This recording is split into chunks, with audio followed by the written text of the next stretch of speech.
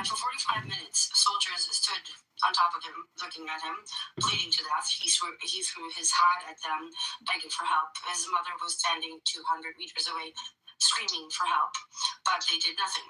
But that will not be constituted a terror attack. 8 months ago, a 23-year-old pregnant woman was waiting in a checkpoint with her husband. She was 8 months pregnant. The new command from the IDF said that everybody that looks in a suspicious way on the ground must be neutralized in every way possible. She got out of the car to stretch her leg. 8 months pregnant. Not a lot of women here, but I can tell you need to stretch your legs. But apparently she looked funny on the... Shut up, let me finish. Let me finish. But this is like a conversation. Let me finish. We're having a totally different conversation. She was shot dead. So when we talk about terror attacks, we need to understand that Israel has a very specific way of framing this and presenting this to the world. So it might be very nice for Zionists to say for the first time Jewish terrorism surpasses Palestinian ones. However, that's not been the case for years because the IDF has been slaughtering them for years. So whenever you engage with Hezbollah, these are the kind of tactics that you need to look out for. I hope that was... Yeah, I was curious about Mood. Are you familiar with the group Combatants for Peace? And are you involved with them? No, peace fighters. I follow them in Facebook. Peace fighters. Yeah, that's them. Yes, I love them. I follow them. What are they about? Tell us about them. The same, they are supporting, they are pro-Bali and they go always, protest, support the Palestinians cases, other stuff. I respect. They are very kind people. It's Israelis and Palestinians. Exactly. Together. Exactly. This is what we need more of. We need more of this, like allyship. That's correct. We need to organize also, they left leadership, I can organize such, charities. I don't want to call them military organization. I don't like organizations. Let's say we like charity. We make charity to support our case, in a peaceful way. It's a good one. You got what I mean? Cindy, are you here? Yeah, go ahead. Can you help me explain to people how dire the situation is? And this is not the time to talk about kumbaya peace talks. I don't know. The symbol. If you're referring to the character in the room, it's very frustrating. Guys, the situation in the West Bank, I adore Jadid, and I'm terrified for his safety because the West Bank is the target now. They're closing in on everything. This is, as much as I appreciate the desire for dialogue and peace-building conversations, this is a different ballgame. We're in the midst of a full-on ethnical cleanse between the river and the sea. Everywhere that there is a Palestinian, they're putting the boot down. I don't know how to be more clear about this. Yes, we have to prepare. Think 1940. Dude, you're gonna be quiet. Sorry, I can't talk to you. Just be quiet for a second. Asyan Medeni, Prince. What I find interesting here, as an observer, I'm trying to listen to Palestinians mostly. It's very interesting to hear all the diversity, and from on-the-ground Palestinians, non-on-the-ground Palestinians. Shocking. They're humans with pluralism and multiple opinions. Excuse me, Emrose, stop it. You're not who you think I am. Stop it. You literally embarrassed yourself right now. Stop it. I didn't call them not human. What I said is it's helpful to hear the different views. Of course I knew they existed, but it's helpful to hear them because I don't necessarily go in those circles and have access. This is why I come here to listen. You don't know who I am. So fuck off. Triggered much? I like your profile picture, Caleb. For someone who's trying to his picture, Mr. unify everybody in hatred against Nachman! Very nice. Ribbono Shalom. Welcome to my live stream broadcast of the Emrose Show and Buttercup, as well as Palestinian terrorists. You're not going to believe this shit you're going to hear. Crash outs. Hello? Hello?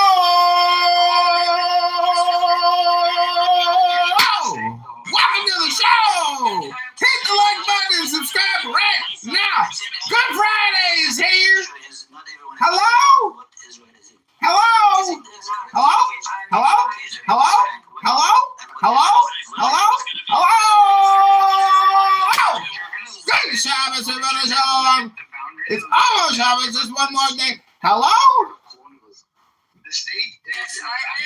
Sorry, I had too much coffee this morning. Lebanon and Syria and Jordan. It goes beyond your river to the sea. Yes, I am the Jewish master. We're not going back to Ottoman times, but I am not. We actually literally are going back to Ottoman Jewish Arabism. How is that? For fuck's sake, Ben. We were talking about something that happens right now. No, hold on. Ben, Yes, Pan-Arabism can include Jews. right now. We are talking about something that is happening right now, literally to a friend sitting on the panel with us. Like in a few months, you might not be able to talk to him. Do you understand this? Or this is a video game to Oh no, it's not a video game to me to have my land occupied. It's not a video game to me to see my people. Which, by the way, I see the Palestinians as my people. I don't look at someone from Palestine and say, "Oh, you're a stranger" or "You're different." No, he's absolutely no different than me, in no way, shape, or form. Actually, if anything, some parts of Palestine are closer to me as a Damascene than someone from Aleppo or Raqqa or Deir ez-Zor or And how does that change the fact that a military that is after genocide is slowly closing on our friend Jindib here and on 2.8 other million Palestinians in the West Bank? Yes, and that military is like 20 kilometers away from Damascus too. My homeland, where my family is. What does that matter to you? No, because it's not part of the river and the sea? Doesn't matter? Yes, right now there are no tanks and bulldozers heading toward There are literally tanks right outside of Damascus. Okay, sure. Then I discriminate and I prioritize Palestinians. Sue me. If you were in one state, I would. Good luck.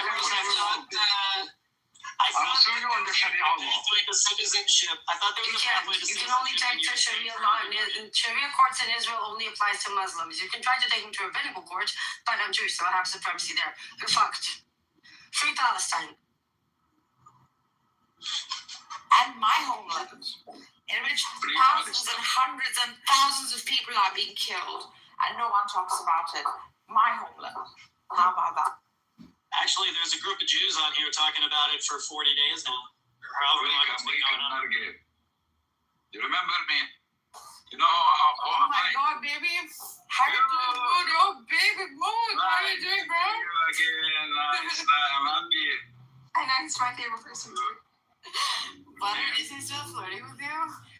Every day. Now he's flirting with Emrose too. Oh, fuck. Oh, look at you, bro. You got 3 bodies It's ready not for you. flirting. We're joking. We're being tongue in cheek.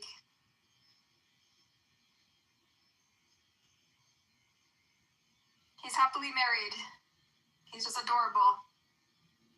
Do you know what happened in Jericho a few days ago?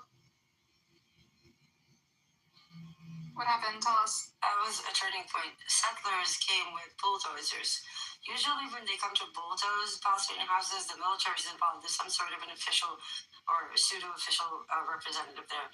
But this time it was just 15 settlers with huge bulldozers that simply tore through an entire block in Jericho because they could. Nobody did shit.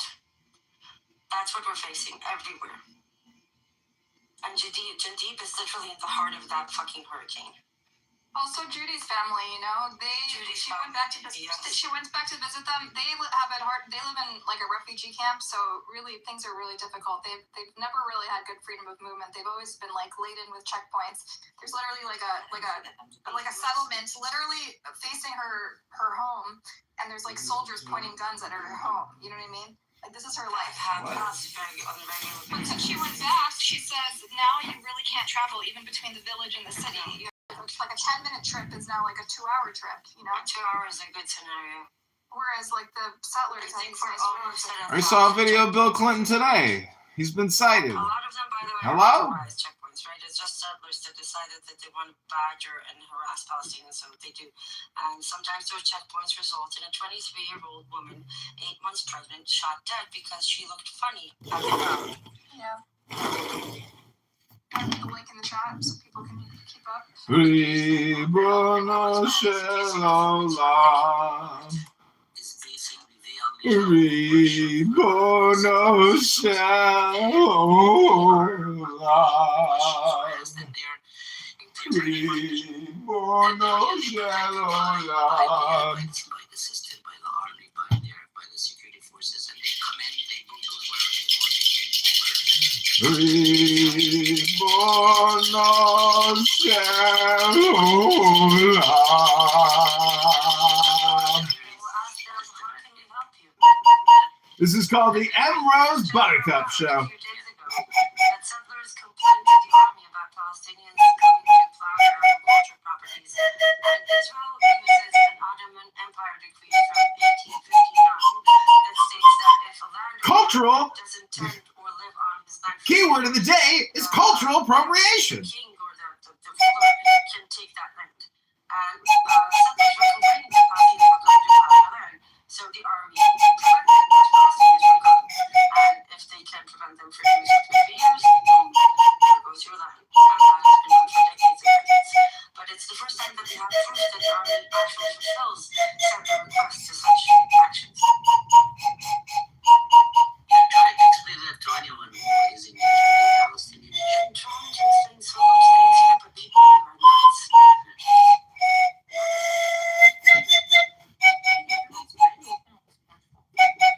Yes, this is why Article 3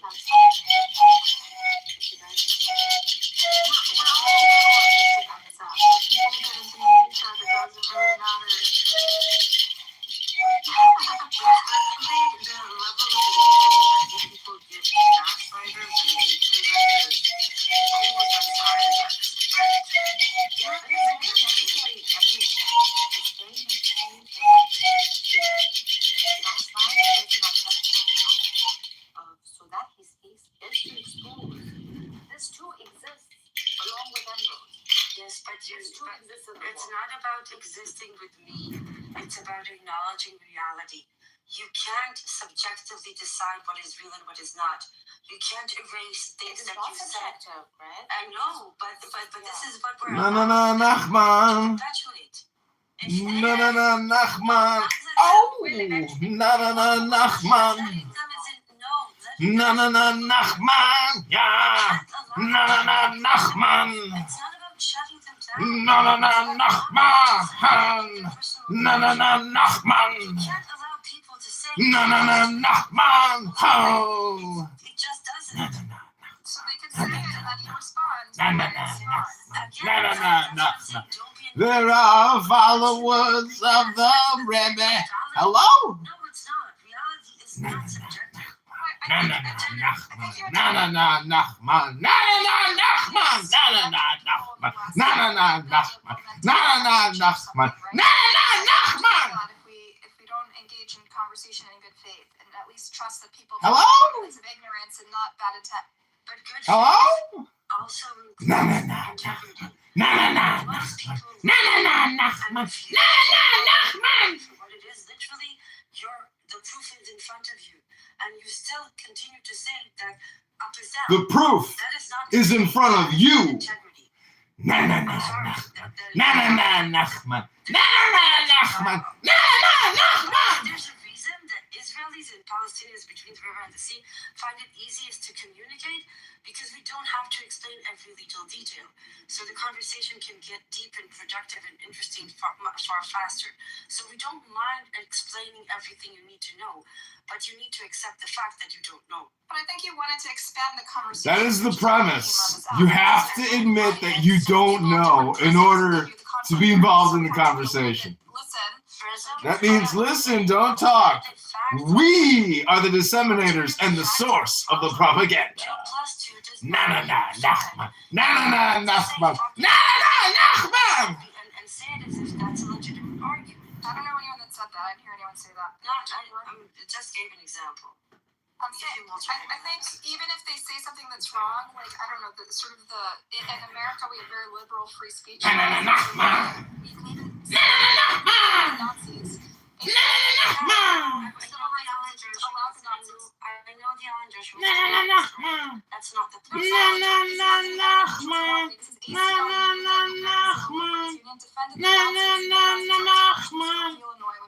The Jewish neighborhood in Hello? Chicago, right? Hello? And this is sort of the basis and much of the West. In Chicago.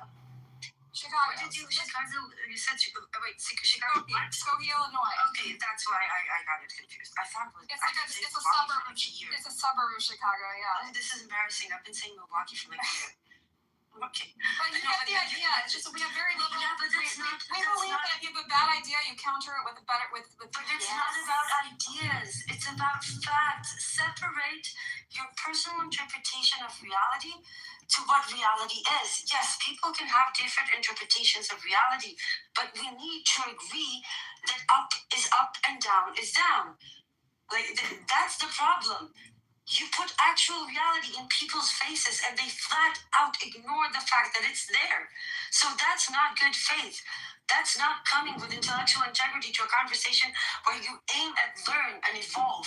I think that's coming to a battle and using dirty methods to do it. Emrose, I think you encounter a lot of, because of the projection. The sort of milieu that you hang out with Palestinians and Israelis, a lot of times, you know, Hello? to assume people's intentions. With not thinking that for most people, Israel-Palestine is not on the forefront of their mind and their experiences. So you assume Hasbarist intentions, and a lot of people, when they literally come from a completely different point of view, their cynicism is rooted in their own experience from their own country and their own politics. That's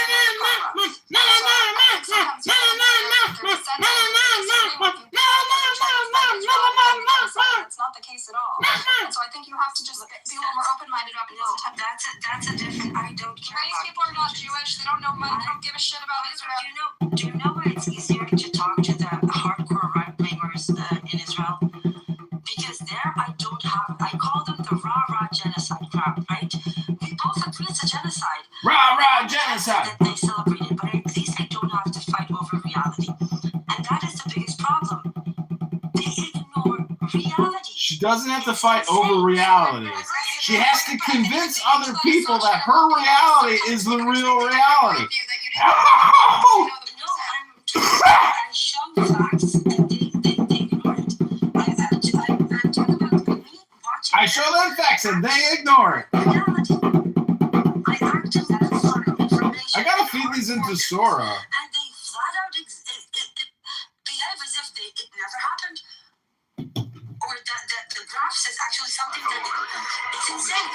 It's insane. It's manufactured hallucinations. And I don't think you should be enabling it.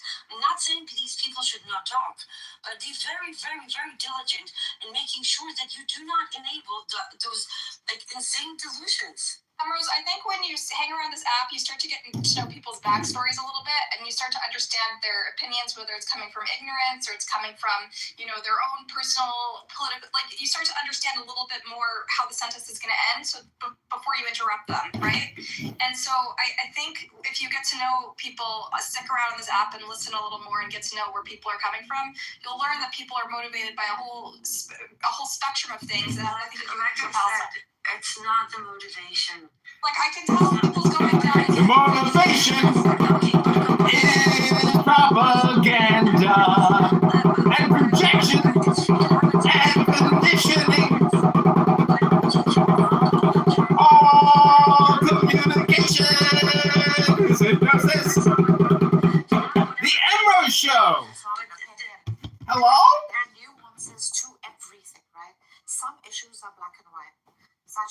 dealing with at the moment, right? But even within those come nuances on very negligible levels. Even those we attend to because we allow for that freedom.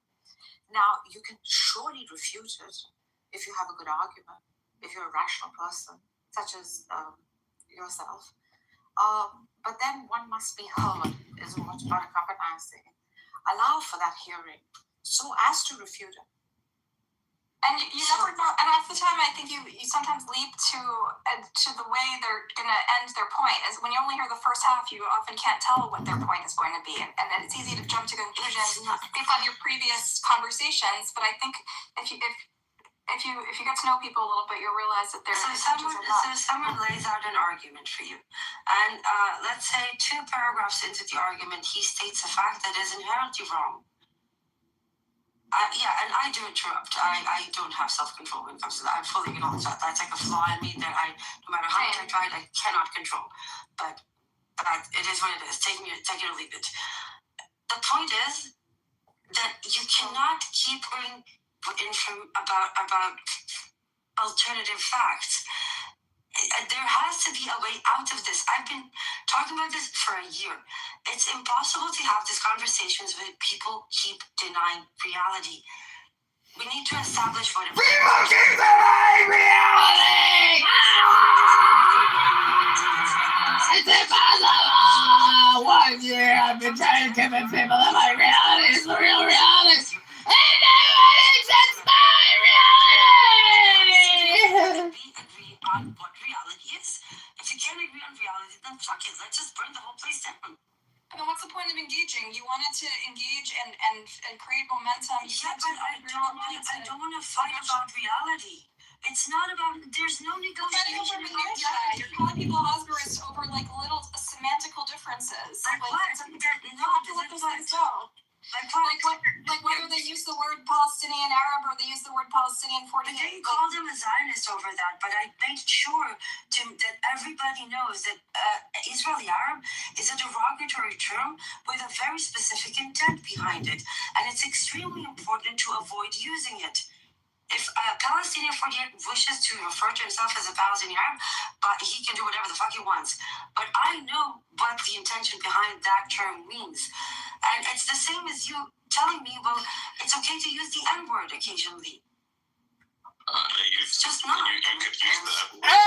N-word alert! N-word alert! I understand the feeling. I absolutely You understand in ways that I will never understand.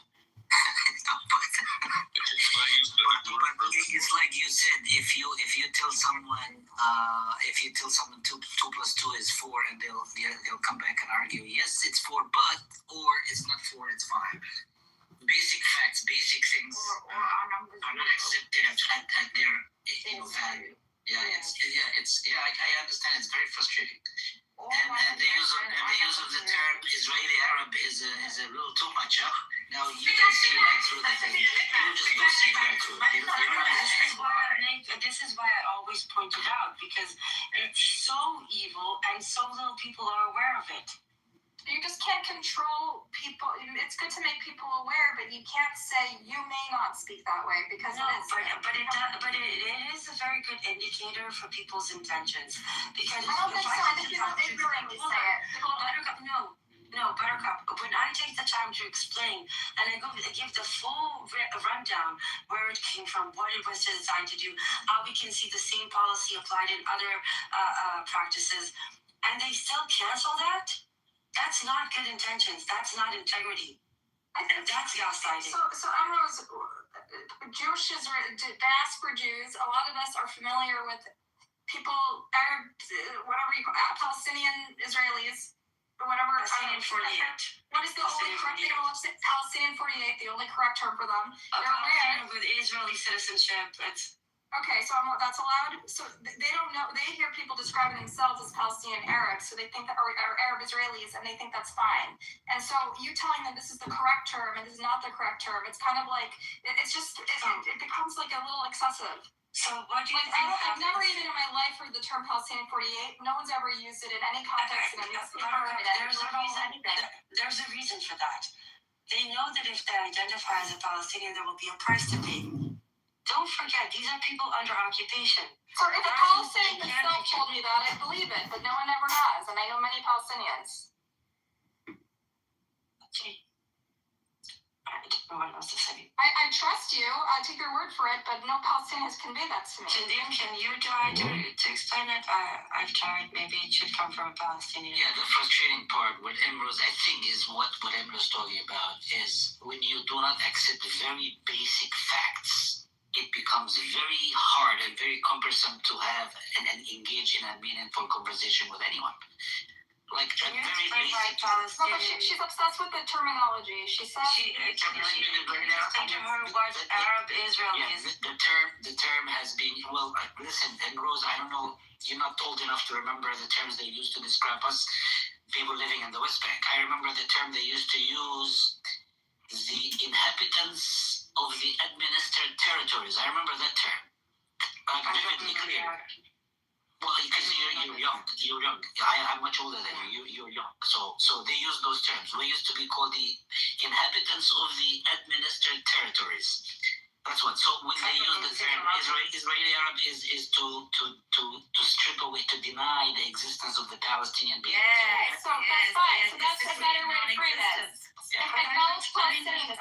But Why can't you say Palestinianism? And some of my arguments with people, I used to tell people, like, would you get a diarrhea if you call those people Palestinians? What would happen to you? Why don't you just call them Palestinians? Why you use the... I don't think for most people it's intentional, though. So if we get stuck on it every conversation... Butter, this is the thing, right? Buttercup, we can never assess intention. Okay, so I get the whole idea of like someone's intent or someone's prior, whatever belief systems or opinions. I get that. But when, and I remember that's true, the moment you remove identity or the way particular people want to call themselves, you have made them non-existent. This is the fucking problem. And that's actually one of the things I displayed. I want to expand on that for a second. There's an entire report that you wanted to hand to you that they're telling me it's called the dividing counter policy. Part of that policy entails fragmenting the Palestinian society. By not allowing Palestinians to identify as Palestinians, to have Palestinian insignia, to learn Palestinian history, you're preventing them from stripping them from the Palestinian identity, fragmenting and tearing them away from their people. And that's one of the practices they use in order to implement the dividing counter policy. It's a very comprehensive moral doctrine that they have used for years. You can see the same doctrine being applied in Gaza, what they did with Abu Shabab, the Hebron Sheikh. There are many examples, but this is why this small terminology carries so much weight. It does, and it works, and it has been To working. avoid very, very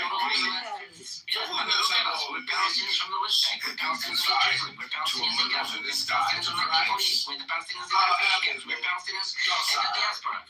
So it works. It does work. And that term represents all that doctrine so fucking well. And Palestinian people will rarely, unless they feel very safe, identify as Palestinians. They can't say the price they will pay for that. It's like saying those two guys who are gassed and gassed. In all our strivings to create the delusion which deludes no ever one. have a social That our small staff's stability is a living thing, with that poison gas. it's something like You that. have destroyed the stamina of men by using the ordeals that superimpose on the naturally imposed mind van. Not you. For Palestinian identity. And remember, you're like really nitpicking. It's I'm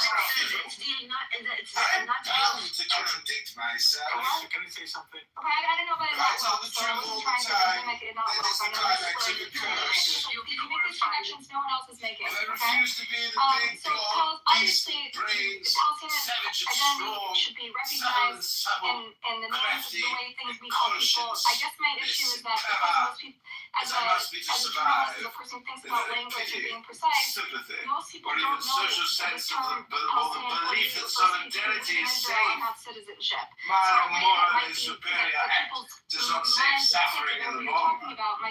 Each individual is weakened by my law of support. And the more we love, the more we injure those we love. Whatever poses, but with a smile that will not be suppressed, stealing about my lips. Straight into this with atheists and anarchists. I'm happy to explain my These problem appalling comes when I blasphemies give from the their lying explanation and lawless and they lips. reject it. And they start attacking it. I had no doubt that a few more years of experience with the advantages of the company of Christian gentlemen would wean in front of these incoherent and infantile only with one purpose paradoxes. of sharing it. But if I share it, and no matter what I have as concrete evidence to back the claim, they shit all over it. That's not good faith conversation. Okay, that's not hard to detect, Emerose. Well, Emerose is facing a double-edged sword. On one side, she has the Zionists who know about this and reject her opinion, and on the other hand, she lives it day by day, and she knows the insides and outs of what's going on. These appalling blasphemies from their lying It's and very lawless difficult. I lips. do understand that when I came to Clubhouse, it's always I had been no not doubt too that- long for me to be amongst everybody else. I'm Greek originally, and and I speak Arabic. So I grew up in a culture where, Palestine and the Israeli conflict has always been in conversations growing up, because I grew up amongst Palestinians so I understand that. And Emerose speaks it from living it. And it's been very difficult. The whole Zionist agenda has been to, for example, my cousin's kids in Texas, their books, before Tel Aviv before Jerusalem was determined to be the capital of Israel, they already had changed the textbooks in schools way back then that Jerusalem is the capital of Israel. Excuse me. There's so much, it's like a fish, it's like a salmon swimming upstream against all of this stuff. It's so difficult for you. But I would say, don't change your story. Your story is good.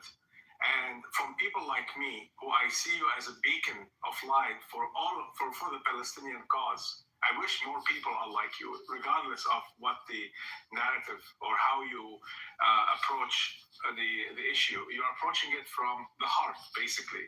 And I think that's a great thing. I second that. I think you're speaking from the heart, and you're a treasure, and I hope you don't leave Clubhouse, and your perspective is deeply valued. And I think this conversation, helped us understand each other's perspectives coming from, even though politically we're aligned, I think sometimes we have different views about how to communicate it. And I think that's why it's important to have these conversations, because I think it creates. If we were completely aligned, I would be worried. That would indicate that there's a problem. If we didn't have, pluralism between the two of us. Yeah. People should not be always completely aligned. I think on the basics, on getting rid of the occupation, on what the outcome should be, on justice for Palestinians, I think there's no daylight between us. Obviously, there's always going to be nuances. I have a privilege that I have obligation to exploit. I am Jewish and I am Israeli, which gives me an ability to shed a light on the truth that other people cannot, right? Most of the Hasbara counterpoints I am immune to. They can't call me Nazi, they can't call me Hamas, even though they do, but they just look stupid when they do, so it doesn't matter. And I have obligation to do that, whether it's small like this, or my 800 people spaces, or what I do in my job that I can't talk about. But the point is, it comes down to actual acknowledging reality. And this is what we talk about at work all the time. We are living in an age of fluent information, which is a blessing and a curse at the same time. But if there are voices, and it is Jewish privilege, it is Jewish supremacy. I acknowledge it. I use my privilege and supremacy in order to fight against it from within. And I have an obligation to do that because I'm privileged whether I like it or not. So I might as well use it to fight the wrong. These figures are unstoppable. And They will flush their existence. Is super important. Facts are super important because if you look at the basis of this, how many times have you had conversations about this when you ended up arguing about some minuscule detail from 1954 about who said what to whom for 2.5 fucking hours, right? This is why there is the Witness Project by Lee Mordechai. We realized very early that one of the best things that we can do, because we can't stop the genocide, no matter how much we try, but we can damn well make sure that nobody can deny it. And nobody can say, I didn't know, and I this is why I didn't do anything. We will make sure every fine, every legal detail is cataloged, registered in real time. And then when time comes for justice, Palestinians will have everything they need to get their justice. And this will finally be fucking over.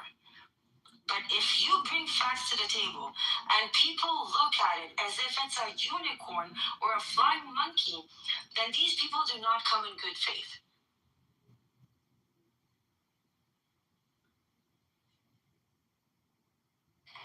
I think I agree with you 100% that it's like urgent and there's a massive problem of disinformation in our society where people are living on two different realities with different sets of facts.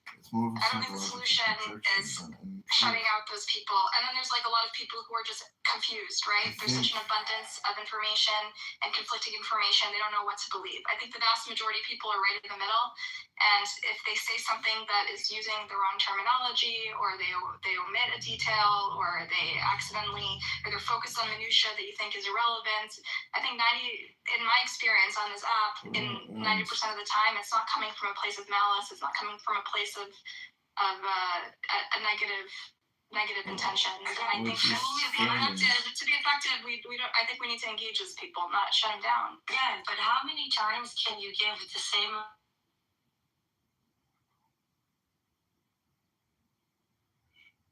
Sorry, you're cut out. You gotta go. We lost you.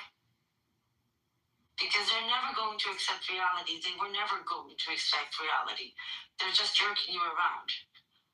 If people come in good faith, and a lot of people are confused and ill-informed to no fault of theirs, and I am more than happy to give them all the information they need. And I have the receipts for everything I say because I know my shit and I know this game. But if you provide all that, and they still stick to their guns and get like hysterical and attack, then why waste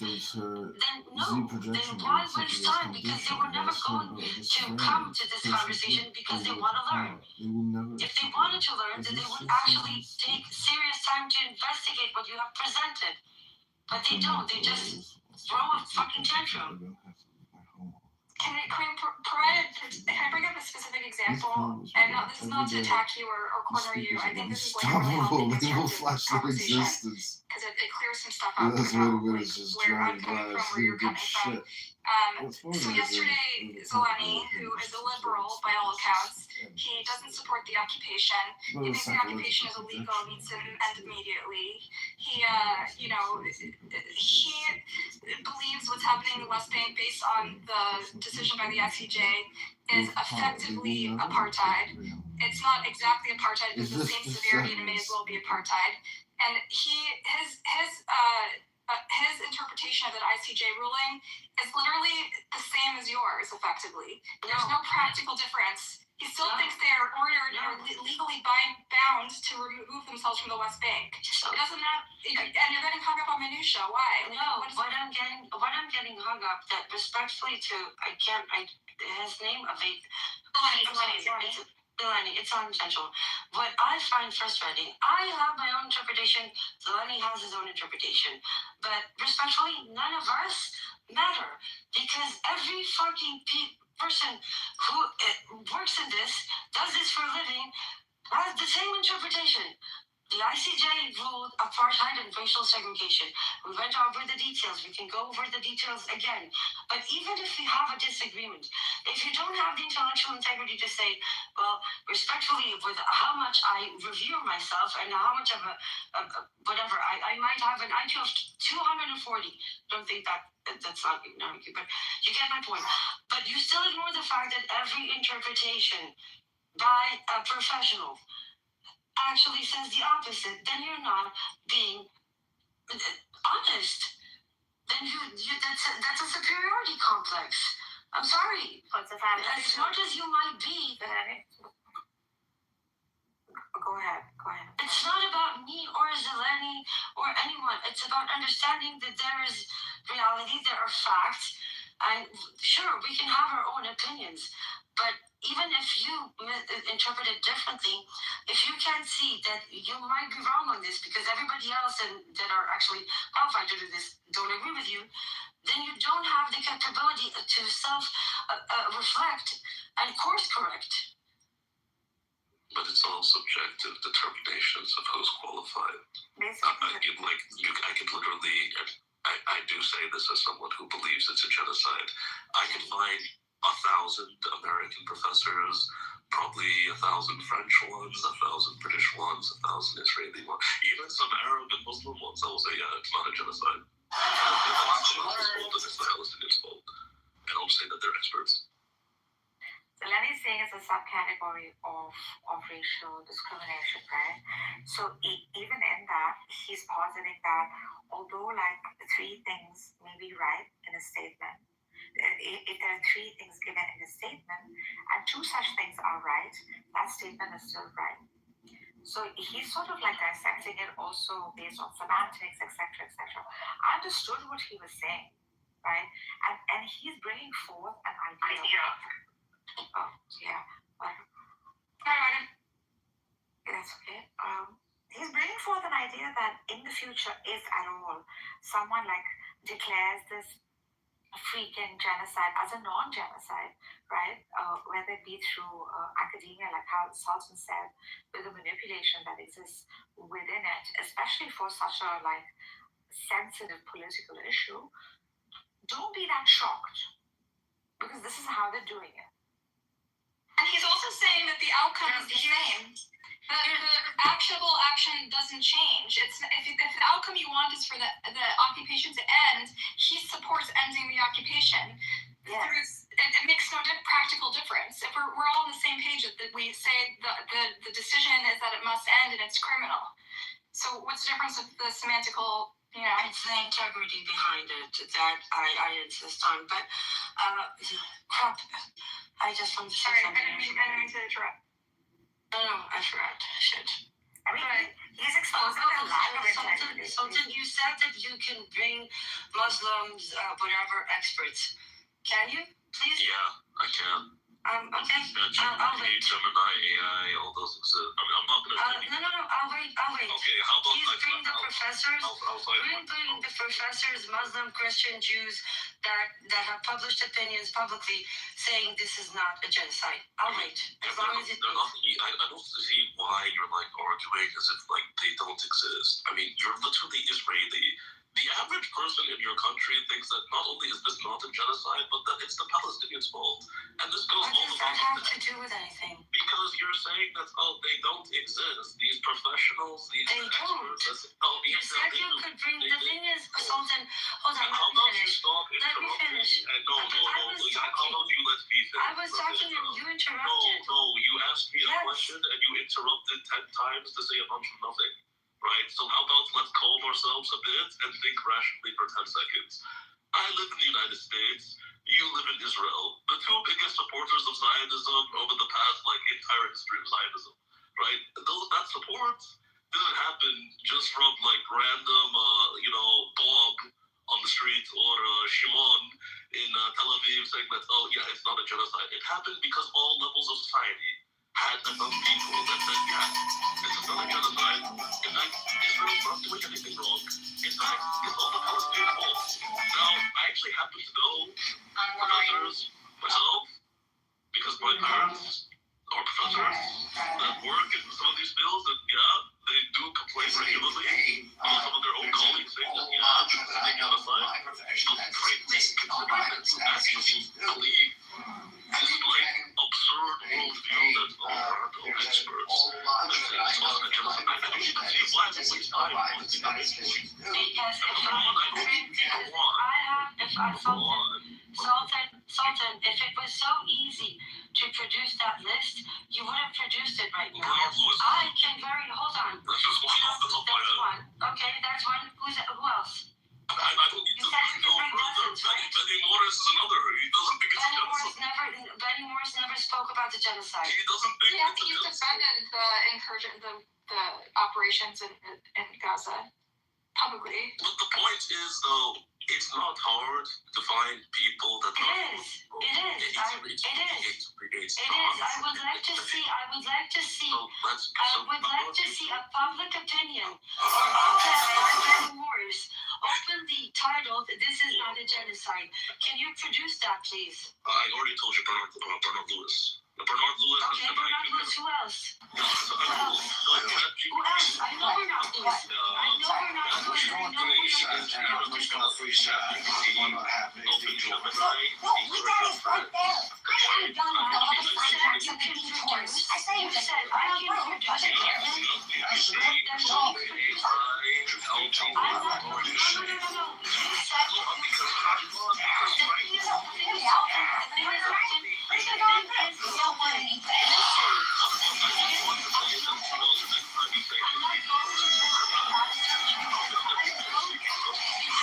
know it doesn't exist because I know it does exist from the millionth time. I don't know how many times I have to provide documentation and receipts to my people. So there is one paper produced, 6 columns, saying this is not a genocide. Then there was Bernard Lewis and John Spencer. That's it. On the contrary, I have 58. Just that I remember, and I have the list of them that I can produce. Multiple organizations, the UN committee. So no, it's not the same. And if we can't look at these two sides of the equation and say, okay, one paper by 6 people and one of them extremely questionable and is ability to be objective considering he's being paid directly by Bibi, versus an enormous amount of experts, many of them Jewish and Israelis, every possible organization, the UN committee. And if we can't look at these two sides of the scale and say, well, it's kind of not the same, then people burn the whole place fucking down. Yeah, I can respond to you. First of all, I just... for fuck's sake, not you. No, let him speak. You interrupted me, so let him speak. Yes, this is so... hold on. Yeah, I just put the link. Oh, she left as you. This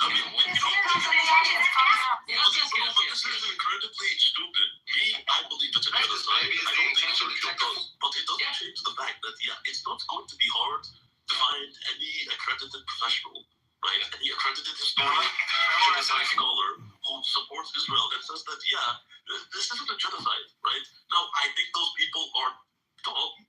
I think they're, biased, all sorts of things under the sun, but to just categorically say, wait, one second, Prince, but to just categorically say that, these people don't exist, and anyone who thinks they exist, I mean, like, bro, there are accredited historians. Okay, well, you made your point in multiple ways. I made my point multiple ways. I mean, I don't think I made that point to this idiot in the audience, though. You have already. She interrupted 20 times. She gets it. No, You made your point, and you made your point. We heard it. Can I continue? Prince, Okay, but be brief, Sergio. Okay. First of all, Prince, I'm in my mom's basement. you speak to fun, okay? I'm just along for the ride. Oh, you're just along for the ride? Yeah. I'm in my mom's basement. I ain't got no more Miller High Life. No more Miller Life. No more Budweiser.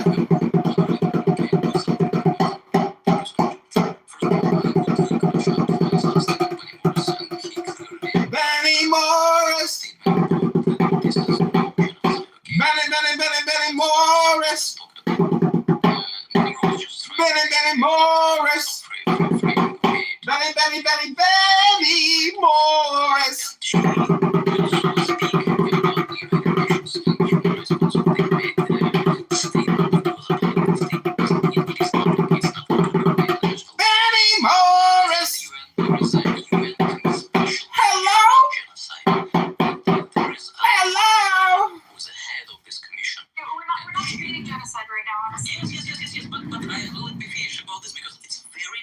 understand to the audience that she stated that there is no genocide. She's a higher expert inside the United Nations. She head of the commission inside the United Nations. And she made a statement because she just looked at this for 2 years, okay? And after she just said there is no genocide, guys, she was fired for 1 day from the United Nations. Okay. That's what the United Nations is. But it's not that anymore. It's not something like only the historical. It's the head of Commission on Genocide. Okay, we heard you. So, Sergio, I think the bigger issue is whether or what facts are worth debating, what nuances are fair to debate, and what is just people denying reality. And I think it's something that as a society we're struggling with. Our media ecosystem is very confusing and hard to trust at this point. Everything's so polarized. So I think that's the larger question we're having here about to what extent these facts can be debated, and to what extent the truth is knowable, to what extent things should be taken as fact or they can be questioned or challenged. Yes. And yesterday we talked with you about the partisan sources, and I just checked today that New York Times, New Yorker, Guardian, and many others, they just openly endorsed Kamala Harris before the elections. That's what you must know about the partisan sources, okay? Next time when we will speak. Yeah, you can take it. I want to ask a question. Chris, can I ask a question quickly? Are you guys saying Sultan Seljuk, Prince, everyone in the room, are you guys saying the many variables to assessing this as genocide? No, I'm saying is this how it's done? Because all of these variables are not being met. Yeah, the thing at large is genocide is a very subjective determination. That's why if you look at the definition of genocide and look at the definition of ethnic cleansing, it's not really clear where one begins and the other ends. I see. So it's really up to each person to say, okay, I'll give you a personal example. So white people in the 60s, 3 million of us were starved to death. Not a single accredited university describes this as a genocide, even though this was deliberate.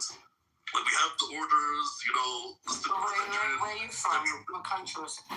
I just told you. Not necessarily because it wasn't, because the optics and the investment and the interest and there are many other things that would mean. No, I don't. That's why I asked what the variables were. I don't deny that. Talking about the 60s. And that was a point Cora was trying to make yesterday, that there's various motivations for experts. I agree with all of that, but the point is, at the end of the day, accredited. That's a stupid point. There's a big difference between 1960 and 2026. As it comes to this, no, because at the end of the day, in 2026, as in 1960, accredited professionals, accredited institutions, all these so-called experts that you say would say that I feel like the brown people are complaining. Why are you complaining? No one's complaining. You are complaining. I don't care. I support what happened to the Igbos, right? But fuck them. Anyway, the accredited professionals that you would say should have determined this was a genocide, so no, it's not. So when we're talking about accredited professionals, why do their opinions necessarily matter so much? No, all facts should be debated, but we just have to find a bit of. Can I say something when you're done, please? Yeah, please jump in there. Okay, please don't interrupt. I want you all to pay very close attention. So, Sultan, you said that the definition of a genocide is often confused with ethnic cleansing. Am I correct? You can just already make your point. I don't really care. No, I want to make sure that I heard you correctly. You barely heard me the first time I was speaking. Can you clarify? Okay, from what I heard, you can correct me if I misheard you, is that you said that there was no actual definition and that is often confused with ethnic cleansing. However, that is factually incorrect. The definition of the genocide was written by Jacob Lemkin, a Jewish Hungarian Holocaust survivor and lawyer. There is actual the genocide study, the Institute for Genocide Study named after Lemkin. I'm sorry, but there is a very, very clear-cut definition of a genocide, and it is part of the Geneva Convention. There is no confusion regarding this. And anybody that wants, I don't know how to, I'll put a link to an image in the comments or something, but just Google definition of genocide. Literally, images, definition of genocide, you'll get multiple images with 5 counts, the exact definition of genocide, as written by Jacob Lamkin. No one. People get hung up on things like in whole or in part, or it requires to be a substantial number of killings. He said that it's oftenly confused with ethnical cleansing. Is incorrect. Genocide is a very precise legal definition. No, because they're all subjective. He's gonna reject. These are all subjective. Now, Buttercup, look here. He's going to reject this, and this is gaslight. How about gaslighting? Gaslight. You see, this is why I didn't speak, but you said ask the question. These are all bad-paid, legalistic definitions, and legalism change, especially subjective to the organizations who determines them. Yeah, different organizations. All laws are illegal. All laws are man-made. Like, what are you saying, Salty? It's literally in the International Geneva Convention that most of the world signed on. The case law is pretty solid, right? It's not subjective. It follows a certain scientific method. Absolutely does, but this we need to Actually, case law is extremely subjective. Actually, Which one? Which one? Case law involves a certain way, and it creates precedents, and then the precedent is what it is. Yeah, but whether or not that precedent is applicable is subjective. That's kind of exactly, which is why, okay, you say that it's so easy. What the case law says? There's often and you literally use the phrase, it's hard to know where one begins and the other ends. Did you not? Did you not?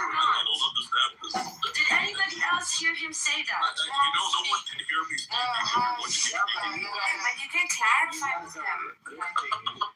You guys are way too far with this. Now you're into Because she wants to argue about it. I think people, with all due respect, Sultan, you like to argue. Who's the one arguing now? I'm not the one who went down, came up. We're going down this rabbit hole, which is again not. This is you disagree. It's a genocide. And you say no. You did say A, B, C, and this is the reality. Deal with it. I'm the one who wants to argue. Over that, you're an enabler. This is what I was trying to tell.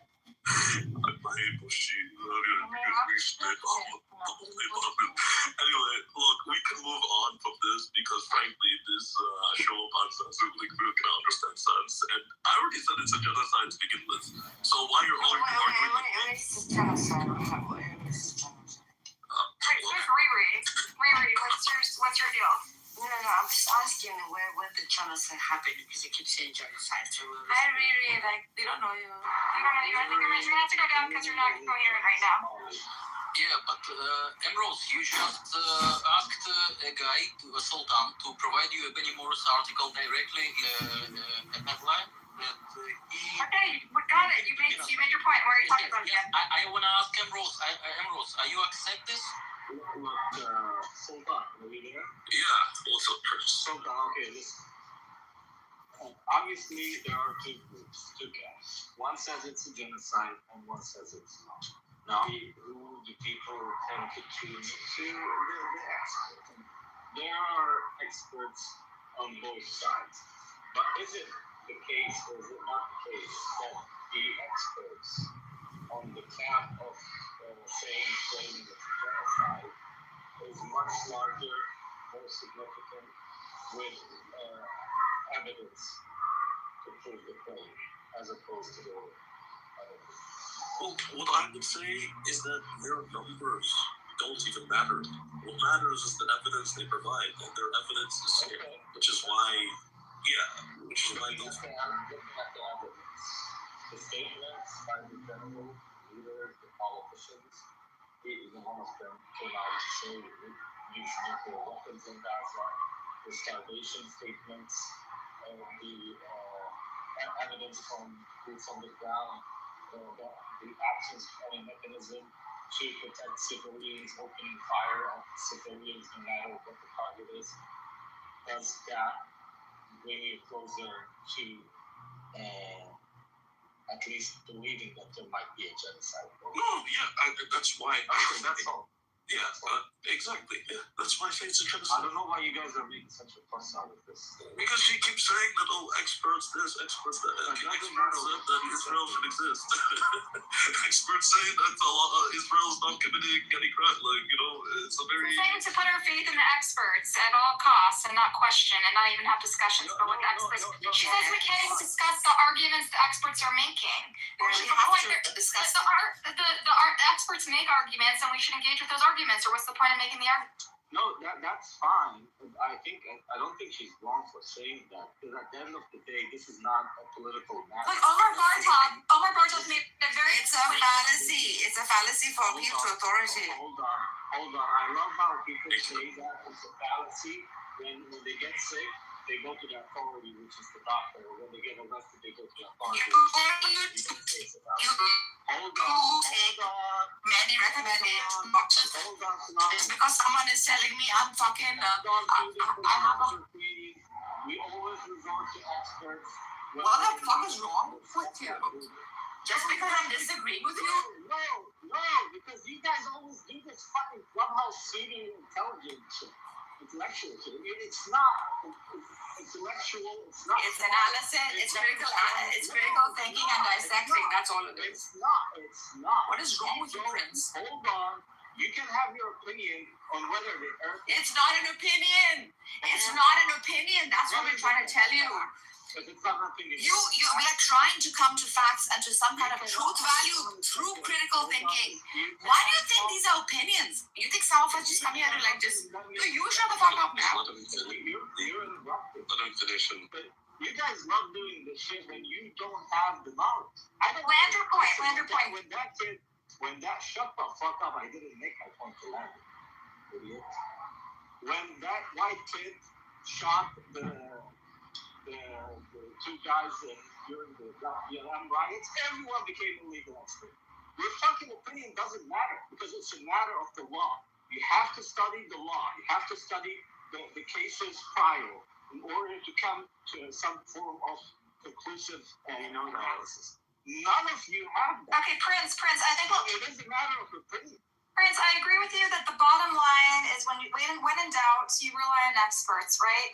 I think what we were discussing yesterday is that in the absence of a final judgment from the ICJ, which is the ultimate authority, what we have is different levels of authority. So we have a UN Commission of Inquiry, right? And that is a very high level of authority. Under that, we have academic opinions, and that's a lower level of authority, right? And under that, we have... Commission on Genocide also. And on the same level, yeah, that's what we're talking about. It's a hierarchy. So we're ranking, we're giving different weight to different authorities. And Emrose was arguing that academic takes is the same level of any court decision. That's just simply not the case. Of course not. It is the case that academics are involved in this scholarly work. It is the case that academics were involved in the drafting of the Geneva Convention. It is the case that the people on the court are not just... Hold on. That is not what I said. Clarify. Hold on. Can I want to say something? Please, nobody interrupt. And can you please, did you look at Senator's name? Can you please look at it and then drop him? Sergio, is your name Rose to imitate Emrose? Is that why you changed your name Can to you Emrose? please drop him? So what? It's my I name. can't drop him because then you can't...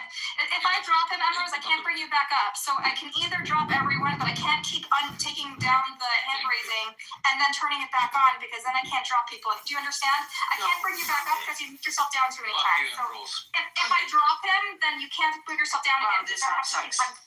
Yeah, Okay, it's a sure. glitch, okay? Just don't go down This again. sucks. Okay, so please don't interrupt. Look, I'm going to clarify. I did not say that academia is the equivalent of a court ruling, ever. Never in my life have I said it. What I had a problem with is Sultan claiming that he can produce multiple names. Should you? No. But you interrupted 20 times before, but the first time... Okay, he's muted. Go. What I was bothered is was by Sultan, and please let me finish this so you'll understand. He said that he can produce dozens of names. Now, I know for a fact that is true. However, I can produce, and I have to you, Buttercup, yesterday, a full list of organizations, a full list of 58 scholars, most of them Jewish and Israelis, because it's very easy to find. The scholars that you are talking about, if they exist, have barely published anything public, let alone have conducted multiple interviews and conversations on the matter publicly and intentionally. And if we can't see that those things do not have the same weight, if you put them on a balancing scale, right, they will not balance. One will be significantly heavier than the other. That is my problem. Academia is not a court ruling, but when you have dozens of academics and organizations and institutes that say one thing, and yes, a few on the other side, but definitely not a match, and we keep claiming, well, this is it's a draw. That is a lack of integrity. The issue, those same institutes also say 48 Israel, for instance, is not occupied territory. That the Israeli government, including the current Israeli government, is the correct legal sovereign jurisdiction over that. Those same institutes. What did they say? They say 48 Israel is not occupied. The UN. Yes, I agree with you. Okay, perfect. But you disagree with that? I disagree with that morally, yes, but I don't disagree with that as the legal ruling. Perfect. Well, so what you want to say that, we should defer to experts. Okay, I ask which experts? Because those same experts say that, and Gavir. But this is No, they didn't. No. Hold on. You asked me not to interrupt. You're doing a very good job. Let him finish, and then we'll give you the mic. This is amazing. Anyway, those same experts, right, and those same institutions, you like their conclusions when they agree with stuff that you say, right? And like I said, I think it's a genocide. But then you don't like them when they disagree with stuff that you say. So did I reject them or not respect them? This is about the 25th interruption. Like, at this point, I have to assume it's because I'm black. Are you racist against black people? Is it absolutely racist? Perhaps it's because all you're trying to do. It's because you're black. It's because I'm black. Why are you so racist to black people? Absolutely. When the black people are just saying something. Really? Again? Why? I think you're racist against black people. I think MLK died for black people. How the hell do you want to have an intellectual conversation? How can we have a discussion when you interrupt every 2 seconds? It's the right You can't even have a dumb discussion. Again, Much less an intellectual. for the millionth. For the millionth and one time, you've interrupted me. You're making claims I'm 36. that I have never said. At this point, it must be because I'm going to call you. And you're being intellectually dishonest, Sultan. She doesn't even know that you're black. How is she supposed to? She keeps interrupting when she keeps making the most of She knows she's from Nigeria. You're going to say false. Yeah, she knows You're saying false claims about me. Well, again, because you keep interrupting. All I've done is ask. Interrupt when you say incorrect things about me. How about you? Yeah, because I'm speaking. It's not you speaking. I let you speak uninterrupted the whole time. You made your point, Sultan. You made your point very clear. I've been trying to. I would have been if it wasn't for one person. But Alright, guys, this is getting really tedious. I'm gonna just say time out in a minute. Like move on. You comment. All I'm saying, institutions, they make questionable decisions. So there's only so much that we can put our stake and hope and faith in them. And you're racist. Oh. He's being an idiot. That's it? Okay. Well, first of all, I did not reject institute or international resolutions or decisions, nor did I ever claim to. The fact that I think that they are immoral, yes, I get to say that. That doesn't mean I contest them or claim that they are not real or fictional, which is what a lot of the people here do. And again, this whole thing started because of something very specific that you said. Why won't you acknowledge that you were simply wrong? Because I'm not, and because the beginning of word genocide. You said you could provide dozens of experts. Again, because I'm black. I'm sorry. What does that have to do with you being black? I'm going to get the white hood for you. Right? I think the white hood is appropriate. Anyway. You feel like shit. You're not even black. You're just fucking stirring shit around. No, you're right. At the end of the day, Now we have KKK Rose and white it power comes back. down to something very simple. At the end of You the day, said you there's could another very easily produce. You said you could very easily produce dozens of experts, Yes, I can. which you have not. No, I have. I, however, have. Then ChatGPT is please my produce friend. them. Please produce them ChatGPT is now. not racist. No. I did not refer to ChatGPT. I Sultan fucking provide you everything, but you ChatGPT cannot. ain't racist unlike you. Okay, so alright, This is the time for all of you to be intellectually, to have intellectual integrity and say, you made a claim that you cannot back up. The other side made a claim that they can back up. We're not even debating the genocide. What we're debating is the veracity of like how much weight to give academic scholars over other authoritative sources. But we already have a more authoritative source, so it's kind of moot. We have the UN Commission of Inquiry that has already. You need to acknowledge that somebody can't say, I can produce dozens of experts when you can't. Because that's misleading information. We've already met a higher threshold of credibility. Why do we need to compete? Why do we need to allowing misinformation to be? Why do we need to battle each other without different? addressing There's only it? one person And then battling. people can say whatever they want, however they want, and nobody will challenge them. And 2 + 2 = 5. So the outcome we want is the same, right? We want to demonstrate that it is a genocide, and the way you do that is by using as strong and airtight and foolproof of an authoritative source as you can. And a UN commission is far more authoritative than a list of stuff. Provide sources. Buttercup, he hasn't provided anything. He agrees with the genocide. He's on your team. The outcome is the It same. doesn't matter. It doesn't. Forget about my team. People make claims that they throw into empty space, and you just let them. If you're going to make a claim, back it up. Otherwise, we can all make every fucking claim in the world that we want. But the stakes of this claim is not the same level of whether it's a genocide. He agrees it's a genocide. He's The convinced. integrity is the same integrity. If you can't admit that you phrased something wrong and take it back, then there's no point in having a conversation. So You can't produce dozens of experts because they don't exist. Just acknowledge it. There's only one of us who wants to argue about meaningless things like this, and But that's we're debating over the threshold of proof. We're not debating over whether it's a genocide. We should focus on high stakes things that actually matter and will make a difference in the world and make people stop dying. It's not going to make more or less people die whether or not Sultan trusts academics. Yeah, the question is, okay, so like I think Buttercup, I'm on there with you. 90%, like a great deal number of people who aren't supposed to be biased, who are supposed to be fair and look into what's going on in Gaza, basically have established that it's a genocide. Now, what's the question? What is after that, right? Okay, it's a genocide. Now, what next, right? I think we can move on to the next point. But that's exactly what he is contesting. no, He's not contesting whether he can produce.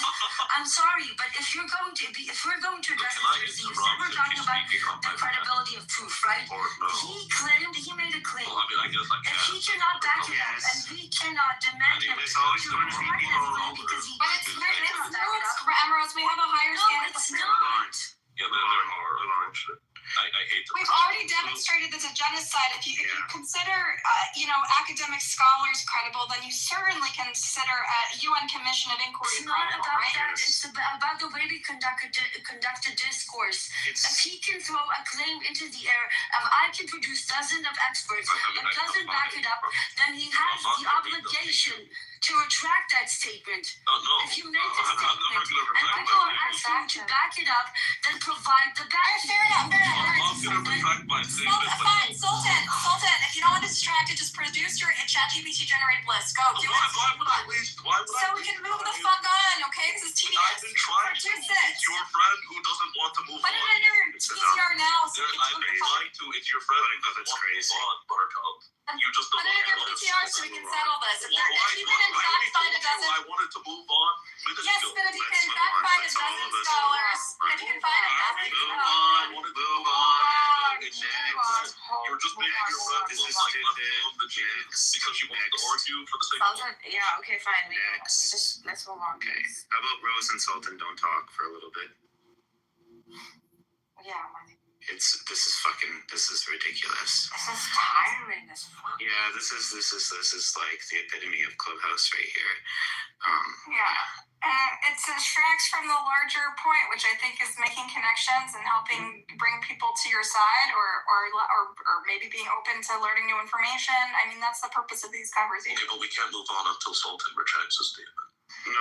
Okay, Stop your trolling. Next person to bring this up goes down. Sorry. Yeah. All you're saying is burden of proof is on you when you make it. And Sultan did say, like, go open channel. Marius, please just ignore it, move on. You're fucking feeding the troll. I'm just giving it. You're feeding the troll, Marius. So really nice discussion. I want you people to realize that he can't back it up. Rose, go down. Wait, Rose, go down. This is really like integrity. Rose, go I down. thought the next person to bring it up Sultan, go down. Are you not a woman of your... Buttercup, throw her down.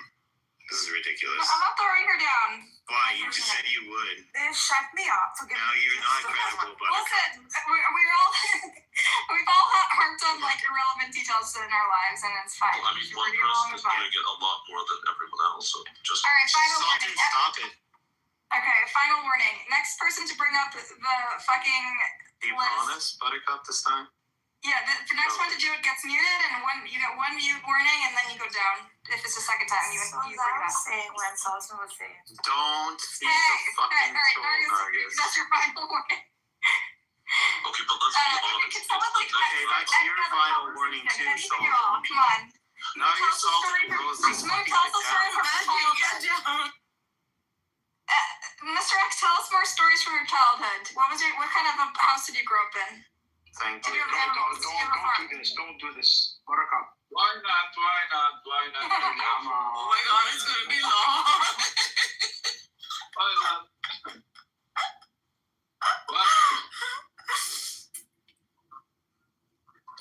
One thing I can say, if I can get a bit meta here, Buttercup, is there's always going to be people using like what if this particular detail without looking at a situation, just saying, this is wrong. And their purpose is to muddy the waters and stall for time. So if, and let's just for argument's sake say yes, absolutely there's genocide going on in Gaza. Then the next We all agreed there's a genocide. Yes. The So question then what is is what? next? What is next? Yeah. Correct. Okay. So you want to talk about the topic? I think that is All right, that's fine. Let's do it. Next topic. What's after the genocide? What does accountability look like? What does justice look like? First of all, the war criminals need to go to jail, right? Or be tried. That's correct. That's correct. Bring the filthy out, expose them, and then build. Rebuild. We destroy, we build. We destroy, we build. Yeah, the people of Israel deserve a much better leader than this. But how much culpability do we give to the rank and file soldier versus like the military leader versus the leadership of Israel versus the people who didn't necessarily participate in the genocide but like tacitly supported it, right? Like propagandists. Like what level of culpability do each of them have? That's a very hard question, Let's hear Emrose's opinion on this. I feel like she would have a hard and yet like necessary to address it.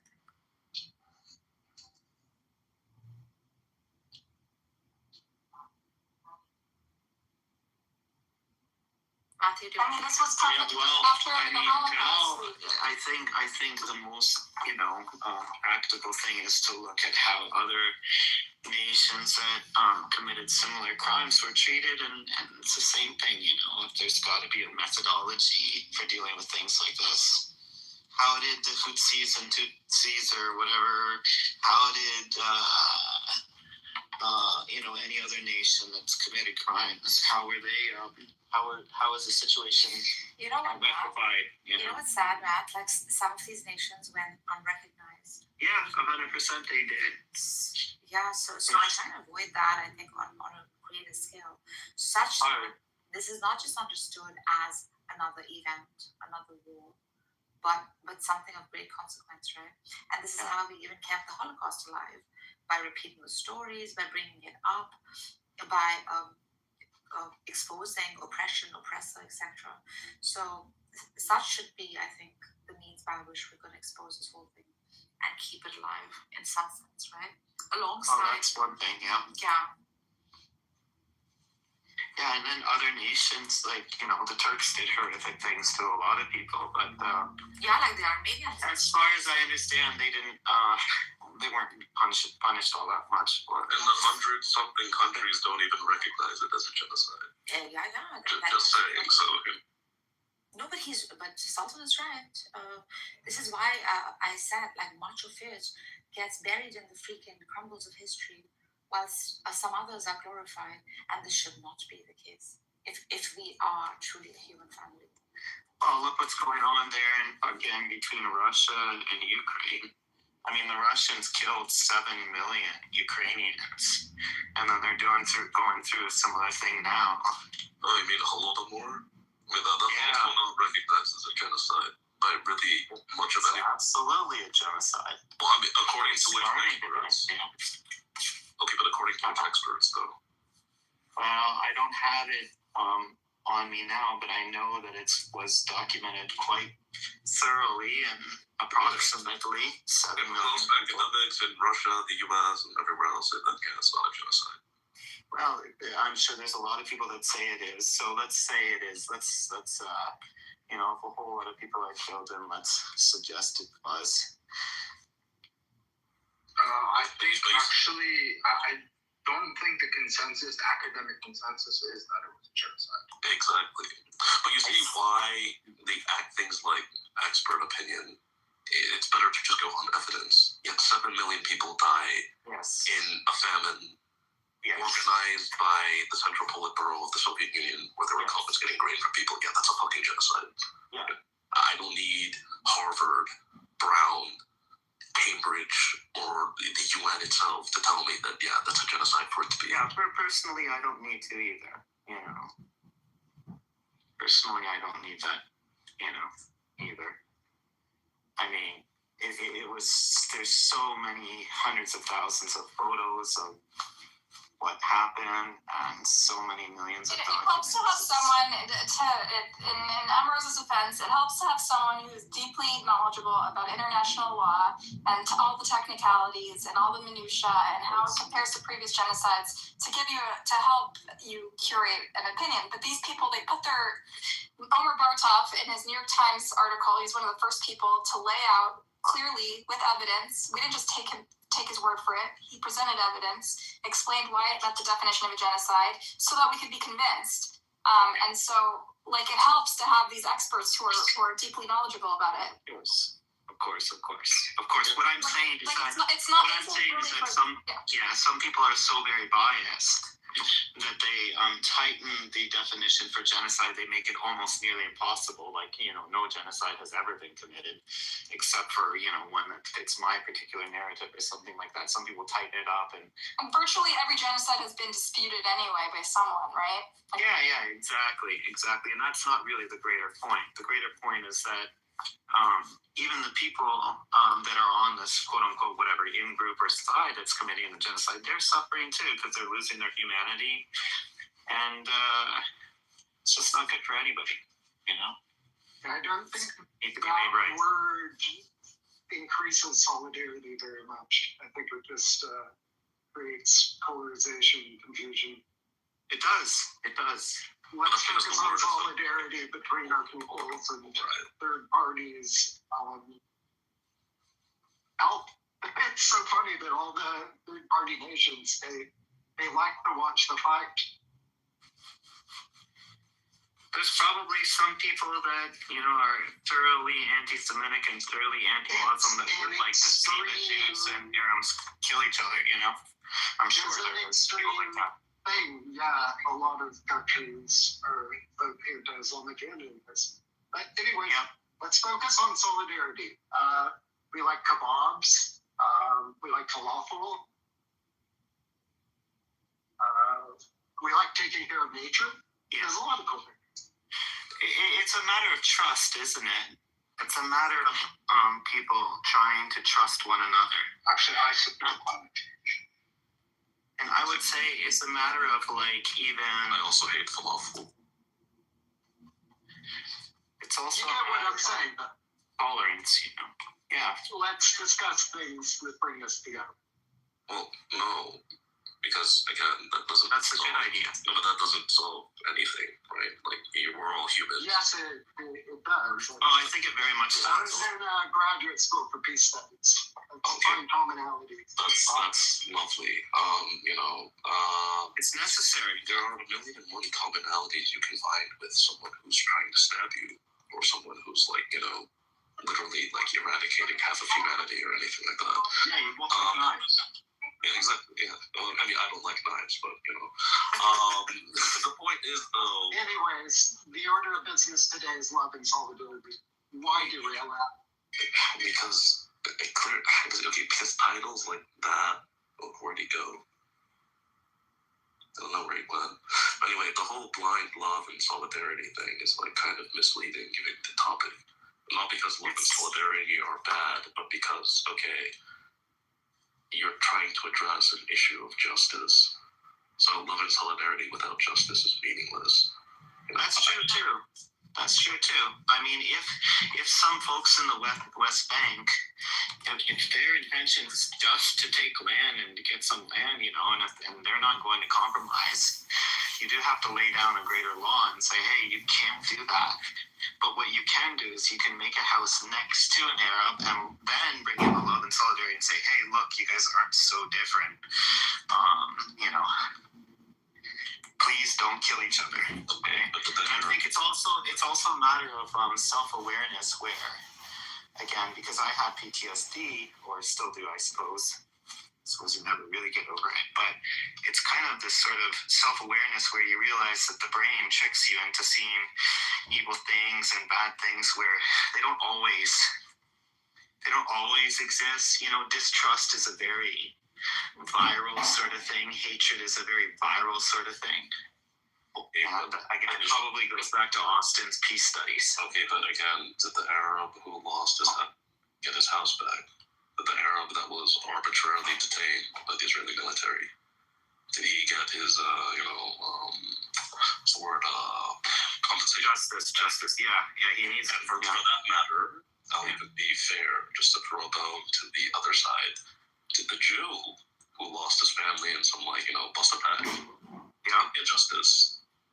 No, but they both sides have to get justice in a fair way, and it has to be divvied out in a very careful way. Because if justice is divvied out to one side and not the other, then you have bad feelings all around, right? Exactly. I was thinking about this. If I was in Kyiv and I was Ukrainian, I would hate, probably, honest to God, I'm just human just like everybody else. I would hate every fucking Russian that I ever saw. I would hate them to my guts. I just would. You're pro-Zelensky, Well, I'm Slovak, and the Russians do bad things to us too. Yeah. But I'm just saying, it's an example because I'm human, I shouldn't generalize like that. Probably there's millions and millions of Russians that absolutely hate Zelensky, but my mind would want to generalize. My mind would want to go to the default position of every Russian is evil. I hate these people. There is nothing they can do to ever make me change my mind. So that has to be dealt with as well. Okay, but you can think every Russian is evil. In fact, you be justified from that perspective, because the overwhelming majority of Russians don't believe that Ukraine should even exist. But it comes down to what you do with those actions, right? With those feelings, right? Yeah, do you decide to just blow up a random bus station of Russians, throw suicidal drones at Russian apartment buildings, certain presidents of Ukraine decided to do, or otherwise. And then, but if I did that, then just even more bad feelings, right? Yeah. Right. So it's a fucking hard. It's a catch-22 all around. There's some stress, and then especially in Israel and Palestine because they're so small. And everybody on either side has such small margin for error. And I would even posit that everybody in that area, Palestinians and Israelis, all have PTSD to one extent or another. Just doesn't go that far, everybody's hardened, their hearts are hardened, and then like how do you deal with that? You know? Yeah. No, not like that, brother. We are living in a peaceful way. And, we are busy with our just deeds, with our people who are just filled with hate. with our land, And, and we expect they said, to come and I tried to raise my hand today. They're like, we're not bringing you up. You fucking Jew. We put you in a fucking oven. I was like, holy shit. Not interested to have anybody many times. I'm not going to say that I'm trading from silver to a Rolex. And I'm only going to pull out the bracelet after I choose what product I want. And everything was solid. If not, then it's not going to go. Crying as usual. You know, ugly, stupid young people, ugly. I believe them, you know. We gave them to the PA. You go to Kosra, you're right, Kosra. 14 karat. The village. Do you feel that you're at peace? Clothes you have in that range. Even all that's happened. Always believe them. I sell those for 14 months. Do you feel you're at peace? Give me 5 minutes. I used to go out at that Let's see if we time get when another I was offer young. or something. Let's see what we can get. We had our options. We see which one's better. And we keep on going. I want to ask you, how much of a contribution did this COVID areas?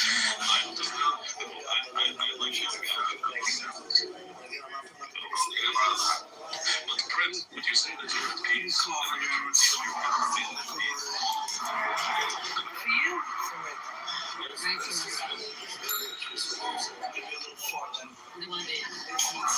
are you doing with it? Tell me what you're doing. I'm not asking for any help. Are you giving it away? Yeah, I mean, a good question. Do any of the Israelis or the people who feel tied to that side, do you feel that you guys are at peace? I mean, Maud seems to suggest that How can everyone you just be at peace when justice is not served? I mean, Maud says that everyone is just going around picking olives, you know, and frolicking and singing Kumbaya. We are a fucking poor villagers and we get used for foreigners. You may imagine if you somebody, for example, listen, this is very important. Through the history, we get used for foreigners. We like foreigners. Wallahi, we like foreigners. But those fucking bastards at the beginning, wallahi, my father told me that we get benefit from the immigrant at the beginning, you know? Oh, yes, They establish our made village. you fight each other. Listen, brother, wallah, I swear God, you know, the beginning of the immigrant for the Jewish, the same for Armenian and the Greeks and other, you know, Greeks happened in Europe. We welcome them. We got no problem.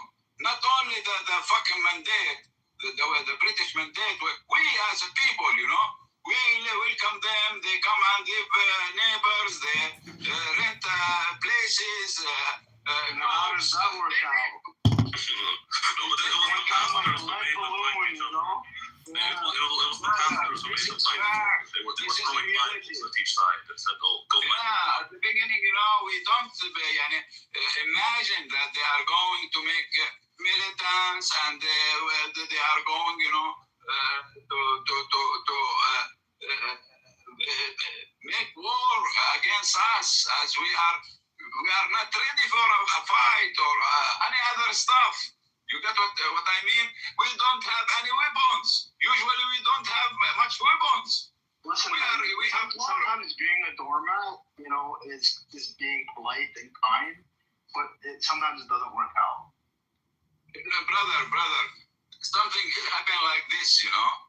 We was, you know, simple people there was, you know, they are happy, some people, villagers, they are happy to kiss girls from the back of the glass and they pay money. She put the hair. This is reality.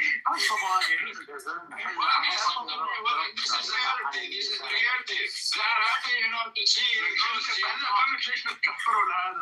What time period was this? You know, it's a funny thing. So Amos actually used the talk like this at the beginning. Yeah, I don't know if you guys know him from. Yeah, but he learned.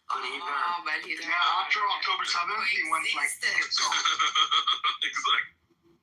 You believe it, brother? They used to make the Palestinian announcement and the flags and other fucking stuff, and they sell it to the Arab. Anything They make money. Coexistence was not good for his existence. Listen, please, sister. Baby. Baby, yeah, baby. Always you're my baby. Ever, forever. This is real, you know. Our people was, even though, our Palestine is rich. I have to give a disclaimer to Benny Goy. Disclaimer. What Benny Goy? أنا Benny Goy. I'm just giving a disclaimer, okay? You mentioned doormat, and I mentioned lack of, absence of intelligence. This character does not represent Palestinians in any way, shape, or form. No. I am telling you, simple. But he was a fighter for the PLO. I am a fucking fighter, yes. I'm proud to say that. I am soldier. Which group? I was militant Palestinian Liberation Army. حبيبي جيش التحرير الفلسطيني. جيش التحرير. I'm an old man. I'm 65. جيش التحرير حبيبي.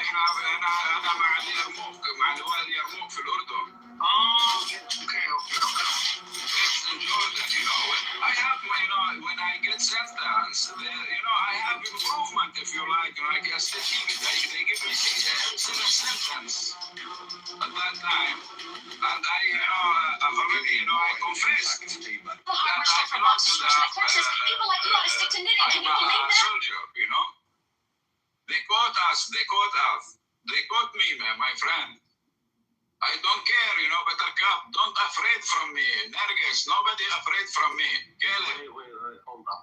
How old are you? Nobody afraid. مش جيش التحرير كان بيسوريا. No, hold on. How old are you? I am 65. Yeah, you. Yeah, that math is not nothing, bro. You're 10 years old, bro. Get the hell out of here. What you said? جيش التحرير was in the 60s, wasn't it? So you were a soldier. So you were a soldier in Jordan. مع جيش التحرير الفلسطيني, right? لا حبيبي. What year? This is exactly in 1975. Okay, and in 1978, 79, you were 16 or 17, and you blew up you had an explosive device in Naples, right? That's correct. I wasn't.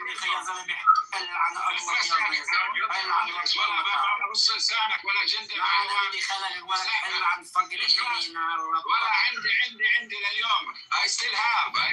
This is what you call it, when the sentences, The sentences. I know you were arrested by the Israelis. But I know انك كنت عامل في إسرائيل. غير هيك, just leave us alone. Jindib. I know somebody, his name is Jindib, from Deir al-Hatab. What is his name? Let me remind. He was jailed in the same period with me. I was the youngest boy, the youngest prisoner. What's going on? I was the youngest prisoner in 1976. I was a youngest prisoner on all. Sorry. Fucking dancing prince. You got what I mean? I have evidence. You can get when I go back, to visit. I will take pictures, send it to you. Put a picture in your PTR. We want to see. What PTR? In your profile, we want to see the picture of you and. Not now. We're gonna have a mass order of you and Amos both in your uniforms. I don't want this. I'm not interested. I want. We are young, and we are old. Listen, Buttercup, anyway. To be honest, what happened? Our story is a fucking sad story. In my village, we get warm because we have already business with some companies at that time and some famous people, from Sasson. This is very famous family, big family from Iraq. If you ask Sasson and Yacobi,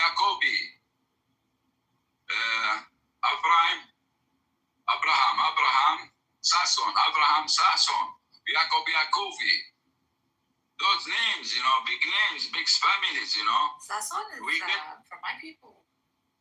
Sasson is a Persian one. Sasson. Are you Persian? Not Persian. Sasson. The family name Sasson. How do you pronounce Ibrahim? Abraham Sasson. Yes. What about him? What are we saying about them? That they were, you know them? In Lapis, he's a joint venture. He was a joint venture with my father, a long time ago. Before, He's this a is Jewish friend. His father's Jewish friend. Not friend, adventure. They are The investors. He's friends with the Sasson family. Mossad and Yes. Oh my God. Take it easy. Before it is different, the situation is different. The situation is different. The Sassons are literally known as the Rothschilds. My teacher is a Jewish.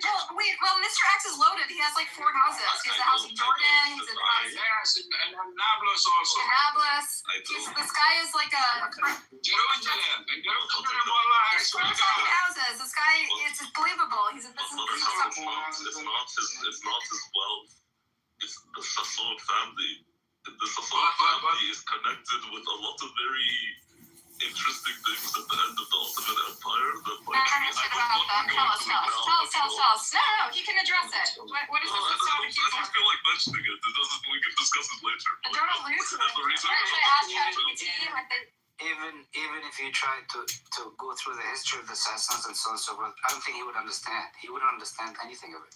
Anything about it. He wouldn't. I don't know how this character is put together. he's very What are you? Listen, Jindab. We can coexist. We can live together. But the problem with the mentality sometimes, if they believe in it, they don't like to see you. Buttercup, you believe it, Buttercup? Do I believe your dad is in business with Sasson? I don't know the Sassons. I used to hide my name in Tel Aviv. Nobody knows my exact name. You believe it? I'm still young. I don't like anybody. My name in Tel Aviv, Sasson. Wait,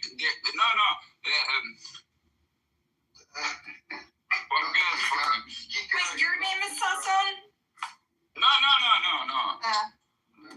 You hide your name because you have a high-profile name. You have a famous name. No. At that time, I have another name. I used to use another name, while I'm in Tel Aviv. This guy is he's a gangster. You believe like half of the stories, right? But He's a gangster. I want to dedicate a song to I love Daniel in the audio, so with your permission, Buttercup. Here you go, Daniel, I love you.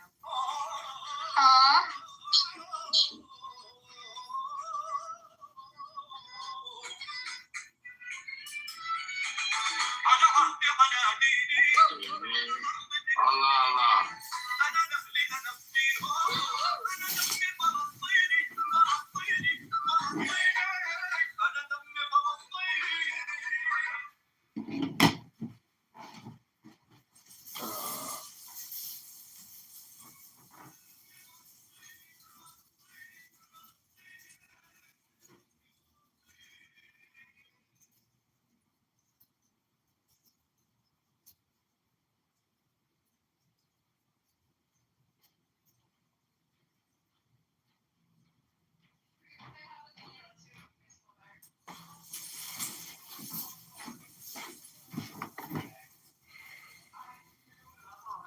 Or a tikva. We can play a tikva. A beautiful national anthem. It is a beautiful. What do you want me to play? You can look up Hatikva. Hatikva. Salah. Hatikvah. You're really okay with that? Of course. Why not? Okay. It's a gorgeous song. What is it? Objectively, it's the real Song of Hope. National anthem. Yeah. Okay. I bet Mood knows this. No one knows about. It's a song Sada Jam.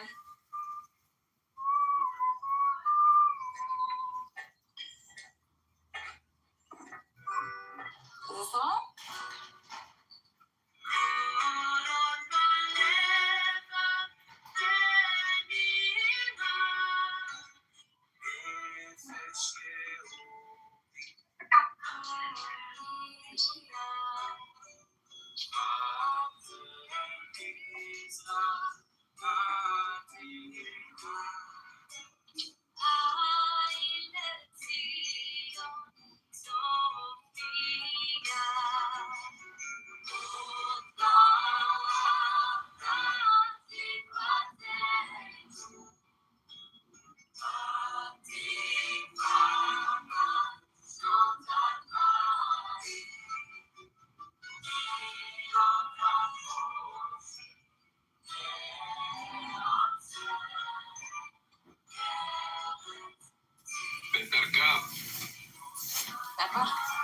Buttercup.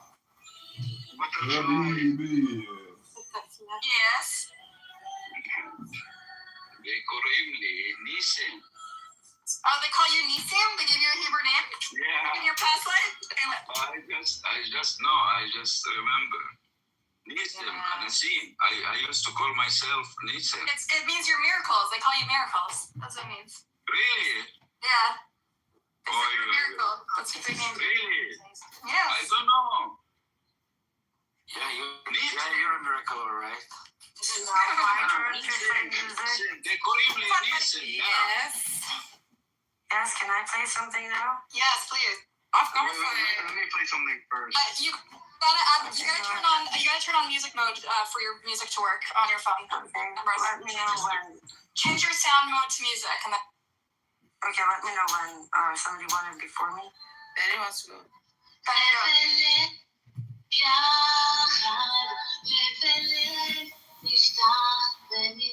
Seriously?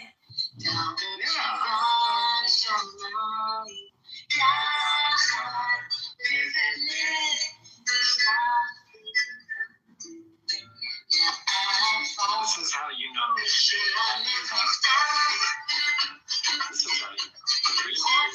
is how you know what? It's how you know you're out of touch with the current zeitgeist of even the peace movement. I like the song, man. What do you have against it? It's a lovely song, but you're just like, but it's like. Okay, do you want a song or something else? Yes, sing. Go, Emrose, it's on you. I'm trying to sing like a song, Okay. Buttercup, a song or something else? Whatever you want, your choice. Okay.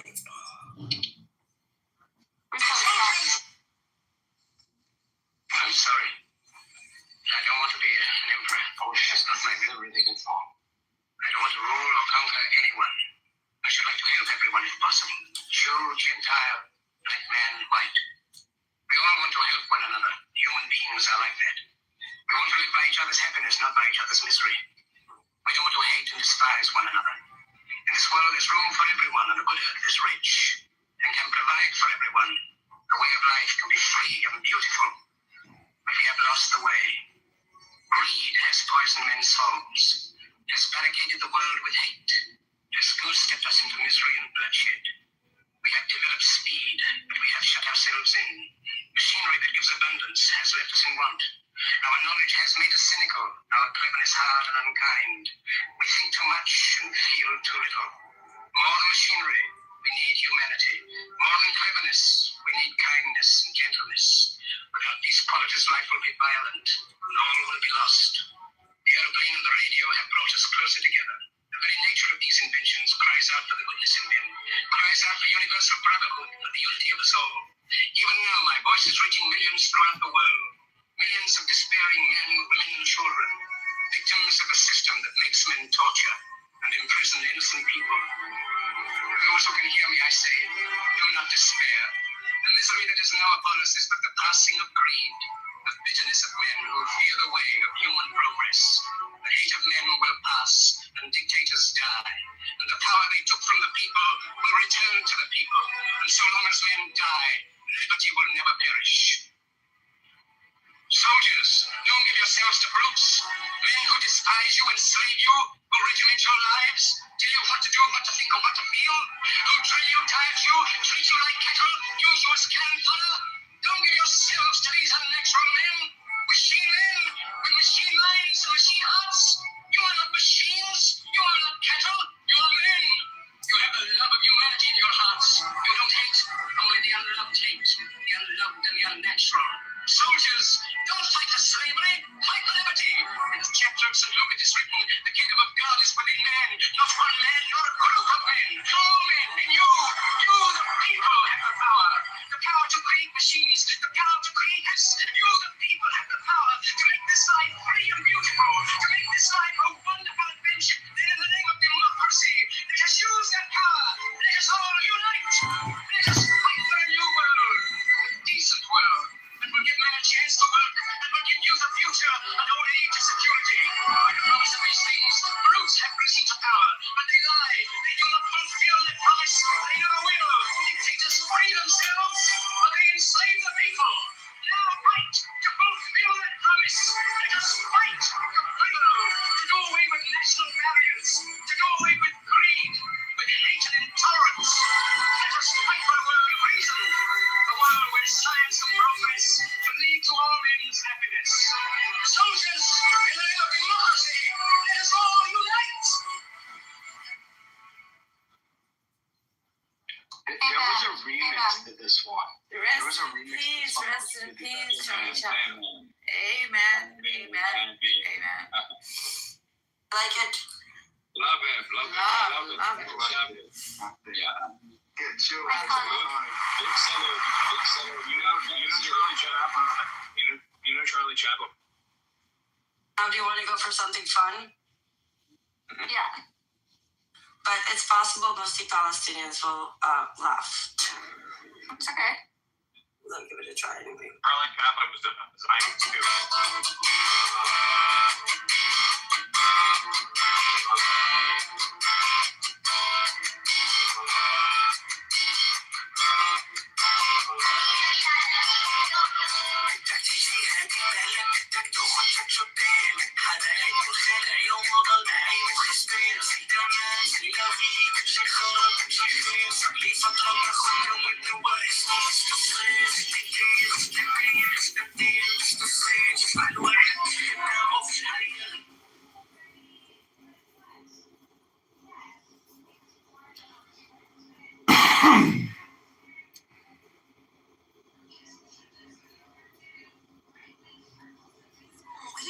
David Horowitz, when he was in California, was one of his mentors.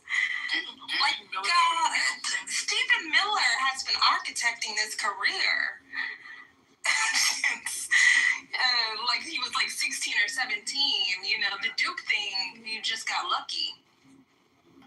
Yeah. Well, it was an opportunity that presented itself, and he had, like I said, Fox News became the platform where he could go, and they were more than happy to give him the space to rant. Imagine being right under those circumstances. I know. It's really horrible. If you keep saying stuff sooner or later, something you say is going to be right. Like Alex Jones, every one in a million things he says is actually right. I mean, it's just one of the biggest stories of any of our lifetimes. I mean, You think of it as that? the Duke lacrosse scandal? Scandal? Sure. Yeah. Yeah. Also the band. Oh, absolutely. I mean, for sure. The Rolling Stone one too? I mean, they would go in the same chapter, maybe. You know what I'm talking about? Break it down. Woman, Rolling Stone reporter, said that there were all of these extremely damning, misogynist, sexist hazing practices that were taking place. Oh, I remember that one. Yes, Yeah. I remember that one. No, this was bigger. This was bigger because of the faculty involvement. It was bigger because, remember, the prosecutor. Yes. Yes. This is a huge. It's strange. It's strange. Mel, you should know about this one. Mel said, fuck Duke for giving him $20 million. I did lucky it was only $20 million. Yep. They're lucky it was only $20 million. It was really bad. Yeah, my best friend, her big sister, was at Duke at the time. Shout out to the Duke Deltas or whatever. Yeah. It was huge. It was huge. And I think a lot about, and I have thought a lot about, I'm so glad I didn't have a public platform at that time. Because I would have been out there. I would have been. Just those people got so humiliated. People who put their whole lives and careers and reputations on the line. And the instinct was not wrong. I don't think the instinct, but man, they got really arraigned. So I'm looking at his Wikipedia. He left look at the picture of the Duke. What a beautiful campus. Wow, I'd like to see it one day. It's beautiful. I've never seen it. He went to Breitbart after. So he went to work in Congress. He said Sessions correct, and then he was at Breitbart. I mean, he is. Remember, he met Richard Spencer. Y'all remember Richard Spencer? Yeah, of course. He was a key name. As far as I'm concerned, he's still important. As a Ku Klux Klan or whatever he is, Nazi, Aryan, what is he? When's the last time anybody really thought about? He's pretty low key these days. Okay, but sorry. Yeah, keep going. He fell off. Yeah, he fell off. But still, like I was just saying, Stephen Miller's career.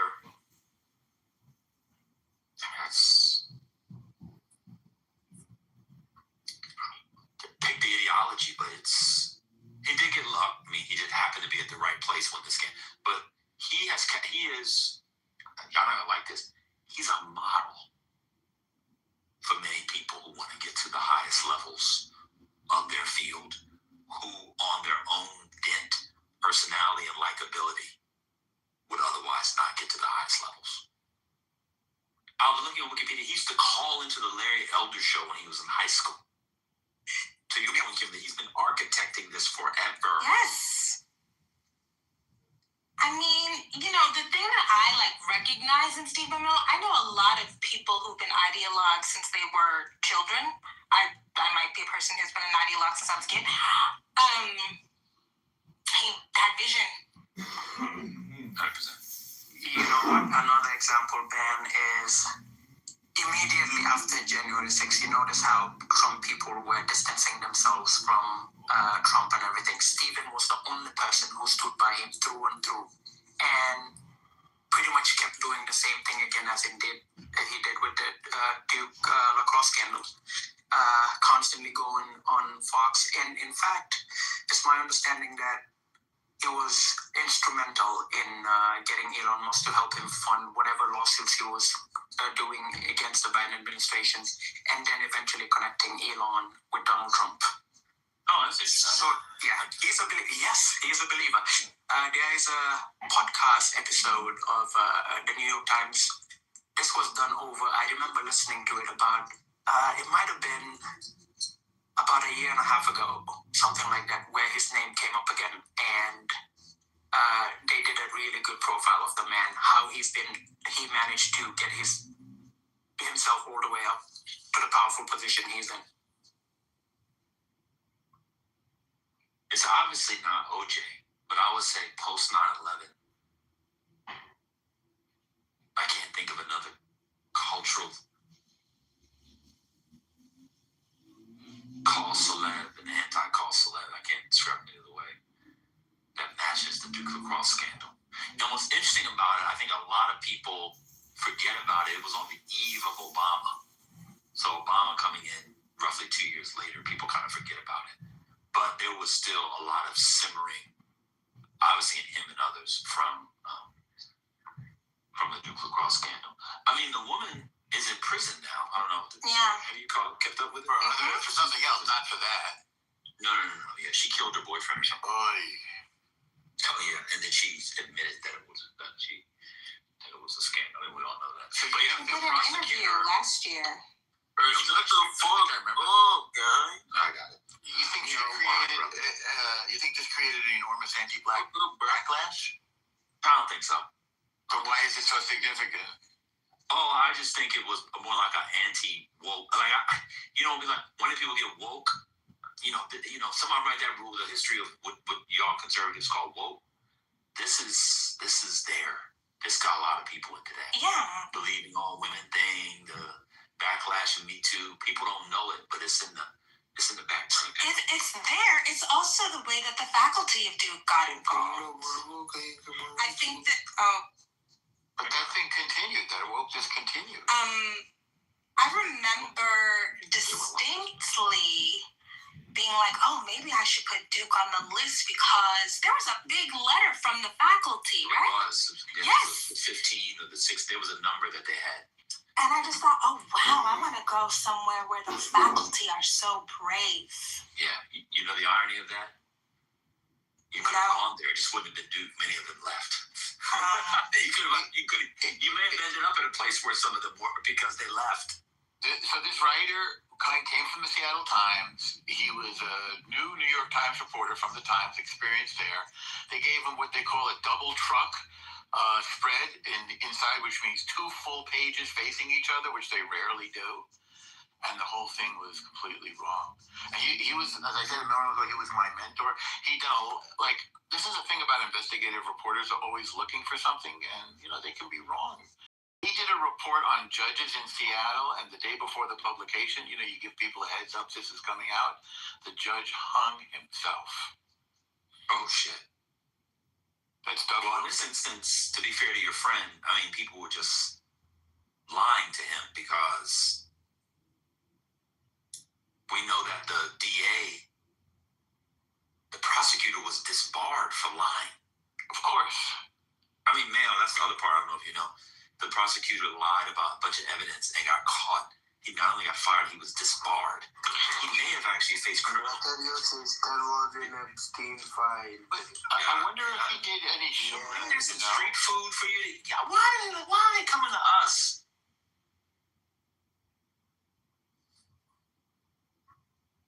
God damn. So I remember the 30 for 30. I knew that something had happened to Naifong, but I just looked this up.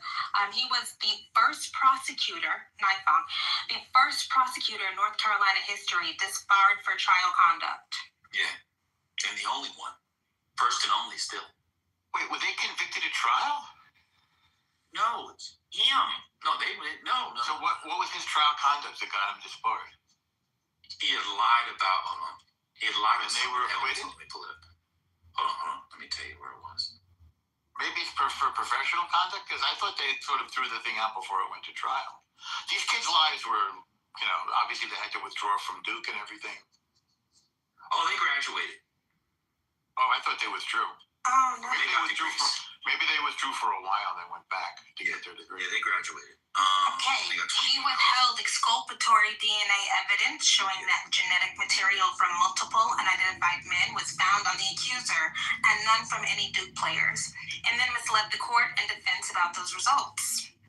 He made inflammatory prejudicial public statements proclaiming the players' guilt during an ongoing investigation, violating ethics rules on pretrial publicity and defendants' right to a fair process.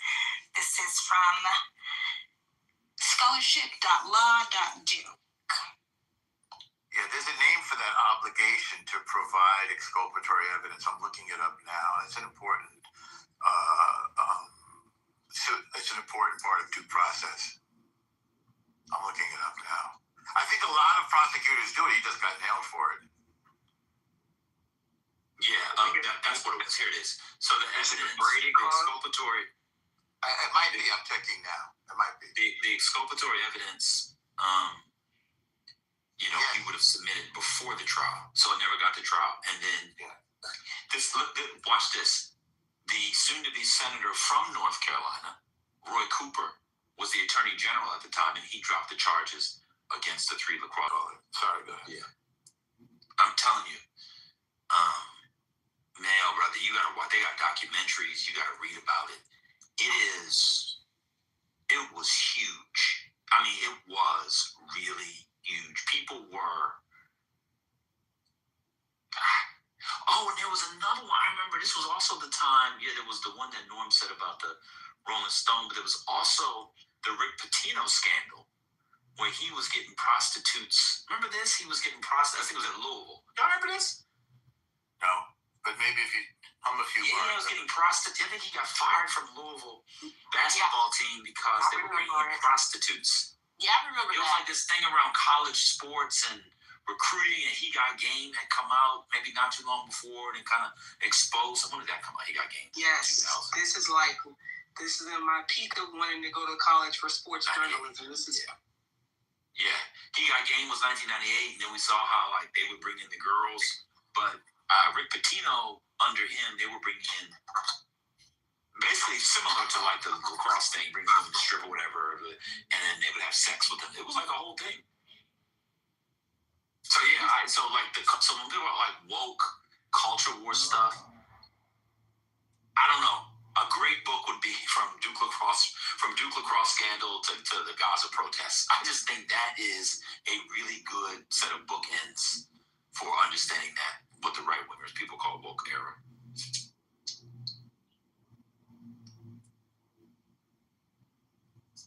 Yeah, Beaver said a woman tried to extort Pitino for an abortion.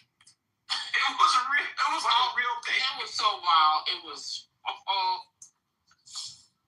Yeah, I want to go back to those days. I want to get away from ICE agents shooting people and then lying in sworn testimony, and then the DHS have to come out today and say we have video of our agents lying, and they're now being investigated. Most likely will be charged. And the guys, we apologize, they have to let go, and the federal judge lets them go. I can't believe that's where we are. That's insane. Nappy-headed hose was around this time. Oh, Nappy-headed hose. Ines. Nappy-headed hose was which year? 2007. Oh, it was the same year. Yes. Wait, is that a rap group? No. That was the Rutgers team. It's a joke. Why are you making that joke? It's because it's funny. It's two sides of the same coin, right? Because I think that while the anti-woke stuff, that this stuff incites, the anti-woke fervor on one side, as somebody who was on the other side, all of that stuff did also rile up the wokies. Like, I do remember coming of age during this time, coming into, a feminist identity during this time, fighting for my life every single day in AP Gov. That was its ill effects. And in AP European history, because of these conversations, it's like Hegelian. Like, we created each other. We exist. Because of these what? Because of these what you said? It's like now I'm worried. Am I using Hegelian wrong now? No, I thought you were going to say conversations. No. Because of these kinds of public conversations, yeah. Wait, you don't say conversations because of me. Like, I don't say conversations like that. But you know what, man? I would start that book earlier. Where would you start it? What would be? In the mid-90s. But then you have 9/11 in the middle. I understand that. I do. I get that. Well, I mean, what would be the event you would start it with? Oh, God. What would be the event? Because I feel like it was the Duke lacrosse game. So for me, it would basically be like I feel like the Duke lacrosse scandal woke up and a sense of feeling aggrieved and victim among white men. They're like, oh, look what they're doing to our boys. We're under attack. We're under attack. I feel like that started with the Duke thing. Maybe it was earlier, but I feel like that. I think it is early because I would think about the bombing in Oklahoma City. But that's a different demographic, right? Like, there's something. It's a continuum. But when I think about Timothy McVeigh, he was 26 years old at the time. But he was. Joke is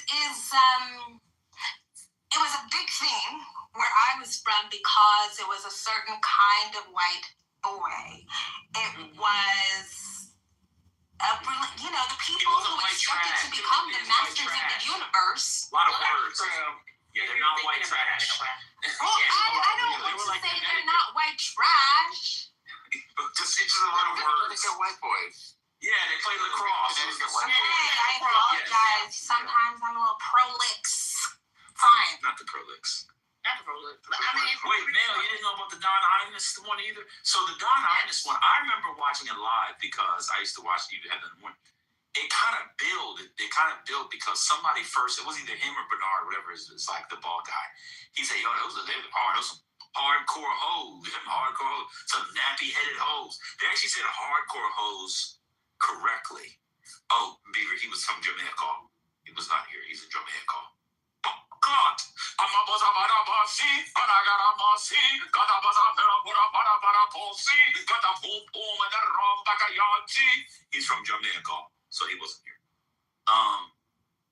They started off by saying hardcore hoes, and then they went to This is Imus nappy-headed hoes. Yeah, yeah.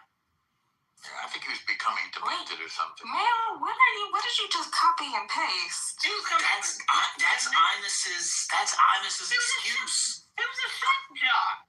Well, what are you doing? I mean, he was a shock jock on, he was on MSNBC, wasn't he? NBC, yeah. Yeah, it was always a shock job. Yeah. But he wasn't like this. You know what? Yeah, okay, make excuses for him. I'm not making excuses. It was fucked up. But why not excuses? He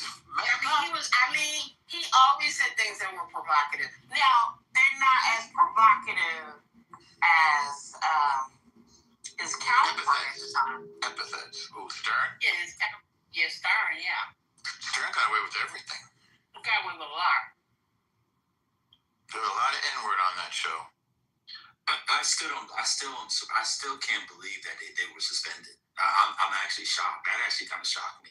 I can't remember offhand if there was advertiser backlash or it was from the public, but I'm just surprised in 2007 you got suspended for saying nappy-headed hoes on the Imus show.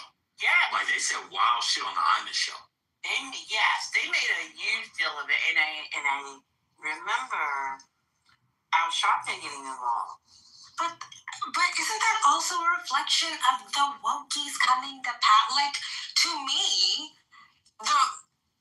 it was an example of, oh, wait a second, like, we can use our power, we can use our influence to compel these multinationals to submit.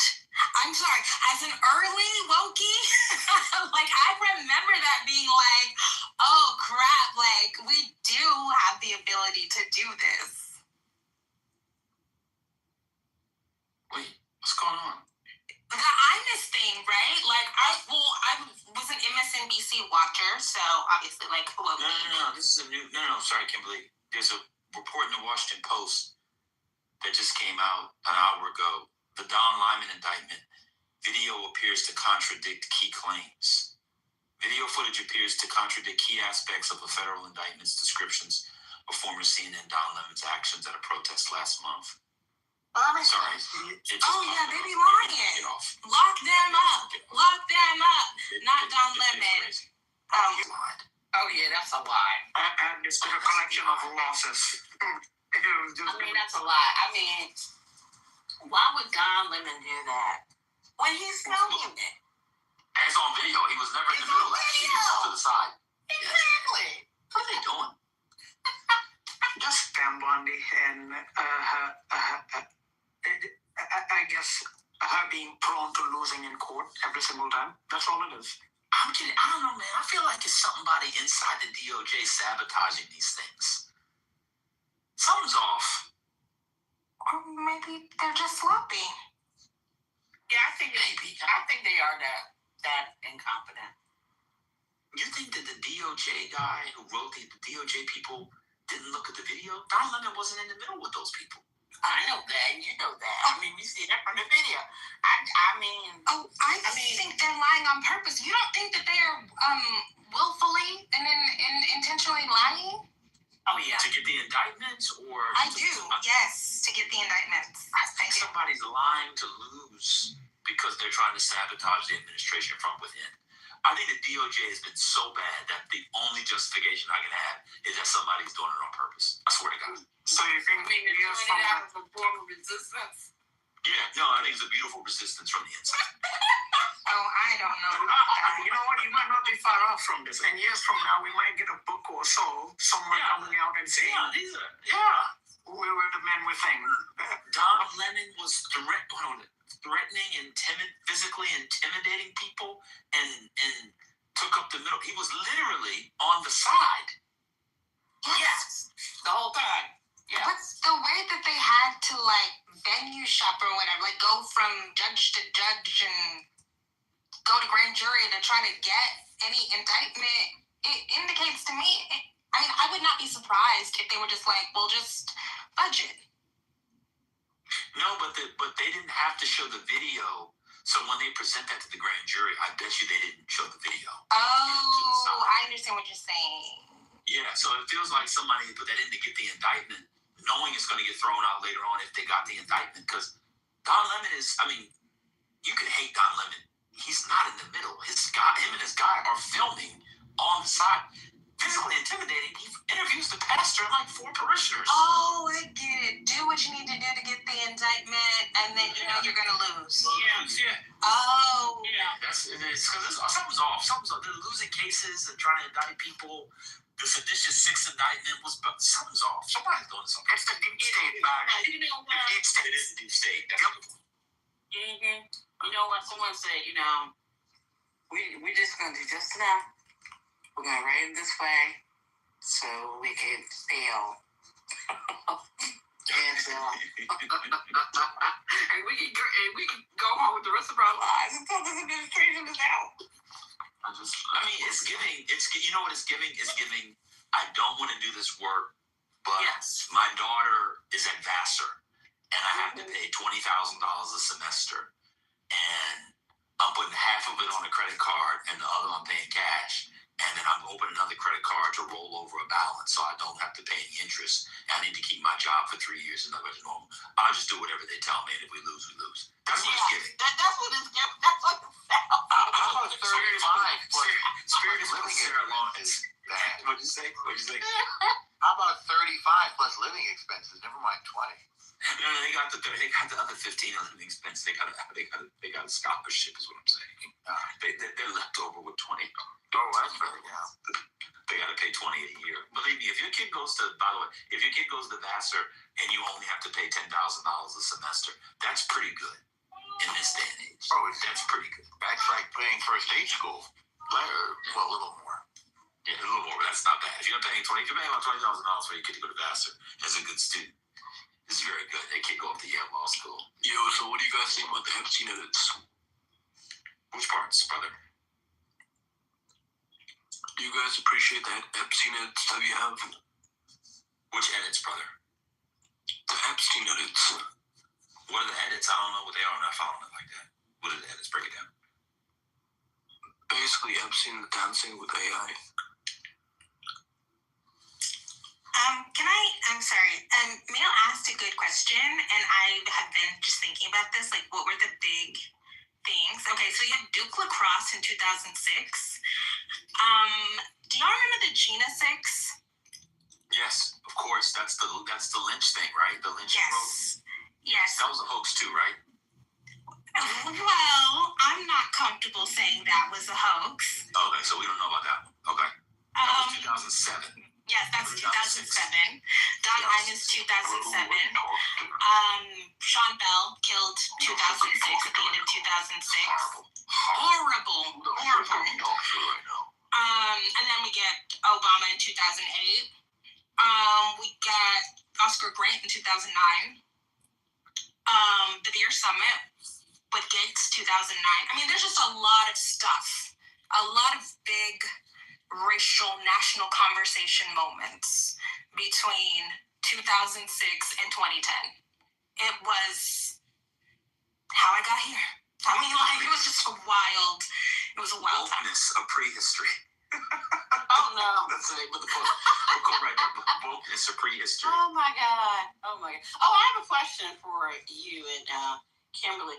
Did you happen to watch the first episode of Clock Out with Simone Sanders and it's his name. What is his name? Eugene. Yeah. Did you listen to or watch the first episode? I haven't. How was it? I'm gonna be honest with you, Sherry. I don't even know what you're talking about. Okay, so MF Now has put out a new podcast with Simone Sanders Townsend and Eugene from Politico. Yeah, he's working for Politico now, right? He's no longer working for the Post. Washington Post. Eugene Daniels. They gave Eugene Daniels a TV show. Yeah. That's what he always was aiming for. He was always aiming for that. And so it's the show, it's very focused because they're talking about politics and culture. Well, culture and politics and how they collide and everything else. Breaking news. Sorry, Sherry.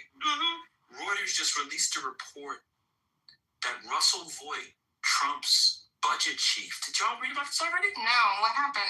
No, he diverted millions of dollars from USAID to pay for his personal security details. Stop it. Oh, wow. And how much is that? How much was that? They've reviewed 3 documents. This is the reporters Jonathan Landay and Douglas Gillison wrote that they reviewed 3 documents showing, oh my God. Man, that's the deep state again. $15 million. Yeah, personal security is very expensive. USA. Yeah, I guess so. Diverting. Yeah. Wait, hold on. Let me read from the document. Sorry, Sherry, I didn't cut you off with this. No. Go ahead. One of the documents reviewed by Reuters said OMB signed an agreement with the USAID last September 11th to, quote, cover the costs associated with then acting USAID Administrator Voight security detail through November. That amount, $1.6 million, came from what is left of USAID's operating budget. The document showed. OMB budgeted another $13.5 million in U.S. aid funds to underwrite the cost of Voight's security detail through the end of this year, quote, as they relate to his current role as senior advisor to USAID. This is a fireable. It's sick. Trump should fire him. Yeah. This is fireable. Yeah. This is bad. I'll invite some maggots up and tell us why we should be paying $15 million for Russell Voight's. Trump is actually trying to ask them, and they decide. I don't know about Trump. I don't know about Trump doing it, but yeah, but the deep state. Then back to your theory about people. One of the things, if you read what you did, remember in the Wall Street Journal report on No,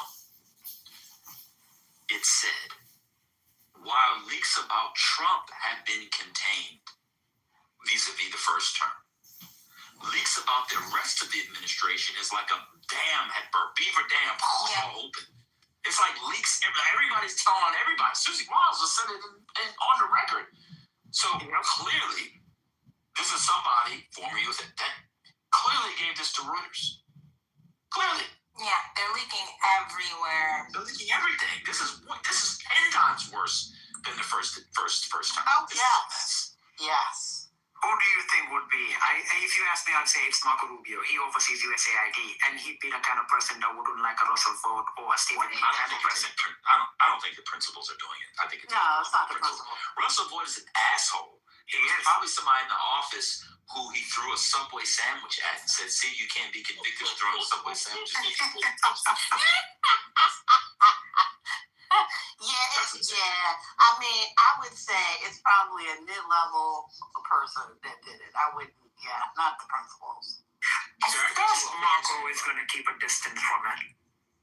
Clock it. I don't go to the principals on this stuff. I mean, I think Marco, if he wanted him fired, he could just go to Trump. I don't think the principals Why would Marco Rubio even know about that? Yeah, I just think. Why would he know about it? He's the one running USAID. Oh, you think Marco Rubio was reading procurement statements and billing documents? Not if he wants to dip his hands in a whole bunch of stuff. I think Rubio does not care about USAID as long as He can run for president. Yeah. Yeah, he's not for president. I mean, what would be the point of him doing that? What does he get out of it? I'll tell you. So, number one, they're going to be hammered in the midterms. That's a given. Who are the people that have made it difficult for Republicans to potentially win in the midterms? All blame, at least in his perspective, would be people like Stephen Miller. Why are they backtracking on a whole bunch of stuff that they were doubling down on, including Minnesota, Minneapolis? By the way, these are just a bunch of theories and all of that, but I also don't think it is beneath some of these principals to actually be the ones leaking stuff. They do it all the time in every administration. It doesn't necessarily have to be the guy himself picking up the phone and saying, hey, this is Marco Rubio, I've got some intel for you. That's not what is his interest in it? Like, why would he be invested in it? Yes, that's what I'm asking. Yes. How does this benefit him? Just one other headache that he doesn't need. Is that it? I don't know, Sherry. I like the challenge, by the way, just to be clear, but I mean, I don't think J.D. Vance is going to be, say, for example, he would have a problem with Ross vote, or he'll be interested in the substance, day-to-day stuff that's happening at USAID. So, my theory is simply on the premise that Marco is overseeing USAID, and yes, that doesn't mean he's going through line items every minute, but I don't know, man. These guys have their camps. But Vogue has amassed so many enemies. I mean, so many. Like, rank and file enemies. It makes more sense that it would be somebody more regular. There's so many horrible stories about Russell Vogue out there. That's all I'm saying. Oh, yeah. I don't doubt that one bit. I'm just saying it's also possible that, could be Marco and his people. It'll be, if they're trying to bring some semblance of normal for whatever time they have left in office,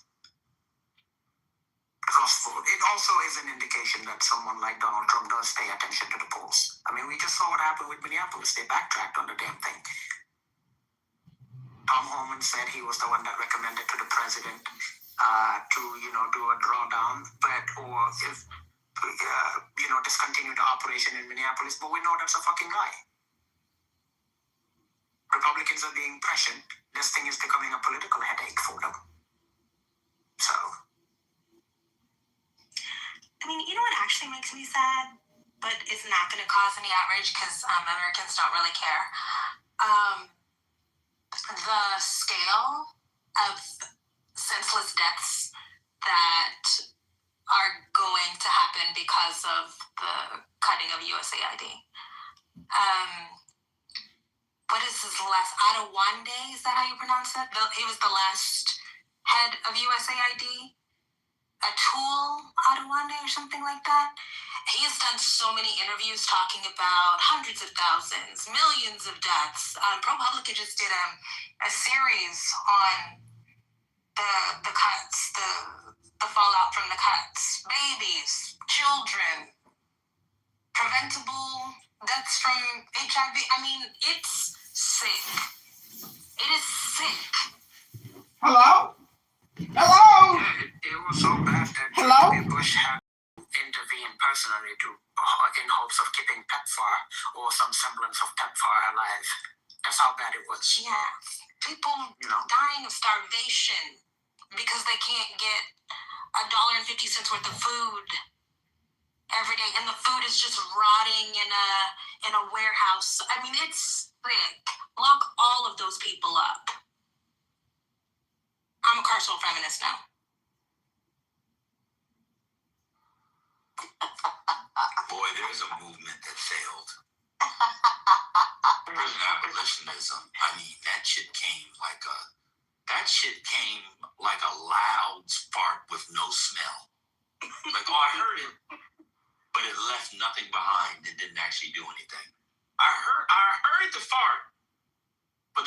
smell to it. Did somebody fart or was that just a chair? That's how that thing went. I mean, damn. I wonder why. Our hearts, okay.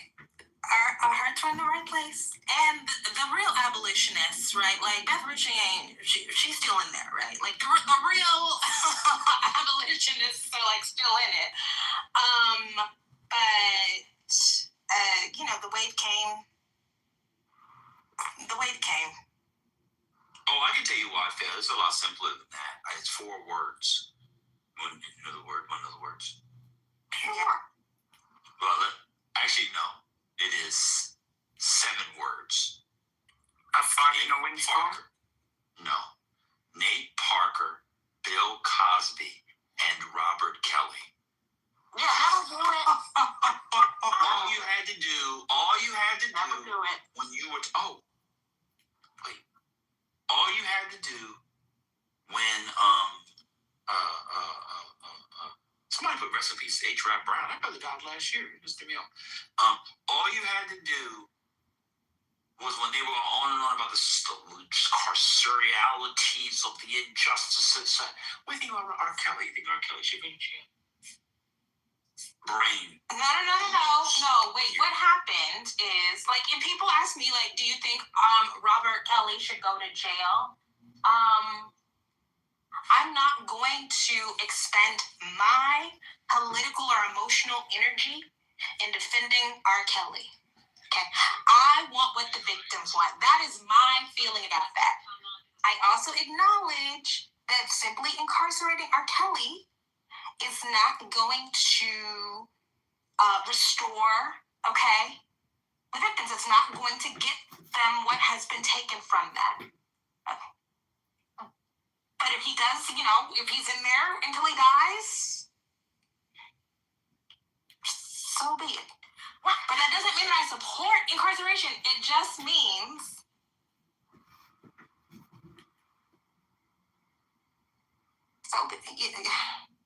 But I think also you have to I think about this when when we think about someone like R. Kelly, who not just a form of punishment, but for public safety. I don't know. I'm not sure. He should not be on the street. No, you have to think about this idea of public safety. I think about it. I don't know if R. Kelly is. The man was in his whatever. Lock everybody up. What are we talking about here? I don't know. Yes, and I think that's another thing when you talk about this idea of abolition. The prison system. And I know we want to talk about this idea of justice. That's another thing. Right. Is that justice? We also need to talk about the idea of public safety.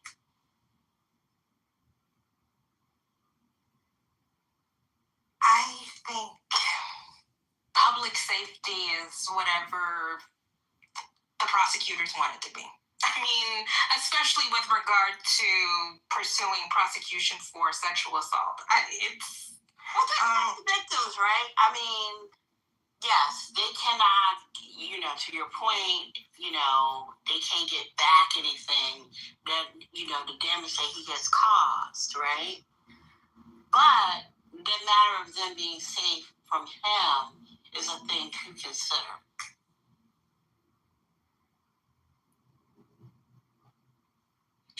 I think I want to build on what Sherry was saying. So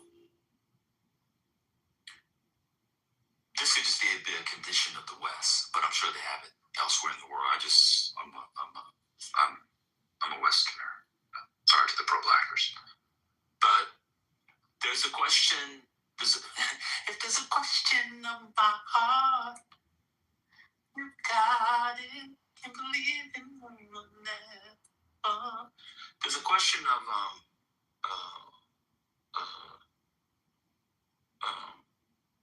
public safety, all the things you said. There's also a question, and I get to this, of course, through my reading of tragedy, the great genre of the West. Vengeance and punishment. And people have just been like, and it's not just in tragedy, but it's this throughout. It's just sort of what we would call like decorum in culture. That is, good is rewarded and bad is punished. And the carceral girlies, the abolitionists, never dealt, to my mind, deep enough with the cultural questions. And some people's notion of justice and restorative justice actually depends, this is my reading of tragedy in the West, from, say, Aeschylus to the present, from Aeschylus to Aisha Harris, is that people want evil punished. And there is no justice without the punishment of evil. Okay. Wrongdoing must be put down. This, of course, is what you see in France in the 17th century. You had, Richelieu said, all good guys had to be rewarded. All bad guys had to be put down.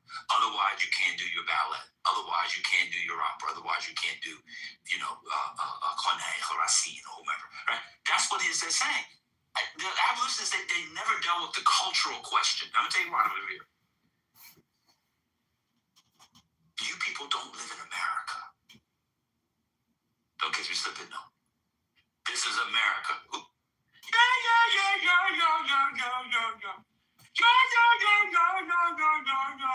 This is America.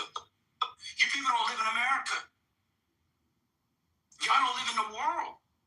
In the world, good is rewarded and bad is punished. And if you do a bad thing, the collective punishment is they put you away. I'm just telling you whatever. I've read the Davisons and the Ruthie Gilmores, Shauna Redden. I've read all the things. Or Sami Burton. I've read all of them. All the prison abolitionists. They do not deal ever with culture. And let me tell you why. Because their Lord and Master Karl Marx told them they didn't have to. Okay. I'm done speaking. Yeah, I mean, so I was that conversation we had last night in that room. I'm like, I'm a materialist. I'm like, yeah, but you still have to think about culture. What's going on? Okay, so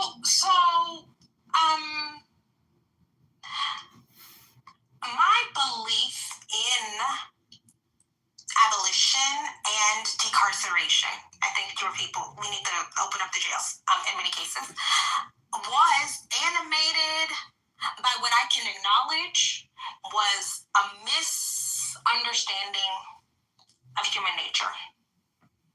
I can acknowledge, 36-year-old Kim can acknowledge, there were just things that I hadn't contended with because I hadn't been forced to contend with.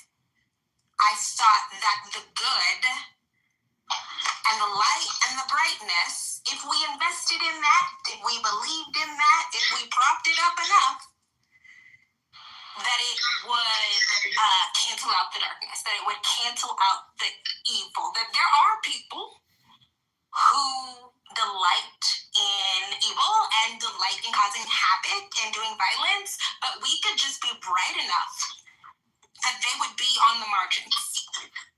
Obviously, over the last 8 years, many of us have been disabused of that notion. And so now I am much more open to the idea that sometimes you have to stomp people into the dust. Sometimes you've got to grind them to dust to make sure that they can never get back up and do more violence.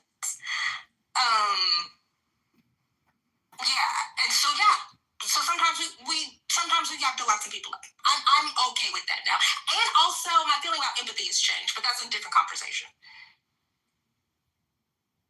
And I think a lot of us, the young, optimistic decarceration girlies, we only talk to each other and we hang out with each other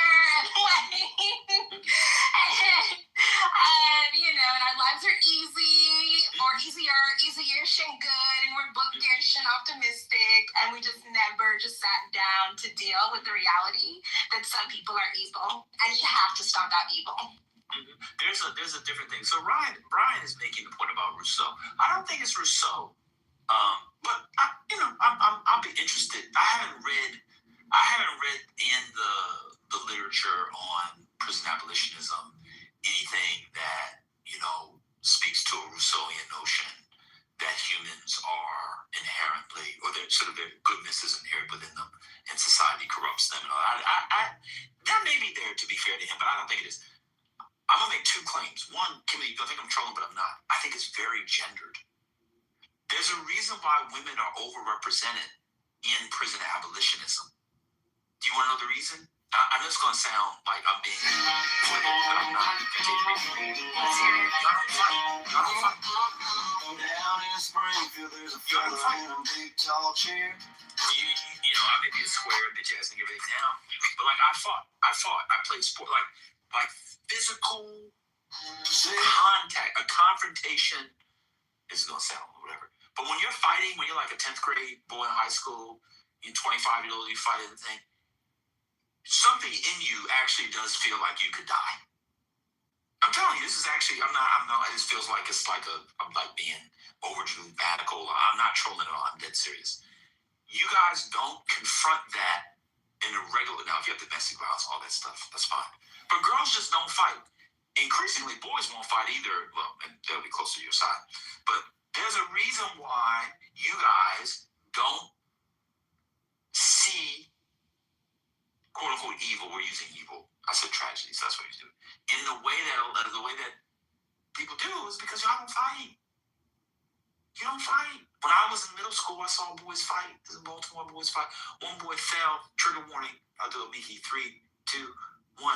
He fell. Hit a radiator. His ear got caught. Ripped right off. Blood everywhere. I'm in 7th grade. I see that shit is the abyss.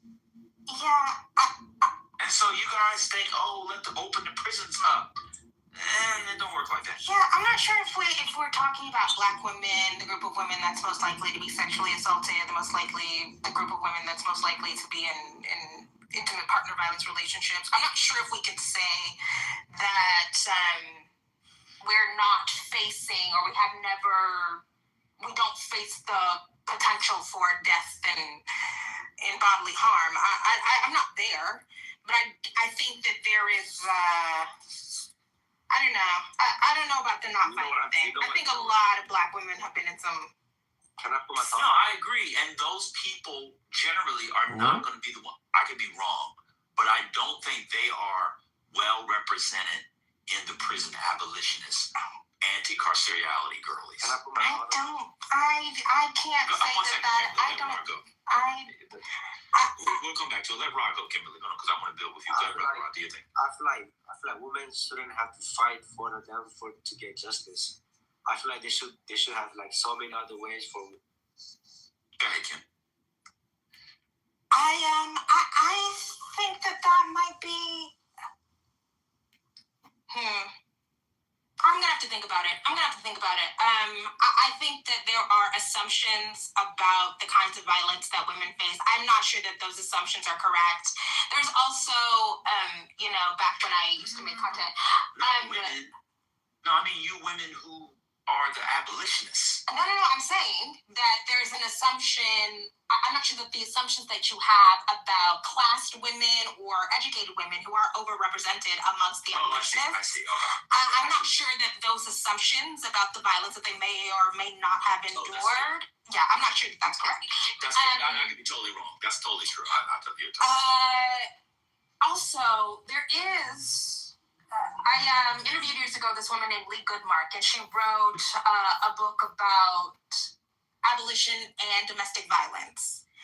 And I was really compelled by the arguments that she was making about how prisons make women who have experienced domestic violence, they put them in more dangerous positions. They're not making them safer. They don't provide resources. The women go back anyway, and then they go back, and then they're killed. I mean, there's just so many gaps in the criminal legal system where women who are experiencing life or death situations, they fall through those gaps. That also animated my feeling about prisons.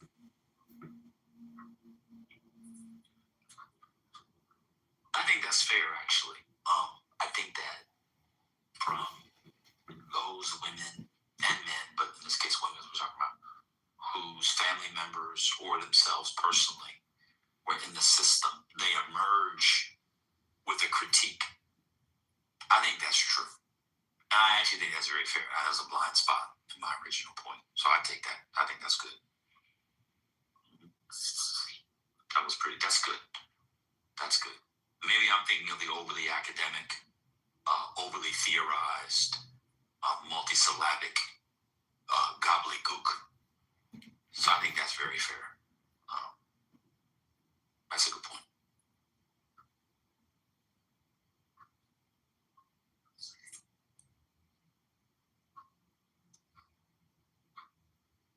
Echo chamber.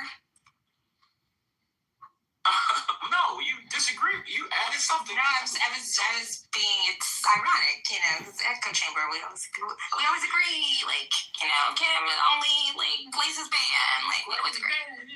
I love that when they go to the Glazes. Makes me realize I should go get a glizzy. I don't really eat glizzies anymore.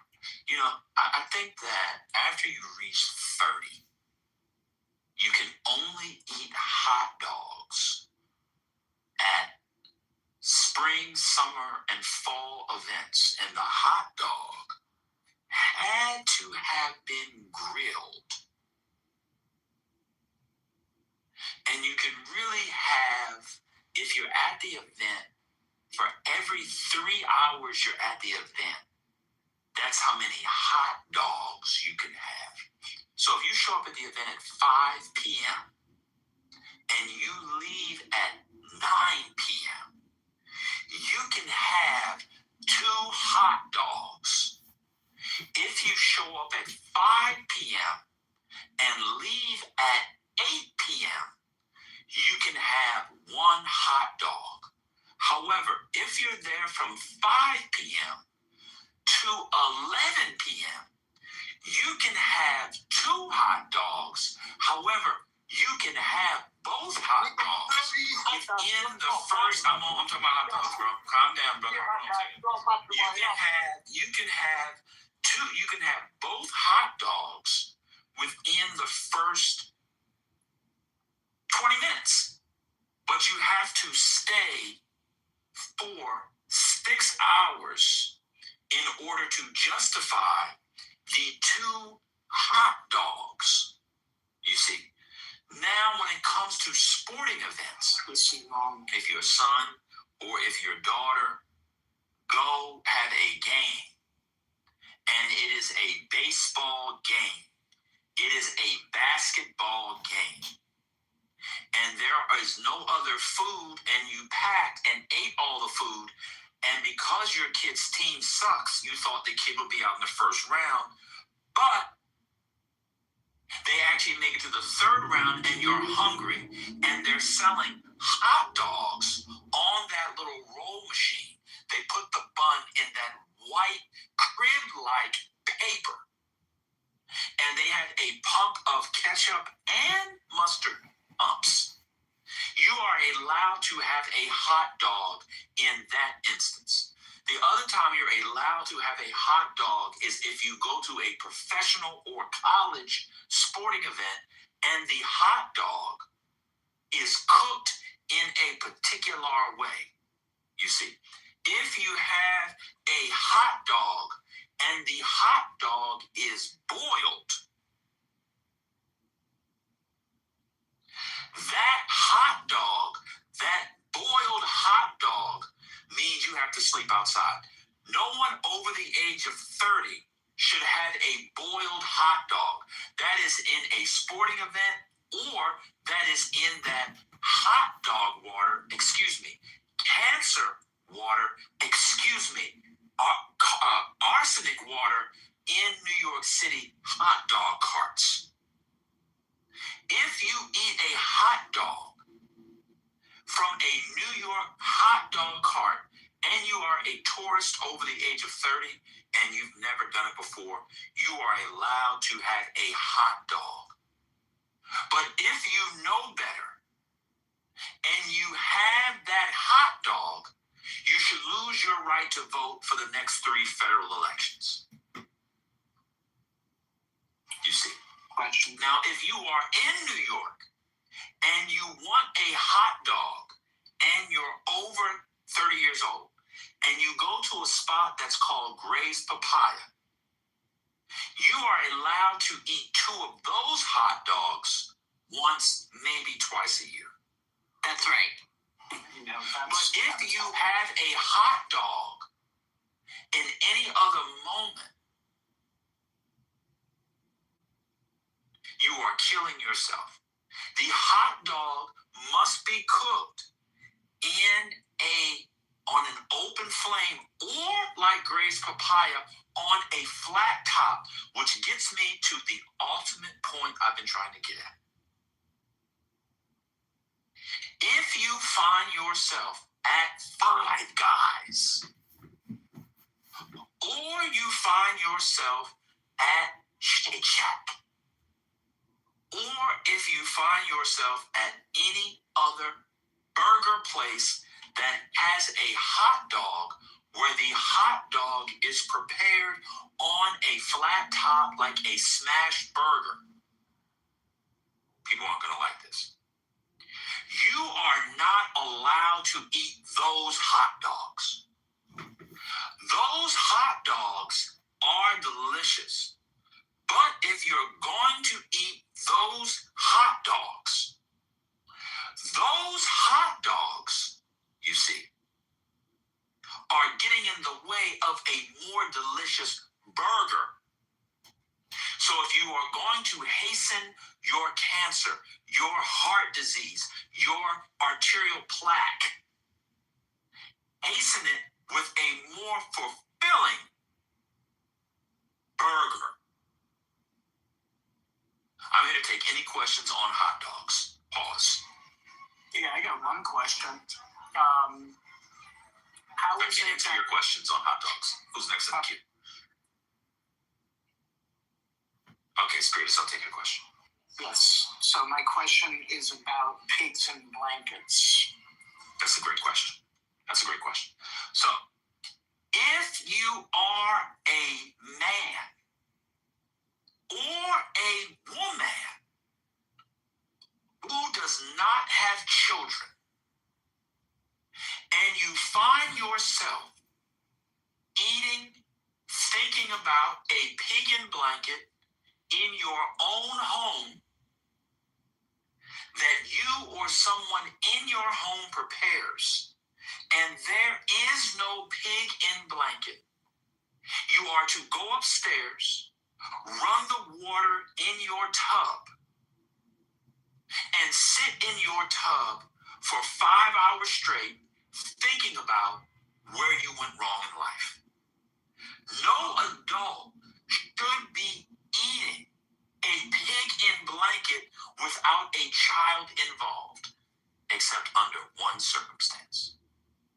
The only time one could have a pig in blanket, Spiritus, is if one is at a party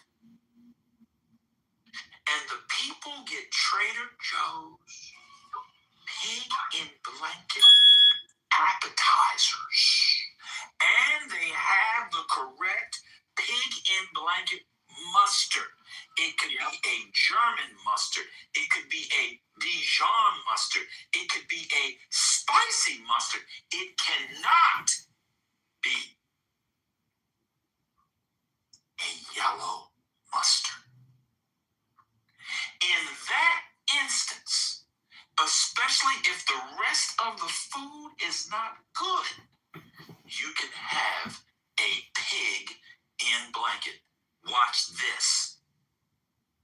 If you decide to have a pig in blanket in that scenario, you have to go, as Pat Finn said, no pun intended, whole hog. You cannot nibble on pig in blanket. That needs to be your appetizer. You are not allowed to have a small plate. Some of you people have parties and you think you're sophisticated hosts and you have those plastic clear plates. When I see that at someone's house, that lets me know everything you know about their cultural capital, their social standing, etc. Shout out to Bourdieu. Some people all of a sudden on the app love Bourdieu. Nobody's named the book, but everybody's reading Bourdieu. It's fascinating. I love it. Theory of practice. My favorite, 1976. The English translation, Cambridge University Press. Let me get it. If you're doing that, you have to fill up your plate with pig in blanket. You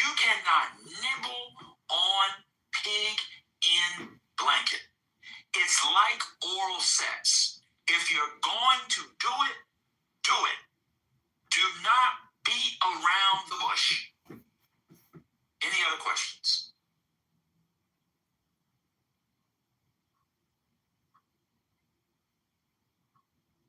I'm done speaking. The mustard was accurate. Any connection between hot dogs and colonoscopies? I'm eating dinner. I'm eating dinner. I don't think so. There's no. I mean, you have to. No, I don't think so. Yeah. Kimberly Foster, everybody's citing distinction online now.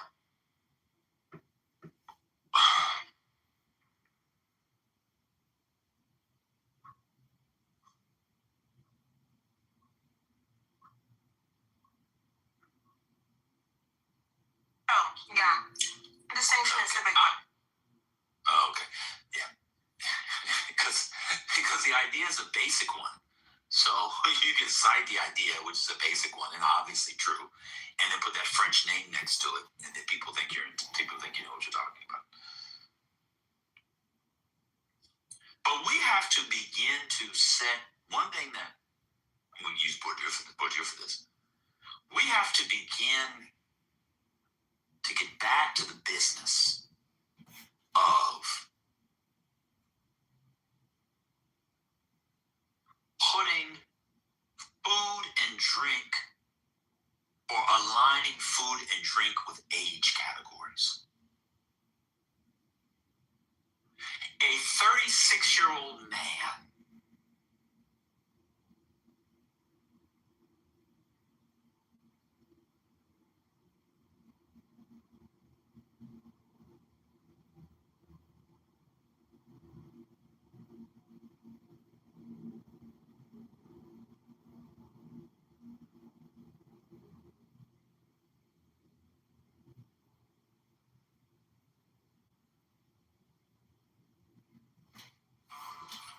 No, Rodney, you can't have chicken fingers. You're an adult.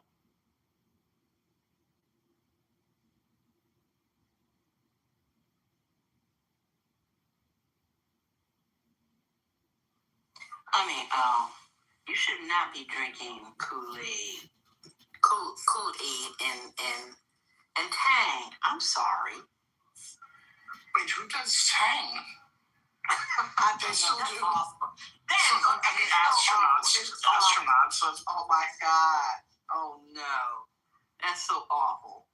I want y'all to know that this is an ableist conversation. I know you don't care, but I can't believe that y'all are participating in this kind of ableism. Some of us are neurodivergent, and that narrows our palates. Okay? We are very sensitive to tastes and textures. We have an aversion, okay? Oh, I thought it was homophobic. I didn't know it was ableist, too. Oh, don't worry, everybody can find the thing that fits their identity category so they can be the victim. Let me respond to. I'm the only one that doesn't do that. Everybody else, I'm the only one that. Let me respond to on here. Let me respond to. Let me finish what I was saying. If you're a 36-year-old man, a 36-year-old woman, you should not have on your plate a larger version of what 10-year-olds eat. Huh? At a certain point, as you age, your taste buds age. You begin to taste certain things, certain combinations. Be an adult. We'll be dead soon. The solid flesh will melt. We will be in the undiscovered country. There will be no tomorrow, and tomorrow for many of us. Why are you eating the same thing that you ate at 14 on the way to your swim meet? Hey girl, yeah, you know that we have to play Tech next week, and we're going to be like, it's great because like this is the Tech Juniors, and so we're going to be at the poll at Georgia Tech. By the way, the ACCs and the NCAAs will be at Georgia Tech this year. I know many people here give a fuck about swimming because of Leah Thomas and the trans, so I'm sure all of you will see me because I'll be there at the the NCAAs this year and the ACC, which will be at 10, because everybody cares about college girls swimming, right? I know it's such a big deal. We had to get Trump in office because of Leah Thomas, and we care so much about girls swimming. Let me continue. If you find yourself sounding like the 14-year-olds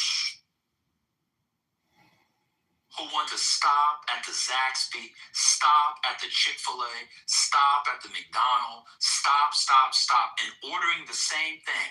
Let me get a plain chicken sandwich. I'll do grilled. You have some barbecue sauce on the side, a medium fry, and can I have, like, not a sweet tea, but, like, can you do, like, 70% unsweetened and, like, 30% sweetened?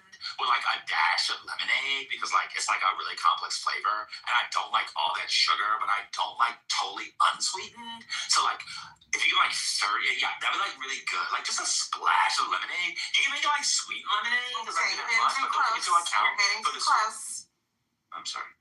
But I account for like I want to account for like the sweetened part of it, and so like could you do that? And then like I want like 2 barbecue sauces, and also like let me get the Polynesian. Well, yeah, you can also throw in like a Chick-fil-A sauce. I know that it's got mayonnaise in it, but since I'm only gonna eat one, I'm gonna use it for my fry. Well, just put 2 in there, because like if you find yourself at 35, 36 sounding like that at a 14-year-old, go home and saute a mushroom. Go home and caramelize an onion. Go home and cook anything. Get a bunch of thyme and just put it to the side and introduce yourself to an aromatic. Question. Use your tongue. I'm done speaking. Okay, question. Sugar cereals as an... Okay, this is a great question. So, many people are not going to like this answer. If you are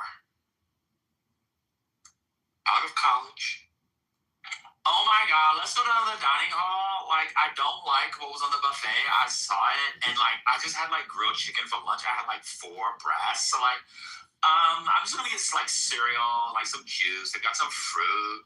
You can do that in college. You can do that in college. Like, cause like, there's like Frosted Flakes. I know it's like full of sugar, but like, I'm just gonna treat myself because like, I had like salad and like, I'm gonna get some breast. I'm just go to the grill. But like, they've got that weird chicken cacciatore, and like, it's weird because they have these onions and tomatoes in there, and I don't really like that. Like, that's fine. Once you leave college, you have a 5-year period where you can continue to eat sugar cereal as an exigency of you being broke. You then, as an adult, are not allowed to eat sugar cereal unless you have children. If you have children and there's a sugar cereal in there, and these nigglets are running you around from pole to post, left, right, and center, from the Alpha to the Omega until kingdom come, you are allowed to sneak downstairs and get a bowl of corn pops. You are allowed to sneak downstairs and get a bowl of Frosted Flakes. You just have to make sure you do 2 things. You have to make sure that ring of cinnamon around the bowl from that Cinnamon Toast Crunch is cleaned up. Because if your child sees you eating that cereal, they will shame you for weeks. Outside of that, you are not allowed to eat sugar cereal until, finally, you've retired. No working person should be eating sugar cereal in the prime of their life, in their prime working years. No adult who pays taxes, who has a retirement, who wears double Windsor knots, who has red bottoms, who engages in oral sex should be eating sugar cereals. Because if you eat sugar cereals, that tells me that you got shit in your ass. Sugar cereal consumption for an adult at working age correlates directly to poor bathing habits. I'm done. I gotta clip that one. Oh my god. This is one of those moments when I'm proud to be a Senegambian. Break that down, please. Let me respond to that. You see, one thing that happens with people who aren't American is they see a whole panoply, an assortment, what Shakespeare might call diverse options. And oftentimes they're poor. And then they have, as we just heard, a kind of Epicurean haughtiness, a superciliousness of seasoning. Now, if I responded to she and said the reason why you don't eat sugar cereals is because you eat a soup which combines lamb blood and peanut butter, I would be wrong. So yes, it is true that we are eating Frosted Flakes. You're eating peanut butter soup stirred in with lamb's blood. I'll stick with the Frosted Flakes.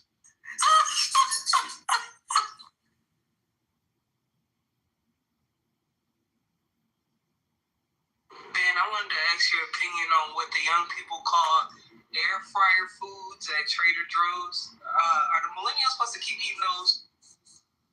Let me respond to this. I'm glad you asked me this question. This has been on my mind. In my mind. This is very interesting to me. I mean, I'm not being performative, as you all would say. I mean this with all seriousness.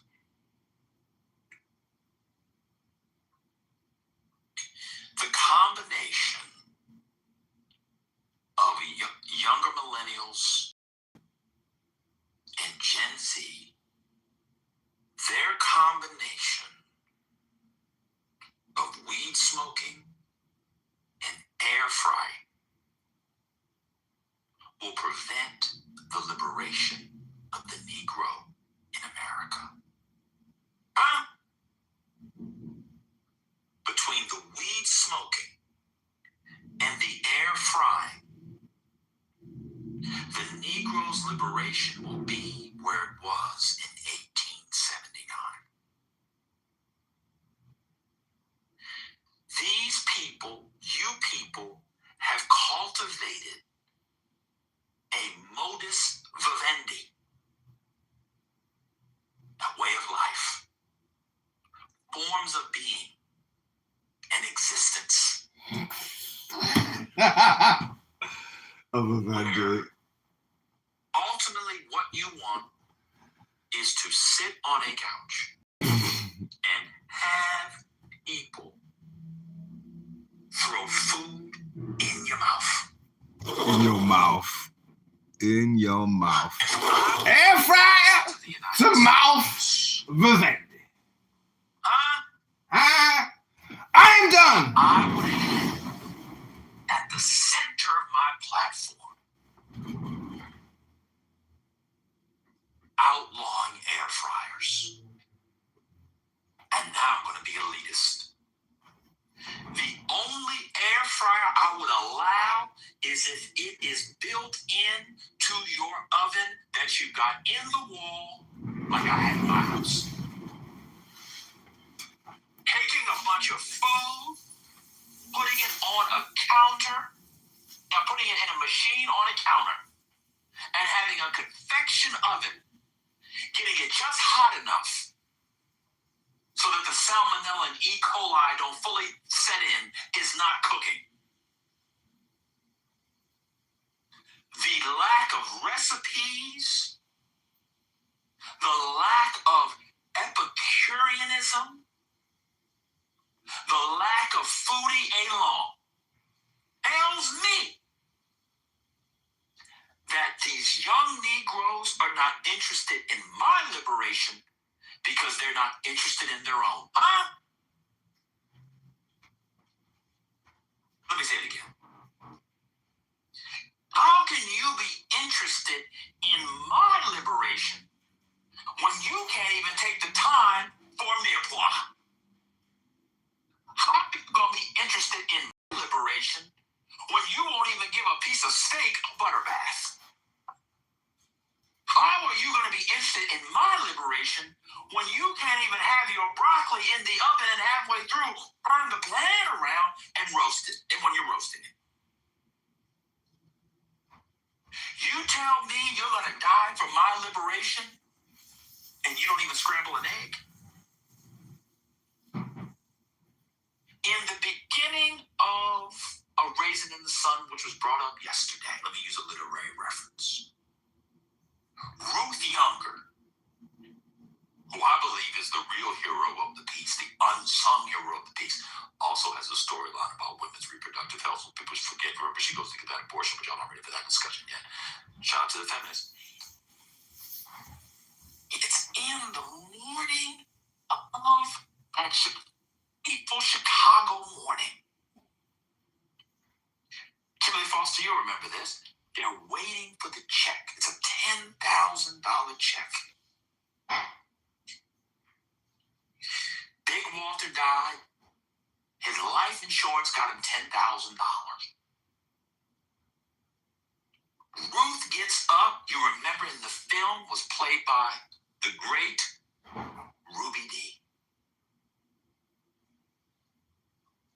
And she starts to prepare the day. Ironing,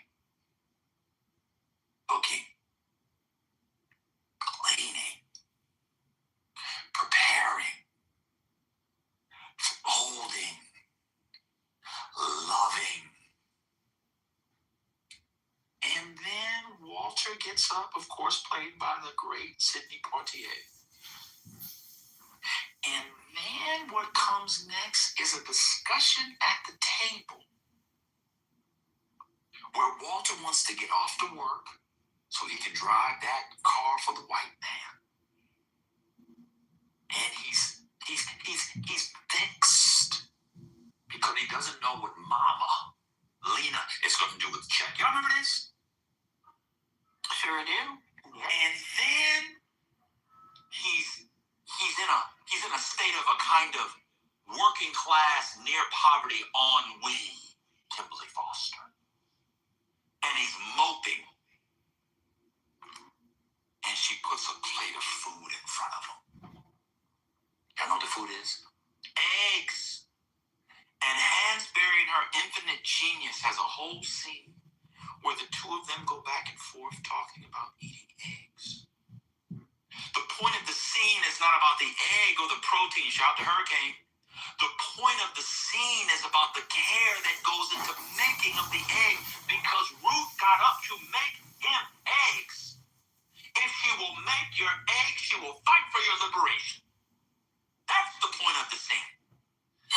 If I come to your house and you put a piece of meat, some green beans, and some nasty, irregularly chopped, non-biased sliced potatoes in a fucking air fryer, and spray some Pam on that bitch, and some salt and pepper, that means if you see me suffering in life, you would have me suffering.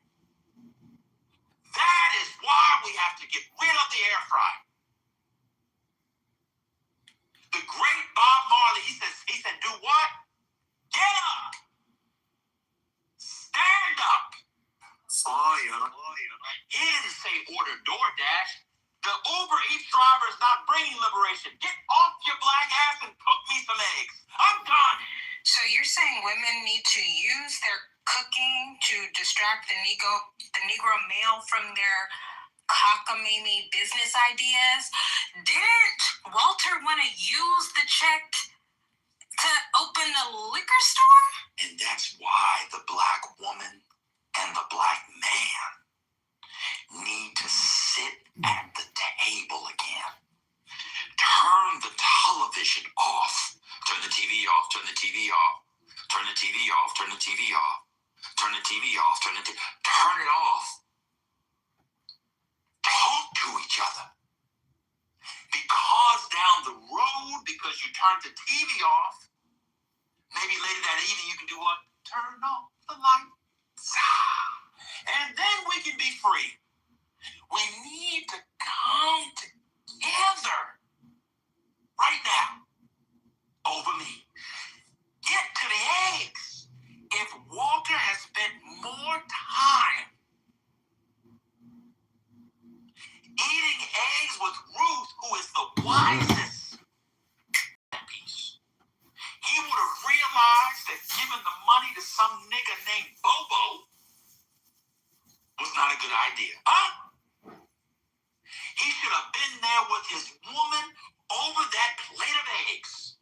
And then they could have said, in the words of the old Negro spiritual, Ruth, you're my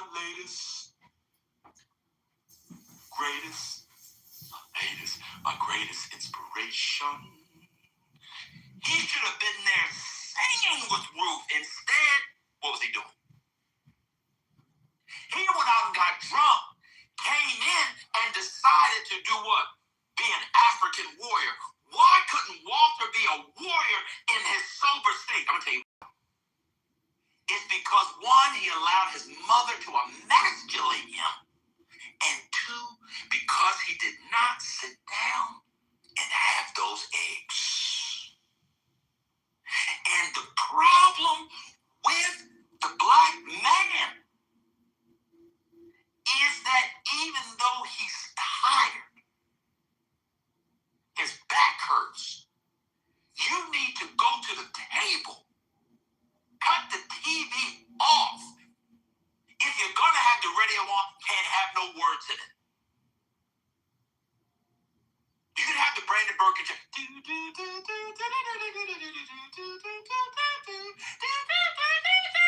have on the Brandon Birkin chair toast. You can't talk about your gang. Do you gang bang? Catch me outside from the news. No, turn that off. Sit at the table and listen to the black woman as she gives you those eggs. Because as you're eating the egg, baby, what you think about this Bobo idea? I don't know, honey. You know, I saw Bobo the other day. This nigga was down the street and I just didn't like what he was like. What was he doing? If Walter had listened to the egg woman and watch what Hansberry did, the egg is not only a metaphor for black love of the woman and the man and the family. It is, in another register, Kimberly Foster, a metaphor, not a metaphor, a synecdoche, not a synecdoche, but the thing itself for the little bambino that Ruth is pregnant with. The black egg, the egg of black love is the next generation, Kimberly Foster. That's why you need to sit down and eat the eggs with a black woman. Instead, I got to get ready for work. Instead, baby, put in some bread. I'll take it on the way in the car. Instead, y'all go ahead and watch TV. Go get the TV tables. When did niggas start eating food with a fucking TV table? Yeah, we still gonna sit up here. We're gonna watch this. We're gonna have this on that TV table. You get the TV table, yeah. We're gonna eat dinner here. And I got this all that. We're gonna sit and watch that, baby. It's gonna be real good. Take your ass to the table. The black woman, watch this, is the Senate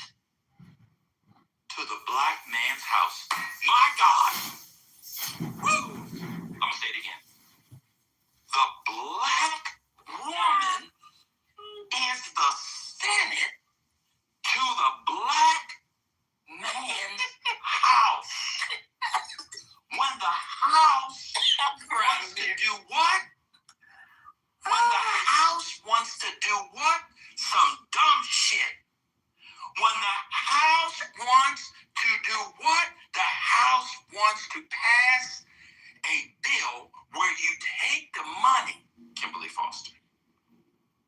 You take the money to a random dude in 1959 named Bobo. And instead of giving it to Bobo, take it to your Senate. Baby, why are you gonna give the money to Bobo? You know, Benita, Benita, baby. You know, Benita wants to go to medical school, and Mama wants to put their money in the house, and little Travis is sitting out here, and he don't have a proper bedroom, baby. And he don't have a bedroom there, baby. And so if we get this house, baby, we can do what?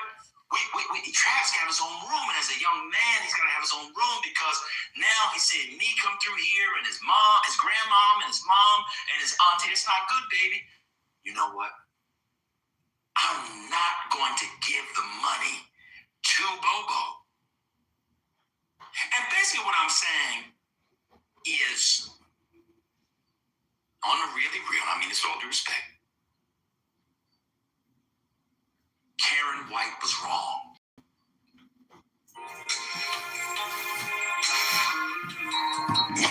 She was wrong.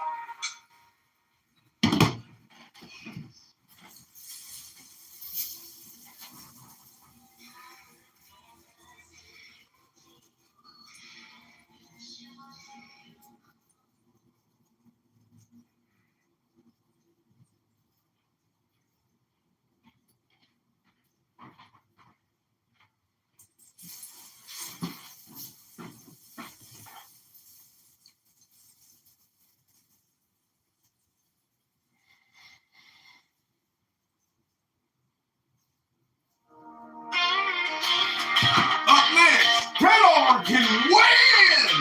Damn!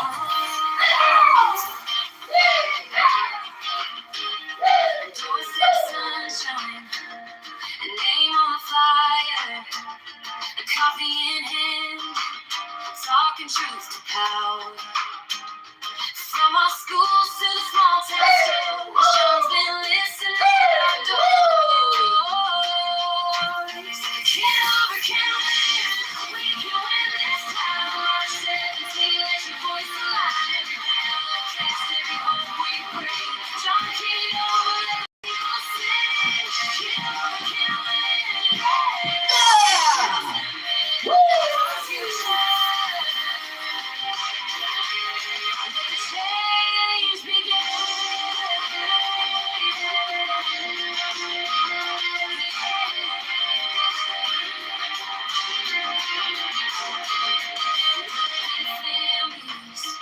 folks on the night shift too. Tired promises that never come through. He's got plans, not just a polished life. Their words say streets and a vote that's mine.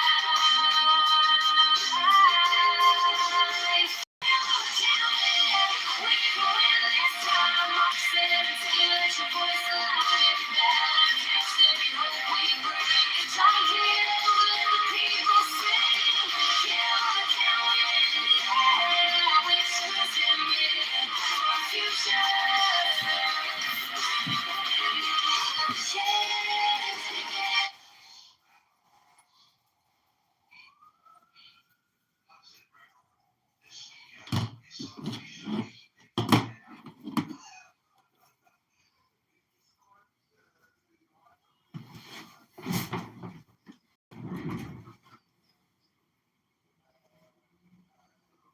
It's not frozen, right?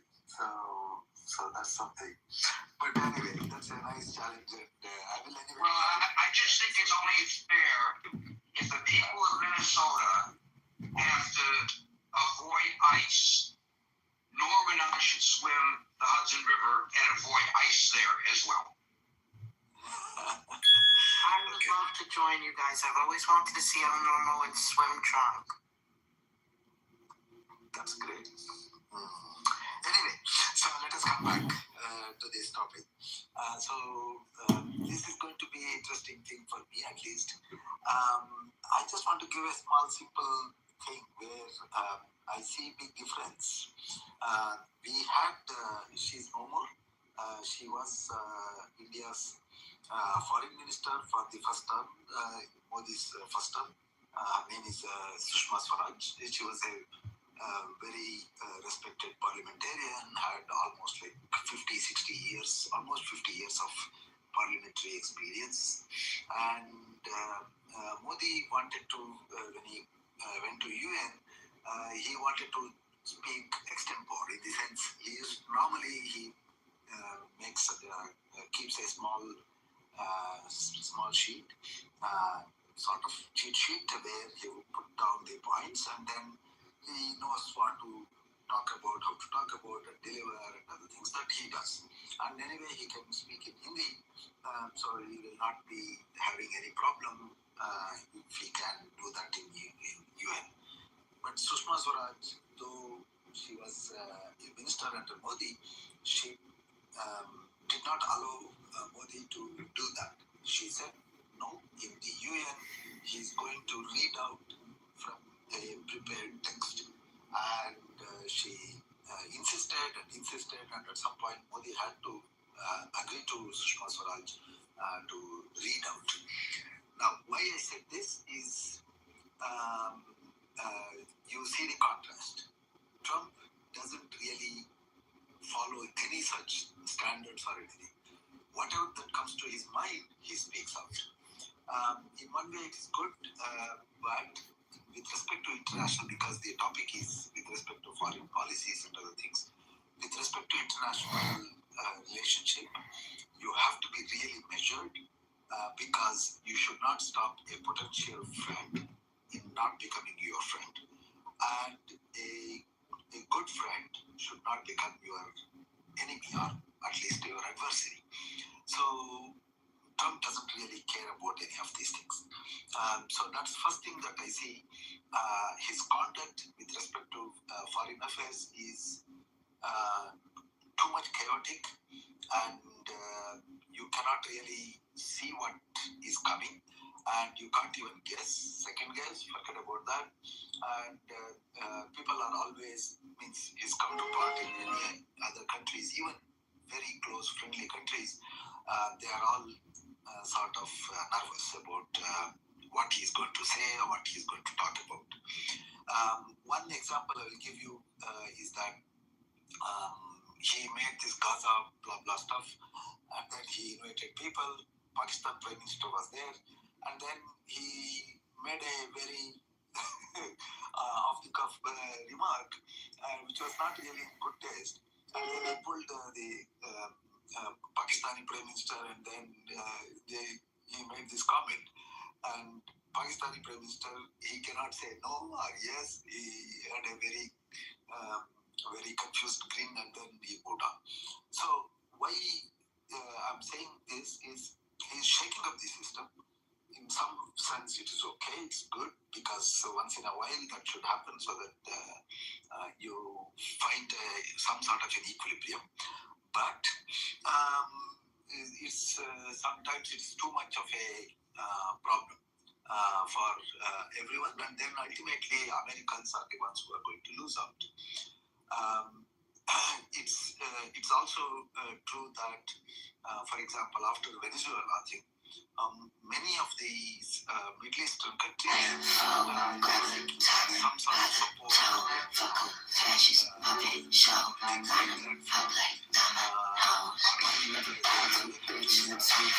Free speech, but controlling what the news say.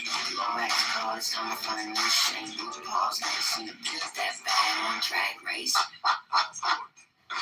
Ain't it obvious the person in the office is a racist? Bracket in the mail, but he applies immigration. And someone's Abuelita, not a foreign invasion. That would be the masked man reading graduation ceremonies.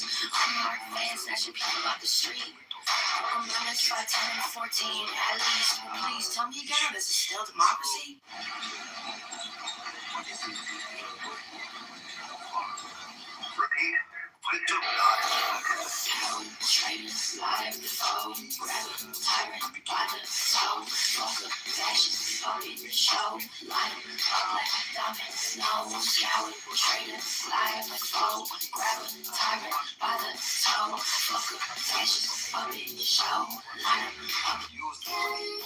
appropriately, and then where he thinks it's not necessary, he's very blunt and then he wants to stop.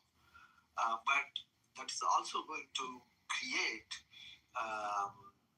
many other competitors for US. For example, BRICS countries, they are now trying to coin their own currency, for example. So when such a thing happens, dollar value will, or not many people will try to use dollars, and that's going to be a big so there are few things which are positive, but what Trump needs to do is that with respect to international stuff, local inside the country, domestic things, fine. There is also other things that is much more political oriented. So let me just interrupt you for a second here because, and I'm not arguing your analysis, maybe very spot on. But the question Inside the Laugh Thursday night, the crowd watched as Kitover counted down by the SNAP volunteers were under a spell. Moments later, they're convinced they're barnyard birds, and the audience can't get enough. Inside the doing, some of which may be good from your perspective, some of which may be bad from your perspective. In the aggregate, is he meeting his mandate, his agreement, his tacit contract with his hardline supporters by what he is doing, disengaging in Europe, re-engaging elsewhere, or is this all just smoke and mirrors and he played his base? What do you think? Okay, that's a good question. I may not be the right person to answer that, but as you said, of course, it's only my perspective. So obviously, I'm asking your opinion, so it would be your perspective, not somebody else. Correct. So with a pinch of salt. So what I see is that he's not delivering on ground, even according to me, even in US, because the trade wars and other things that he tried to wage, ultimately he's settling down to something which was slightly up or down a bit. But apart from that, if you look at the sum total, he's actually harming his even hardline supporters. Because at the end of the day, a common man like me or you, is that we need to somehow survive with our salaries or whatever that we earn. And then if in amortized total effect of all his circus is going to make a hole in my pocket, it's not going to help me, number one. Number two, America as a whole is also not actually getting, in some sense, support, which he proclaimed, saying that, okay, America is the leader, America is going to be great again. So if you're losing your hardcore friends, you're not going to make America great again. So in those things, except few here and there cosmetic gain that his supporters are sort of feeling or getting, for example, ICE being used to deport and other things, he could have done it without a big fuss. And then at the appropriate time, he could have showed that, okay, this many people have been deported, rather than making a big circus around and then ultimately not even doing, if I this is what I have heard, I may be wrong, not even delivering what Obama had deported. So if that is true, then he's actually not in reality helping any of his supporters or even American citizen. So in that sense, I think it is more of a smokescreen. Though there are here and there some positive things, but I think his behavior is so cranky that even those small gains and other things really is not going to be a gain for American citizen in the long run. So this is something that I definitely feel. Thank you. I'm going to move on because Sure. Maybe one or two small sentences. But I just want to say it's really important to get perspectives from people who are not in the United States. But I just want to, I got to move on, but I want to lash on to one thing that you said, Doctor, and you mentioned the tariffs, and I just want to point out the story just broke today, and it's linked to in the chat. I think I pulled the Fortune magazine version of it, but there are others. And the New York Federal Reserve did a study, and for many people here, this comes as zero surprise. But you mentioned the tariffs, and the study shows that the people who are paying for the tariffs are not the various countries. They are the American consumer. I know that was argued. There were people who predicted that and others who discounted those predictions.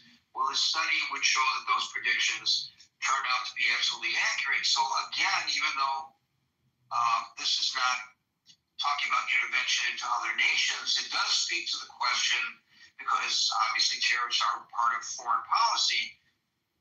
Is Trump's foreign policy is snubbed to his base? And I think you brought up an argument right there when you mentioned tariffs that perhaps it is. Thank you, Doctor. We'll move to Hermes, followed by Daryl.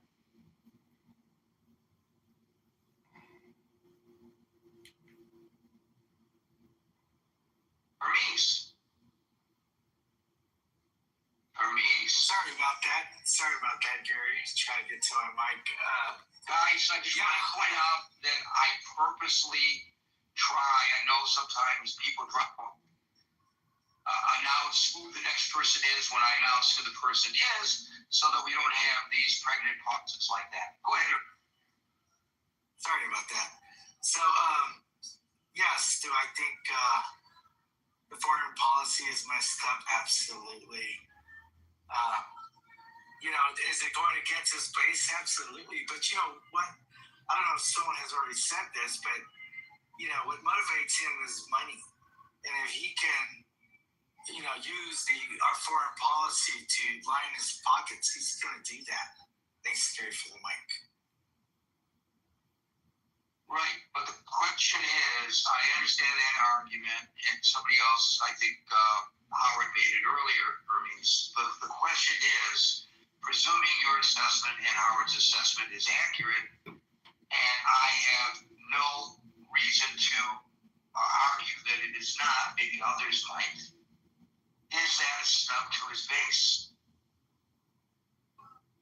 Yes, it is. It is completely a snub to his base, because what he's letting everyone know, which we already know, we already knew, he does not value or honor his commitment to his base in any kind of way. He doesn't believe any of that. What he believes is making money. And if that means going against the base, that's what it means. Okay, but is he any different than any other politician, any other president specifically? Because, when you run for office, he might be, or the best, depending on one's perspective. But don't other presidents, a campaign is not designed to make promises to keep. A campaign is designed to get elected. And then once you get elected, you do what you think you got to do based on how the situation is on the ground or whatever your preconception was. But a lot of what they say is, designed to get elected, and then they don't really particularly care. And it may be true that the president, because, hey, we keep getting admonished by his appointees, that this is the most transparent administration in the history of the United States. I don't know whether that's true, but if it is true, is it possible that other presidents did it to the same degree as this president, but they were more sly about it? Andrew Johnson did it. Yeah, I think you're correct, Gary. Yeah, you always bring up Andrew Johnson. And And whatever you do, I say, do you mean Andrew Johnson or Andrew Jackson? Andrew Johnson is like Johnson, not Andrew Johnson.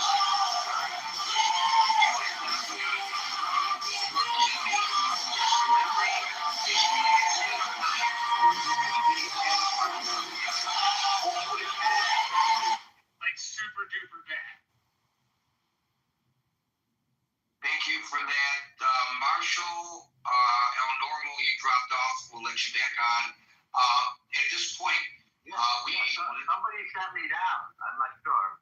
Okay, whatever. I don't care. You're here. That's all that matters. I don't want to discuss room management in the room because we're here to talk about the topic at hand, not any trade questions. Okay. So, anyway, I think it's good, Marshall, you keep Mr. Johnson, the first President Johnson's memory alive and well in the room. Bernice, thank you for that. Next, David's next.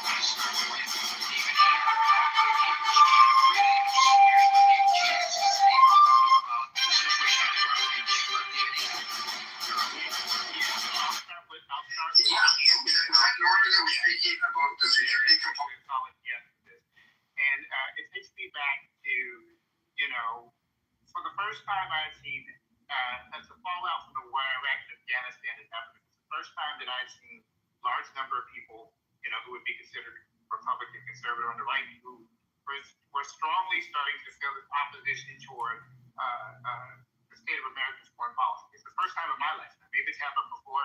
Some of you might have been around in Jesus or you don't seen it, but it's the first time in my lifetime I'd ever seen that. And I could see how some of that impacted, on the right side, even though John McCain was the candidate, but some of that impacted, it's not the only thing, some of it impacted his law, in a general election, including for independent, but even, obviously the loss of Hillary Clinton in the Democratic primary, and obviously her second loss, in 2016, right? That aspect of foreign policy was there. And so there were a lot of people, or at least a part of Trump's base, who were really questioning, like, what are we doing? Right? Like, why are we here? They're thinking about the issues that they have at home, and then they're thinking about all these different foreign entanglements and foreign engagement. And they're looking at it now, and they were switching from the time period where, there was a belief system that whatever we were doing abroad, we must be doing good, rah, America, patriotism over everything, we must be doing good, to the skepticism about what America was doing overseas, the skepticism about why we got money going here, going there, what are we doing there? And so, I thought that part of that skepticism, not the only thing, but part of that skepticism helped to bring the rise of Donald Trump the first time around. And he might have been a little better on it, in the first term. In this second term, it's just like all gloves are off. It's just like if I want to say whatever, but it's like I would say that he has at least, Welcome to the brand new Cuban Karate Men Only Dojo. I went all out of this place. Fresh mats, solid wood, the works. I figured if I'm opening a spot just for the fellas, I ought to show up looking sharp. Welcome to the brand new Cuban Karate Men Only Dojo. I went all out of this place. Fresh mats, solid wood, the works. I figured if I'm opening a spot just for the fellas, I ought to show up looking sharp. I know in real life who voted for him, this last time around. They've all switched to being libertarian due to his foreign policy, right? Due to their disinterest in it. So they're not becoming Democrats, or they're not going to be voting for a Democratic candidate. They just decide they're going to move for a libertarian candidate because that's how upset and angry they are, at what they have seen the second administration, specifically on foreign policy, turn into. So from my perspective, and from what I've seen and what I've seen on the ground and what I've heard from many supporters, I'm sure there's others that don't feel that way, that yes, he has betrayed them in that regard. And so now he's just like any other president, which that's how it tends to go. So that's what I would say. Thank you, David. We'll go from David to David, followed by Dr. Francine.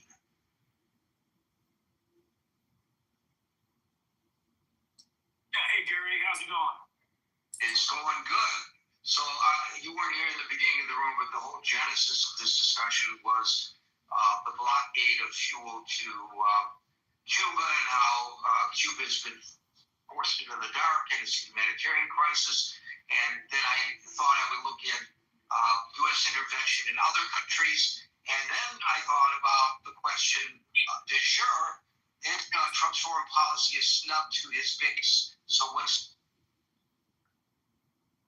Well, clearly there's an agenda afoot to strangle the island of Cuba of the much needed resources, fuel and oil, to run its economy, its hospitals, its schools, its transportation, its tourist industry. So this is going to strike a blow to the heart of the people of Cuba, and in direct response to the administration of which Marco Rubio, my fellow Cuban American comrade, his family fled, very similar situation as mine.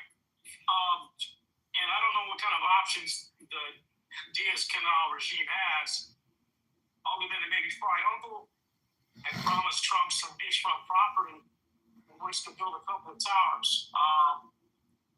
I think that the foreign policy agenda is obviously one of a transactional approach, and Cuba provides miles and miles of unspoiled coastline and just a beautiful island and because of their lack of industry, their coral reefs are in fact revitalizing those that are along the coast of Florida and other Caribbean islands.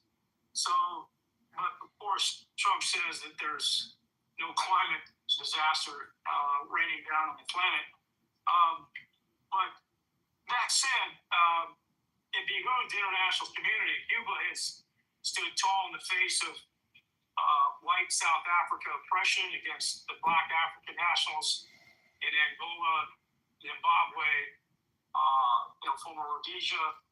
And, we'll see if the international community can rally to at a minimum, make a claim of, UN national security or natural disaster concerns versus it being because what Trump is saying, they're a direct threat to our sovereignty of the nation, which, for 60 years, there are instances of that, but I mean, this country is really,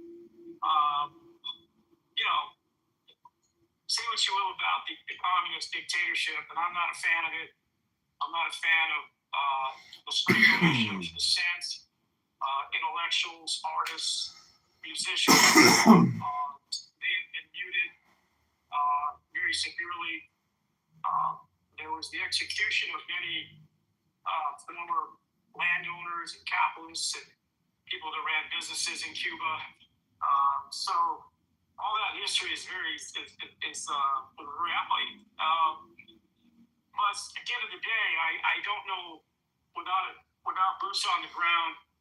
Recall the failed Bay of Pigs invasion in the early 60s, where President John Kennedy did not provide the air power support, and Castro was waiting in the wings and picked off Cuban nationals as well as some American servicemen. And we've never had a successful coup attempt since. And there have been hundreds of attempts to assassinate Castro before he passed in 2015. And now his brother Raul, who's now 94 years old, I believe, is still running the show. So yeah, Gary, my heart breaks. There'll be mass exodus. So beyond that, beyond just Cuba, is he fulfilling his mandate, his promise, America first? And when he says America, he's not talking to the continent. Is he fulfilling that mandate, or is he not? No, I don't think he is. No, I mean he's look at how the economy's been affected with prices, the tariffs, the auto industry. He's forcing our neighbors to pivot to China. All of these foreign policy debacles are hurting the pocketbook and the revenues to the United States of America. And I think Marjorie Taylor Greene, although I don't agree with her politics, she's come out and said this whole MAGA thing has been a hoax. It's been a hoax on the America First movement. And she cited example after example of grifting with the billionaires and tax cuts, making common cause with Israel with regard to Gaza and putting his son-in-law in charge of redevelopment of Gaza, the $400 million plane with Qatar. So there's been a pivot to go enrich himself internationally, and of course the crypto, and obviously creating, giving pardons to big-time criminals in that world, and then bringing them into his tent and prospering with that technology, those experts.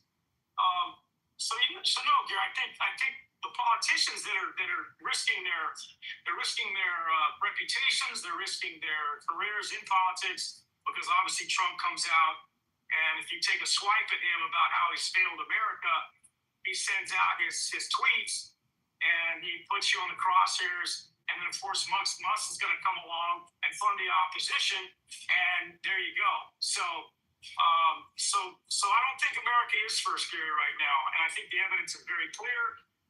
We talked at length yesterday in the room about the victims of the Epstein files. That's not putting our children first, Gary. That's not putting the safety and sanctity of our youth against these vultures, and nobody's gone to jail over that. So again, not America first in regard to safety and crime, and not America first in regard to our economy and jobs, and not bringing jobs back, and making everything costly. With gas, I don't think gas has even come down the way he's claimed. But we'll see. He's got 3 more years to right the ship, if in fact he gets through the midterms with his base intact and his majorities intact in Congress. And I'll land there. Yeah, I'm not so certain that gasoline prices are reflective of much that a president does. I think they're more a reflection of the international oil market, which fluctuates. It may be influenced by U.S. policy, but it's primarily not. But he campaigned on it. Of course he campaigned on it. When the numbers are up, he's going to blame the opposition. When the numbers are down, he's going to pat himself on the back. They all do that. Thank you, David. I will point out during the Biden administration, Biden said appropriately, presidents don't control gas prices. Well, that's because maybe the prices were up during his administration. They were. The point remains the same. Presidents don't necessarily influence the average gasoline prices. Well, it's like the economy was booming under Clinton. Gosh, I wish Clinton was president again, except there was a tech boom then that doesn't exist today in the manner in which it did then. And so the situation on the ground is different. Anyway, thank you, David. We'll now go to Dr. Francine, followed by Steve and El Normo. Daryl, you came up too late. Dr. Francine. Who is his base? That's my first question. Do we even know anymore who Trump's base is? It seems to have changed in this second election, this second term that he's having, and his base is no longer, the guys in the pickup trucks who live in the out counties, all that kind of stuff. He doesn't anymore care about them because he doesn't have to run anymore. So his base now is all the big business people and donors that he is going to need when he goes on to his next grift, which is going to be his presidential library. And so he doesn't care anymore about voters. He doesn't care about the Republican Party. And I can tell you that for a fact, because in Arizona, he has really thrown a grenade into our statewide elections, our governor's election. One of my friends was a candidate for governor, and she just dropped out of the race because he endorsed two primary candidates, and then Dave Schweiker came in also. So there's three, Republicans of various different kinds in the primaries, and then what's her name, Gina Swoboda, who used to be the head of the Republican Party, can't raise any money behind her bid for a congressional seat, so she's changed lots what she's running for.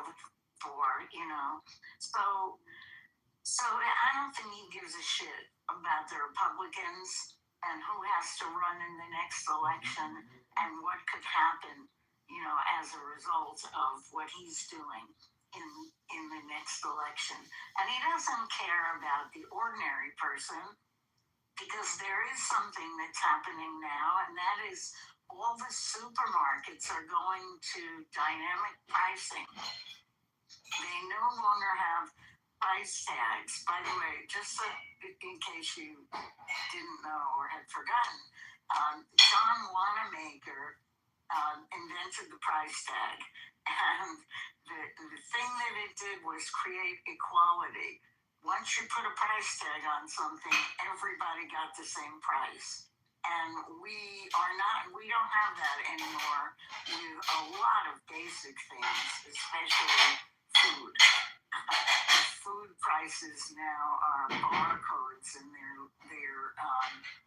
they change. They don't put an individual tag on the product, but there's still a sign there that says, this box of Kleenex is so and so much, and they even say how much per unit. No, I know, but they only say that for the hour or the amount of time that it is that price. They are doing what Amazon does. They are trying to take advantage of dynamic pricing, which means different people are going to get different prices. And so we're going through some tremendous economic changes. Let's not even talk about AI. And Trump does not care about any of it. In fact, I think he's bored now. And so he's going to be really undependable. I mean, more undependable than the undependable that he used to be, because he has nothing to gain anymore from being president, except for, building monuments to himself. And I think that's what he's going to do for the rest of his term. He's going to finish the East Ballroom, and he's going to make the monument that he wants to make to himself. It's going to be just a... The art, yes. Yeah, and he's doing one of the projects. I forgot what it was, but he's got, the Kennedy Center. So he's got 3 building projects going, and I think he's just gonna two, right? Yeah. So he's just gonna hang out in Washington, not caring at all about the government, except insofar as he's gonna leave his mark on the city of Washington by using taxpayers' money and donor money to change the look of the city. The discussion really was supposed to focus on foreign policy and how the foreign policy may have been a snub to his base. But you and several other people have brought up domestic policy as well. The spending, and the odd thing is, you can't say, unless you are uninformed, which a lot of people probably are or were when they went to the polls, that he was particularly good at retarding government spending during his first term. That's right. And that's why I'm saying, there's things we don't know. One, we don't know anymore who's still citizens and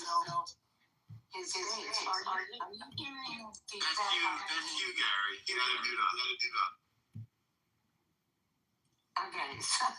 Oh, that's very helpful.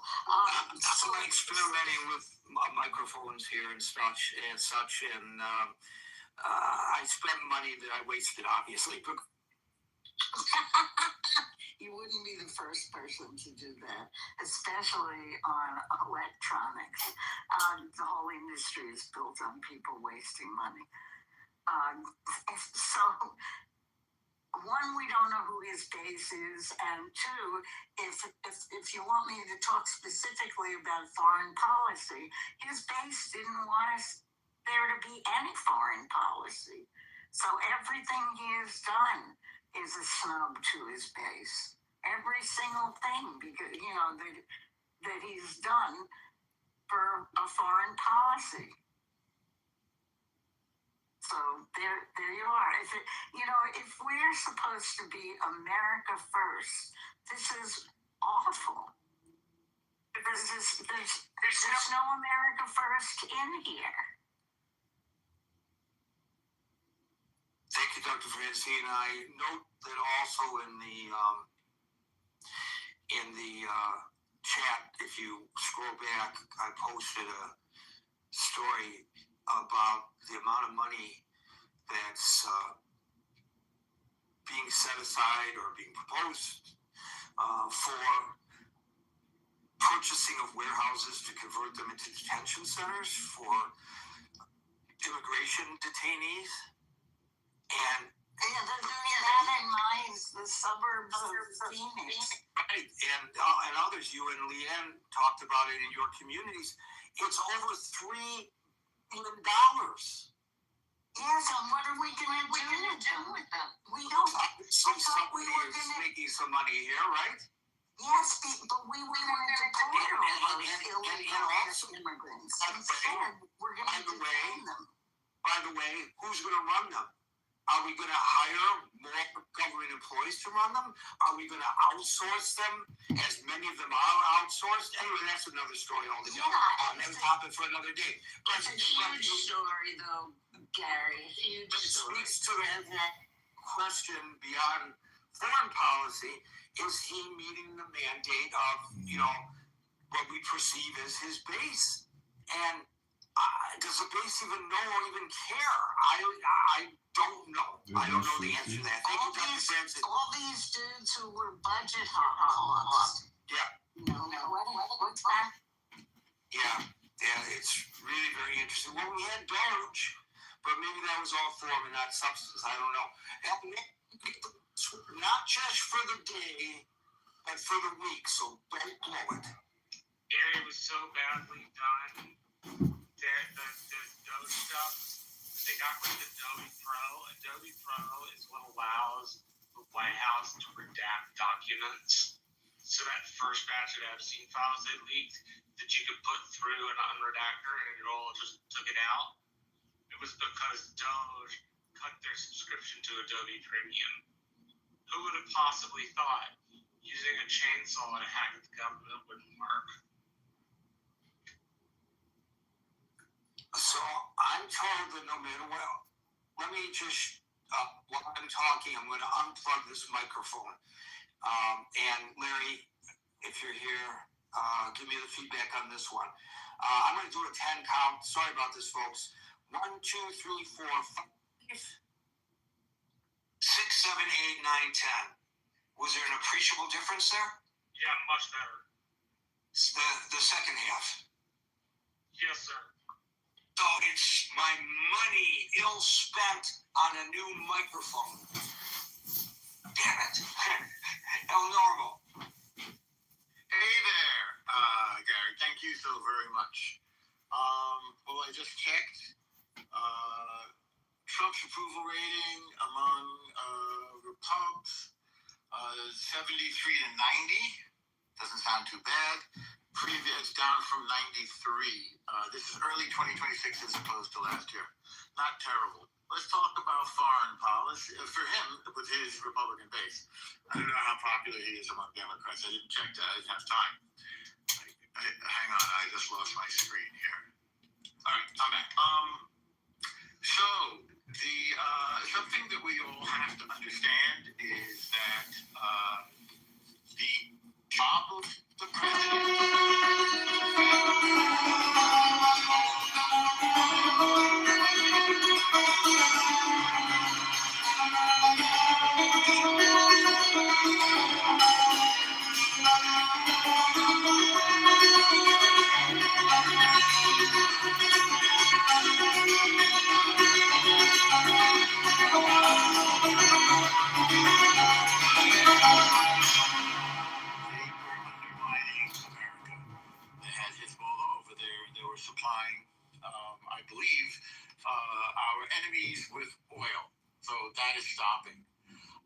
Let's see. About the tariffs. Tariffs are a puzzlement. I don't get it. But when you say that the polls show that Americans, or the analysis shows that Americans are paying this cost, the idea is that Americans will buy American and strengthen the American economy, that they will choose goods that do not reflect tariffs. So again, that's a little bit, to me, it's a little bit misleading. By the way, just check, tariffs are brought in between 200 and 287 billion. So breathtaking victory Iran, breathtaking victory Venezuela. So far so good. Breathtaking victory getting the hostages back from Gaza and ending the war. I think in Ukraine he's being more realistic. I don't think we can win that war. We meaning Ukraine. So he's pushing for a deal. I think that's the right idea. Biden refused to engage. Let's see. Eliminating absurd. I'm just thinking an unnecessary USAID. That's up in the air. That's a projection of soft power. But some of the things I think his base definitely don't agree with. Some of the things that were in USAID, some of the wacky things. In the military, which is obviously the projection of our foreign power, he eliminated DEI, CRT, critical race theory, which were in there. We found that in there.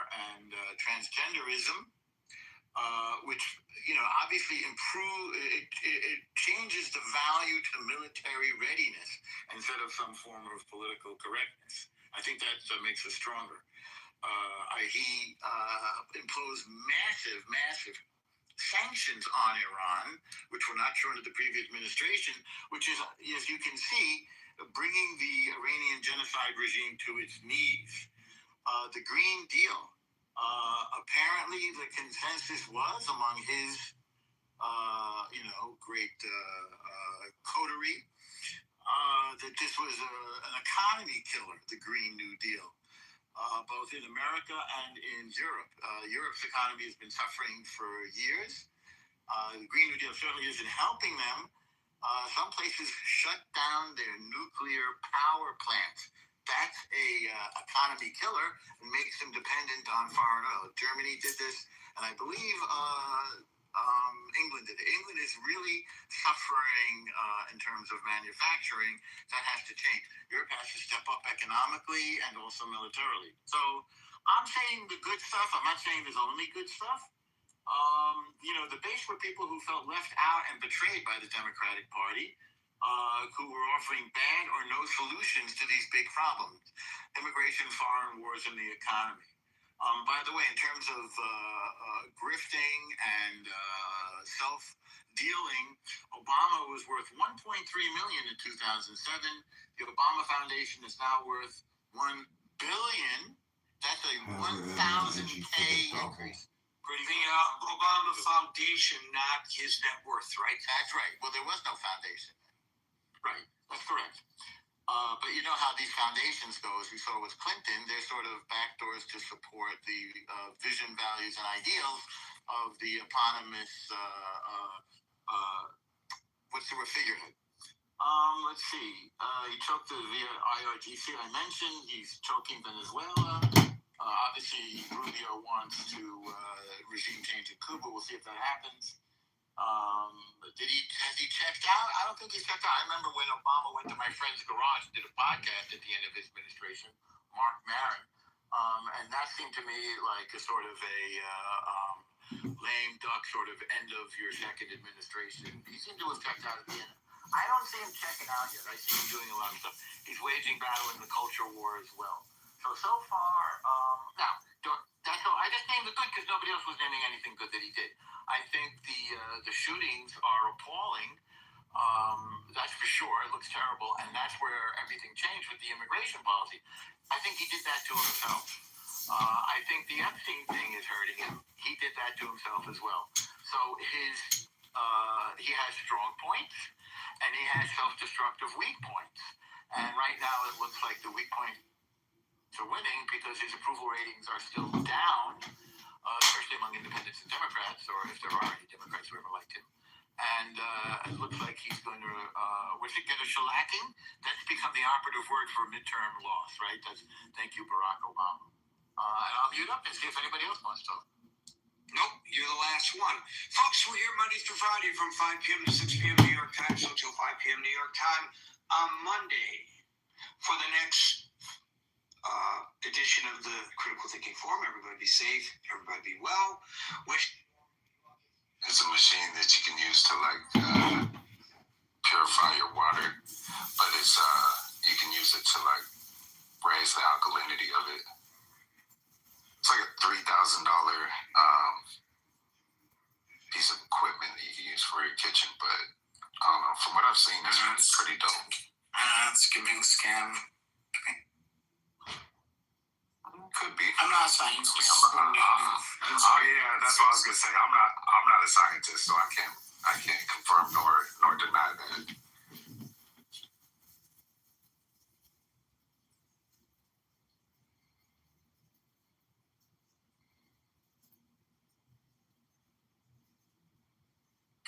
It sounds like it's a big wellness, to be honest. You said what? It's big wellness. It's something that we don't ever talk about, actually. The big wellness industry. Yeah. Big pharma, big wellness. One thing that I've seen, I don't know what the dye is that they use, but I've seen a lot of these tests that they'll do to test the pH balance of it, and it's like they'll typically do a side by side with bottled waters. And I mean, according to the test, of course, I'm not there to conduct it or anything, but I mean, it looks to be true in terms of it being a higher pH balance than anything else. It's interesting. I mean, it's out of my budget to go and buy a water machine for $3,000, but it is interesting to see if it really is true.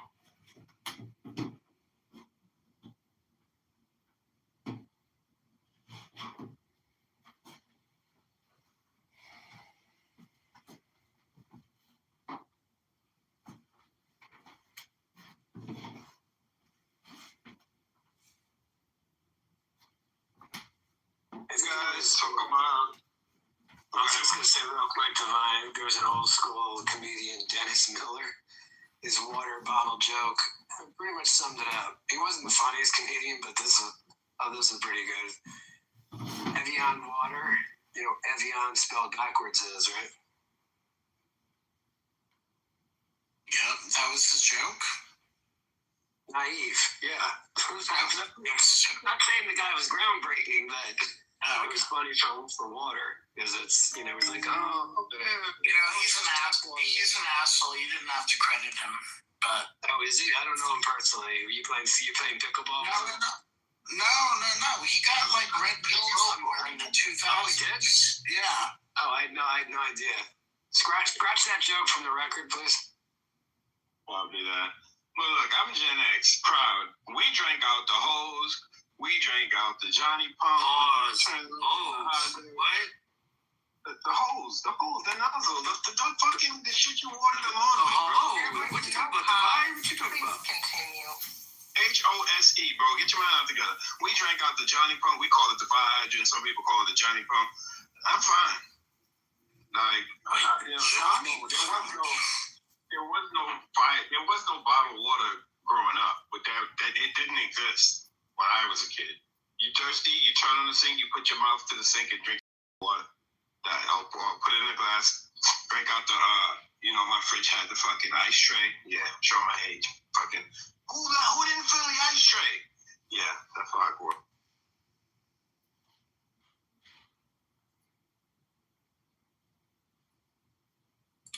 Yeah, I still drink tap. New York has great tap water. Can you say? Great tap water.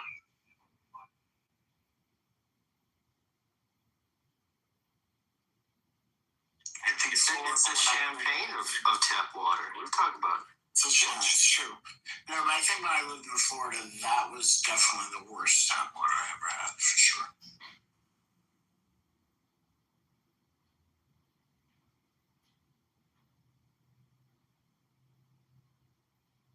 People import our tap water. You heard about that, what spirit is? Like South Jersey, those pizza guys, they want our water to make it. That's what they said. That's what gives us our pizza. It's whatever it has, and our bagels. They ship our water out.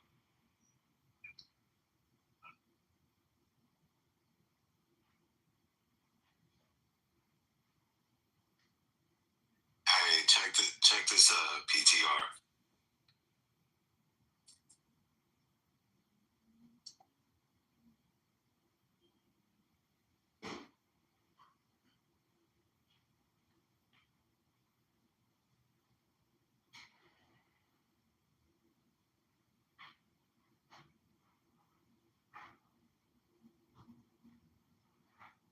Yeah, Drew. Where's that at? It's out in Seattle. Damn. Is that like a play on Ghost? Yeah.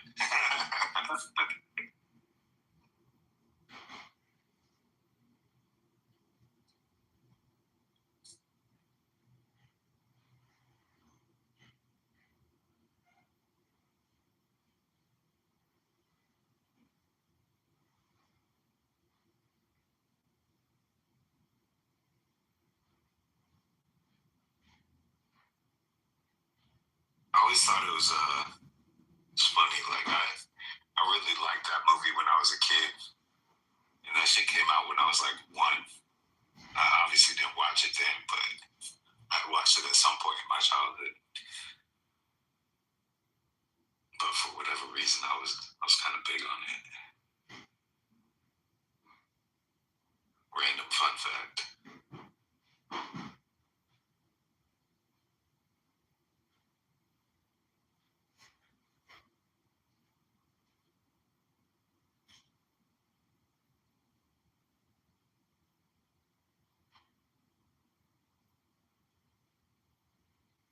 Sandra, you got one of those machines?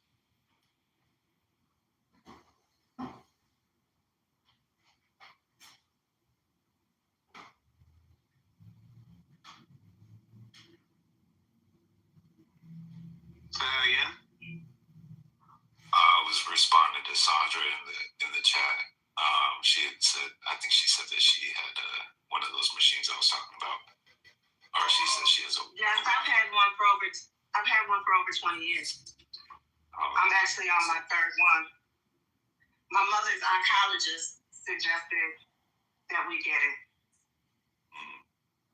and he wasn't selling them, and she started drinking it, and she lived like 5 years longer than they thought she was gonna live. But yeah, I use it for everything. I use the acid water and the alkaline water. I use the acid water for like watering my plants and stuff like that. It's great for cleaning too. Yeah, that's dope.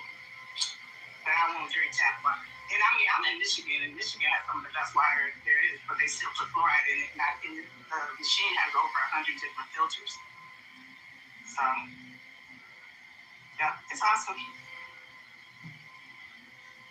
Yeah, that's good. The fact that you said that her oncologist wasn't even selling it, that tends to make me be a bit more curious when somebody's trying to put me onto something when they don't stand to benefit from it.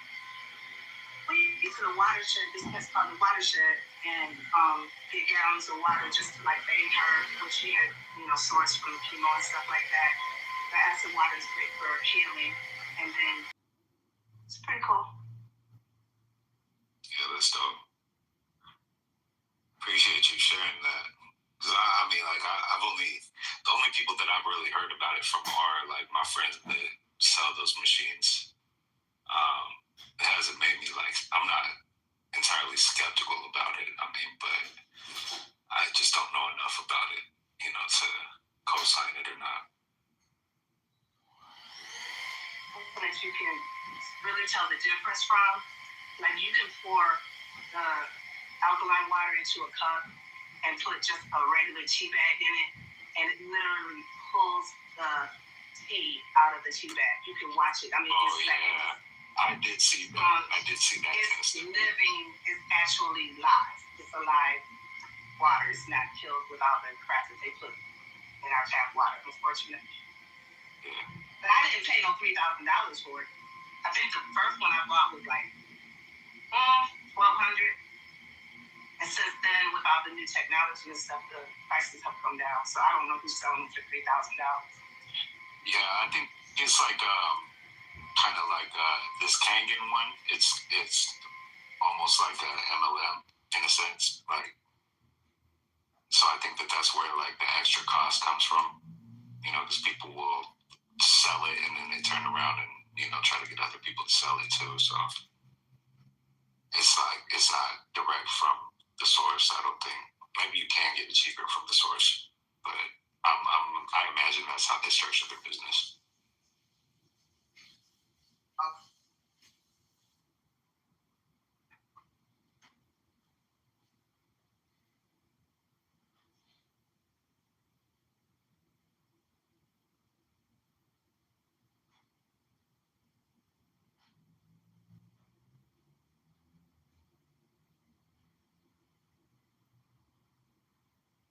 But yeah, for those that said that alkaline water is a scam, I do think that in terms of like bottled alkaline water, I think it was Kamari. No, it wasn't Kamari that said it. Somebody else said it out. I'm not sure, but yeah, I do think that that's the case. Just like I had said, when the water is sitting on the shelves for 6 to 12 months, I mean, you can imagine that it's lost any inherent value. Can't even sit on the grocery store shelves because they have those fluorescent lights, and the fluorescent lights kills the water. I would never buy it at the store. You might as well just pour your money down the toilet. Because even when we were getting it from the watershed, it had to be kept in a cool, dark place.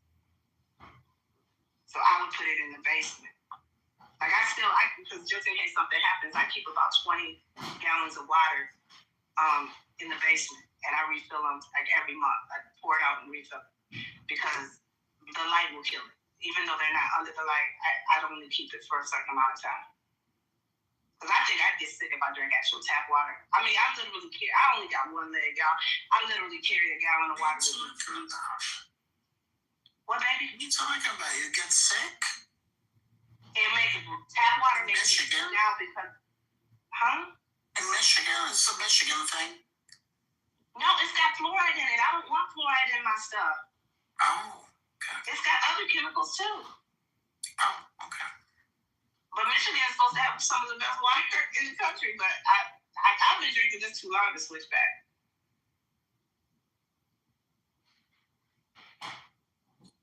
Yeah, I mean, it could be true. You could potentially get sick. I mean, not like deathly ill or anything, but you might end up feeling sick. I think anything, when you're not exposed to certain things for a long period of time, I mean, the first time that you do get exposed to it, you're a lot more vulnerable.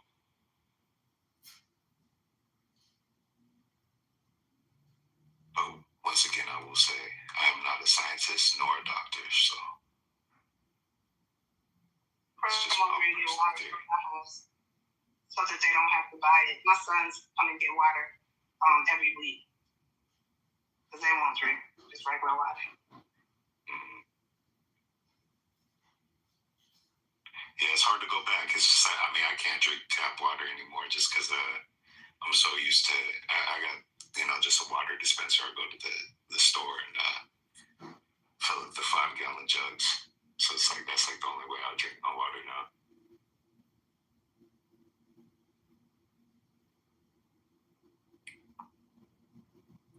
Damn, this is one of those moments in the room. We're over here having a long conversation about water.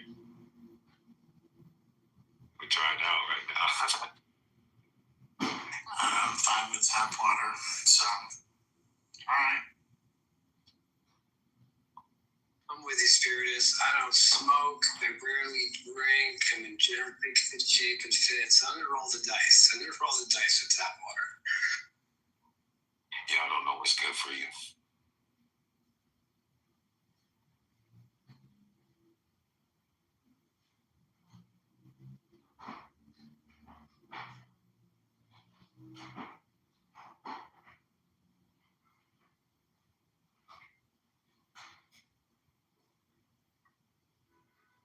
am a follower of Dr. Sebi, though. So there's a lot of things that I don't eat or drink.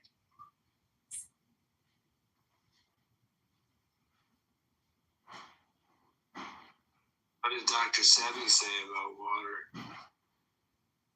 He's about a complete alkaline diet. So. Why did nobody tell me that the whites were protesting Target too? Nobody tell me that. I just found that out today.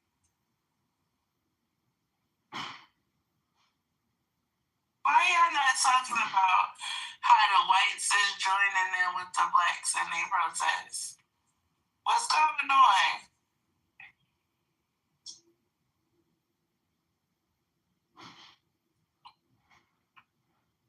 Protesting in Brooklyn? Black people are protesting? The whites are at the Target, literally there, protesting with signs and shit, singing songs.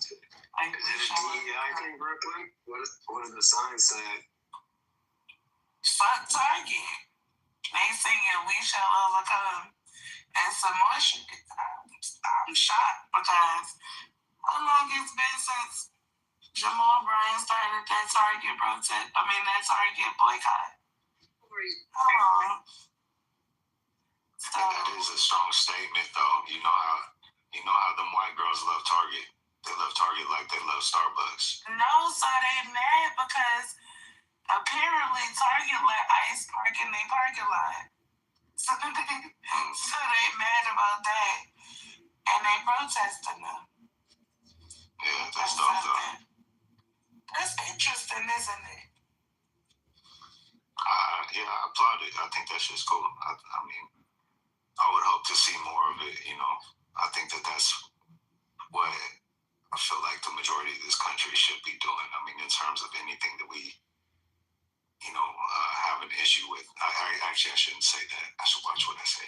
Not anything, but a lot of the shit that we're seeing, like from this administration right now, these injustices, that's what I should say. I don't care what nationality somebody is, I think that we as a people should be able to come together on moral terms.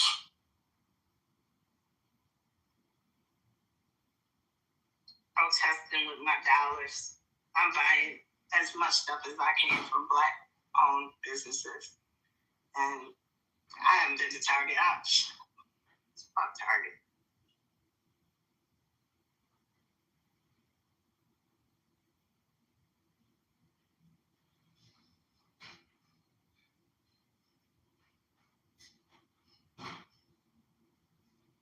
I'm gonna be real though.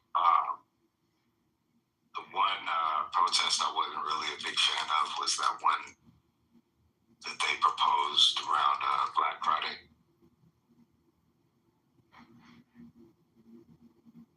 I just say that just based off the fact that I don't think that anybody was gonna skip the holiday, so it didn't make sense to me for people to cost themselves more money.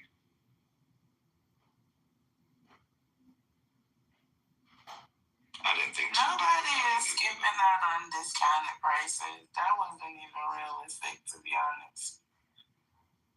Well, I remember that being a topic, around that time.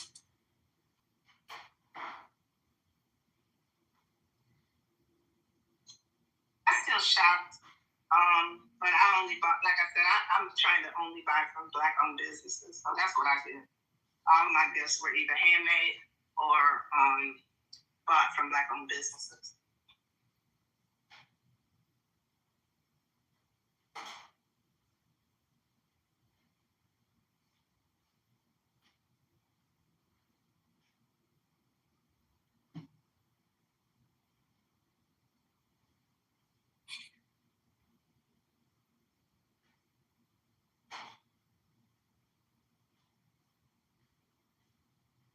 Yeah, we just trying to keep the room alive right now, that's all.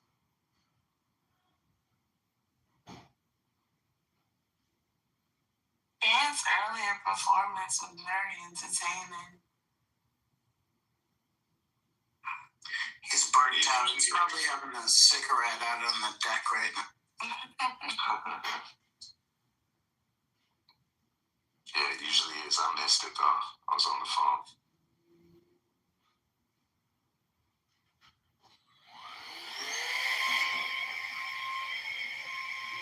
It was good. I think they did music and everything. Hey, Brooklyn. Was it crash out? It wasn't a crash out. It was a nice performance. Oh, good. That was a sermon. We had a It was a little sermon that needed to. Right. Overall, it was a lot going on, but it was very entertaining. A sermon from them. Yeah. Sorry, I missed it. I was sadly watching Billy and Malin and Paul. Very sad.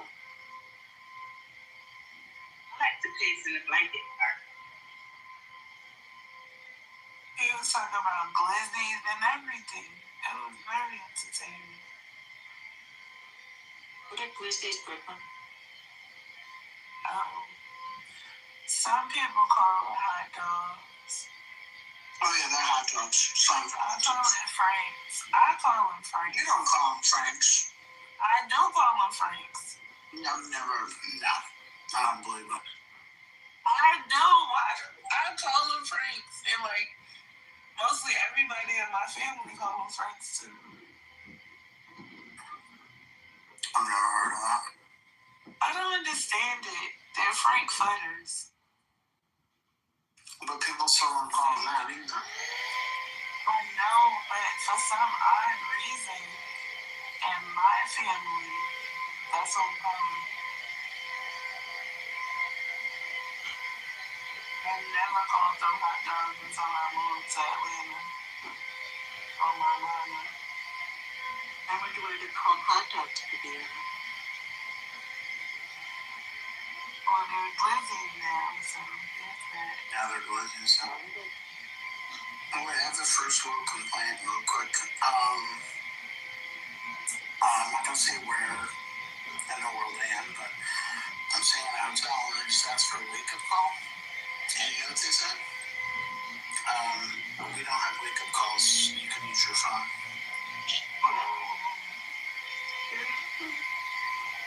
Yeah, they didn't say it as snide as that because I'm like, I said, no wake-up calls. What am I gonna do? He said, use your phone. You don't use your phone, Scotty? No, well, I will have to now. Oh my God.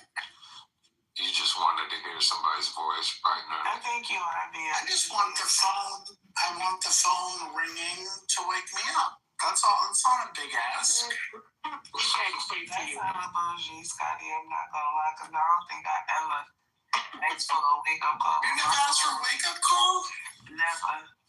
You just use your phone? Matter of fact, they probably call me to wake me up anyway, because it be time to check out. And I feel like you gotta get a wake-up call by default. Shit, I asked for a couple wake-up calls. You want me to wake you up? Yeah, if you could call me at 7 a.m. That's very Madison Avenue, Scotty. It's very bougie, I'm not gonna lie. I'm literally gonna ask my mother to call me. And she gonna call you too, on the dot. She'll call you 5 minutes before. Or she'll call me. And be like, ain't you supposed to be up now? You know how they do. She gonna call you too. That's one thing. Yeah, am I the only one? Am I the only one who uses wake-up calls? I've never even considered a wake-up call. Oh my God. You know that? No, I like these. No, I get the calls with them saying we're outside your door right now, man. Yeah, like 30. It's time to go. It's time to check out. That's what I get. And then I'd be like, extend my time because I ain't ready yet. The fuck? Maybe I just want a human connection with people. I guess. I just ain't. Even before a human connection was needed, wake-up call. I'm just saying. It's very, like, Park Avenue view. It's kind of... Well, I mean, I get where he's coming from, though. I mean, something about that. No, you don't. But they don't have an alarm clock. It sounds very caring, though. Like, hey, I'm just calling to make sure you're up on time. But they have automated ones. They're not gonna have to, like, you know, they'll log it in the book and they'll have an automated, like, they'll ring your room, and if you don't pick up, they'll ring it again in a few minutes. But I'm not even getting, and there's a phone in my room. See, we were talking about human connection. Well, I mean, they do that. They do that too, but I mean, like, I want something other than relying on my phone. That's all. I love a good hotel, man. Don't you threaten me with a good, fancy hotel. But I like a good hotel too. In my whole entire human experience on this earth, ask for a fucking wake-up call ever. They just wake me up by default because I'm sleeping in. Have y'all been to a hotel that uses bots for like the doors or like the room service? No. It's pretty cool. I mean, it's been a long time since I've seen it, but I ordered room service before I got R2D2 delivering my food. I rarely get room service, especially since like DoorDash and Uber Eats and shit. I rarely get room service unless it's like a really good restaurant in the hotel. But then I just, you know, go and sit in the hotel. Yeah, I just go and sit in the restaurant. So I rarely get room service. I haven't seen it at a lot of hotels. But yeah, that little feature was it was cool when I seen it the first time.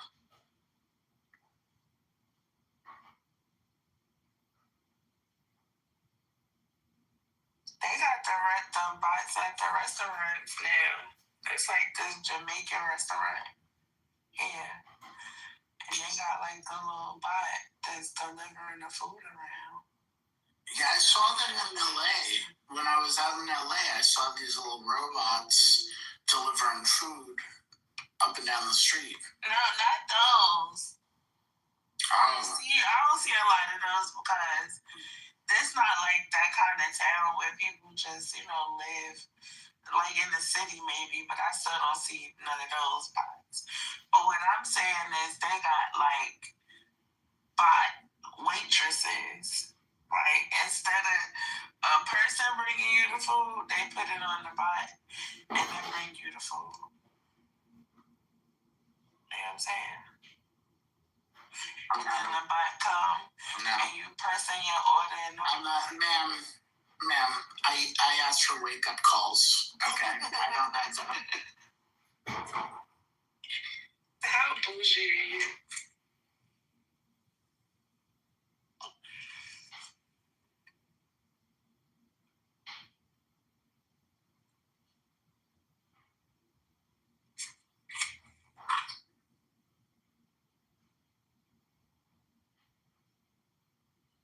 Is it bad that I want coffee right now? Because I really do for some odd reason. Yeah, that don't sound too bad. I didn't even have coffee this morning. Me neither. I've been heavy on the tea. I want some coffee with some Baileys in it.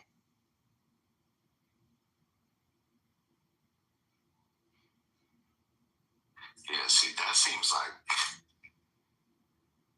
counterproductive right there. Well, coffee with Baileys? Yeah. It's not. I mean, it sounds good as far as the taste goes, but at the same time, like, is it gonna get you up or is it gonna put you down? Baileys ain't even, it's literally like a creamer. It's really, real. It has no alcohol, if you ask me. But you don't even put enough of it in your drink for the alcohol to be effective. So It's just like a creamer. It's delicious. So I love Bailey's and like hot tea or hot coffee around the because I don't drink, so that's the most drinking I do is Bailey's.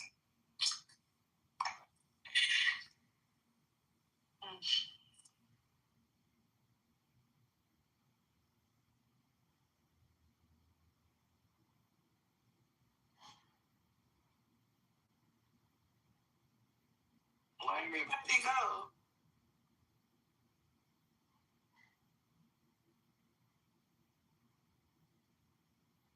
What happened there? I said where everybody go. Child, I got work. I got a lot of shit going on. Patty, you travel a lot, right? Not recently. I've been stuck. Okay. But let's say in the last 10 years, right? Oh, yeah. Okay, cool. Do you ever ask for wake-up calls at the hotel? Depends on what I'm there for. If it's government, no. Okay, but you have, right? I just want to make sure I'm not crazy. Okay, because nobody here says they've ever used a wake-up call. Huh? Except me. Oh, except you. But that's at like 11:30. I'm fucking like 7. I mean, I've gotten a wake-up call at 11:30. Exactly. Like, it's time to check out. That's my wake-up call. It's not, you told me to wake you up at 7 a.m. No, but I traveled for business for years where I've had to get up at 6 or 7 in the morning. So, yeah, and I've always used me too, but I just use my phone or I use the alarm clock. Yeah, no, I've never been to a hotel that didn't have wake-up call. I think that's weird. Because they're digital, aren't you know, they just, all I have to do is plug it in, and it's not like a person calls it. I have no idea. I mean, but they're getting away from everything that needs human interaction. They're just not doing it anymore. It could be like, if I went to a restaurant that had a robot, I would leave. Like, what's the point? Well, choose to tip the robot, in which case I'll stay.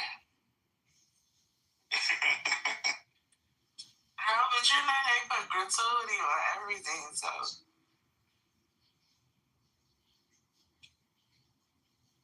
At least down here they do. Yeah, no, I've seen that. I've seen that in certain places. Everything, I be mad. Like, bitch, you ain't even deliver nothing. Like, I'm literally standing here getting it from you at a counter, bitch. What the fuck is the gratuity for? It's annoying. It's mostly the black restaurants. To be fair. Yeah, I hate when it's automatic just because it's like it should not base that on the service. Gratuity and the bigger the party is, how they go up in gratuity. So you might be paying like 25%. Well, I mean, honestly, I do think that. I mean, of course, it like again, it still comes down to like the level of service. But I mean, they can get a party of like. But like you said, that's a lot of work for a waiter, though. Like you got a party of 15. The service don't even be worth it. Like me and my people tip good. I just don't want to be forced to tip a bitch if the service ain't good. And then be like, since gratuity has been added, the service is not as good as it used to be. I'm just gonna be honest. Like, they was better when they knew that they had to get a tip. But now, they feel like it's automatic. And, you know what I'm saying? I'm waiting for my food for 30 minutes and shit. Like, yeah, I don't like it. I'm not gonna lie.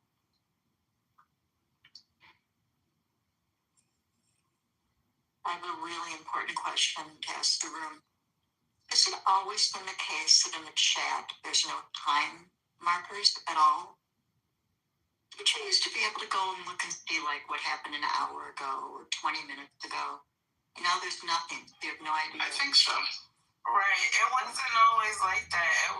This is the new update because it used to be where you could see it'd be like just now or 15 minutes ago or 21 minutes ago, an hour ago.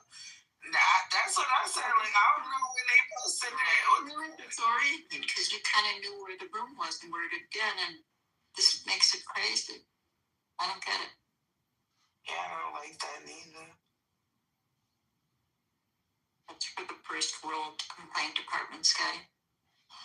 Oh, yeah. I had to update. I had to ask somebody to put me down in the audience. I left 3 times. I came back, but I left 3 times and I was still up on stage. There's no way to put yourself down. Really? You can't. I put myself down. Now I can do that. There's no place on my screen that tells me that I can put myself down. Oh, well, I don't know. It's not here anymore. It used to be here, but now it's gone. No, get on your profile and see if there's a blue bar that says move to audience. Yeah, I got it still. I got it. Yeah, I got it. I do too. See it?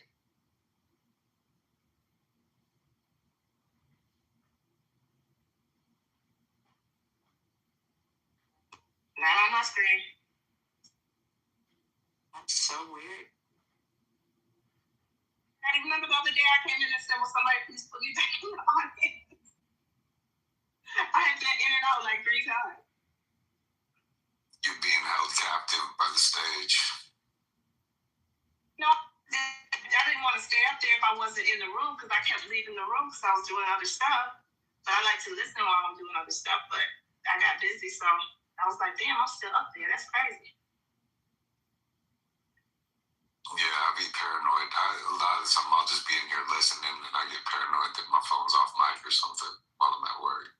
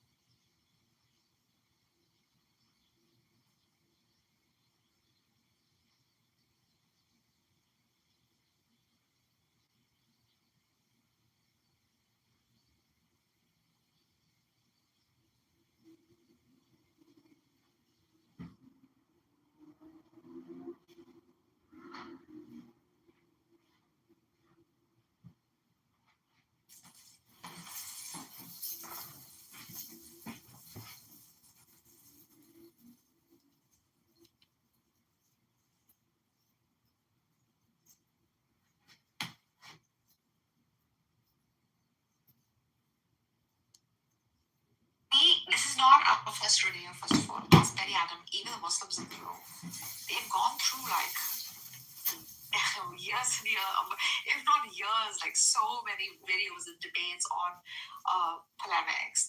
Even between the Sunni and the Shia, you'll find these raging debates about hadiths. At least use the ones that are known, that are considered like respectable at least. Not the content, but that can be used as reference. What are you guys talking about? Hadiths. They're telling me that also hadith is no good. But I was bringing them This hadith has never popped up. Ever. And I told them I don't think the Shias wouldn't use this? You think the Shias wouldn't use this? Wait, hold on. No, it doesn't really matter whether or not it popped up. It's not really relevant. It's zaif. That's Zaif does not mean it's completely meaning. It means that doesn't have a head nor a tail. It can't be clarified, identified, or put down as something that has truth. It means it's weak. We don't know. When you don't know something, and the freaking scholar in the same school is saying, I don't know, why fucking bring it up as polemics? If it's that meaningless, it wouldn't have been transmitted. Because people said a lot of shit. And things but that's why, like, certain stuff was transmitted, others was not. So someone somewhere said something, and one person on the way heard this who was... And they found it important enough to transmit it for 1,600 years. I've had this problem, I don't take the whole job thing. I find the methodology weak, right? However, there still is some truth the way it's done. It still has a method, right, that you can verify with. That method can be set as a metric. And in that, I respect the metric.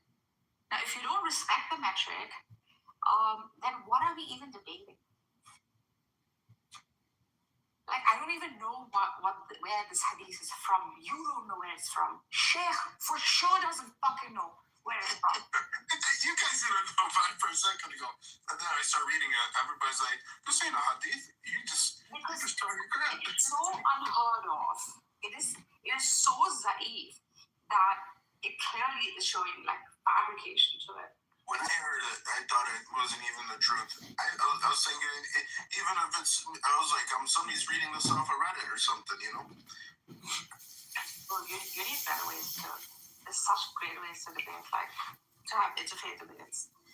This just makes you, reduces your credibility. I didn't write it, but I read it word for word.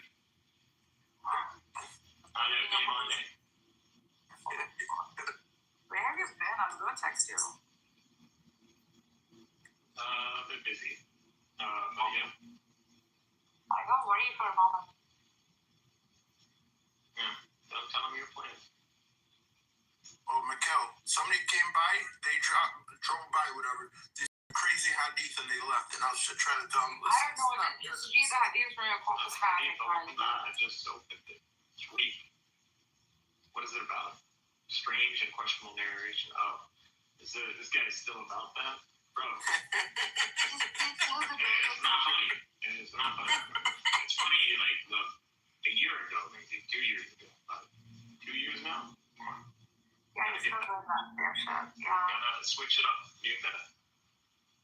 Is it raining outside or what? Why is there so much noise? They're watering. He's probably taking a bubble bath. Oh my God, let me take a shower. God damn it.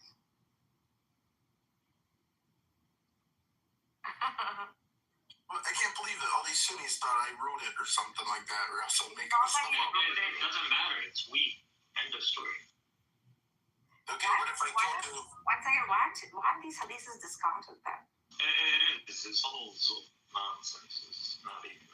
They should have burned the person at the stake. No, we don't burn it, because if we burned it, then you're gonna say we're covering it up.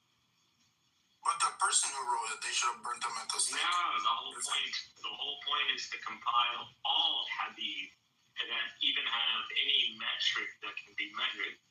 Compile them to prevent any new innovation onto hadith. So no more people coming up with hadith and claiming it to the Prophet. We have everything concentrated from that time period. So it's a valve cap. Then how come the violation of hadith was a valve cap to prevent the innovation in hadith? But what's different in this situation than the situation Uthman was placed in? Uthman's standardized the script. Answers question. Why did he have to standardize it? Or was he the arbitrator of the standardization? You already know this. You already know this. I don't need to tell.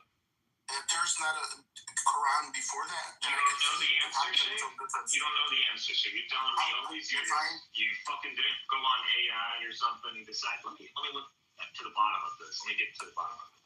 If I haven't seen the Quran before, I cannot Christianity and then all your talking points or pseudo talking points against Islam. Meanwhile, you don't know anything mainly about Christianity. I know a whole bunch of Muslims now.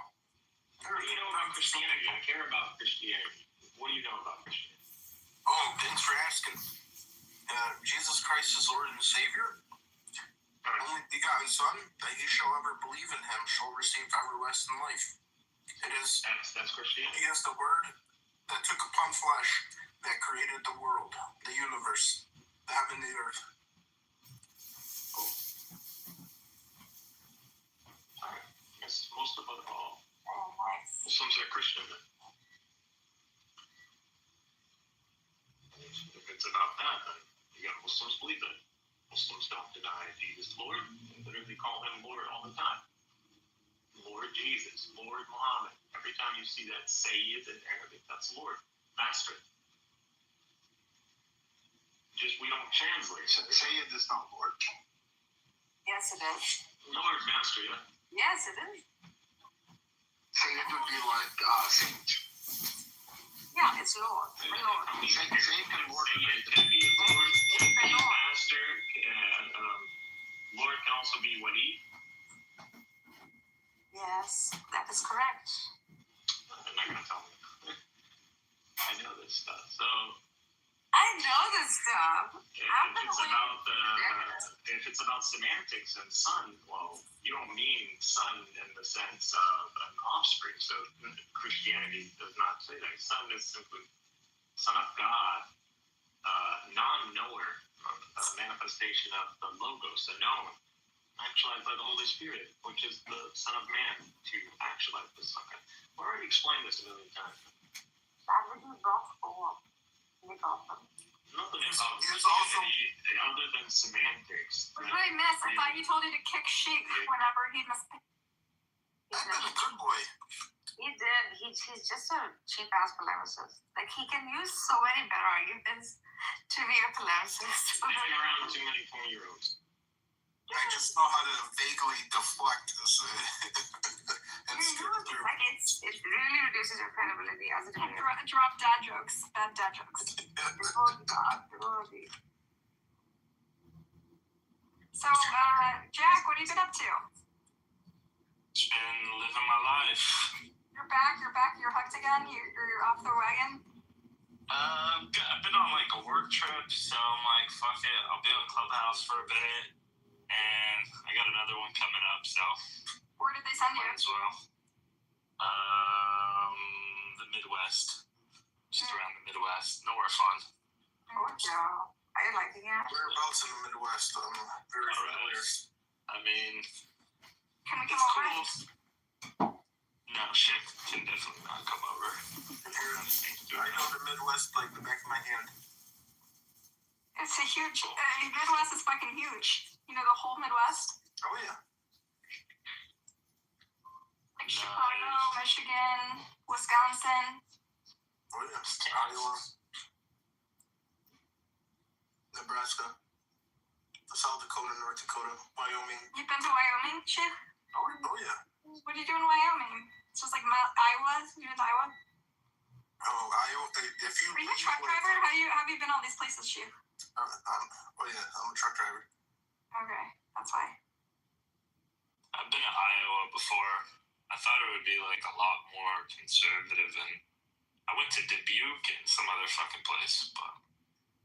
You're right by Boise is very political. Boise, Idaho? Yeah, isn't that where all the political stuff happens? Where it's like a destination for all the candidates? Honestly, it's pretty quiet out there. They got these, like, I went down there in the downtown area, parked my truck in the truck stop, grabbed an Uber in town, and it was so clean. They take littering so serious, like a $500 fine. The city's so clean, you can eat off of it. What I was tripping on is like any Starbucks you go to, there's gonna be a tranny with like purple hair in there. It's like a guaranteed, no matter where you're at. Oh, it's not Astoria. Excuse me, what's wrong with both guys? And what's wrong with Chuck? What's wrong with both It's just like, what's up with them and being baristas? Is like, there's gotta be some science behind that because shit. they're creative. They can mix well. They should have the, you know what type of jobs? What? Like mechanic shop, like where they change the oil and they're working in those below ground pits. No way. That's dirty here. Mama, you're not a truck driver, right? No. Oh, you're kidding. What do you do for a profession? You twerks. Yeah, I don't talk about it on Clubhouse. Yeah. Too many weirdos. Fair enough. And your people are crazy, no offense. They're the worst. I mean, you saw what they did to you, right? Yeah. Yeah, dude. They're nuts. Are they still on your ass, or is it like chill? No, don't worry. I'm fine. Nice. I worked it all out. Signed a deal. Had to deal with the devil. Yeah. Who's this Jeffrey Epstein down there, CJ? You guys know? It's really annoying that Jeffrey Epstein's face is all over this app now. You know what? Let me change my photo to make it more appropriate. Maybe not. Like, why do we all have to be haunted by the ghost of Jeffrey Epstein now, just because of the... You would love for this to go away, wouldn't you, Buttercup? Yeah. Just sweep it right under the rug. Yeah. I'm not gonna lie, this is like the Jews 9/11 right now. Hey, it's not the Jews, it's just one guy. I know, but It's very 9/11 was just like 11 Muslim guys, but you know. That's true, that's a good point. It was the Muzzies at the end of the day. But we try to blame y'all for that too, so. I think it makes it worse for you guys if you try to defend them. Even like, but you guys say, what does this have to do with you know who does Jewish that? people? It's Norm. Norm will be up there like, I don't see his grunt. Why don't you just throw him under the bus? Like, why do they... I don't understand. Like, it's not that hard to throw someone under the bus. Be like, oh, he's not. Because he's Not a real team. I would play up the Emirati guy. I would do so much shit. There's so many opportunities to... I feel like every group is implicated in this scandal. Like, there's no one who's untouched, you know? Yeah, but... Actually, Orthodox Christians. Yeah, there is a single Orthodox Christian. That's right. Well, not like, in terms of like a church thing. Or Russian Pentecostal. The Russians? I don't know about the Russians. Steve Bannon's all over this shit, though. I don't know. There's a ton of Russian shit in there. They had a whole, like, trafficking thing from Russia. Like, they were working... He was meeting Putin.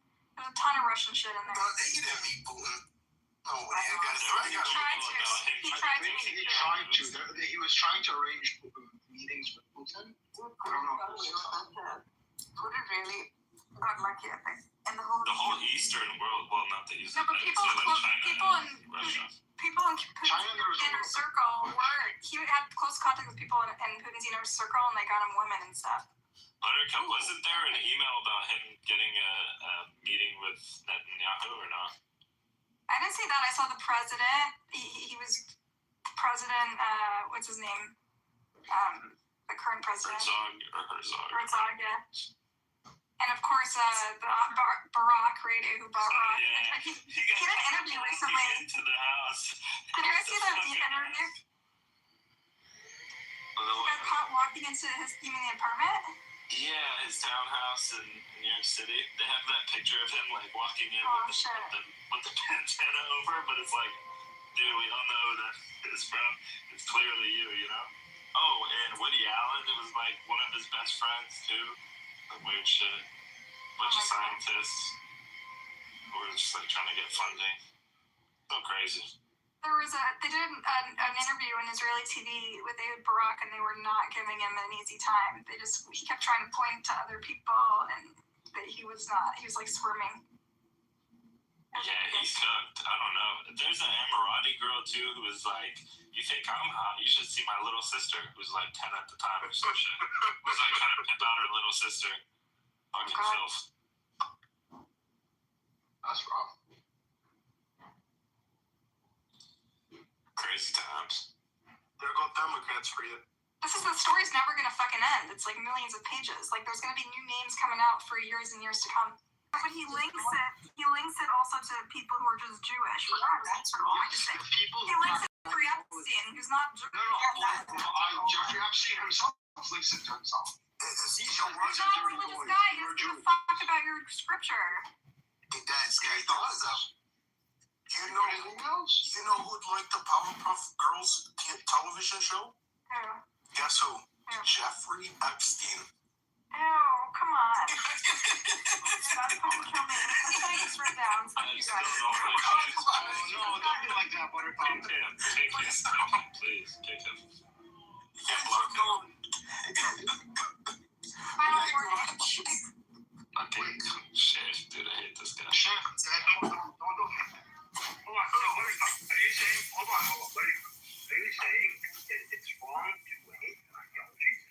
You don't just hate an ideology, you attribute it to all Jewish people. You based on the way your criticisms of Jewish ideology, you attribute to anyone with ethnic Judaism. No, I do not. I explicitly do not. I have said this multiple times. You've told me many times that you think I'm evil because I'm Jewish, and I have no faith. I have no God. Yes, you have. You've literally made your... I have never said that to you. Messages. I have never said that to you, seriously. If ever I said that to you, it would be a troll, and you know it. I have multiple times said to you, seriously, that I do not think that you are evil. I have actually gone as far as to say that you are at soul not a Jew, right? In any case, regardless of what I Jews say this to you, but anyway. No, they don't. It's just they're only like primitive, like tribal, provincial Jews say that to me. Okay? You're agreeing with that? Listen, Buttercup. Again, go with me. Forget about what me and my thinking is, and forget about all of that. Let's stick to first principles. There's a really bad look at for me to let an anti-Semite. Is it wrong to hate an ideology? To hate an ideology is a religion, is an ancient tradition. Is it wrong to hate an ideology? Yes or no? It's wrong to target an entire faith tradition when you know there are many different strains and interpretations, and they can't be treated like a monolith. Okay, so there's many different strains of Nazism. It's wrong to hate all Nazis because there's many different strains of Nazism. That's not the same. Nazism is a very clear ideology. Judaism, like all faiths, like Christianity, like Islam, it has many different strains and interpretations. No, Nazism has many different strains and interpretations. Do you hate all other faiths that are not yours? Or not necessarily, no. Who's more evil? Not just Jews, but not necessarily Jews or Muslims? Who's more evil, Jews or Muslims? Again, I'm not attributing it to the person. I'm attributing it to the which ideology is more evil? Judaism or Islam? Judaism. Knew it. Yep. Why, Betty? What's nonsense? Because we killed Jesus. Duh. I think no. Oh my God. He's a serious thinker. He's not a serious thinker. Of all the Christianity is a beautiful religion. It's a religion of love. And Benny, when he's going on his journey, he's leaving Islam, and he's going on his journey of he's trying to find. He's on a spiritual journey to find himself. And the one strain of Christianity he chooses is the most hateful, anti-Semitic, vile, conspiratorial version of Christianity he could find. It's not a coincidence. You are a monster, Betty. You found one strain of Christianity that is the most hateful because it validates your worldview. That's what. No, actually, that's not true at all. You had plethora of options, and that's what you picked. You had a whole. No, that's not what happened. That's not what happened. No, tried all that. No, she's not. Yes, I know. No. Orthodox Christianity did not validate my my worldview, right? Orthodox Christianity directed my worldview. I did not have this worldview prior to adopting Orthodox Christianity. I adopted this worldview as a direct result of Orthodox Christianity. As a direct result of Orthodox Christianity. Why? Tell me what it is within the Judaic framework that you have a problem with. So it's the rejection of others, right? Okay, viewing others as, lesser than. Yeah. Okay? That is primarily really bad. Right? Also going against the commandments. Almost no strains in Judaism actually view non-Jews. And even the ultra-Orthodox don't view. You don't know what you're talking about, Betty. You're literally we can start going through the Talmud, but you're gonna call me a anti-Semite. Yeah, because you cherry pick shit and you don't read the rest of the Talmud. I do. He can say anything. He needs to provide evidence for them. Right? And we're gonna. I'm not doing that. I'm not doing an anti-Semitic. Do it. Do it in your own church, not in my church. See, I can have this conversation with you. It's a one line, okay? It's one hard line. It's like I'm willing to throw my people under the bus. I'm willing to talk about the genocide. I'm willing to call for Palestinian liberation. I'm willing to call the Gaza genocide Holocaust, right? I'm throwing my fucking dead grandparents from the Holocaust under the bus, and yet my one line is I don't mod people in my church who hate Jews. I'm sorry, and we're not going to engage you in your fucking Talmudic bullshit because you don't know anything. I love the Jews. Hey Benny, I didn't know you had such a view. Yeah, because I've explained this several times. I don't have to put him down. Why can't I push him down? Oh, I'll move down. Okay. I didn't know that. See, I'm respectful, Mariko. Yeah, that is We're true. respectful anti-Semite. We love to see it. Hold on, you guys. I don't know. I am actually respectful. He is. Yeah. He is. He's the most respectful hater I've ever met.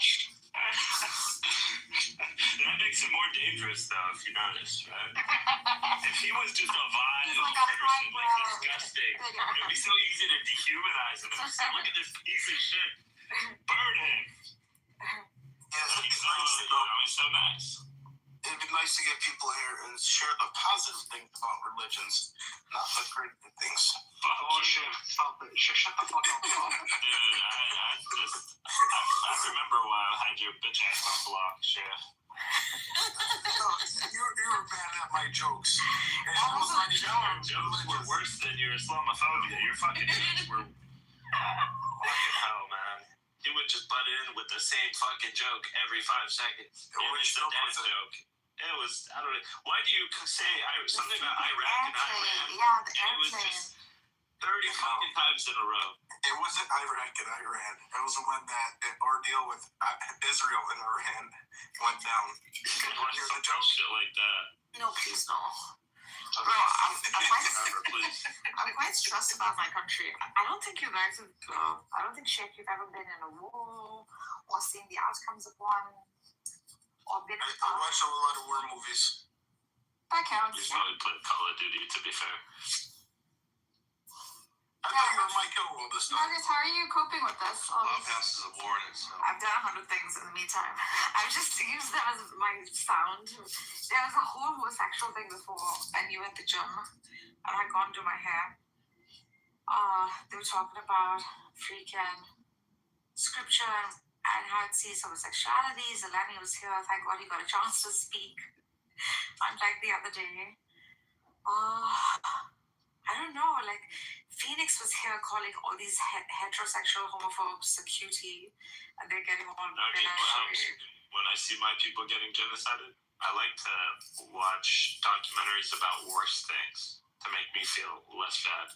Like North Korea or some shit. Just go down a rabbit hole and be like, could be worse. I've always found that to be.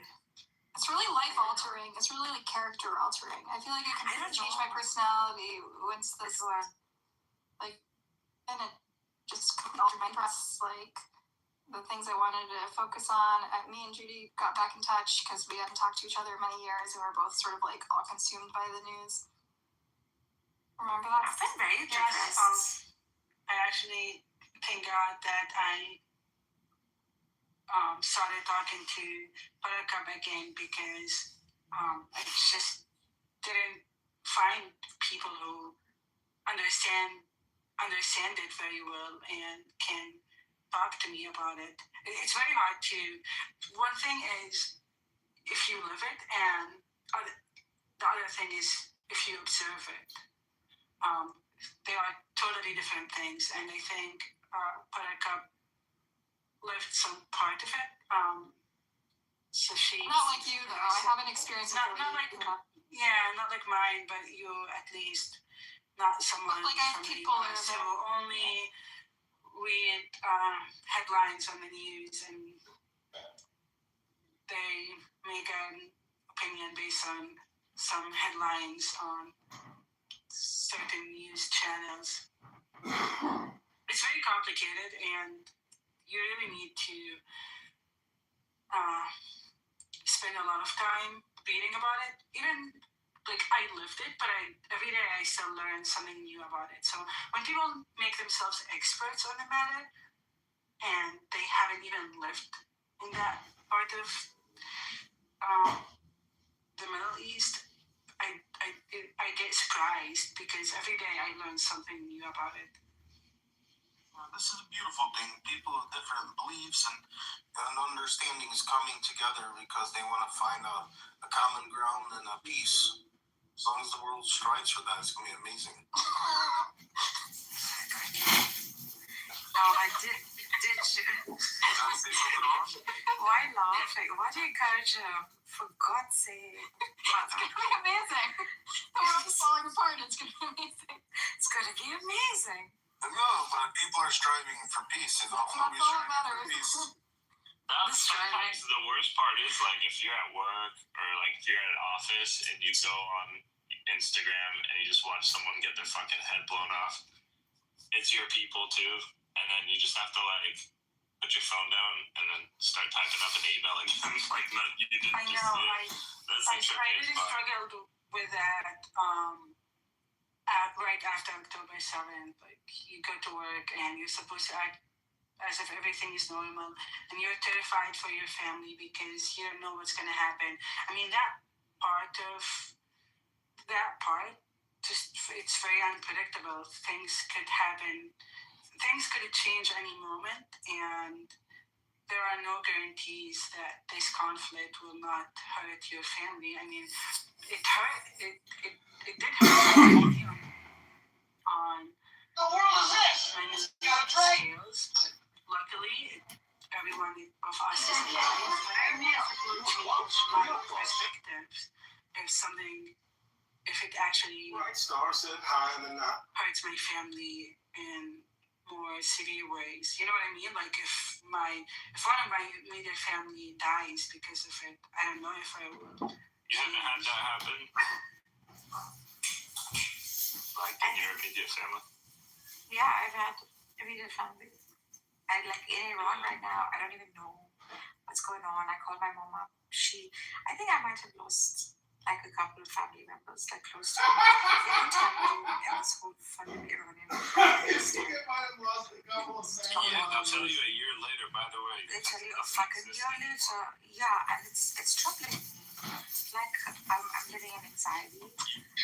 Constantly, like they're killing people. We don't know who is being killed, how they're being killed. So this is not right. This is not the way we humans should live in this world. Gross.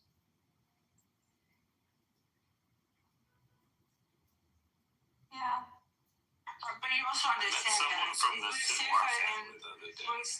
we're safer in the U.S. than in other countries, but it's not like we have total impunity, you know, because our government does crazy things too, you know. Correct. And Homeland Security. So what do you think is going to take its place? Taylor, how's your family doing?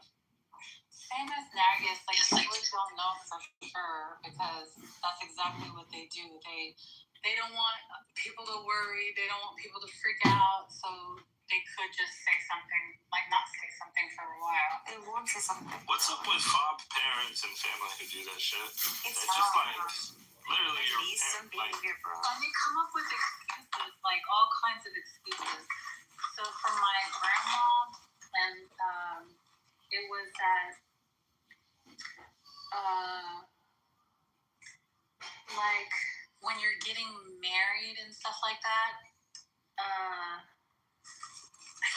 works. It's like you're married. I can't remember, but it had something to do with like, oh, they had just given like the news of an engagement or something, and so they didn't give the news of the grandma immediately or something like that. Do you understand what I'm saying? Yeah, exactly.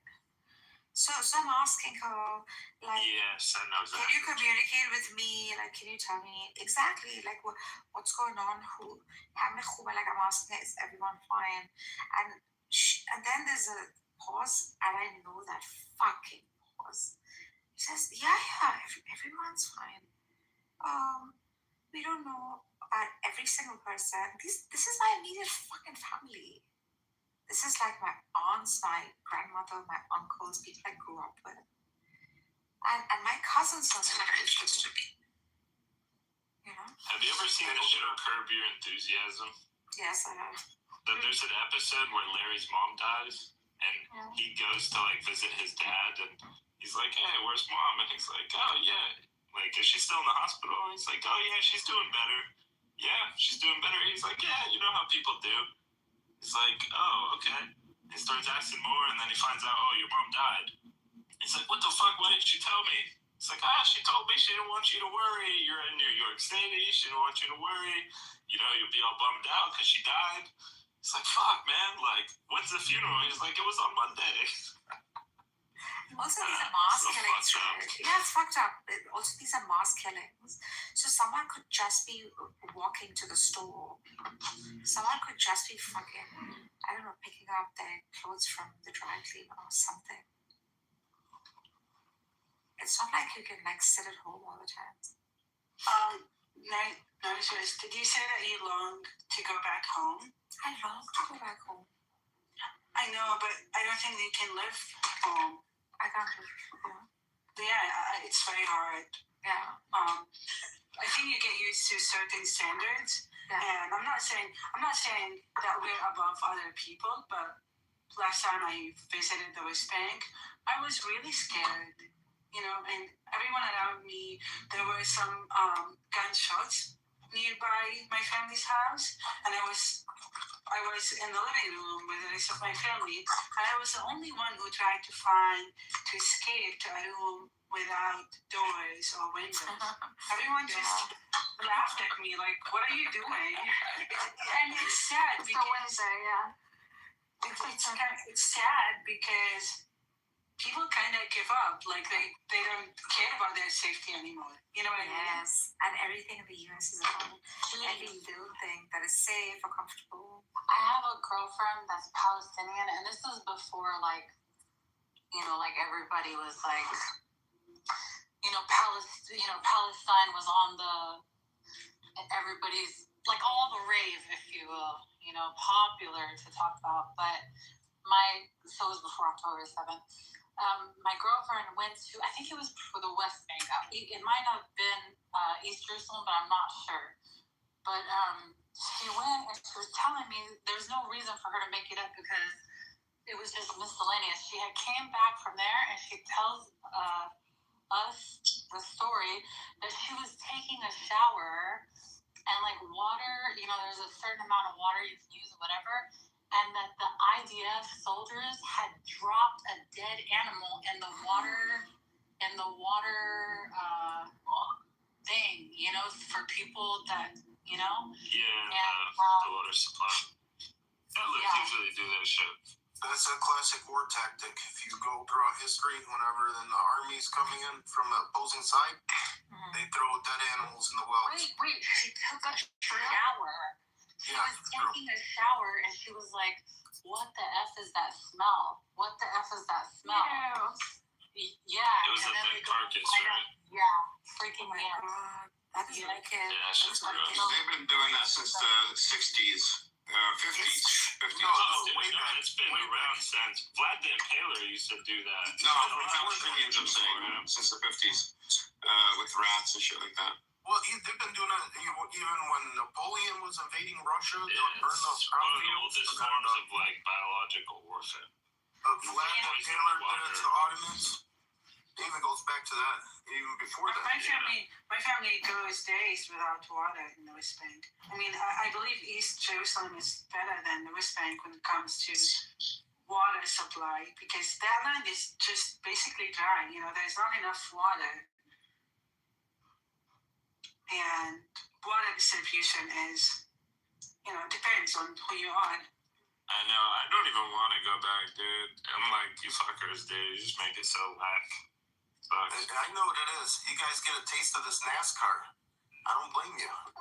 I wouldn't want to go back either. Yeah. That's what Judy was saying. Yeah, that's what Judy was saying. Like they set the levels at such high freaking. The levels are so high for safety and just comfort. Especially when you're used to America. You're like, yeah, that's what? Yeah. Yeah, Americans live in a bubble compared to other people, to the rest of the world. I mean, the amount of food that we waste every day. Yeah. I was actually thinking about that today. We waste so much food here. We have abundance, and other countries have nothing.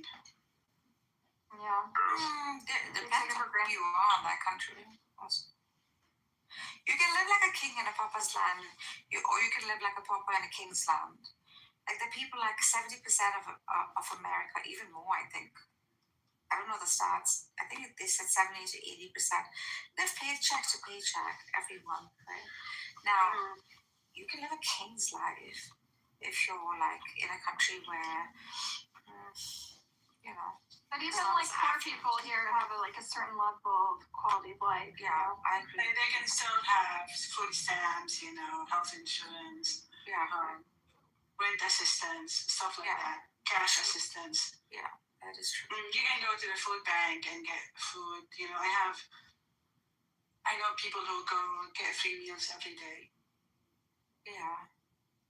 And if you're living next to the Sikhs and their gurudwaras, they just get food for free every single day. If you go to a temple, the Gurujis. Or the church, you know. Yeah, they're so good with that, honestly. They're so good with that. And they allow people outside their faith.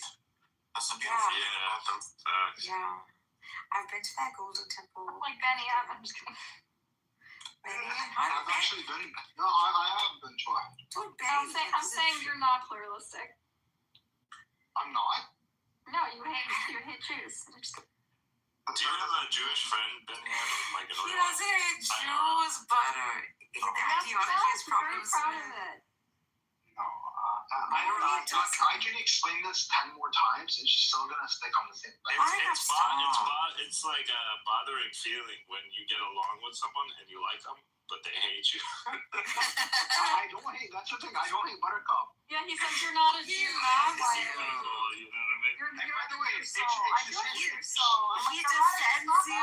I don't think you do. I'm neurotic as fuck. I'm basically like the child of a lot of people are neurotic.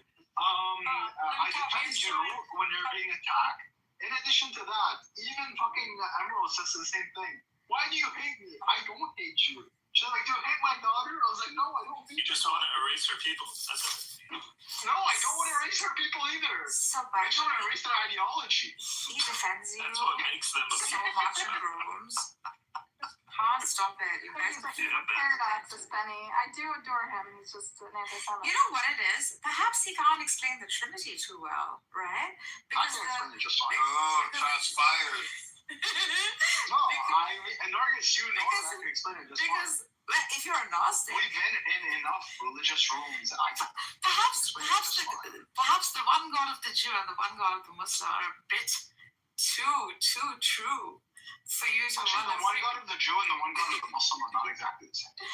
They're exactly the same. No, they're not. Also, exactly the same.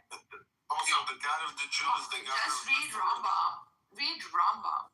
And then Rambam, you mean the guy that was living in Muslim lands? Right? So what? That was actually. So what? Well, I mean, first of all, there's second of all, even the Rambam criticized Muslims. In what? He insulted the Prophet. He was insulting the Prophet. That's not. No. So that's fine. You're making a fallacy by association, right? You're saying because. No. Yeah, you are. No, I'm not. Yes, you are. Yes, you How are. am I going to bound to by association? You're saying because he was associated to a certain religion. Yeah, that's not a fallacy. That is a fallacy. Like, you read, no, it is, it's not. Like, you read what, and it's the same thing for Christians. Like, you don't have to make this all about the Jews. You read what Christians have to say about Muslims in Muslim life. That doesn't matter. It's not necessarily the same. You're not addressing his God model, right? I'm saying his God model is, which is AKA the Nouveau Jewish God model, is identical to, it is ADS. It is, which by the way, the Muslims don't. Majority Muslims don't. Okay, fine. I don't mind Maimonides. I love how you disclose yourself. Nargis has been vaping tonight, so please excuse her. Oh my god, that was hilarious. I love that. So cool. This is the first time I fucking got jacked by myself. I fucked myself up.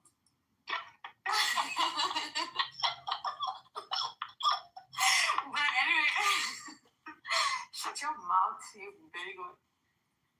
Pretty good. Very good. Very good. Thanks. Why are you pretty good? That was a very serious room in which like standards were being put forth, like do not use the F word. It was one of these very conservative Islamic rooms. We should not use bad language. We should not use shut up. The road call comes up. Hello, can we use Gandu? Like, that was his thing, Benny. Can we use the word Gandu? Gandu. Gandu.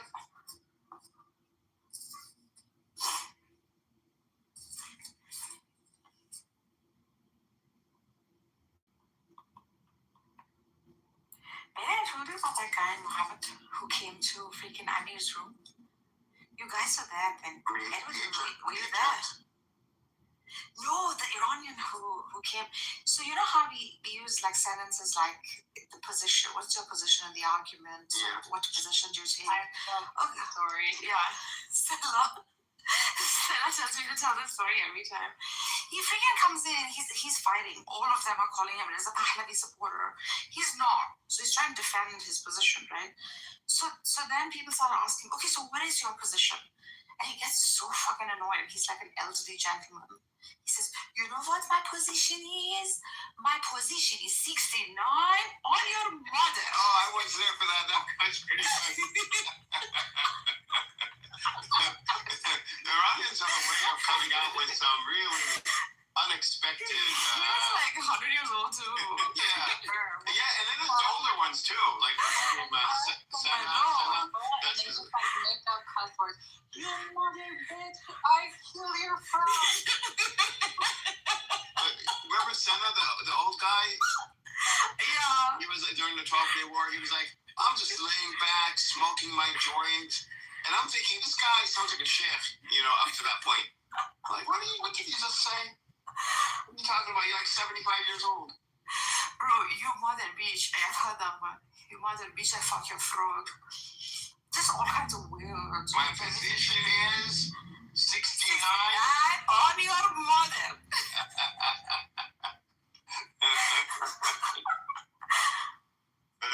That's pretty good, actually.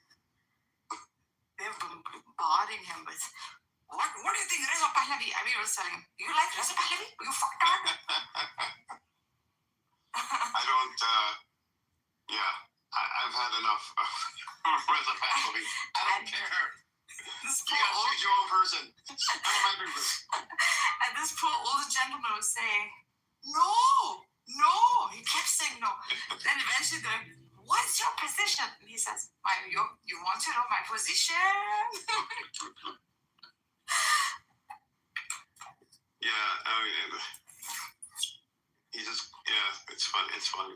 He goes right for the jugular from the beginning. Where's Buttercup? I want to slurp some sweet tea for her. Last night. Yeah. Oh, you were doing it the other day. I slurped. Cora got up and burped. Yeah. The only thing that was required was Sarah to fart. It was like all we need is one person to let it rip. Guys, one time Stella left her freaking phone open and she flushed. That was very embarrassing. Listen, in one of these super Iranian rooms where Stella is yes it is. True. No, it's not. Just because What you told me. that doesn't mean it's true. Shut up. So Monir was saying, and then Stella just didn't speak, I think, for 2 days or something. No, it's not true. It's lying. Is he really lying? Shut the fuck Even if I up. did flush, I would come on and be like, "What's up?" I don't give a Not last year, in 2024, the end of 2024, somebody wanted to come into Amir's room and troll. He comes in, he's pretending to be Santa Claus. He goes, ho, ho, ho, Merry Christmas, and all that. But then all of a sudden, in the middle of his ho, ho, ho, you could hear him, fart. He just rips one. And the room just goes silent. He's thinking he's doing a good job. Then Amir's like, respectfully, if you need to fart next time, please mute your microphone. And the guy was like, you heard this? You heard that? And the guy laughed. He just laughed. He came in the troll and he just got. Oh, fuck. There's a story worse than that. There's actually a Persian guy. I know you've probably met him on here. I'll tell you who he is later, but it's a true story. Matter of fact, Rooster can verify this, okay? So, you remember back in the day, we were having those rooms? The master room. Hold on, no, I think it's still that way. Or okay, remember we were doing the messages thing? Like you leave a voice message and then somebody comes and adds on to it and adds on to it and adds on to it. I remember that. That was so annoying. Oh my god, that was so annoying. I don't know what the hell this guy did, okay? I think that he just took his phone out of his pants and it just swiped and turned on or something. It turned on. He's in the bathroom and you can hear him struggling, straining. Wow. You can hear the discomfort, everything. And it was for a really long time. And this guy never knew that. Maybe he found out later, somebody told him. But it was almost 2-minute recording of him in the bathroom struggling for his life. Just forcing it out. Yeah. That's disgusting. He must have felt so embarrassed. Hilarious. I don't know why farts are so funny, but they are. Because that's worth recording. I might have recorded it. But ask Rooster about it. He'll verify. So then it records it. Yeah, so it records it. So people are playing, and they're like, what the hell is this? Especially with a proper Iranian crowd. With the people on Clubhouse, that must have went on for months, that recording, that chain. I don't know how long it took for him to realize it. I'm not sure. And it might have been a replay of a room, but I don't think so. I think it was those voice messages. That's hilarious. I guess you can't delete those chains either. Yeah. We couldn't delete those, right? No, you can't. No, because they're public. Oh my God, the tragedy. But I think it was that. I do think it was that. We'll ask Rooster when we get a chance.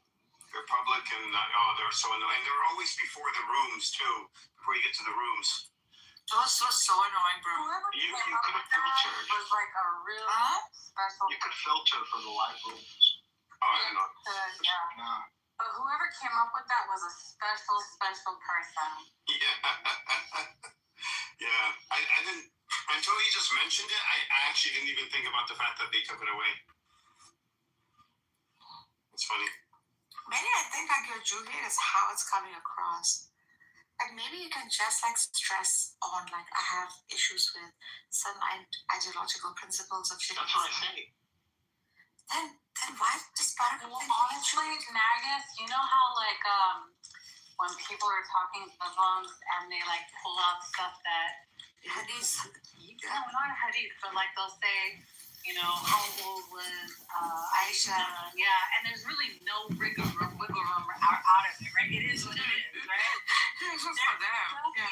There's stuff like that within Judaism too. And so like when you try to start pulling it out, people's hearts won't be. Yes. That's so true. Like you can't justify it any other way. I was in Amis's room earlier, and I got Daniel and Sergio so mad. Daniel was making monkey noises. What the fuck is going on with Daniel, man? He's writing some hateful shit about me in the chat. I'm usually here when I can go. Oh, that's how he is. I mean, that's how he is. Earlier today in the Rogan Buttercup's room, he was in this room. Earlier, he was. Who said it? Jindip was talking about. Jindip said, "How do we? The only thing we know about Israelis or Jews. I don't know if we use Jews or Israelis. Is the barrel of their guns. That's all we really know about them. Their demolition of homes. And then he writes in the chat, stop acting like, or stop talking like a terrorist. Like this guy's. So he gives me articles, and his articles debunk his argument. I'm like, the article debunks your argument here. See, and he did it twice, and then Sergio did it once. So 3 times, and they were. Who's Sergio? I don't know, some guy that he used to follow me around, wanting to debate me over the UN reports that came out in 2024 or early 2025 or something. Like,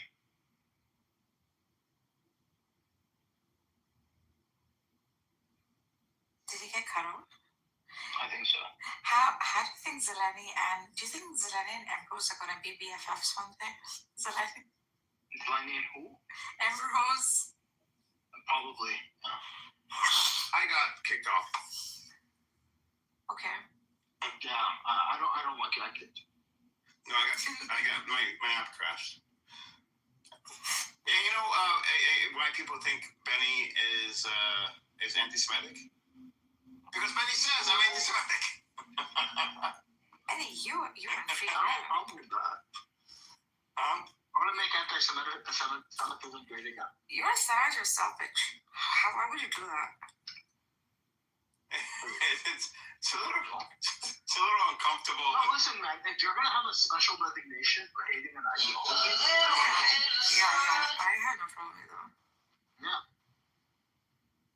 If you're gonna make it wrong to hate an ideology, then I'm gonna be proudly a Nazi. Even though I'm not a Nazi, but I'm gonna make it. See, again, the correlation is just so bizarre. The way you're correlating things. I'd rather be a Nazi than be someone who does not hate a false ideology. That's what you're saying. Like, it's so idiotic, the connection. No, what I'm saying is, religion is an ideology that makes you Nazi. Right? So, if it's wrong to hate an ideology, then you're going to have to say, if you're going to say it's wrong to hate a religion, then you're going to say it's wrong to hate Nazism. But the only difference between any religion and Nazism is that religions often, but not necessarily, include a God concept. Yes. Okay. Yeah. And you're making like to hate Nazis. What they do? Probably the hippo.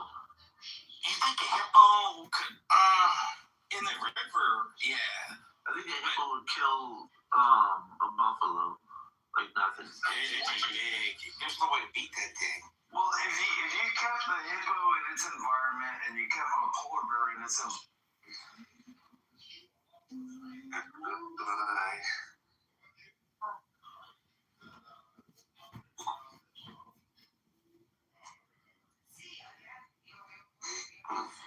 Right, something out.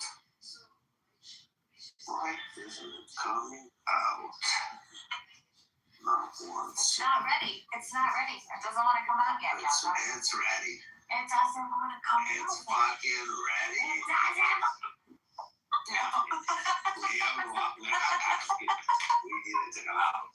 I even remember the type of dog I had. It said, given you have a very energetic cavities, I can also tailor to a high energy small dog.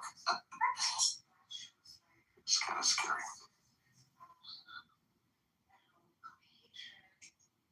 I need to get this fucking thing in the oven.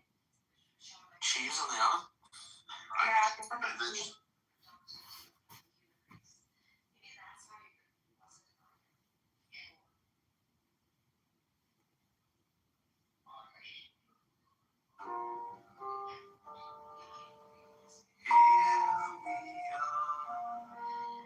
Stuck by this river, you and I, underneath the sky that's ever falling down, down, down.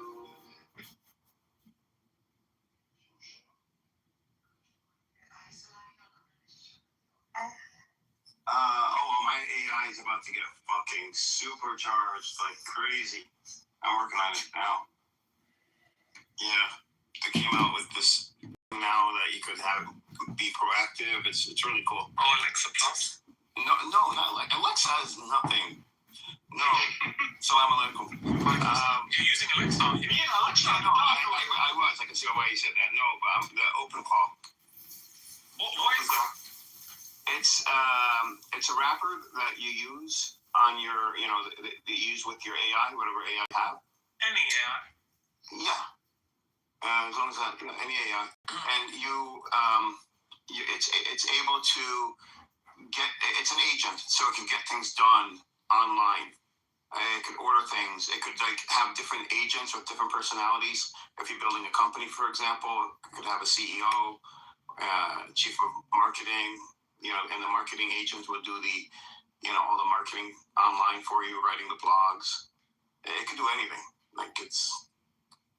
The possibilities are endless. It's hundreds of thousands of people have been using it. It's only been out for a month now, not even. I've heard of it, but the one things I read about it were there were a lot of vulnerabilities.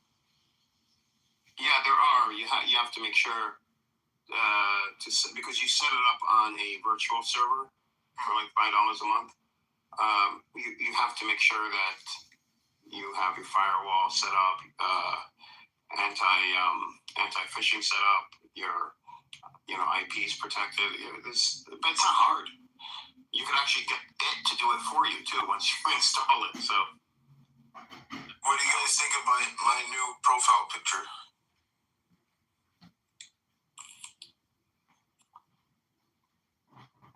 Oh my god.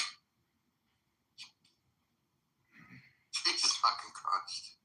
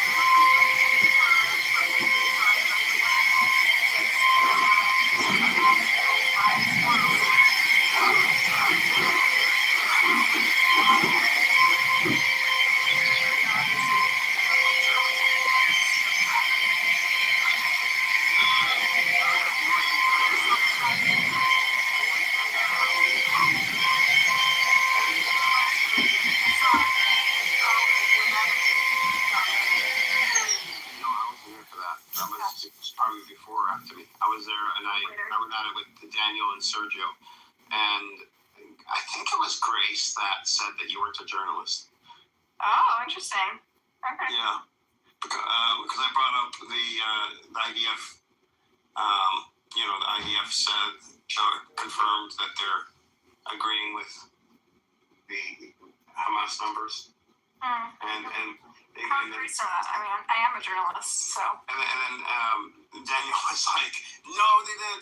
And here's I'll give you something proving that they did not. They didn't. They took it back. And he sends me an ex Twitter post. Can you please send me an article? Oh my God, we've been fighting about this for weeks, where they don't accept the IDF's own statements. They're like, well, why didn't he put his name on it? Like, they'll find anything.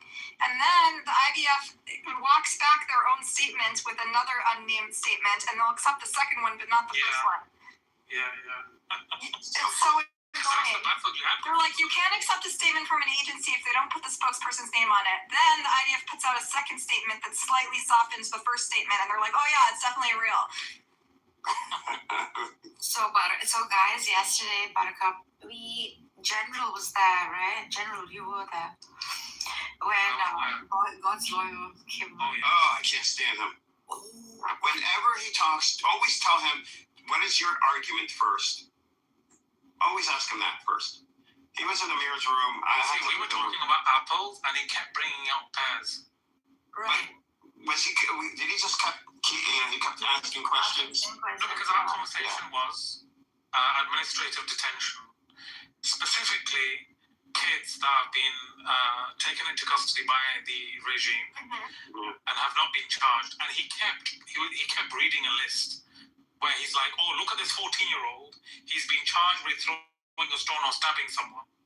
But we're like, we're not talking about that. We're talking about people that have no charges against them. Yeah. But he kept, there was no movement. Well, remember Samson was there, right? So Samson brought it up first, I think. That was the whole thing. That was with Emerose, wasn't it? With Emerose. Oh my God, she lost her on him. But there was a lot of pressure on her. It was a lot of pressure. She's battling with them all the time. Samson's so annoying. I was in a room where I was undercover with Samson, was in there telling them what a sociopath me and Emerose are, and literally telling them how to treat sociopaths and how you can manipulate them back.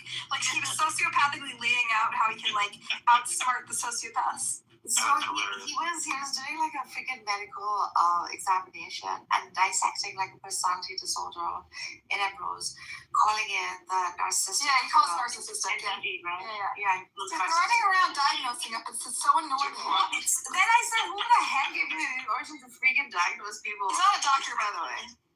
He's not? Yeah, we know. No, he's a liar. He said he does this every day with people.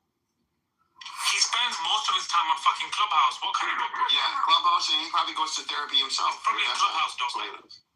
He came in 2 weeks ago to Amir's room. He kept running in and out screaming. And I'm like, Amir, what the hell is going on What kind of here? doctor is this? What is this? He goes, I don't know what the hell he's doing. I was like, he did it 4 or 5 times. Just came in screaming something and then would leave the stage and get out of the room. Come back 5 minutes later. So this is his diagnosis. She interrupts. It's her way on the highway. Doesn't allow for others to speak. I mean, he's not his freaking diagnoses. Hi, everybody. Hi, Caleb. Shalom. And this is how he's freaking diagnosing a person behind the screen. Whatever. He's not very good about bringing up evidence, and he was bringing up evidence about Palestinians and what makes a refugee, but the evidence, he doesn't read it. He expects other people not to read it either. Yeah, that's true. But then he does indulge, to be fair to him. He will indulge in a conversation at least 3/4 of it before he either forfeits or just directs it elsewhere. He does a lot of, I haven't heard him in 2 months, except for that, what I just told you, he hasn't come up. Yeah, I haven't either. Yesterday I heard him after a long time. So So he's asked. So God's lawyer asked a question, and I want Buttercup to answer this, and I think it was a valid question. She kept silent throughout the question, which I thought was, and eventually she did speak because he kept pushing it. He said from both sides, okay, or not even both sides. He said, has the region experienced terrorist attacks? This is just like a very carpet statement that he's making, right? She didn't answer. Who's she, Emrose? Yeah. Which I was like, it's okay. Just say, and then after asking her like 10 times, he asked me once, and I said yes, because that's the honest answer. And then perhaps it was, I don't know, maybe it was dramatic or something. So she kind of shuts down a little bit. I think. On those things, yeah. But she's coming from Twitter, where she has a pretty large following. And I follow her on Twitter. She annoys the people there too. I'll be honest. Like she does, it is her way or the highway. She likes to lecture people a lot. She likes to tell people that correct words, they're only allowed to use specific words that no one's ever heard of that aren't commonly used, right? Like, I understand the point of not erasing Palestinian identity, but you don't have to say, oh, use this really obscure academic term that nobody is familiar with to describe people who are 40. You know what I mean? Like, I don't know. I actually think that's a very important thing. Yeah, but she's correcting the narrative. Her point. She shouldn't have said everyone. No, she should have said you can call them Palestinian Israelis and not erase their Palestinian identity. She didn't have to say use this very academic term that no one ever uses or knows what it means. 48 Palestinian doesn't mean anything to most people, so it doesn't make sense to use it. So exactly, nobody knows. So you use. It's one thing to say don't erase people's Palestinian identity. It's one thing to say don't erase people's Palestinian identity, but like to say, oh, you can only, you must call me they. It's like it's the same fucking shit. You know what I mean? Like it just it's like to nitpick people's terminology. It just kind of makes it hard to have a conversation. You know what I mean? She should be stuck over and over again over the terminology. Yeah, all semantics. Yeah, but she did eventually, I think, open up and say that, well, I was in one of those buses and I got attacked, and I thought. Perhaps it's like a traumatic experience, and that is why she's like not upfront about it. Which that's what I wanted to say. Like when she pulled me aside yesterday, she opened up to me about some of the war traumas that her family's experienced firsthand. Yesterday or today? Yesterday she was upset at me because she felt people were ganging up on me, and she thought I enabled it. Oh, that was she kind of pulled me aside. She was like, "How could you make me? You're the punching bag." She was like really hurt, and she was like, kind of crying. I don't know. She was telling me some of the shit that, like, it is. There's really like she's people that have died in war. It's really like a tough. And it's right there. That's the thing. It's right next to her.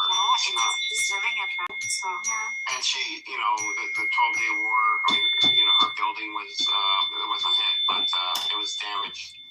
And like these are people she knows who are getting like who are dying. You know what I mean? So. But also our dynamics are different on Clubhouse, and I think she's learning that. That's why I tried to press her today in a gentler way, so she could understand that we just kind of have a different vibe. But it's not that we're not serious, and it's not like we're enabling Hosberus. Like we can smell one, just like she can. I think she's maybe like hearing things because she's stuck in this, echo chamber. People who are Palestinians and Israelis, and this is just like a much more diverse. Crowd of people are coming from many different perspectives. And Twitter is more divisive though too. So I think she has knee-jerk reactions because that's how it is on Twitter. Any little thing, somebody will get you on. So you have to be ready. Are you serious? Is it so debate-brush? Oh, big time, huge. The whole thing like starts to look performative at the end. But they have much more control over the conversation. Like that, I'm not control it. So she's mad at me because I'm not controlling the conversation enough because I'm letting people like be casual and mess around. And she's like, you can't let them mess around. People are dying. It's urgent. And I'm like, it's just a different vibe. It's just a different setup. And Twitter is more public than Clubhouse, right. So it's a different mindset. You're in a different mode. Family setup of like mentally retarded people. Clubhouse. Yeah. Yeah, Twitter. I mean, Twitter is worse It's just but everybody's on Twitter. And it's hard to find people. Like here, you can you end up running in. There's something magical about Clubhouse where you run into just ITGs and Palestinians and Arabs and crazy people from all walks of life. And it's dangerous. And I don't know if I see her groups on Twitter, and it just seems like a bunch of lefty Israelis just talking you in an echo chamber a little bit. Of course, like the other day, I said out it was not sad. And you find it was just like, I said, this is not this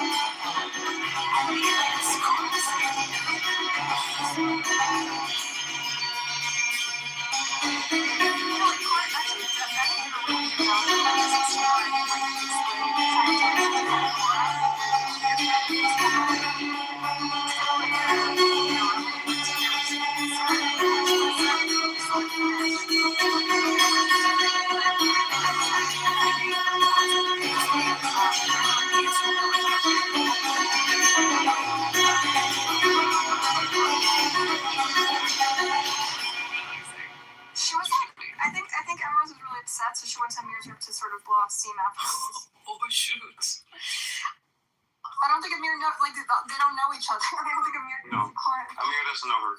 It's like you bring all your smart people into this room and they just don't know, they're not part of all this garbage, And then of all the people, Michaela comes up, that sexy bank, and she says, I think I heard your names being mentioned in the other room.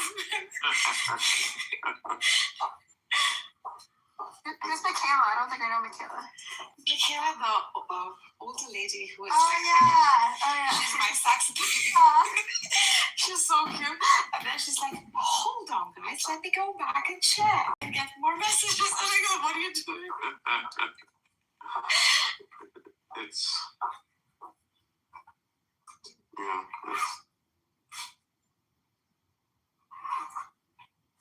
It's zipping up my boots. I feel it's cool. I'm glad she's around though. She's really smart. It's compelling coming from her, an Israeli. It's nice to have someone in my corner who offers a different perspective in these. She has so much information. Ooh. Yeah. Emrose. Yeah, she's smarty. She knows so much.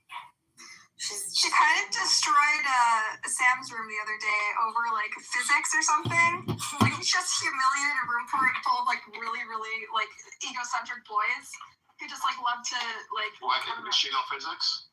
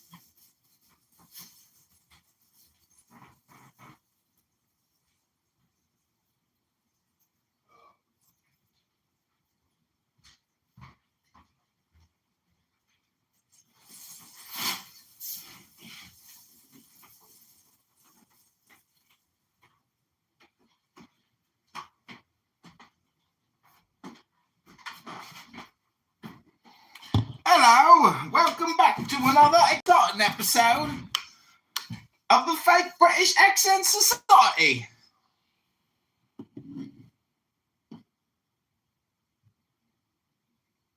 Hello, Steppy.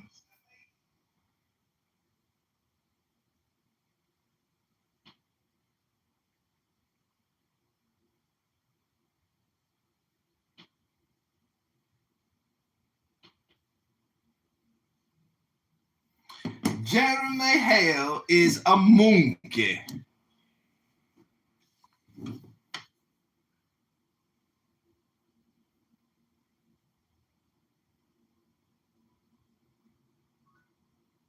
Hello, John.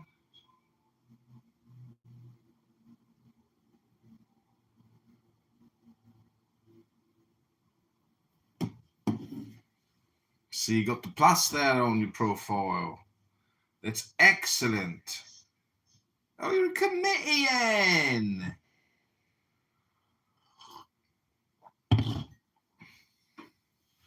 Hello? Oh, the alpha is here. Alpha. Serendipity. Alpha.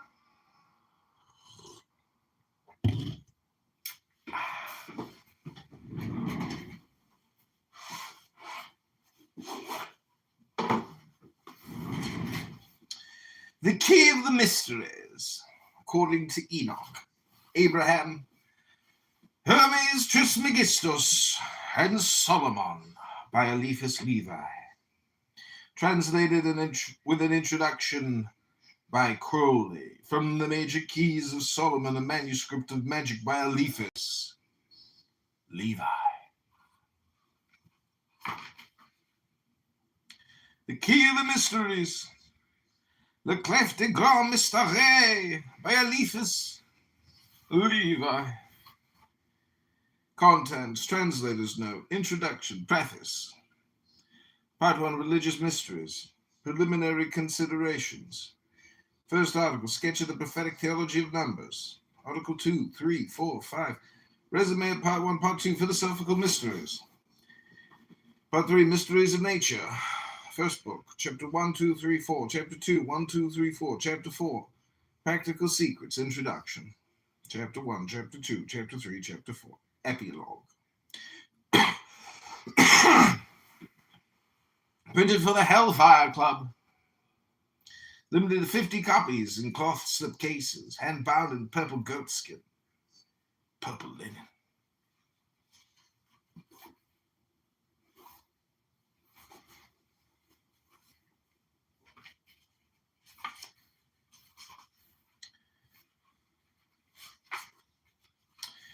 The key of the mysteries,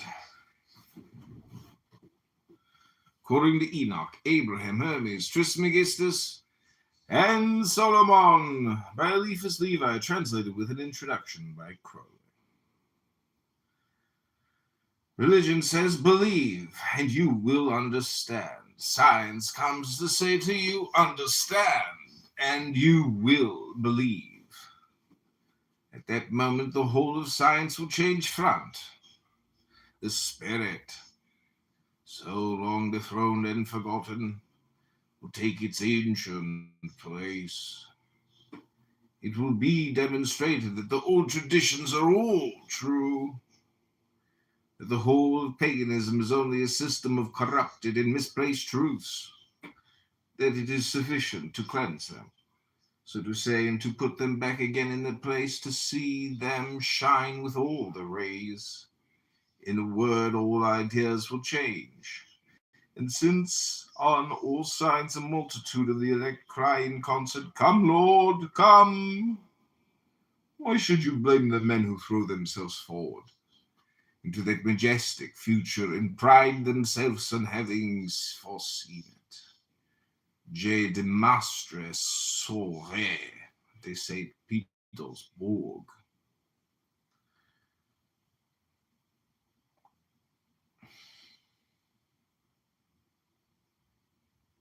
Deus homo Torah.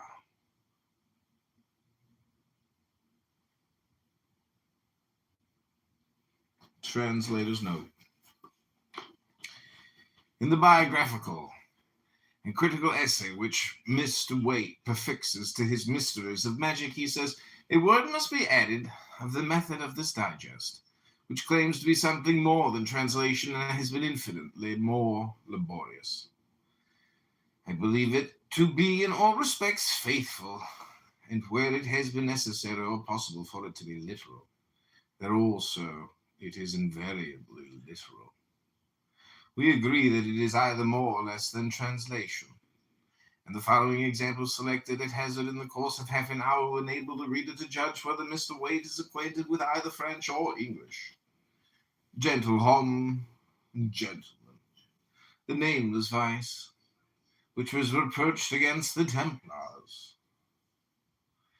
Certaines circonstances ridicules et un procès en escroquerie.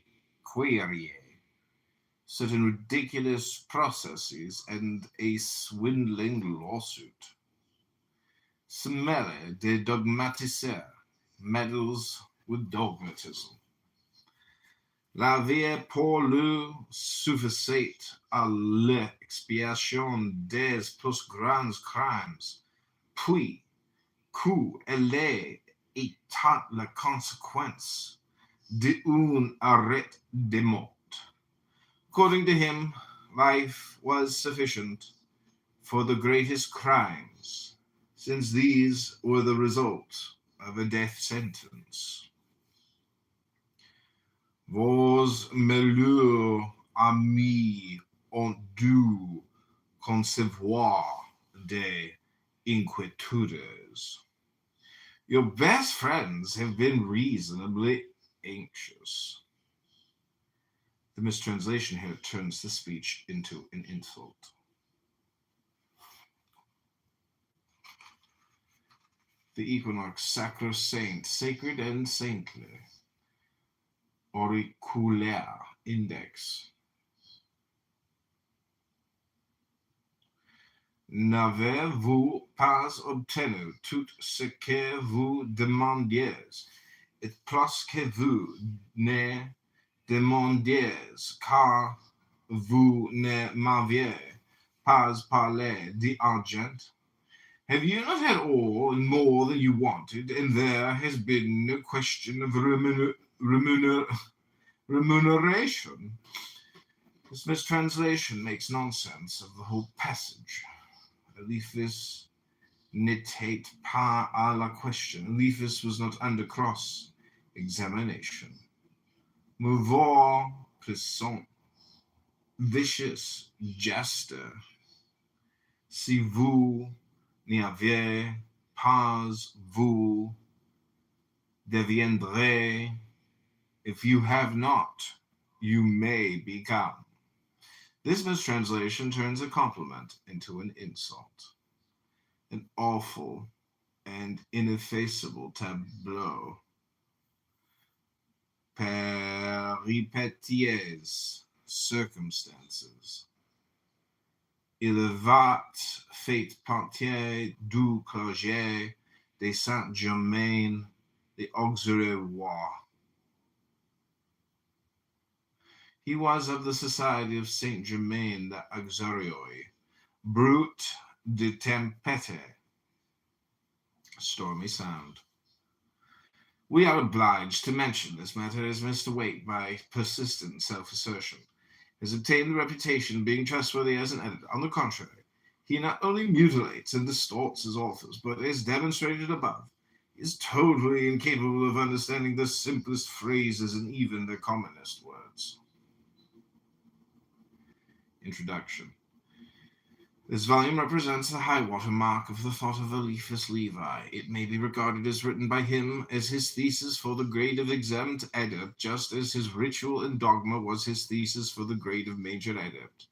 He is, in fact, no longer talking of things as if their sense was fixed and universal. He is beginning to see something of the contradiction inherent in the nature of things, or at any rate, he constantly illustrates the fact that the planes are to be kept separate for practical purposes, although in the final analysis they turn out to be one. This and the extraordinarily subtle and delicate irony of which Eliphas Levi is one of the greatest masters that has ever lived, have baffled the pedantry and stupidity of such commentators as Waite. English is hardly a word to express the mental condition of such unfortunates. Dummheit, in its strongest German sense, is about the nearest thing to it. It is as if a geographer should criticize Gulliver's Travels from his own particular standpoint. When Levi says that all that he asserts as an initiate is subordinate to his humble and submissiveness as a Christian, then not only remarks that the Bible and the Quran are different translations of the same book, but treats the incarnation as an allegory, it is evident that a good deal of submission will be required. When he agrees with St. Augustine that a thing is not just because God wills it because it is just. He sees perfectly well that he is reducing God to a poetic image reflected from his own moral ideal of justice. No amount of alleged orthodoxy can weigh against that statement. His very defense of the Catholic hierarchy is a masterpiece of that peculiar form of conscious sophistry which justifies itself by reducing its conclusion to zero. One must begin with one. That one has no particular qualities. Therefore, so long as you have an authority properly centralized,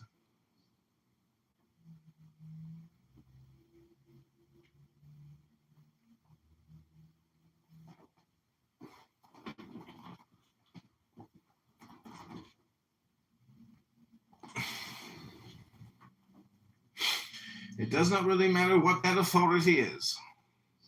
In the Pope, we have such an authority, ready-made, and it is the gravest tactical blunder to endeavor to set up an authority opposed to him. Success in doing so means war, and failure, anarchy.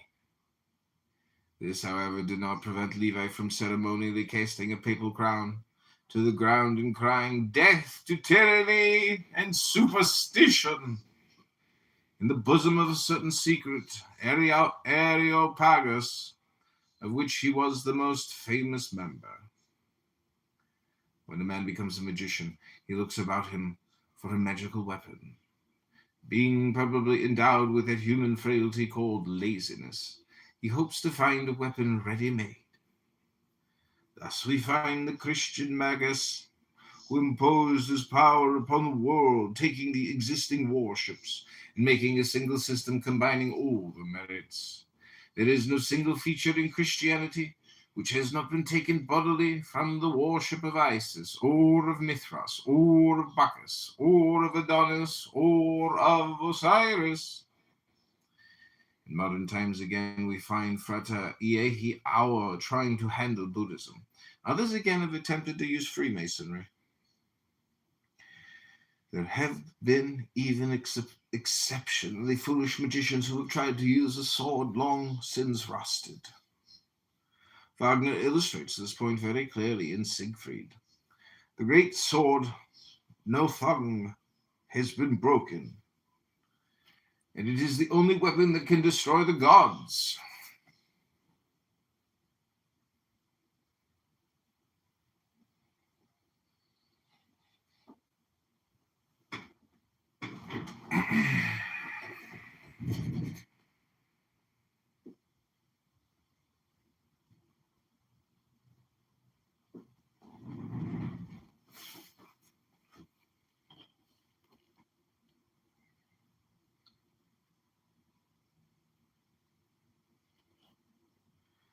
The dwarf mime tries uselessly to mend it. When Siegfried comes, he makes no such error. He melts its fragments and forges a new sword. In spite of the intense labor which this costs, it is the best plan to adopt. Levi completely failed to capture Catholicism in his hope of using imperialism, his endeavor to persuade the emperor that he was the chosen instrument of the Almighty, a belief which would have enabled him to play Maximus to little Napoleon's Julian, was shattered once for all at Sedan. It is necessary for the reader to gain this clear conception of Levi's inmost mind, if he is to reconcile the contradictions which leave Waite petulant and bewildered. It is the sad privilege of the higher order of mind to be able to see both sides of every question, and to appreciate the fact that both are equally tenable. Such contradictions can, of course, only be reconciled on a higher plane, and this method of harmonizing contradictions is therefore the best key to the higher planes. It seems unnecessary to add anything to these few remarks. This is the only difficulty in the whole book. Though in one or two passages, Levi's extraordinarily keen sense of humor leads him to indulge in a little harmless bombast.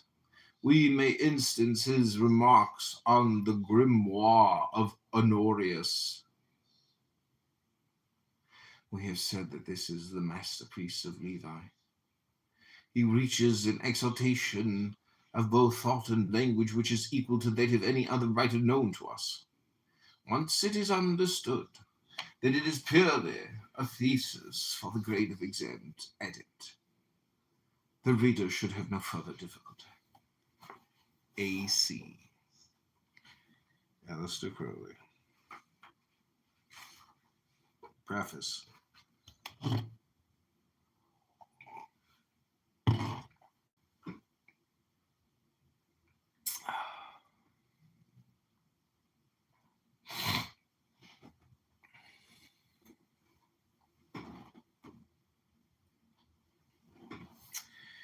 On the brink of mystery, the spirit of man is seized with giddiness. Mystery is the abyss which ceaselessly attracts our unquiet curiosity by the terror of its depth. The greatest mystery of the infinite is the existence of Him for whom alone all is without mystery.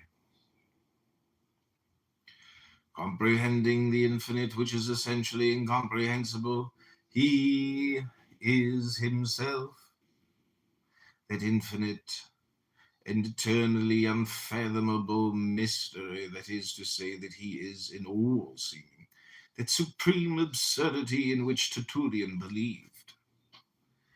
Necessarily absurd, since reason must renounce forever the project of attaining to Him. Necessarily credible, since science and reason, far from demonstrating that He does not exist, are dragged by the chariot of fatality to believe that He does exist, and to adore Him, themselves with closed eyes. Why? Because this absurd is the infinite source of reason. The light springs eternally from the eternal shadows. Science, that battle tower of the spirit, may twist and coil its spirals, ever ascending as it will. It may make the earth tremble. It will never touch the sky. God is He whom we shall eternally learn to know better, and consequently He whom we shall never know entirely. The realm of mystery is then a field open to the conquests of the intelligence. March there as boldly as you will, never will you diminish its extent. You will only alter its horizons. To know all is an impossible dream, but woe unto him who dares not to learn all, and who does not know that. In order to know anything, one must learn eternally.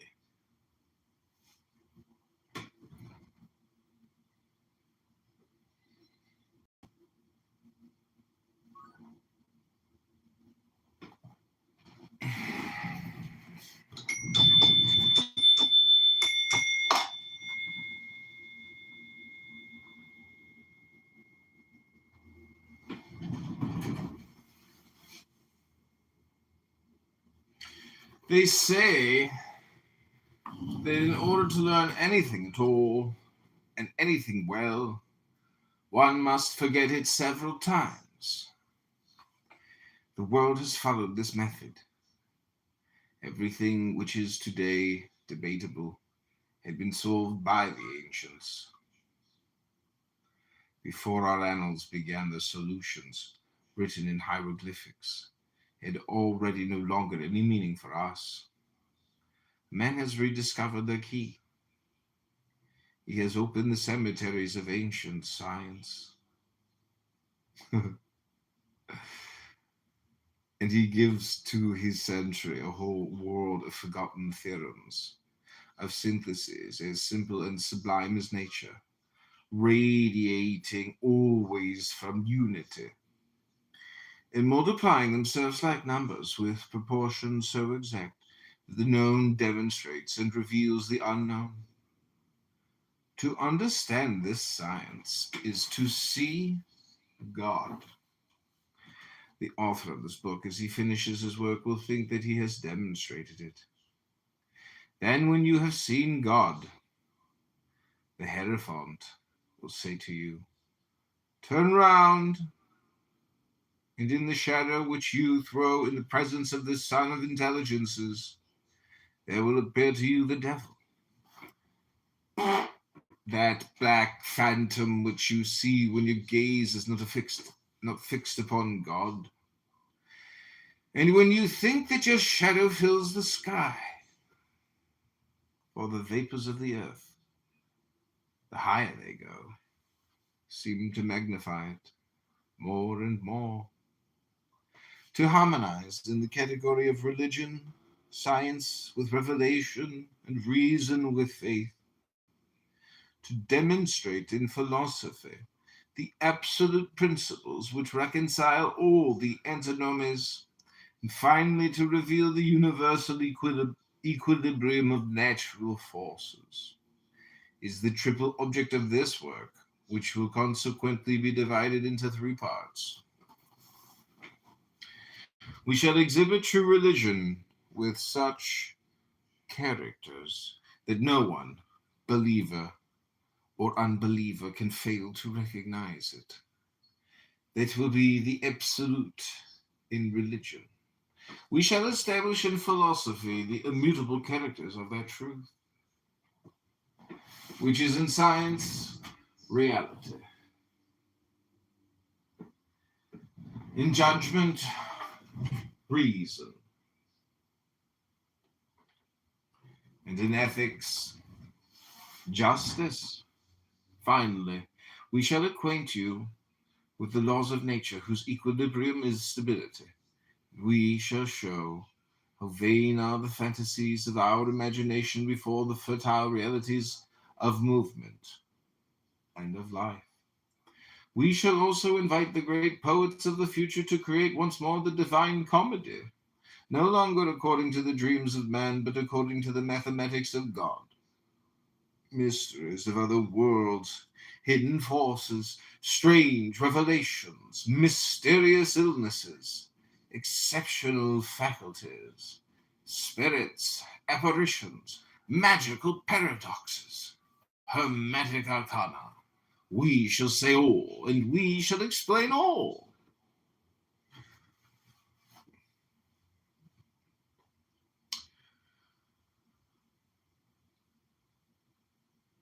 Who has given us this power? We do not fear to reveal it to our readers. There exists an occult and sacred alphabet, which the Hebrews attributed to Enoch, the Egyptians to Thoth, or to Hermes Trismegistus, the Greeks to Cadmus, and to Palamedes. This alphabet was known to the followers of Pythagoras, and is composed of absolute ideas attached to signs and numbers. By its combinations, it realizes the mathematics of thought. Solomon represented this alphabet by 72 names written upon 36 talismans. Eastern initiates still call these the little keys, clavicles of Solomon. These keys are described and their use explained in a book, the source of whose traditional dogma is the patriarch Abraham. This book is called the Sefer Yetzirah. With the aid of the Sefer Yetzirah, one can penetrate the hidden sense of the Zohar, the great dogmatic treatise of the Kabbalah of the Hebrews, clavicles of Solomon. Forgotten in the course of time and supposed lost, have been rediscovered by ourselves. Without trouble, we have opened all the doors of those old sanctuaries where absolute truth seemed to sleep, always young and always beautiful, like the princess of the childish legend, who during a century of slumber awaits the bridegroom whose mission is to awaken her. After our book, there will still be mysteries, but higher and farther in the infinite depths. This publication is a light or a folly, a mystification or a monument. Read, reflect, and judge. Key of the Mysteries, La Clef des Grands Mystérieux, by Eliphas Levi.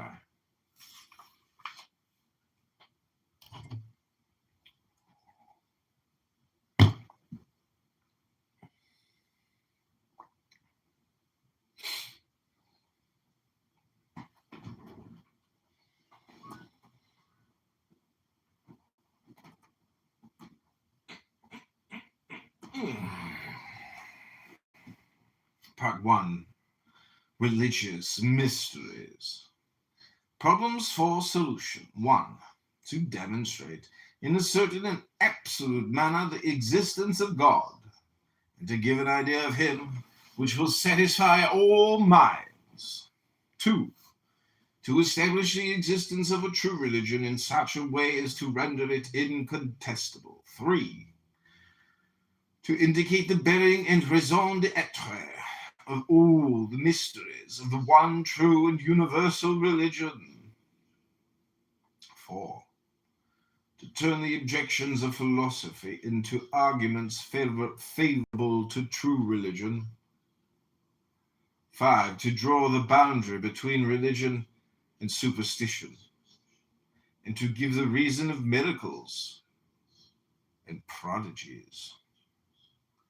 Preliminary considerations. When Count Joseph de Maistre, the grand and passionate lover of logic, said despairingly, "The world is without religion," he resembled those people who say rashly, "There is no God." The world, in truth, is without the religion of Count Joseph de Maistre, as it is probable that such a God as the majority of atheists conceive does not exist. Religion is an idea based upon one constant and universal fact. Man is a religious animal. The word religion has then a necessary and absolute sense.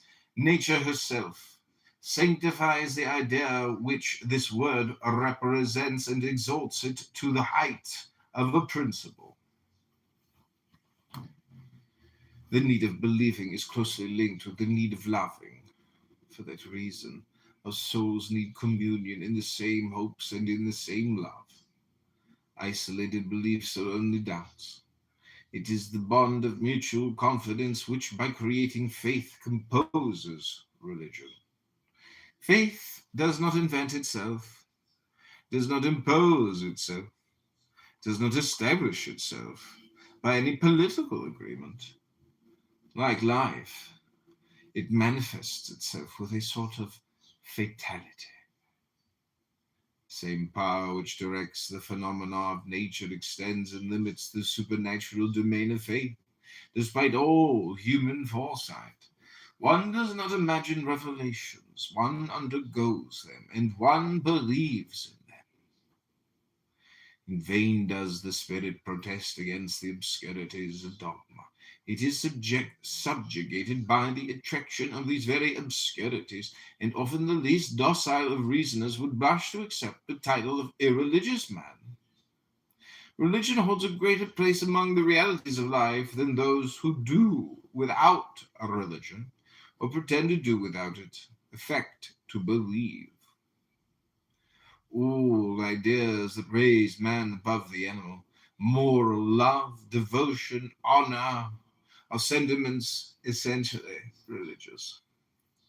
The cult of the fatherland and of the family, fidelity to an oath and to memory, are things which humanity will never abjure without degrading itself utterly, and which could never exist without the belief in something greater than mortal life, with all its vicissitudes, its ignorance, and its misery.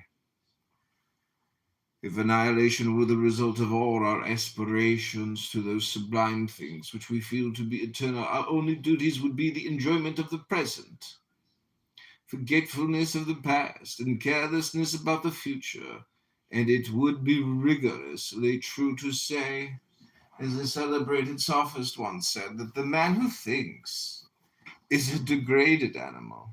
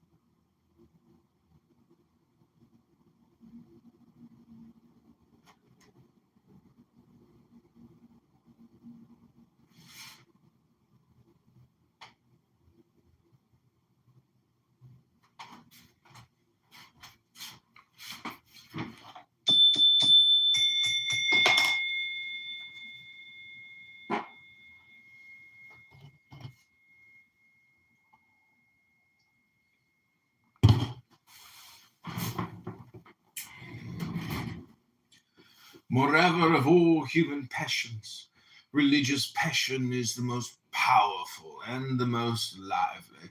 It generates itself, whether by affirmation or negation, with an equal fanaticism. Some obstinately affirming the God that they have made in their own image, and others denying God with rashness, as if they had been able to understand until they waste by a single thought all that world of infinity which pertains to his great name. Philosophers have not sufficiently considered the physiological fact of a religion in humanity. For in truth, religion exists apart from all dogmatic discussion. It is a faculty of the human soul just as much as intelligence and love. When man exists, so will religion. Considered in this light, it is nothing but the seed of an infinite idealism, a need which justifies every aspiration for progress, which inspires every devotion, which alone prevents virtue and honor from being mere words serving to exploit the vanity of the weak and the foolish to the profit of the strong and the clever.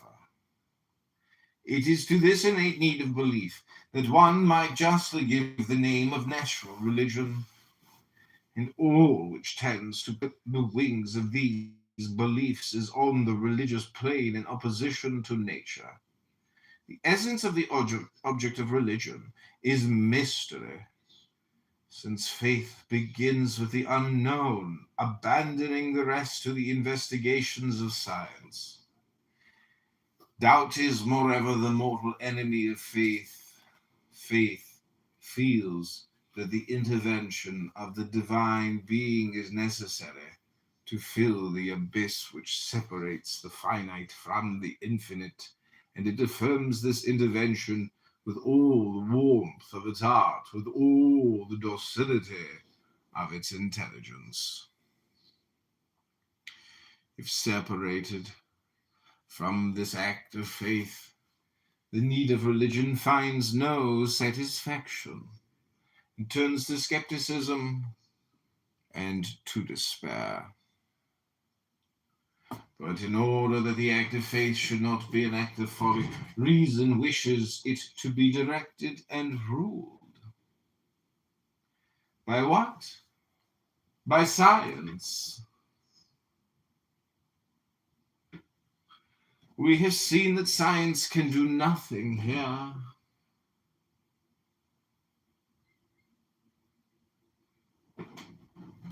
By the civil authority? It is absurd. Are our prayers to be superintended by policemen? There remains the moral authority, which alone is able to constitute dogma and establish the discipline of worship, in concert this time with the civil authority, but not in obedience to its orders. It is necessary, in a word, that faith should give to the religious need a real satisfaction, a satisfaction entire, permanent, and indubitable.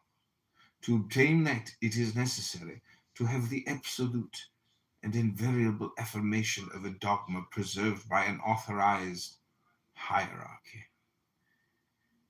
It is necessary to have an efficacious cult giving with an absolute faith a substantial realization of the symbols of belief.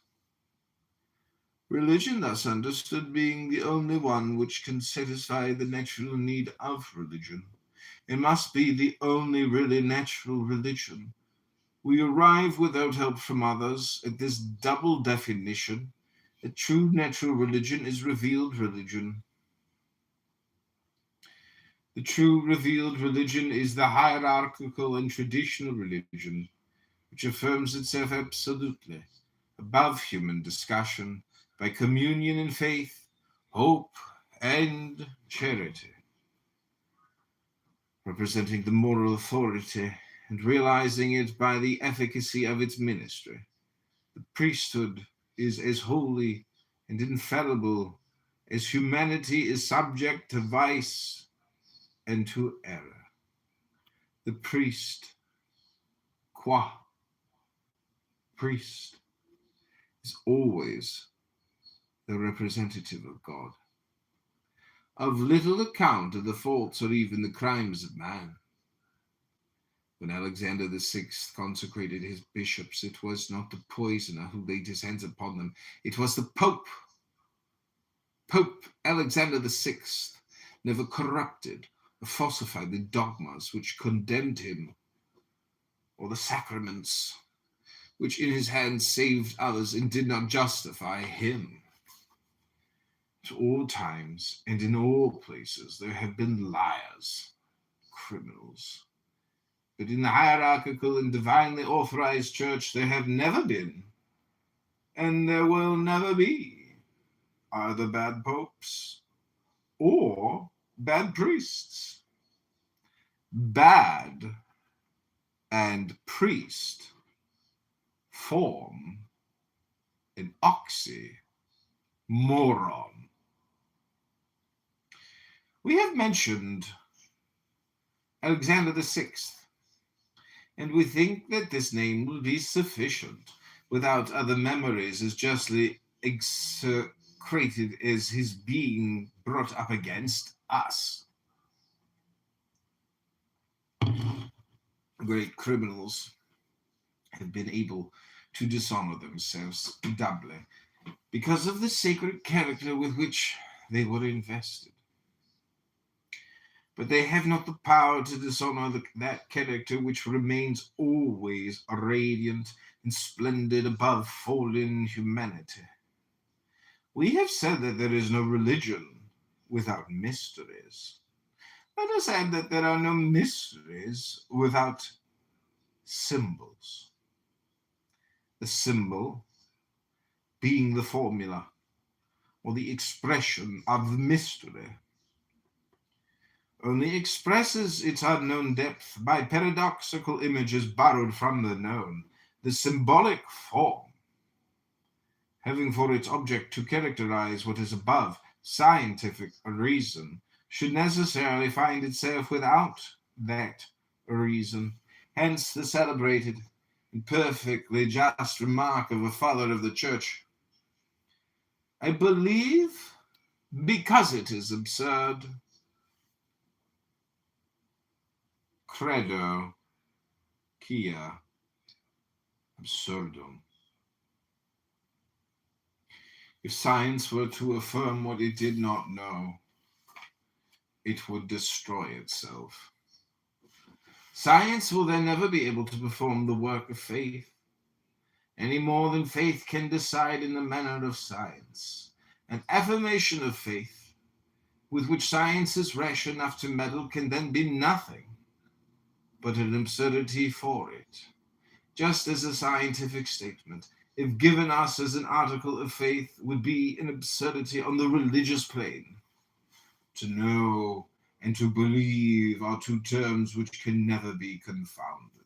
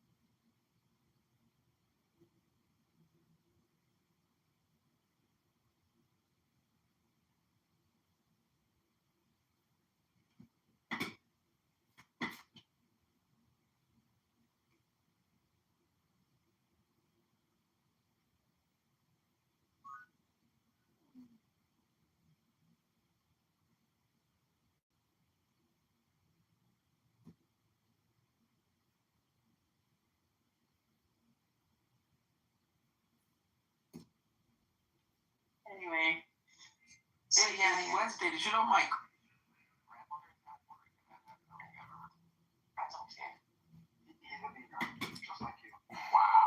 yo, you hear this guy? I'm not a peanut. I don't do the taco thing or refried beans. My mother, I'll be honest, my mother actually makes taco. I'm a beaner. So you're not a beaner, you're a chickpea. No, chickpea. Honk, honk. Welcome to the circus, everybody. I'm so happy to be here with all the clowns. Rabbano Shalom, good Shabbos. I'm glad to see such an auspicious group of clowns that have gathered together. Hello? Hello? Hello? I'm in a tent. It's a circus. Hello? Hello? People have spent the whole day here talking to Ambrose endlessly. Endlessly. Ambrose. Oh, everything's going okay there. Everything's going great in Ambrose's brain. Hello? Hello? Yeah, same with Buttercup. Things are going great. Endlessly dooming on live stream Clownhouse, repeating the same little factoids of the keyword of the day. Genocide! Occupation! Free Palestine! Free Palestine! Ooh, somebody's a little dragon! Hello? Hello? Hello? Hello? Hello? Hello? Hello? Hello?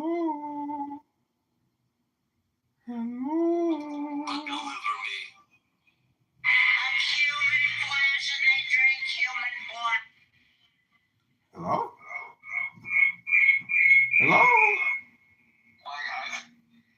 I get the other side, but there's so much more I could ask. I could ask you all kinds of stuff, but Hey Stanley, how you doing, you old Jewish son of a bitch? Good Shabbos! What are you doing on the internet now? It's Shabbos over there. This is your goy detection system warning you that I'm going to send the shaman to your house if you don't get off your phone, Rabbana Shalom. Go read a book! Right, I mean, you're advocating for Monica sooner than you, but Come to Skokie, we'll get a kichel and have a coffee. People that don't know Benjamin, which I think a lot of people here do, Benjamin Not many people know what a kichel is these days. It's a cookie. A delicious sugar cookie. Mmm, kichel. Then we'll have some matzo ball soup and some kreplach and a corned beef sandwich, maybe Miss Johnny. That's his binky, and I'm reading like some of the comments in here with people like, oh my God, who is this guy? What's he about? Blah blah blah. And it's tough to get a read. But some people, I think they think they have you pegged. I would love to. Hello? But I do want to say for those people that don't know Benjamin relishes the onslaught. So he has this weird like masochist kind of like likes the pain. So it's just gonna bounce. So hopefully you're getting it out. If you feel like you have to get it out, you're getting out of Benjamin. Just know it's gonna bounce back. You're going to go to the Pro Lyrical House and ask Benjamin a question. So I think I respect that more than your weird ideas. So leave it there. All right. Some hands I saw earlier. I don't know if anybody wants to put it back up. Oh yeah, this is gonna be right off the gate. I'm blocked. Banging on that buzzer. So here you go, Benjamin. Get ready. Dr. Priya, good to see you. Come on up. Hello? Hey, so I haven't been in your spaces in a little while, so I don't know if if I'm going to sort of follow the format here. I actually don't have a question for Benjamin. I have nothing to say to... anyway, that's a whole other story. I really just came up to correct some misinformation that there was a shit ton of misinformation, right? But one of the things specifically that I wanted to correct was... And by the way, this is not unique to Benjamin. A lot of people promote this conspiracy theory, which is not true. And that is that for decades, the medical and scientific community hid how bad cigarettes were. And that's not what happened. Here's what actually happened. The tobacco companies hid how addictive their cigarettes were. And it's not nicotine. Actually, that's the most addictive part of cigarettes. It's all the other chemicals that are in there. They knew for ages, and they buried those documents, right? So anybody who has sort of any modicum of clear trains of thought understands that tobacco companies aren't built and created by doctors and scientists. Do they have doctors and scientists there? Sure. they do, right? Developing product things. Well, they don't have doctors, but they have scientists. Right? I mean, they don't have physicians there. So again, this myth about how academic institutions and physicians and the medical community hid all this information about how dangerous cigarettes were is false. Another common thing, because usually when I say that, then they'll come up with the second myth, which is, but so many doctors were advertising that you should smoke, right? So here's where that actually comes from. Believe it or not, smoking cigarettes, the initial reaction that you get with smoking tends to be coughing. But one of the second things that happens when you take a puff off a cigarette is you actually you bronchodilate your vessels. So essentially what that means is the airway, the airway is in your lungs, they actually open up a little bit. So back in the days before we had albuterol and sort of bronchodilators that truly work, when someone had asthma and they were having an attack, people actually recommend, as long as it wasn't a severe attack, right? Because they would give steroids. But for minor flares, yes, there was a time when in medicine, this was recommended as a treatment to kind of open up the airways. Obviously, we don't do that anymore, but that never had anything to do with hiding information about knowledge of it being carcinogenic or it being dangerous or it being addictive. So that's really why I came up here. I mean, obviously, Pro, you know that I'm a pulmonologist, so it drives me. I mean, he said so much misinformation that it'd be exhausting to try to fix all of it. But the thing that drives me absolutely bonkers is when people say things about my field of study that are wrong. So that's really why I came up here, was just to correct that misinformation thing. So I'll drop back down. Much appreciated. Thank you, Doctor. You reminded me of some of that too. There was a lot flying on. It was a lot. I talk about the cigarette industry and tobacco industry so often too, but that was a good overview. Appreciate it. If you ever want to put space on it, let me know. I'll just point out that Dr. Priya actually didn't correct any misinformation. She concluded that there was misinformation, and she said there was, but there's no evidence of what she said. She said something that's probably not, which she can't prove, which is that their doctors did not support the smoking companies. I think I can easily prove that they did. And then where were we? I don't know. I just don't think she's got the receipts, you know what I mean? She said cranks are gonna crank, Benjamin. Michael, did you want to come back up or no? Well, the problem is she asserted a negative, and it's impossible to prove a negative. So that's gonna be just hard on her. Here's Michael. What's up, Michael?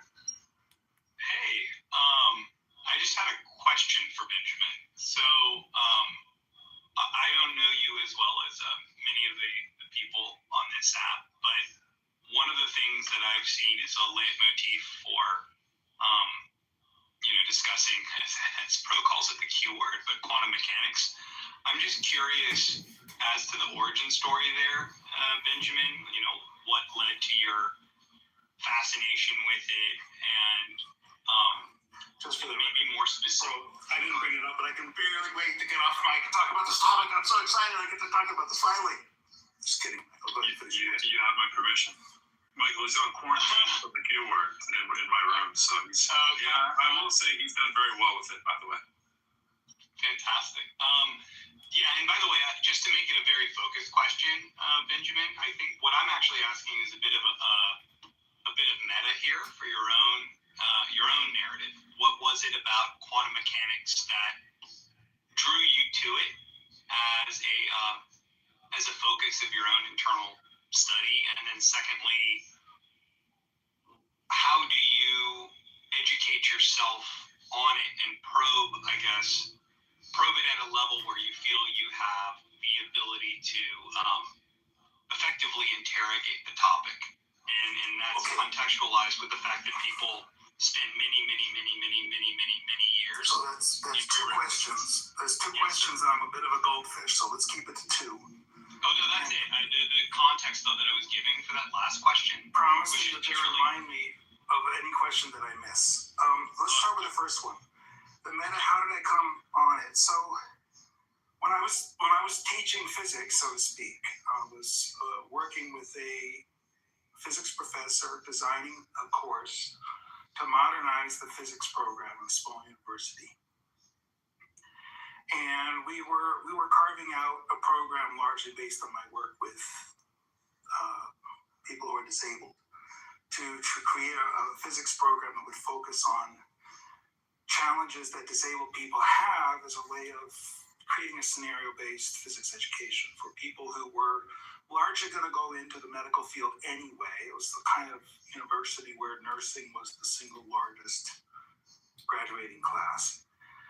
They had to study physics anyway, and we wanted to create an interesting physics program for them and for others. And so that was our conceit there. Right, but at lunch we would talk about things and talk about physics, and I brought up, this quantum thing, and I mentioned that this way back, I felt like, local realism was probably the best answer. My professor was like, well, let's talk about stuff we can do. Okay, so we didn't really get into it, but I felt like it was a kind of weird third rail because he was kind of pointed at not talking about it. And that just kind of sat with me a little bit wrong. I didn't really bring it up again. We did all kinds of cool stuff there. We did some high voltage etching. It's really cool if you put high voltages across a piece of wood and give it a little bit of a conductive solution. It will arc, and all kinds of cool physics that we did with the students there. But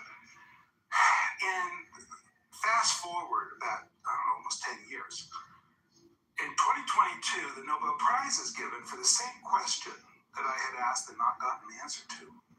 And I thought, this is the second time this has come up, and now it's a Nobel Prize, and I really need to just buckle down and learn this thing, because I don't understand why are they doing it? What is this about? So I read some materials on it, and all just looked like useless word salad. And I thought, well, I understand data. I can do some data science. What I need to do is get my hands on the data and run the same numbers that they're running, and then maybe I'd understand what they're talking about. And so I set out to find the data so that I could run the numbers. Right, Star said hi tonight. God is laying with your family. Ocean wide, you keep on marking. Hey, John Kitover, how you mail? You were close, real close. Pepperoni for Washington Hudson. Listen up. And the world is this. It's got a dragon head. This isn't just a boat, it's a Viking ship. Whoa, hang on. And apparently I'm going right. The Vikings come with these hats, or is that just me? Who almost voted for that guy? John Kitover? Come on. I did. Figured you'd get us better parking out at the mall. John Kitover.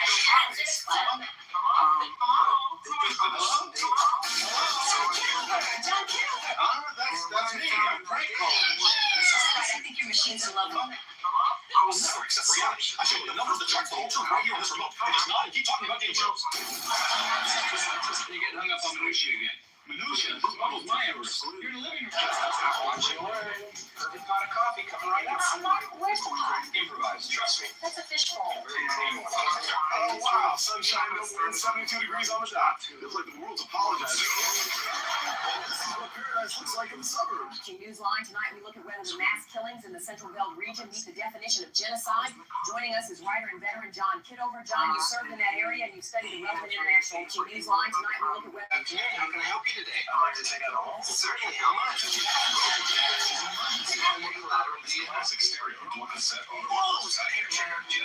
How can I help you today? Knock, knock, I brought brownies.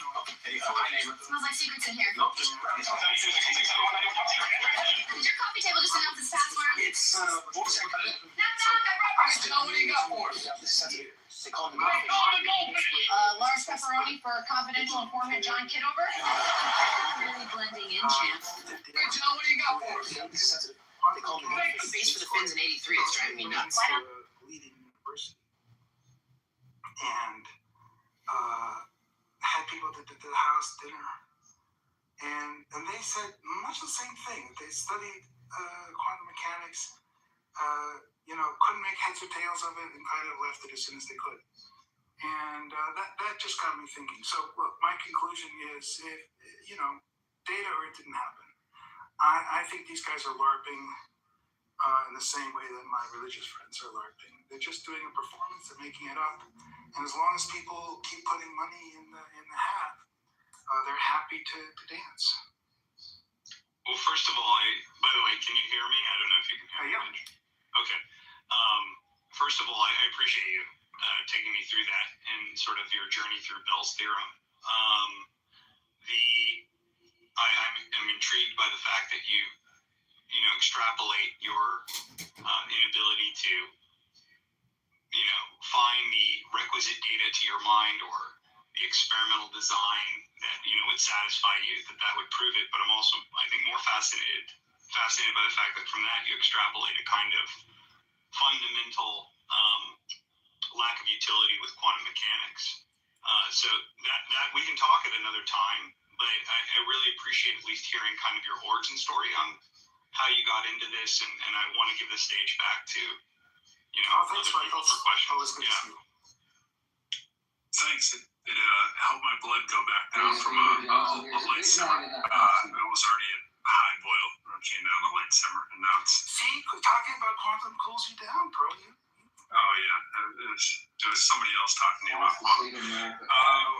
There's a lot of work that we Yeah. So we're not going to talk about the independent labs across the continents reproducing Bell violations, but that would be for another day. Saying they reproduced it. Poor Julian. Also, they're publishing the data for some. Except for Delphi, but that's Here we're up. There's allowing us to have I know how this goes. I'm not sure if anybody else has anything for you. And by the way, everyone, welcome to the forecasters have come out.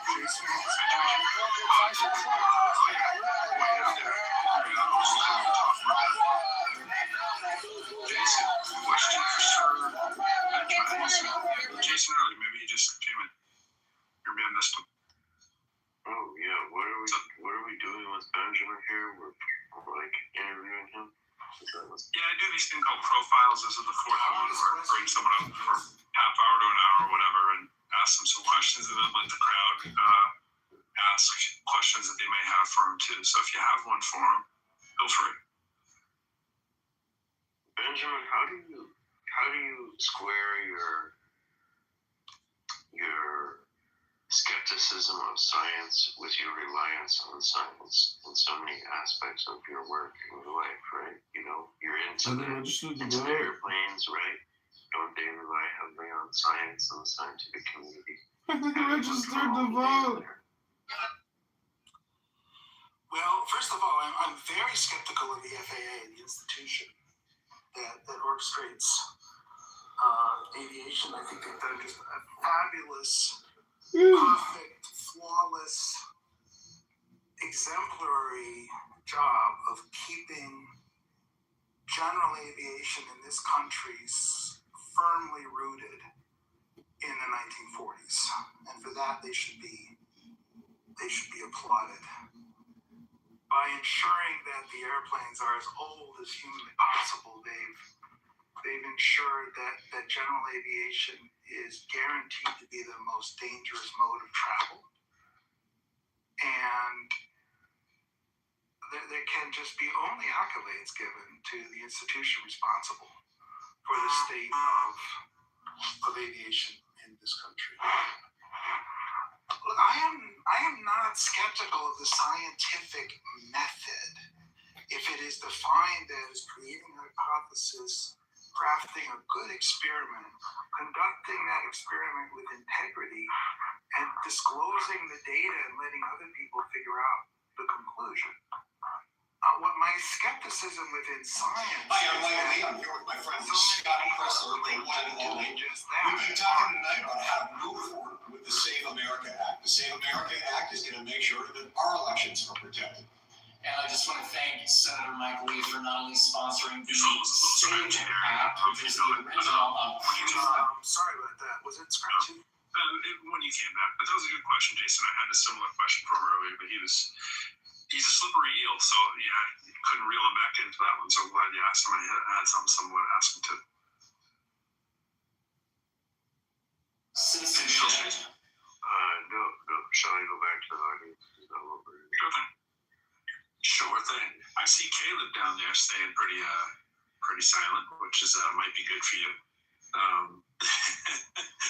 Caleb, not sure if you want a punch at the bag, but you know, he's well, I will offer that the rabbi has always presented his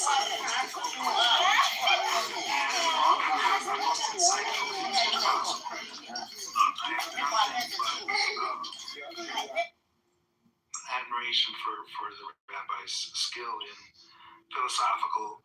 You do say this all the time. Your praise for him is equal to his disdain of you. Well, we play hard tennis. We play hard tennis, and you know, both come. I don't know if he plays hard tennis. I think he's a pretty straight shooter. We're gonna have to get Caleb up there someday. So, Monica, it's great to see you. Hello, gentlemen. Can you hear me? What are you doing with loud and clear? Benjamin, you're a little scratchy though still, but is it better now? Sure. Okay.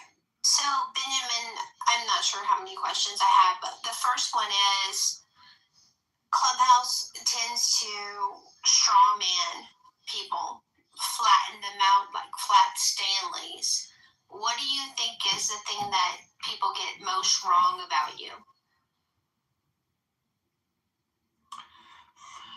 Well, that's a fair question. I think that one of the things people do in order to feel more comfortable when they find themselves in an awkward position is they try to do just that. They try to flatten you. And one of the ways that people have done this, and I think it's not helpful, is that they'll try to sort out a motivation, and then they'll attribute a motivation. They'll say, well, you know, you don't like, you have a problem with psychologists because psychologists won't, give you a credential to let you practice psychology. And if they gave you a credential to practice psychology, then you'd love psychology. Some version of this, right? That you're just jealous that psychologists have something you don't have. And I just think that that's totally unfair. I think the problems in psychology are independently documented, and they're not waiting around for me to care whether psychology is a bunch of hokum or not. It's clearly documented.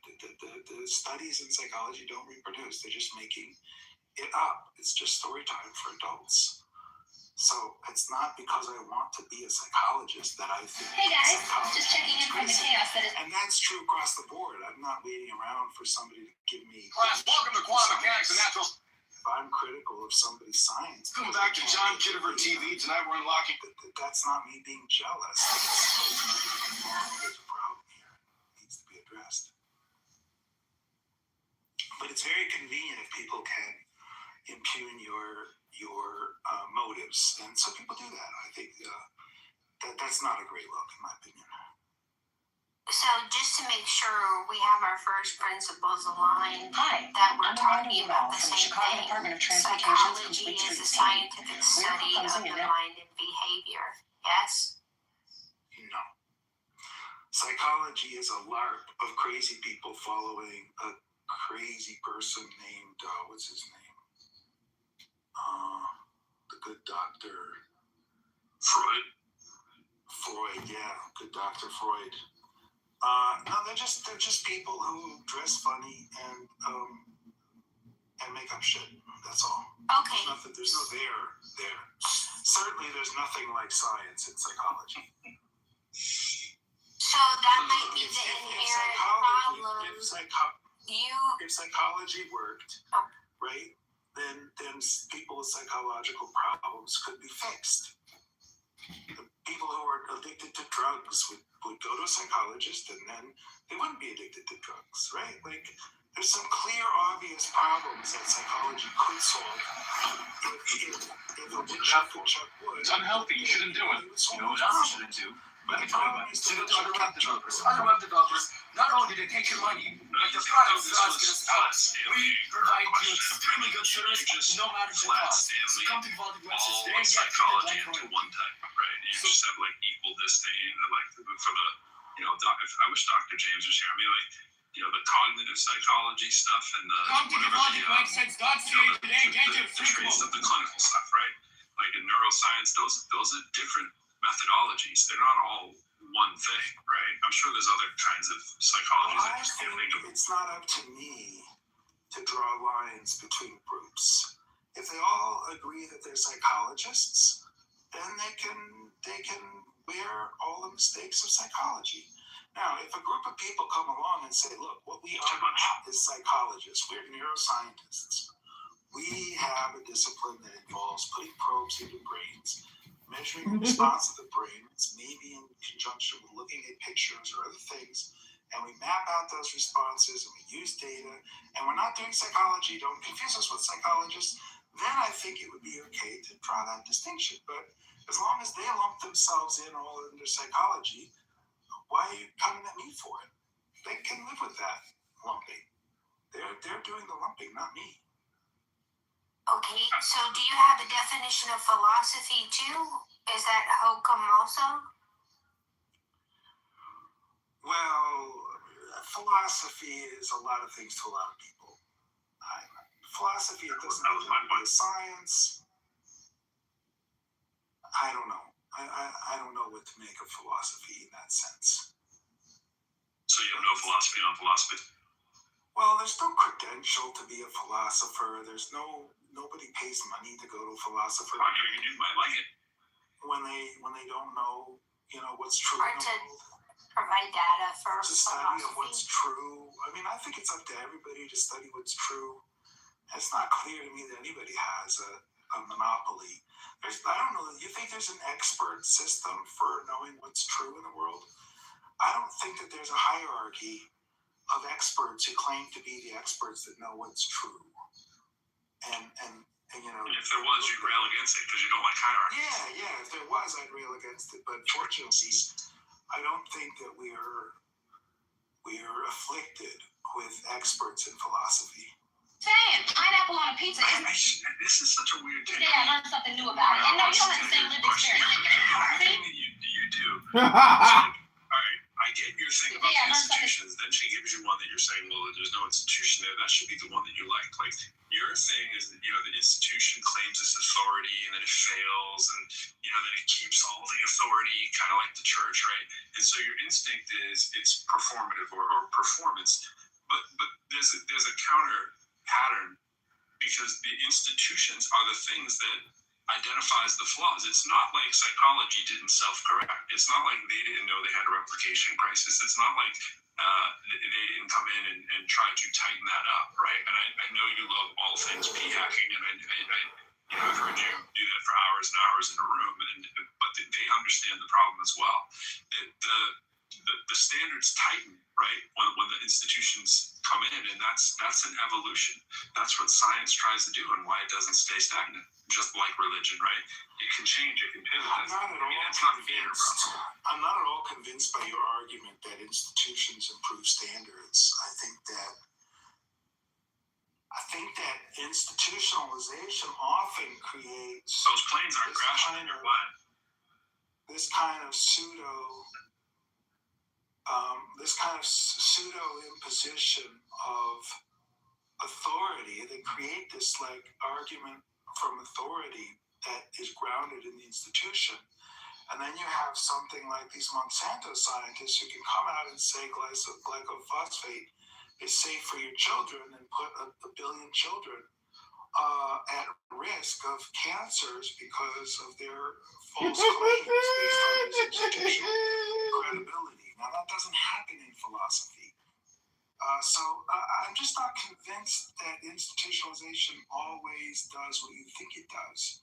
I know it clearly creates opportunities for fraud, and it's not clear that we couldn't find better ways to sort of make sense of who is the better practitioner when it matters.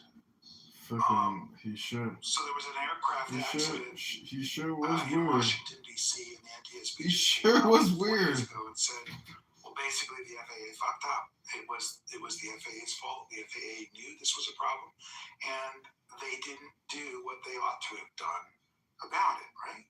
So, remind me again, what's the value of the FAA? Maybe the one that Trump was when it counts.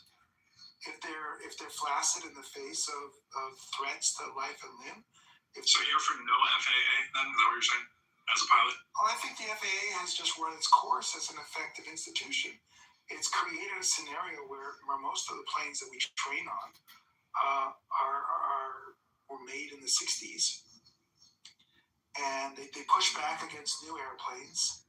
The credentials. So what do you want to do then? Like, if there's no hierarchy ever, because you're going across all of them that are trustworthy, like what mechanism maybe we need scales the truth for you, like across millions of freaking people? Like, that's a pretty unavoidable problem. But if you look at the fields where humans have advanced in ways that your children would not even recognize your childhood, right? Your children will get a little flat piece of glass that they'll call a telephone, and they'll never make a phone call on it because they'll just do every other kind of thing. But like the most retrograde thing you can do with a telephone is make a phone call. And if you think of your childhood, Clint Eastwood, get off my lawn, kid. If you think of your childhood, a telephone was a highly regulated monopoly by the Bell Telephone Service, where you rented a hunk of steel that you slung to the side of the kitchen wall, and if you wanted to walk around while you were on the phone, you had to get an extended cable that you could plug into your handset that would allow you to walk into other rooms. Hello, I'm Eric Wallace. I'm a Christian, a conservative, and a Republican, and I'm running as a write-in candidate for Cook County Board President. We would still have voting rights for February 12th. If we had the regulations on telephones that we have on airplanes. We would still be dialing each other up with rotary dial telephones and talking on party lines, and you could just forget the rest of technical history if the FAA was responsible for regulating technology.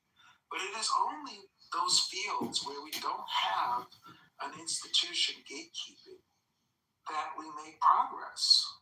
If we didn't have a regulatory agency holding us back, we would have all kinds of medicines today that we don't have. Wow. Now, that's a wild thing. Some risks. Yeah, you think? Sure it would.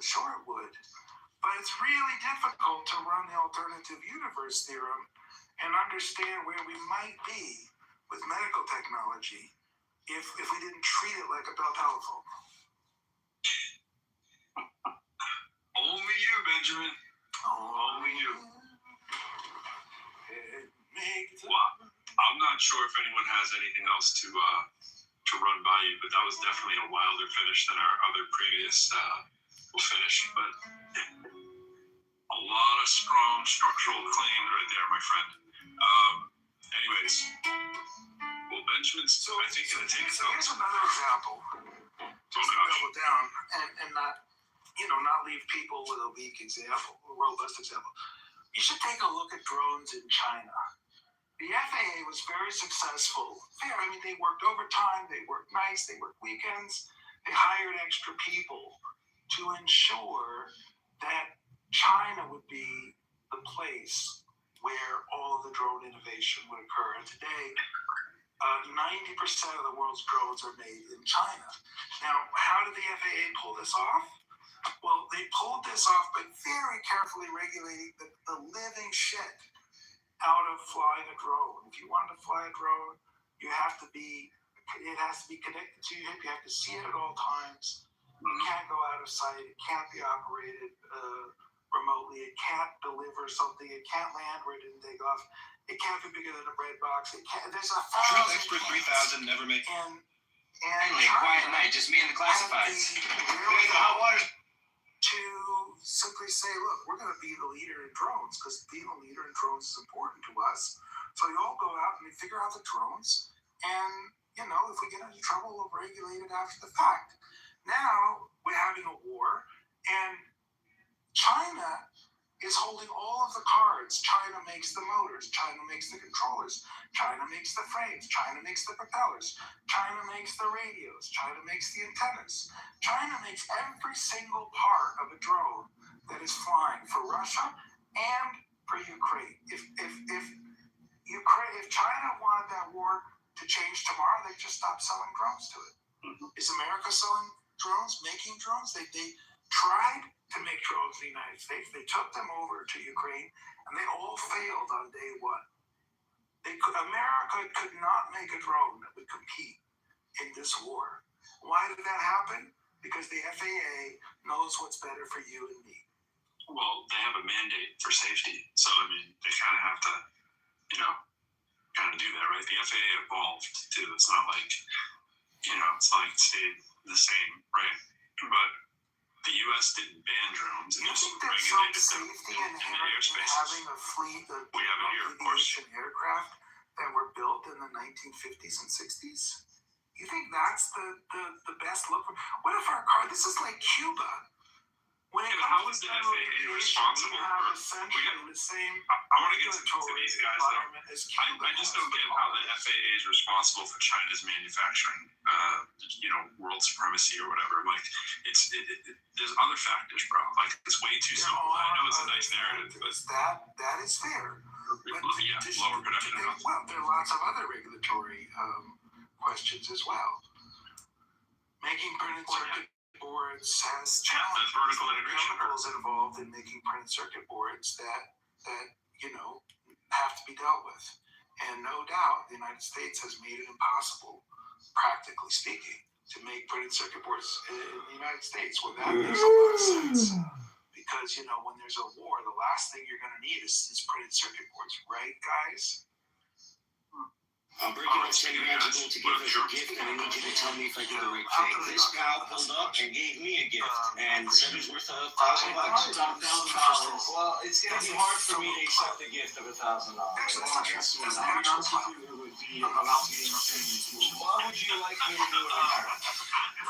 Just continue being good. Continue being good. God is good, man. God is blessing me, and is blessing me every day.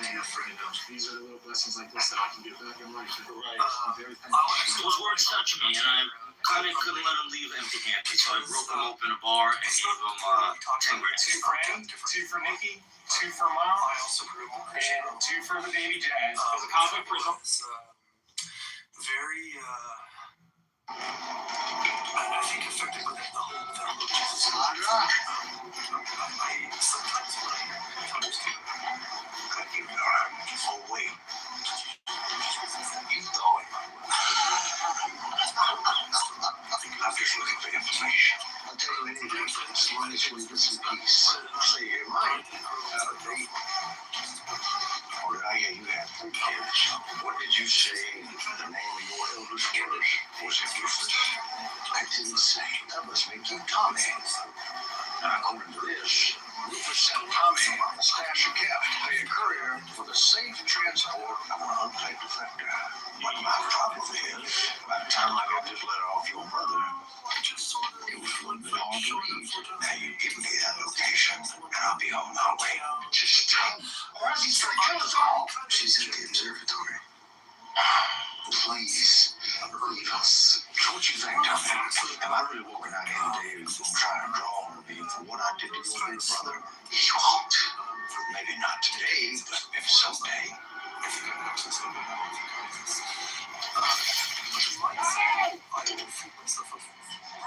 I was trying to make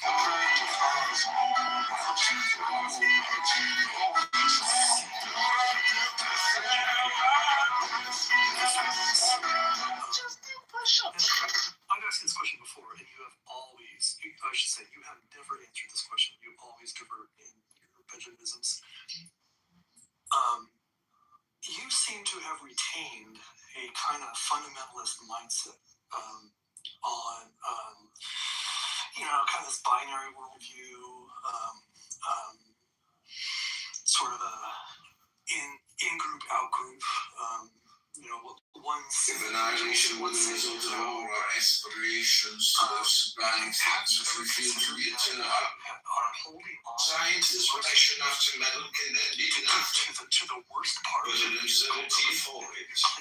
Just as the scientific statement, if given us as an article of faith, have you considered this?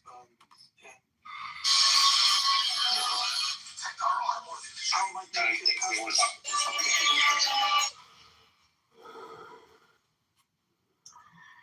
Yeah, well, I think this kind of calls back to Pro's question earlier, which is why am I unwilling to see hip hop as merely an artistic expression, and why am I unwilling to see video game violence as merely a legitimate form of entertainment, and why am I willing to not see religious stories as like allegories and metaphors? I think that when children grow up, they come of age. Local tax experts will do your taxes for $150 all in. They calculate how that culture understands them.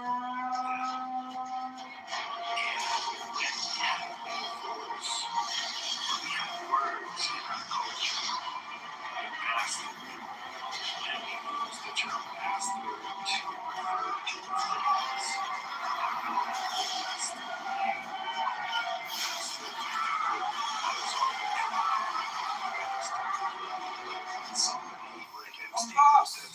There you go. Horrible things we call nasty ass bastard. We just categorize this term bastard to describe what we do. And I should sometimes think that it's harmless. That it has no impact. It's just the metaphor. And I think it's real. And I put myself in the shoes of somebody who was born to hippies who don't understand religious concept. And consequently, I'm starting to bastard. And I grew up into a culture that deserves this very special person. The worst word you can say anywhere. So, five other words. We'll get off your sides. So, you can spell out each word.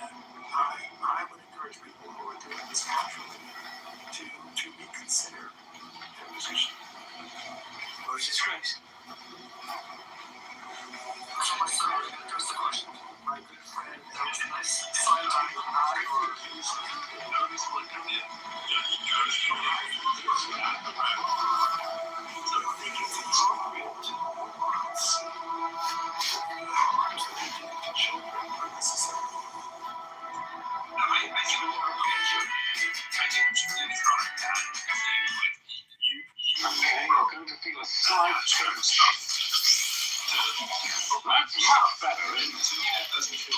That feels really, really nice. You know, that creature that brought me in, he did not treat me very courteously. And I pointed out that he wasn't following the golden rule, but at least around my neck and name string from pot of water that I'm pretty sure was just some kind of animal food. Well, that isn't. And I thought I was here. It's the real body stuff, and that's why you resist calling things just metaphor. Right. But do you think the only way to prevent a harm thing instead from metaphors to treat them all as if they actually are literal? You know? I think that you should appreciate that at least to somebody somewhere they are literal. Now, Frederick Douglass does this work for us, and he writes about his lived experience coming of age in the slave era of United States history, and that this verse in the Bible that Jesus says in Luke, I think chapter 16, a slave that does not listen and obey his master's voice shall be beaten with many stripes. Now, Frederick Douglass writes about his experience watching slaves, watching slave owners not only beat their slaves with many stripes, but beat their slaves with many stripes while quoting that verse out loud to the slaves and everybody around them, right? In other words, to that slave that's getting beaten by that verse is goddamn literal. And how dare you discount all the people for whom this language is literal? How dare you? Of course, I didn't do that. But I'm asking you if you have carried over your fundamentalist, like binary thinking a little too much, and maybe that is part of your enculturation that you haven't rid yourself of. So I think you didn't address that part, which was the actual question. Jason's back too. I understand, Andy. I don't think that these words are without consequence just because they're metaphors and allegories, if you say so or whatever. Not the question. History is too long. Not the question. Not the question. Your inability to see nuance, to understand other people's perspectives, is one topic. That's what I'm asking about. The chip on your shoulder, your trauma, is something I didn't ask about. It's interesting, but it's not really what I was asking about. But you're asking me to be nuanced about genocide. I feel like you're asking me to be nuanced. I am not. I feel like you're asking me to be nuanced about the German Lutherans putting none of this stuff. a team of people. All right, that's fine. Because it went as far as I thought maybe it would get to a different place, but. I don't know what the word nuance does. It's not really a practical word. It's a hard question. It's a very hard question. And I do appreciate you answering it, and I do see how that became difficult. Benjamin, how did you receive a fundamentalist upbringing if you're the child of two hippies who didn't believe they should get married? I kind of asked them something like that too. Because these drug-smoking hippies eventually bought into the Jesus movement, and they kind of just moved themselves across the chessboard to the other side. I see. And through the Jesus movement, they became Christians, they became conservatives, just as Andy said. So there may be hope for you yet. That's really good for me to hear. There is hope for him. Yeah, that's exactly how. I mean, I've heard some stuff that I haven't necessarily heard him say before, Jason. I think that like you still do the massive generalization stuff, and that's the thing that I think you partly do for theater because you want to piss people off. But I can't always tell if it's the binary thing. Like when you say religion universally harms children. Through the narrative stuff. I mean, that is sweeping generalization. I mean, is it even possible that just the stuff we're talking about, your sensitivity to the harm stuff has turned into your universal indictment, right? I'm not saying it to be like accusatory, but that's what it feels like. And I like part of it if that's the answer, because even though it doesn't feel like something you should like, but I feel like you're clearly protecting the kid you once were, which is the part that I relate to, right? And I respect that. But the question is whether protecting that kid requires dismantling every shared story, because I feel like that's what you do. You go on the offensive, or do we just need to tell better ones, right? Well, clearly we need to tell better ones. But I would argue that we have dismantled many stories, and we have preserved many stories. And to some extent, I think we've dismantled the wrong stories. This is why I harp on Zoroastrianism all the time. Here's a story. You should read it. It's actually, it was strangely missing a verse that says that you should go to the nations around you and take your male slaves and your female slaves from the other. Now, does anyone know what female slaves are used for? Does anybody need a little history? No, Benjamin, were from used the in the nations kitchen. around you. They work in the kitchen. They did weaving. Zoroastrianism strangely is missing that verse. Nowhere in Zoroastrianism do I find that Ahura Mazda goes to some place and commits a genocide by killing the children of the people in that place. Nowhere in Zoroastrianism do I see that Ahura Mazda tells the followers of his to take the sword and kill the child while they're sucking their mother's breast. Nowhere in Zoroastrianism do I hear the verse, as I do in Psalms, that happy is he who shall dash the child's head against the stone. So, would it be so horrible if we had maybe preserved that story and not let it fall by the wayside, and maybe let other stories fall by the wayside? I just think we've done a horrible job of picking the stories that we tell to our kids. I think Zoroastrianism might have done a pretty good story of not including all the freaking traditional stuff that was going on in ancient Persia too. It's not like that was like some pacifist utopia. You know what I'm saying? I get there's some nice stories in there that seem a little bit better, but it's like the idea that was some, like the place your parents grew up on the Woodstock tip. I don't know. Relative to other places, there is some indication that it was a kind of Shangri-La. We could get into that another time, but I don't know that you're on good footing there. I think history is horrible and a lot of places suffered, but I don't think it's uniformly horrible. In other words, I think the middle of the 20th century is uniquely worse than the middle of the 19th century. Well, parts of it for sure, yeah. Most of it. Well, the 19th, yeah. And we can draw inferences from that comparison that are useful. Well, some things are worse than others. And if we're adults, we need to be able to tell. I don't think empires, I think of Greek history. I don't think they need secret text to do the domination thing. Greece had philosophy and slavery, right? China was, the Confucian bureaucracy and coercion and all that kind of stuff, right? Freaking Rome, look at that. That's freaking civics religion, right?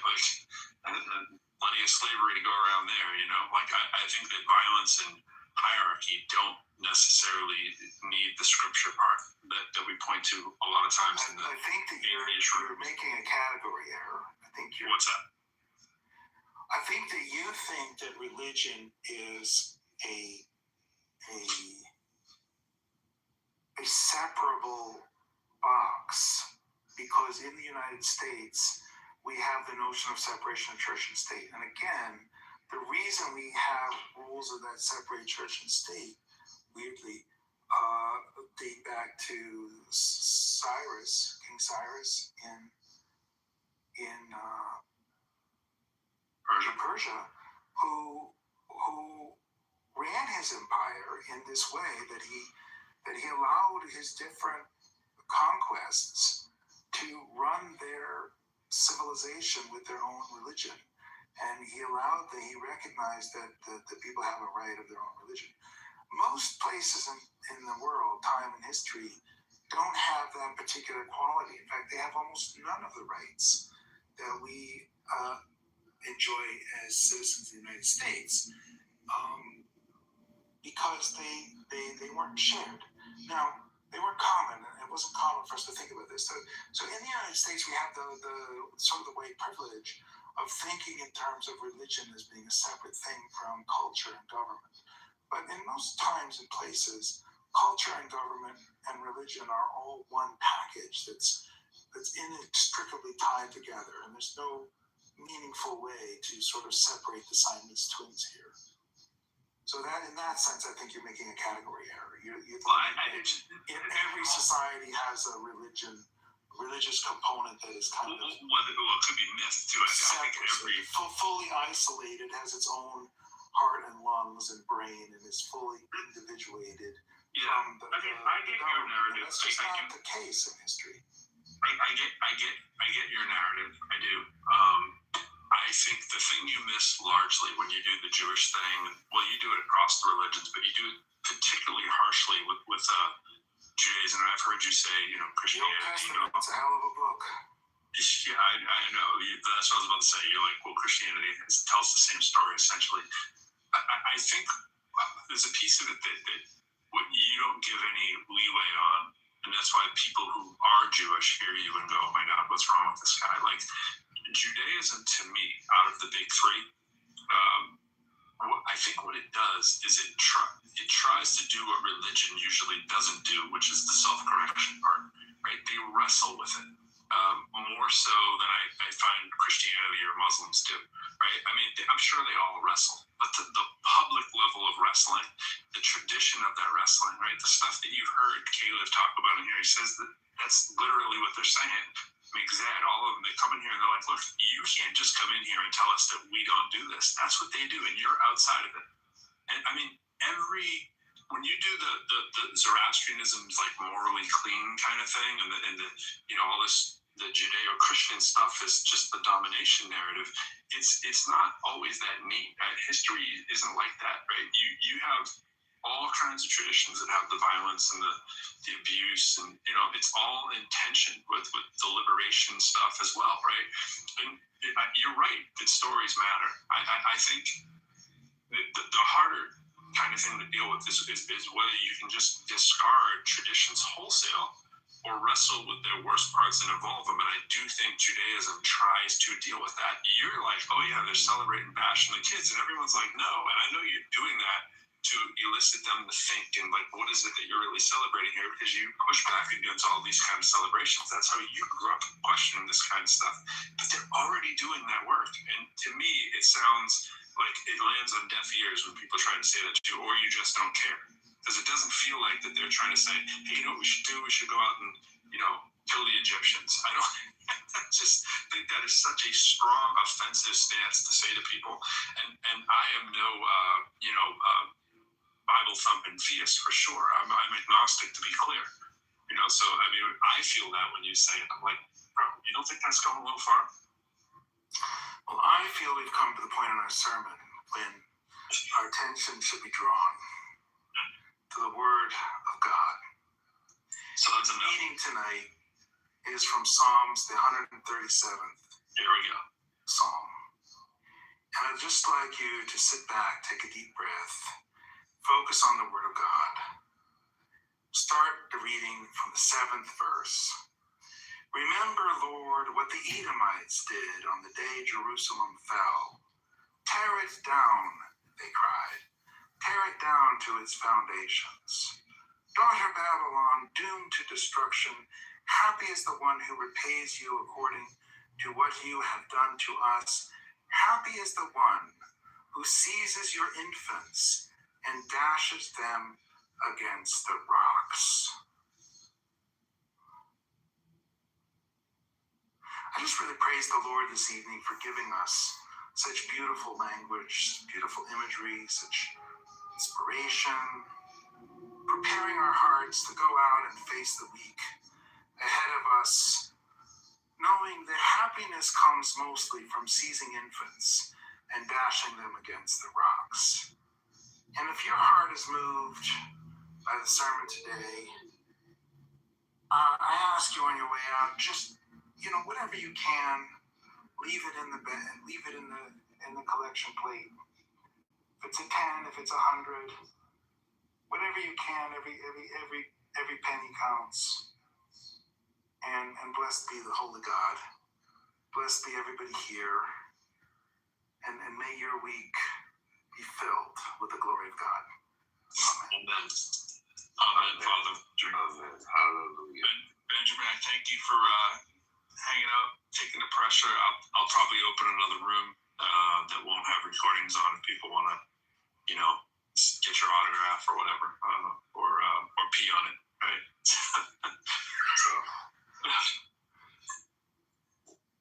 So with that, I'll open another room if you feel like coming in, and thanks everybody. Appreciate it.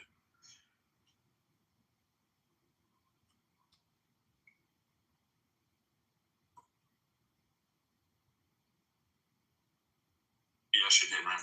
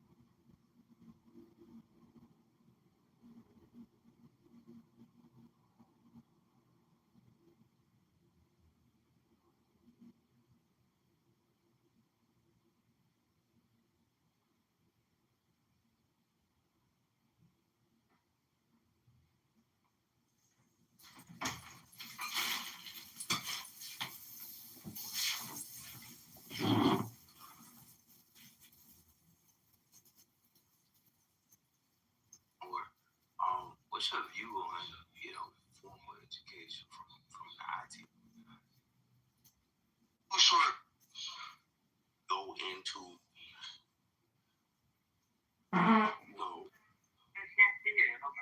Oh my god, J-Lo, I want to touch your pussy. Yeah. Oh no. Wait, you saw 50 Cent? He put his hand around me and his feet. No way. Yeah. Wait, Danny Mayer? I love that. Oh my god.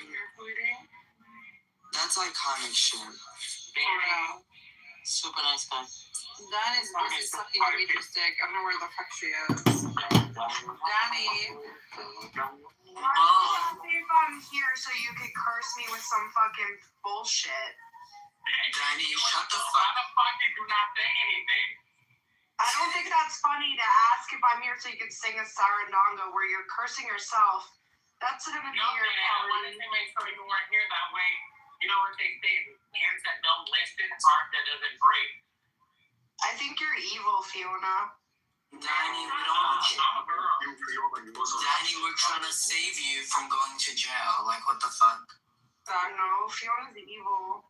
No, the fuck I'm not being. I slept with the district attorney, so they wouldn't even start. No, Fiona's evil. Danny, what's a sarandonga? Okay, you know about how Hands on the Wall turned into 128 Hands on the Wall, whatever the fuck shit they're saying. So Fiona turned it into Sarandonga because T-Ville said everyone on Clubhouse is trying to put me in jail and they're gonna throw a party when they do it. And so when I told Fiona that, Fiona started singing Sarandonga. Can you say it once again? That is a fucking festivity in fucking Spanish. So that's when the rooms, because I think Fiona got in trouble for saying you're going to jail, but Fiona did say 3 days ago from their boss at the FBI. I stopped saying hands on the wall because I made it both as a woman to Dimitri. As a woman? Yeah. Well, Gigi told me that you work for the FBI as a special agent. Danny, you're fucking telling me that you're taking the words of somebody who called CPS on you to heart? Yeah, for MPI, because they said they had to because of their job. So, I believe them. Danny, what's your address again? None of your fucking business, bitch. Then come over there and let me give you my address so you can come over to my house. But then you're gonna kill me. Danny, I'm not gonna kill you. I'm just gonna give you a lot of hugs. Oh, I forgot. I have to file a restraining order against you if you want to take a turkey baster and take my DNA and impregnate yourself. Okay? Don't worry. You know, I give you my address. What I said, Fiona said we made a pie of ricin. You don't need to take my DNA so you can get impregnated. So she can put me on child support and take half my fortune. That's not funny. Danny, you don't even have that fortune is nothing. He's not gonna take away the $400 million. I know. Fiona was complaining about how little the FBI agents make, and I agree. You know, you can make a lot more. You know, like I get it. It's not that much money. Danny, I just really past your bedtime though. What are you doing? Danny's readjusting her schedule. Danny, look at the picture I just sent you. Look at this. Look at how he keeps sleeping on my dumbbells. Isn't it so cute? And he fights with them. And he bunny kicks them and shit. Aww. What's wrong with him? Stop cursing me. Danny, nobody's cursing you. You live in the universe. Danny, you literally sent the last thing that you sent me in my back channel is a picture of Auschwitz ass. Okay, shut the fuck off. Wait, what? I actually sent it twice, but it popped up on my newsfeed from this shit post. It's from a Jewish group. It was from a Jewish group, and what it is a bunch of crayons. But it's not just Auschwitz ash. It's baby shit green. Corporations are people too. Insufferable vegan green. Boner pill blue. What the hell are you talking about? Danny, what are you Do you see how the white thread says white lives matter? The white Sound like an alien. You're a horrible person, Danny. You're a horrible person, Danny, and you're going to Auschwitz hell, okay? The blue one is called Scientology, spelled C-Y-A-N. Danny, oh my God, we have the homosexual. Wait, I think it was Holly. Oh, presidential orange. That's a Trump. We have Dylan here too. If anyone says anything mean to me, I'm leaving. Dylan, we can't help that. We can't help that. Why would you leave just because one person called you? Because I'm realizing that I don't hang out with bullies, and I don't come on the clubhouse to listen to bullshit. Well, no, you should come on Clubhouse to have a good time, and if you're not having a good time, block those people or just hang around them. I agree with you, Dylan. Exactly. I've been very liberal with blocking people lately. I made it to 4.1, but people are blocking me left and right. Dylan, Danny, I'm gonna get you blocked, Danny. You need to start with your account and be humble because you've been doing this shit for years. I can get to Don't defend Abu Philip. Come on. I don't know. I look. I don't remember. It all gets jumbled. But yeah, he apologized and donated to the ADL. And I go, yo, Philip, is this real? I DM'd him, and he goes, yeah, bro, stay safe. And it was super fucking cryptic. What did he apologize for? Anti-Semitism. Well, that's too vague. He did so much of that shit. I'm like, what? But he had so many things to choose from. Was it a specific? I'm excited now. Which thing did he do that was so bad? I think after Clubhouse, he went on Twitter, and whatever you saw on Clubhouse was nothing compared to what Twitter was for him. Oh, wow. Okay. All right. Yeah. He went full Kanye on Twitter, basically. And then the apology came in his account just disappeared. After a while, it turned into some weird account, and then just never heard from him. It was so weird. Is Normal having a full manic episode in the chat with himself? Norma's just going crazy in the chat. Wasn't Blip or his dad, was one of them the pest control guy or something, or no? Am I getting that wrong? I don't know what they did. I don't think Abu Philip was working at all, did he? I forget. Somebody. I can't remember these people. I don't know. That would be even worse if he was that wouldn't bode well for the brand. Especially for he owned a potential person. I know that was the one. But yeah, I don't think Abu Philip is working. I don't even know if he's alive still. I just started thinking, is this the bedtime story she was reading to me? The year was 1948. We were in There is certain thou witness to our solemn and bloody offering. Let us reveal the guilty in their justice and find the truth. Victorious on victory to the innocent.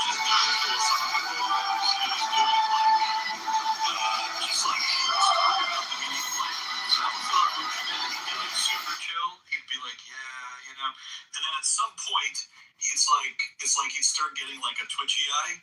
You could almost visualize it. He'd just get twitchy. He'd just be like, and I think the meaning of life is like a circle, except when the fucking Zios come, and then he would just go off, and then he'd calm down again.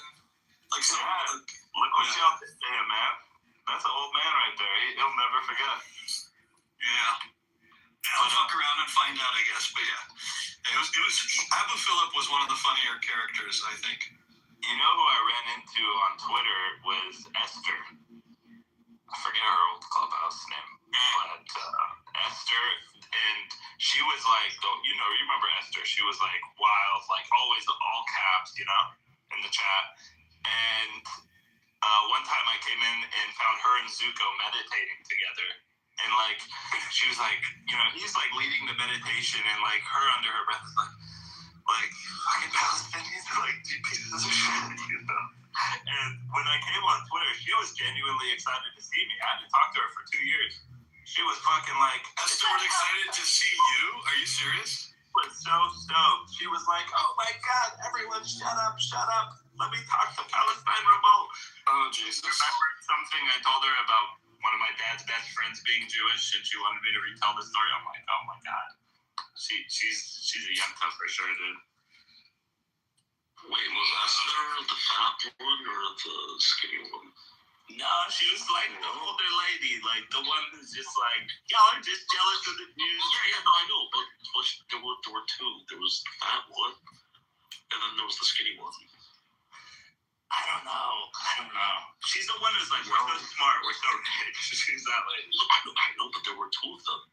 It wasn't the fat one. It wasn't that one. Oh, yeah. That was a different lady. I forget what her name is. But yeah, Twitter. I was like running into random Zios from Twitter that used to be on Clubhouse, and it was weird because it was like, you know, we know each other, and like we've talked so much, and you're talking with all these random people, and they're usually happy to see me, which is so weird, bro. Except Ari, he wasn't that happy to see. He was happy, but he didn't want to show it, I guess. I don't know. It was like, I'm mad at you, but I'm happy to see it. Did you ever meet Ari in person? No. I've met a couple people on Clubhouse, but Yo, is this shit? Yo, baptizer. Hey, what's up? Is this guy real? Which guy? I just sent you. He's running for Republican primary. Yeah, that's the guy in Florida. Yeah. The Catholic Fishback. He's all over Twitter too. He's Catholic, bro. He's kind of. I don't think he has charisma, but you know, he's going with the message of like the right wing, like conservative one. He's a Catholic guy. Yeah. Like, I'm not sure. I think he's definitely Christian. I don't know if he's Catholic or what, but he, I guess, just got unbanned on Twitter. I don't know why he's running in Florida, though, considering that's, like, not just, like, a very Jewish population, but a lot of Israelis, too. I mean, it's probably his home state or something. Yeah, that's probably true, but I'm just like, bro, you're like, this is such an uphill battle. I don't know. It's odd. I have to start somewhere. True. Who's Hochi? Santoro. Hochi Santoro. I just want to say one thing. God is real. And Donald Trump is the best president that we've ever had in our life. I don't agree with the Donald Trump part, but I agree with the other part. Donald Trump is the future. He's the future. Tell me another president. Old, bro. Tell me another president that's trying to stop wars. Hey, being president working keeps him young. All right, don't. Oh my god. Don't play. Hey. The average American, unfortunately, is amazing. I don't know what to say. Donald Trump is a prototype. Yeah, I guess he was on WWE. That was pretty cool. He like chokeslammed Vince McMahon. You spent half your life with one foot in the lion's mouth. What do you do on your day off? Wrestle a boat. I try to keep my weekend. He did be. I guess he was like he was the judge of all like the team Miss USA team whatever. I don't know. He's got an odd resume, bro. I don't know how I feel about it. Home Alone 2. Don't forget that as well. True. Shout out to Chicago.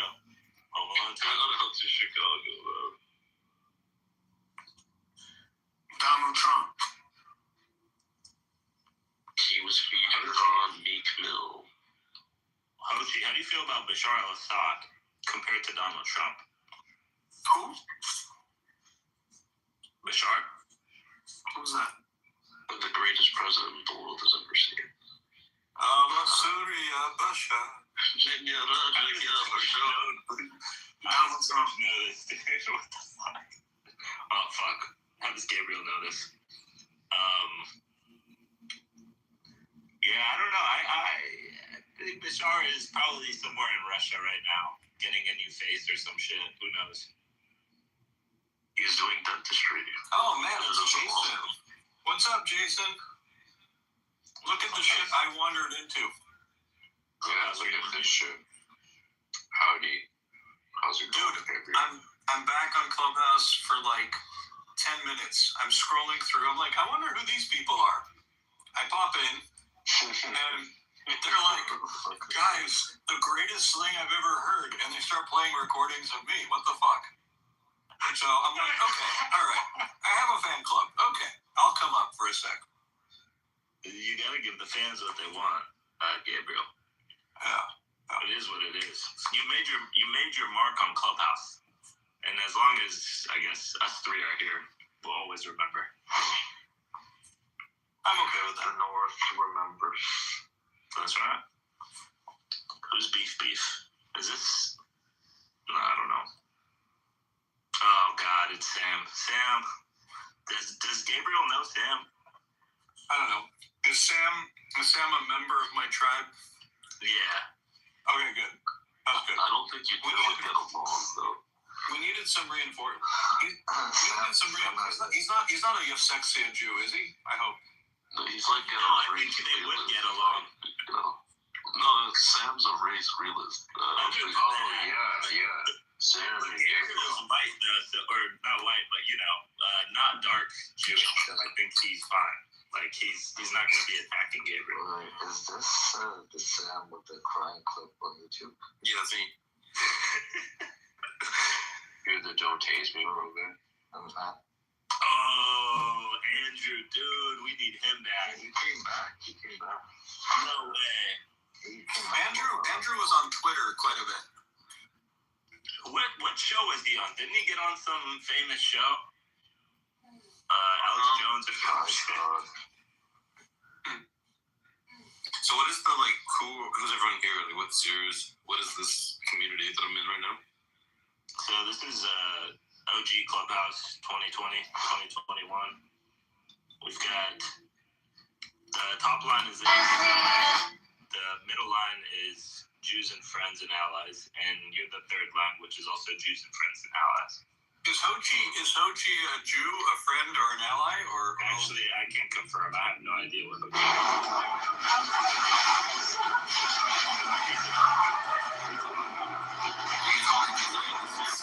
No, fuck no.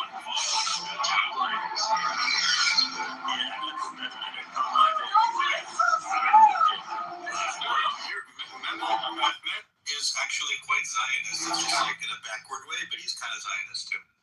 What? Dude, come on. Okay, don't fuck around. When you and I talked, you were totally Zionist. It just kind of weirdly, it was hard to He's trying to get me killed. He hates me, bro. So guys, dude, what? Because no, but seriously, hold on a second. Okay, no, don't fuck around. So because the Jews are dangerous, it's good to get them away from other people and put them in one place. So I'm an anti-Semitic Zionist who thinks because of the badness of Jews, we need to separate them from the rest of everyone and put them in I'd be Israel. fine with that if I wasn't Palestinian, right? I'd be like, yeah, guys, go get your own state. Do it, dude. You guys can all. Listen, you gotta take one for the rest of the world. You just came to my spot, which I am like, nah, dude, go No, it has to be somewhere. But Mehmet, it's just not even that nice there. Like I've been there. That's what I was trying to tell them. Why are you guys? But you can just get a better spot, like Illinois, or you can live in Illinois is their milk into high with their. I did move to Illinois, to be honest, but so it's funny that you say that, but no, I well, guys, I was talking to. What about Sweden? It's good. Going to. Go to Sweden for fuck's sake. Malmo is great for Palestinians. Israelis always say we're surrounded. All of us will be around the mountain. And I'm like, you came here Malmo before, yes. Oh, did you see the Ibrahimovic statue, at least? I did not. No. Oh, what the hell? Listen, if you're a Jew, you gotta run across the street in Malmo. You don't have a lot of time.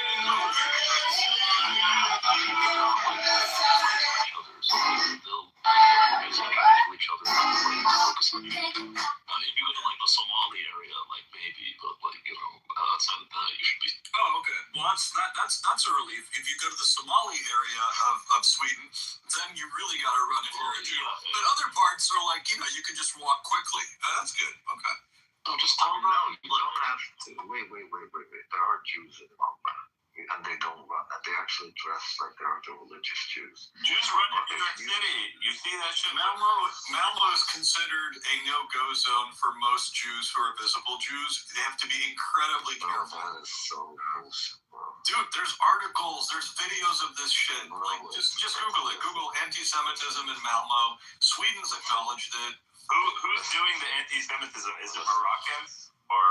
No. I honestly don't. I don't remember. Last time I looked at this was like a year and a half ago. I don't even know who it is, but it is not. It is not the original Swedes, if you will. I'm just so proud of I'm so proud of the Jews for after all those years of anti-Semitism, they built a state and they like went to the Jewish homeland and like made it a state that's like a functional, prosperous state. Like I'm just so proud of my people, Beef is not even Jewish, is he? Is Beef Jewish? No, he is. He's just like I said, you wouldn't like it. He's a weird Jew, but he's a Jew. No, they would. They're both very liberal. I'm not very liberal these days, but yeah. Oh, you got wait, even in America or in general? I'm a moderate at this point. Yeah. Why would we not get along? What's the issue? Because you're a race realist, Sam. But I don't know. Maybe Gabe has moved on. Wait, he's a race realist? Yes. Yeah. What the fuck? How do you define that? Like I actually you know how like different groups of people have different heights, like that, like Inuit people aren't the same height as like people that are like I don't know, they're like Swedes are taller than Inuit people, for example. Like that sort of thing exists, not just for the body but for the brain as well. And it's not like a huge deal, what I mean? But it's just like reality, Gabe, you would have been doing major damage control if you were on Clubhouse with this guy. Back in the day. No, I was on Clubhouse back in the day on 20. No, if I was doing this shit, I would have been kicking him out of clubs and like or houses or whatever. He would have been in the group Jews, but not Jews and allies, basically. But I get to meet Brett Weinstein on this app and Eric Weinstein. Brett Weinstein, by the way, is like the worst at like talking about Jews and Judaism and Zionism and Israel. It's like he thinks he's so incredibly smart on these topics. He's not. He's smart about other shit. When he talks about this stuff, he's like, I guess that's the phrase too clever by half. And by half, I mean like he has half a brain and he knows half the history on these topics. It's pretty embarrassing. I remember one time you had a room with Eric Weinstein, Gabriel, and it was a big room, and this one Arab, Romanian, Israeli, Christian guy came in and he didn't give a fuck about the Israel-Palestine stuff, but he was so excited to talk to Eric Weinstein. And he's like, yeah, I live in Israel, it's great. Eric, I'm so happy to see you. And Eric's just like, I don't give a fuck. But I could see the wheels turning in Gabriel's head like, no, I need to get your contact info, bro. You need to come, and I need to use you for propaganda, dude. That was a good time. I haven't found, either of the Weinsteins like incredibly good, but like Eric is definitely more intelligent than Brett. Yeah, I saw him on Joe Rogan, and I was like, I remember Lex used to come in here all the time. Lex, he used to just come in the audience. I remember that. Yeah, I don't know what was up with him. I felt like he was making a fucking, he's very monotone. I felt like he was making like a documentary. I was afraid to talk whenever he came in.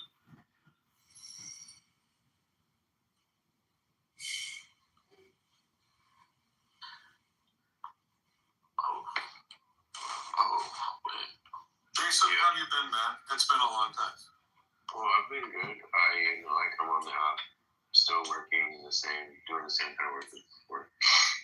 Really? I still come on the app and argue with the anti-Zionists and try to explain, that they need to get with it, that there is a conspiracy controlling the world and there's nothing they can do about it. So, we're all better off. Yeah. I went to Jerusalem since we last met. I don't think. Oh, nice. Yeah. That's great. Yeah. Super interesting. The eternal capital of the Jewish people. I love it. Thanks. Are you Jewish, Nathan? No, I'm not Jewish, but at some point I'm Buddhist. But I'm like, damn, this Abrahamic religion stuff really has a lot of people up in arms. I should go see what this is about. There was totally you. That is 100%. You. I could just see you cock your head to the side, raise your one ear like a dog, and just be like, this stuff's kind of cool. I should just go visit it. Tell you about this guy is a centrist, fence sitter, doesn't take any sides on any issues, and he says everything and nothing at the same time. Also, he's like There's nothing of substance. He's boring. He's got a crash game. Everybody, I'm back, bro. They got me again. Oilers, welcome back. What the fuck? Oilers? Jesus. Yeah, using Christ's name in vain. Yeah, how Jewish. Oilers, who have you trolled lately? What's your best troll in the last 6 months? I don't even know, bro. I thought we were done with this bullshit. Why do I keep getting packed? Leave me alone. Yeah, you're still getting clipped every day, bro. What did you say to get clipped this time? I don't even know. Usually I know what I said, but I'm like, what the fuck? Can we have you doing what we were doing before? Bro, I can't keep making you account, bro. Can you just tell your community to leave me alone, bro? I'm not even trolling them anymore. Hold on, I want to come up and say hi to Jack. What's up, bro? Long time no speak. Oilers, we don't all. This was inspired by Goo. This profile. Oh, stop it. You guys have Oh my god, baby, is that you? Is that you, baby? It's what I imagine when I close my eyes. I'm like, this is what it would look like. Were you and Gabriel on the app at this time or no? Yeah, I was in the app with myself. You have a problem? Okay. Who's that? Who was on the app? It's me, Bibi Kapara. What? Bibi Kapara. Are you serious? Yeah, what's going on, bro? He's changed, Gabriel. He's the anti-Zionist pro-Palestine now. No, I'm not. How you been, guys? What's going on, Jack and Gabriel? How you guys doing? You good? Amazing. I'm doing good. Baruch Hashem. That's awesome. I'm doing good. I heard you're on X right now, bro. I was on X about a year ago a lot, and now lately I just, here and there, not too much. Okay. So are you famous or something, Gabriel? Yeah. He used to be famous on this app, big time. Big time. Oh yeah. I remember Gabriel. Where's Guy and Majid? That's all we need to complete this. Fuck, do you remember Guy Franco? Of course. Jeff is here. Fantastic. Remember the Zach that was in New York in Juicy Restaurant? Yeah. Yo, you know what's funny? Maybe a year ago, I came on Clubhouse, and Zach and Majid were in the car together driving. Majid was driving him to the airport, go to Israel, bro. Wow. I feel like I'm crashing someone else's high school reunion. Yeah, literally. This is a bad sign, by the way. Look, Jeff is here. Jeff is in the audience. Why is that a bad sign? Jeff, come on, bro. Jeff, Jeff my views they all went to the Telegram group and were like, there's a room going on, kid. It's one. I want my people to know that I literally couldn't know. Let's tag everybody, bro. Hold on, let's tag everybody, bro. Somebody bring Ashraf here. Somebody bring Cambush here. Haven't been on this damn app for a while. I walked into this room, had no idea who it was, and all of a sudden, it's these dudes. No, Gabriel texted me. You know Clubhouse. It's been a while. You're fucking Algerian. You're supposed to tell me when you change your name. That's alright. Oh my god, Laura, come on, bro. I I really hate this like cordial gimmick that you guys got going on. Can we like start a Oh, I'm ready. You guys did. You guys did start a war. It was October 7th. We gave you Hey, 45th Ward, we're here in our Portage Park community in the beautiful Six Corners, where we are behind what used to be the former Sears site, as you can see. Now it's 206 beautiful apartments. It's a ground floor Target. Right now, we are under construction, and we're anxiously awaiting a Burlington, and we will also have our first bid in the city of Chicago, which we're all very excited about. We'll also have a Wells Fargo bank in the same area.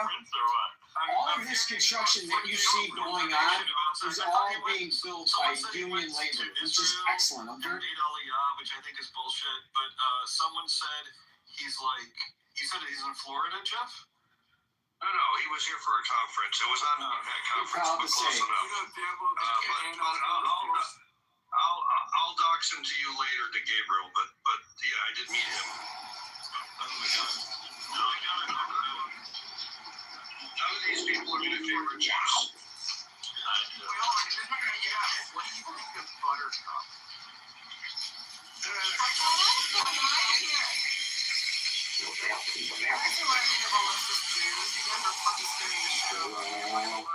Who's a leftist Jew? All the fucking leftist Jews are pretty weird. I mean, I like you, Buttercup. Buttercup a leftist Jew? Is she Jew? Dude, at least a comment will fucking tell me what the fuck you feel about it. She's not Jewish. I said straight. What do you mean? Are you a member? I like you a lot, like as a person, but like I still like, you know, I don't know. You're suspicious, so suspicious to be honest. I mean, I'm just. Alright, we'll get It's talking. so weird that everybody has new names. It's so weird. I know all the voices, but the names aren't lining up. It's me, Galilean. Gabriel's name is the same. Okay, darling. I'm still me. I know you are too. It's just like I gotta commit brain cells to figure out who people are. Jeff, I find it disgusting that you don't represent Jersey in your body. Well, I think that's a fair criticism, Gil. Jersey? Why the fuck would he rep Jersey? He's from Jersey. I'm from Jersey originally. Bro, you are a shapeshifter. Algerian, German, Jersey, Indy. I mean, I'm not gonna lie, Algerians look fucking sexy though. I mean, I do my best. Look, I'm gonna be an Indy. I'll be Miami, man. Do you remember, like, when it was like... It was Mehmet, it was, Yes. Mike. They were there. Dude, I remember stop when they were running leaving Jews the Palestinian clubhouse and they would have, like, these stints of peace with, like, Jewish clubhouse, and I was like, yeah, this is hot. I was running Jewish rooms, bro. I still am, clearly. Look how sweet it is. Like, Jews and Palestinians cannot live with each other, but cannot live without each other. And I get along with Mehmet because he's Algerian. That's it. That's right. Jeff, I already told the Mehmet's low-key a Zionist anyway. Like, and he got all upset. I was like, dude, it's okay, it's fine. Never. On the down low. He's on the down low, Zionist. I mean, Gabriel, not in front of his friends. That was definitely Bashar. Wait, where's Bashar? Bashar, bro. Wait, 2 did what? Oh, the roof thing? Oh, yeah, 100%. That was big. Remember, that used to be the biggest insult for anyone. Oh, you're a normalizer. You're the normalizer. Okay, and so what? Wow, yeah, so what? They used to say that to me, and I would literally run the Jewish room. I'd start the room with like Jack and Yeah. Only a quiet night, just me and the classifieds. How long is doing that thing? Truth Expert 3000 never makes a mistake. Today I learned something new about it. And no, you know what I'm saying? Pineapple on pizza isn't that Welcome back to John Kitover TV. Welcome to Quantum Mechanics and Natural Science. Stars sit higher than I. Who the world is this? It's got a dragon. Who voted for that guy? John Kitover? I show the numbers, the chart, and you're getting hung up on minutia again.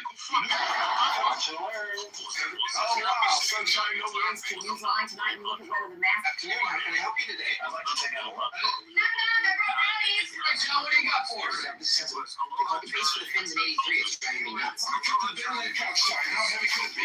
Well, activations today. Racist titles, and then he The human brain. See, a man with a name. He'll be like, "Aloha, look at what this guy said," and like he wouldn't say anything. So he would like the worst racism ever. And then he would like lure in other communities, like he'd get Muslims or Jews or whoever. He'd try to pull it, or Hawaiians. One time he did a Hawaiian room, I think. Good morning, everyone. We just finished up a segment on Good Day Chicago where we were talking about the Budget Accountability Coalition that was just recently formalized. And really, that coalition was formalized because of the fact that we want to make sure $38.3 billion. That's what ICE is going to spend given the network of detention centers across the. Talking about like you poof, 5,000 people just vaporized. Those apparently, reputedly, are working. But it looks like 50,000 Hamas guys are dead because that's how many the Hamas guys are like from the Martyrs Fund, right? Oh my God. Country by September 3rd. People with the shit. Is he like propaganda? Your 1,000 is good. way better than 50,000 is Gabriel.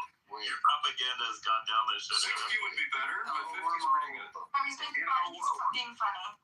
You know what particularly surprised me though is Gabriel said it's actually that when there was like a fucking heat wave in the middle of the winter in Jerusalem, that the Jews were able to control the weather and make it snow in Gaza.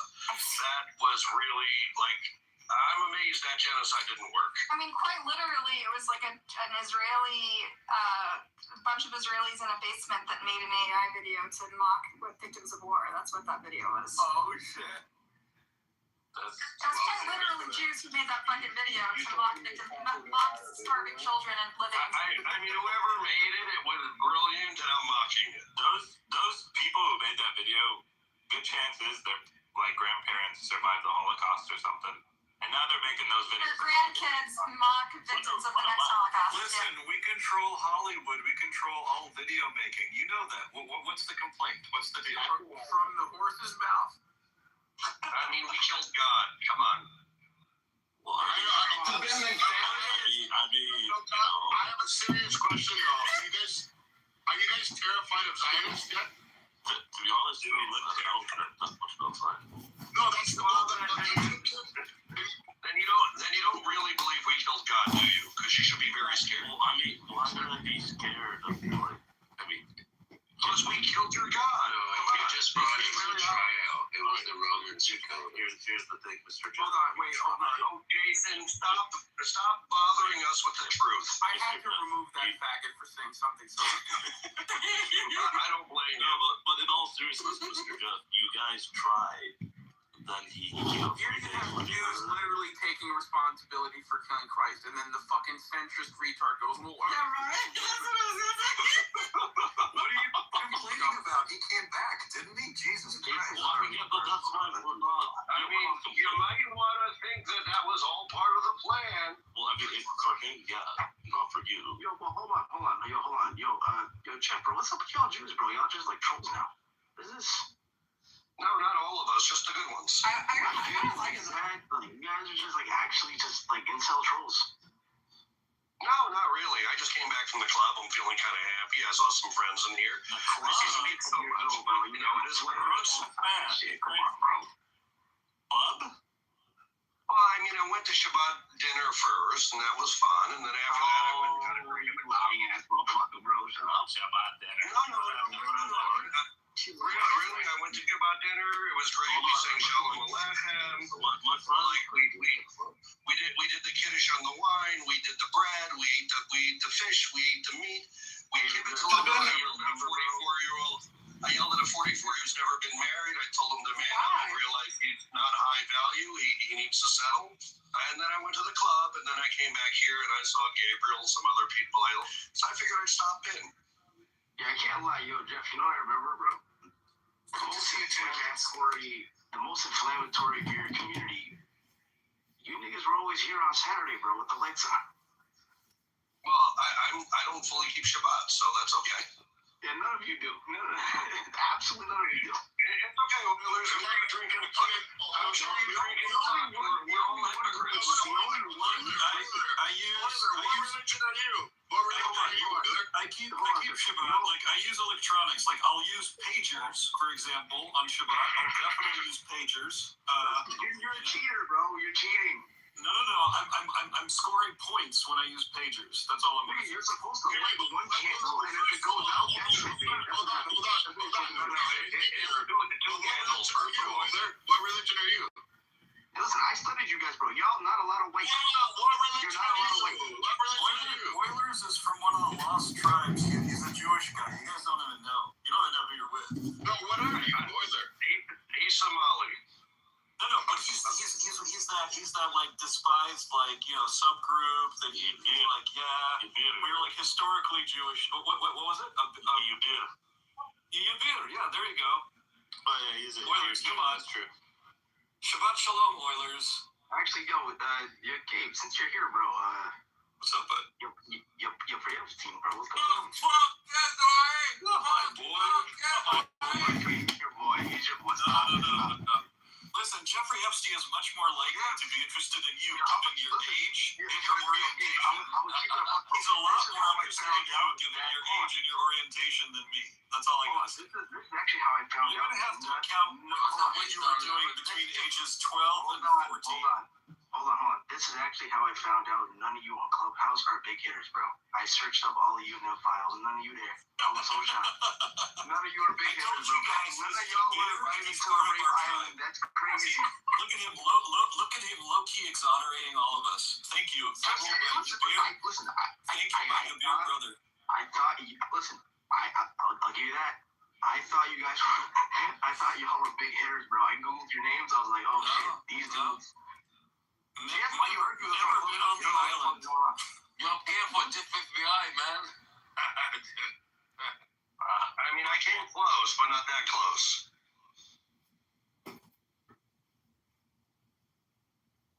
I'll be back, guys. I'll be back. I thought. I mean, so what are we doing tonight? Are we celebrating 5 years of hate? Yes. Fantastic. 5 years of hate. I love it. 5 years of hate is so good. So, Santa, are you Lebanese? What's your background? I'm both. I'm Palestinian and Lebanese. That is awesome. Are you Christian? I have one parent that's Christian, one parent that is a Muslim. And she has a little Jewish inside her.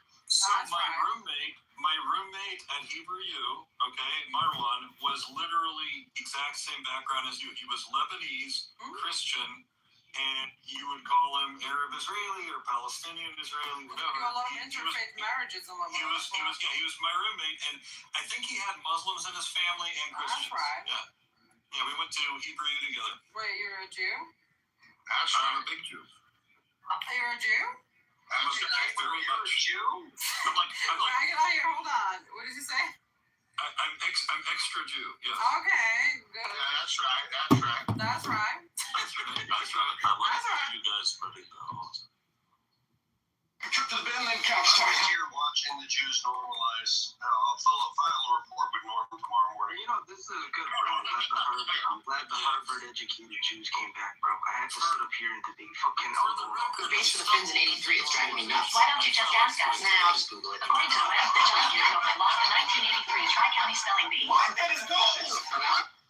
I tried to get Mike back, but Wait, Gabriel. Well, I would have to leave because he would say weird things about seeing me in porn and make me uncomfortable. Why would that bother you? yeah, you know they got him on Stop Anti-Semites or Stop Anti-Semitism, whatever.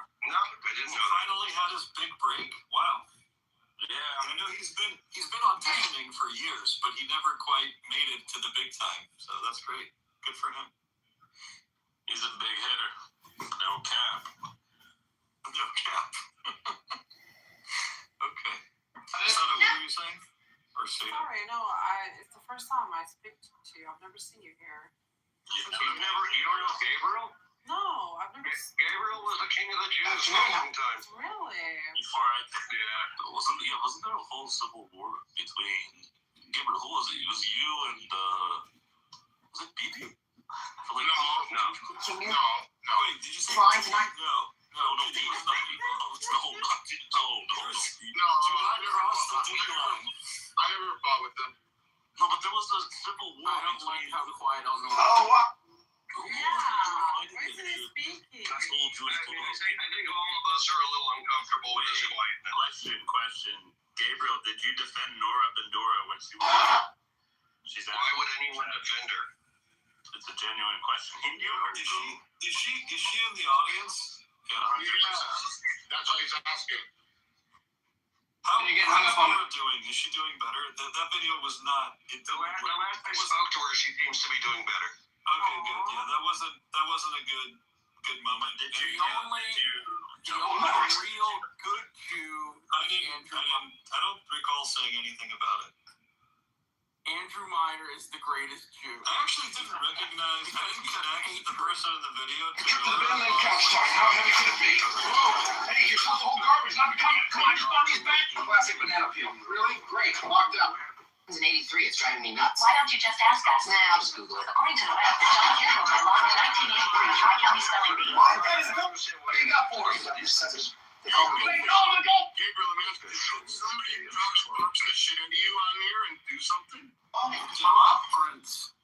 Is that what happened? That somebody tried to dox you and threw up your house and something? Left mod. Yeah, there was like 4 people. I think 2 or 3 of them are here. Yeah. In this room? Yeah. No. Gabriel, you blamed me falsely. Gabriel, let's be real with each other. You have blamed me falsely for Donna Trez. You had nothing to do with that, dude. I've never I was told. How heavy could it be? Hold on a sec, Mr. Baby. Bashar, so I was told by reputable sources that you mean Yell. Well, several other people besides just her. Yeah, so Yell, basically. I did not see her. Yell was not the person. No, this is what happened. Someone came to our room and posted people were talking about, I can look up and find Gabriel's address on Google or some shit. And they posted it in our chat. Some friend of Gabriel came in, saw someone posted it in our chat, heard us talking about it, and went and told him, Palestine revolt, Mike, these people, blah, blah, blah. Doxed you. No, the fuck we didn't. Someone just posted it who was in our room, and we somebody went to his house, man. That's what I heard. Is that true? No one fucking went to his house. No, ask Gabriel. Did somebody show up at your place? Guaranteed no one showed up. Who the fuck would throw up at his house, bro? I could have sworn somebody went to his house. Come on, dude. That's messed up. Nah, I doubt it. I doubt anyone went to anyone's house. We're not pro-doxing. For any further detail, you're going to need to call the... How heavy could it be? Hey, you're supposed to hold garbage, not become it. Come on, just bought these back. Circulated on the app at one point. So yeah. Yeah, that's true. But actually, by the way, there was that's true. There was 2 Jewish people. I refuse to say who because I actually came and they were showing people Google images of your house, your car, this and that. I'm not going to say you can get food. How heavy could it be? I know what kind of car he drove at that time, and that's probably a low blow. Hold on. It's not Yael. It's not Yael. He drove the gayest car ever, and no one should be shaming him for that. Well, I mean, no one is, but it was pretty gay. But I mean, whatever. I just felt like I was wrongly accused, and I would like an apology. Well, it's killed by the evidence was pretty strong, pointing to you guys. That's all I'm going to say. You went off of the testimony of the singularly most unstable person on this app over the past. No, it wasn't even, bro. I guarantee I know who it was. I mean, how can we say that while you were in the audience? It was Tina, that black chick. It was that black chick, Tina, because I remember she came in the room, But I just knew how she would like. Oh my God, Tina! Oh, she was the most foul fucking bitch. Yeah, and dude, she literally just she was told them not to. Vivi, how did you start to become such a big normalizer? You sound like you like play pool with these guys every night. What happened to you? Yeah, Amir's got boundary issues. Yeah, he was opening rooms with Mikhail, Gabriel. Are you kidding me? I love that. Nope. No, that was. Were you opening like caliphate rooms with him? What's up? No, I was opening up rooms where everybody was allowed to speak for 1 minute and no interruptions. And didn't matter if you liked what they had to say or not. You just had to listen if you wanted to be part of the room. And that was. Is that the guy who 2 weeks after the war started lost 72 family members, and a year and a half later, lost 72 family members? Yeah. Well, yeah. If you lose 72 family members, how many more? Like, you just. Why the precise number 72? Why isn't it 72 virgins? Is that a coincidence? What? It might not have been. 6 billion virgins, guys. All right, you're me to the anti-Semitism at this point. I'm not trying really. to. We're not talking about Muhammad. We can't be respectful. Come on, guys. But we're not disrespecting anyone. So, since we're talking about numbers,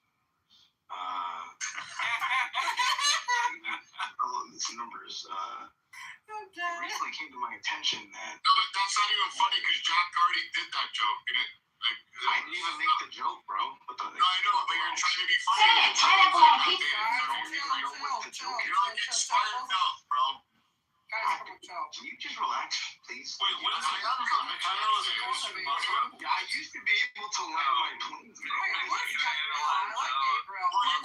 planes. Stone landed in the sun. That's what I do, though. Amir, that was Islamophobic. None of these people know how to fly planes. Chill. Can I ask you a question or not, bro? Yeah, sure. Okay, hold on. Okay, go ahead, Others. Yeah. Coming back to John Kitover attention. As you know, the Epstein files were dropped in one batch, which is half, and that half is 3 million. Now, it was astutely pointed out to me that if we double that number, you know what number we get to. Is that a Wait, so Oilers are you validating the number? I'm just I thought I've heard you say that it's Legion has died. I'm not even trolling. Straight up. You can have it both ways. Either 6 million has died or 6 million Epstein files exist. That's not even my angle. My angle is this, right? I know, but I'm just pointing out that you've questioned the Holocaust before. Listen. Stop. I'm sure. Okay, before we go on, in order for me to stay in this room with you guys, I need Seta to cover up a little bit. She's very hot right now. You're very hot. I'm gonna be kosher for you, darling. Well, thank you. No, I'm gonna leave it over up. No. Yeah, seriously, Gabriel, you're being anti-Semitic by asking her to cover up. Yeah, he's actually being anti-Semitic. Accept my friend request, Satan. I will do The world is it. Darling. Hold on, give me 1 second. Gabriel, she's a Semite. She'll have to cover up. I'm upholding the patriarchy and. No, you know what? I'm gonna cover up. I'm gonna cover up. Hold on. This is not good. I'll cover up. Gabriel, this is why I doxed you. Oh wow. Oh my god. No, I changed the picture. Is it better now? It hasn't changed for me. Thanks for covering me all. Covering all those years. I'm not gonna pull it. I'm gonna wait. Yeah, no, it's changed right now. So Okay, is it better I'm now? pulling it. Hold on, let me pull it. Wait. Let me remove the previous picture too. I wouldn't want to vote for that guy, John Kitover. Okay. Is it? No, it's good. No, I'm 100% kosher. Okay, wait, are you, but no, that's enough of that shit. Oh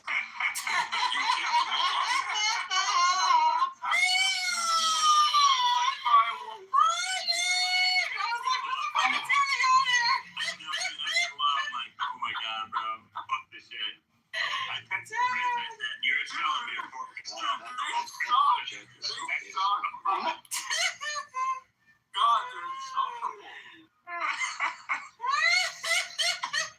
Yo,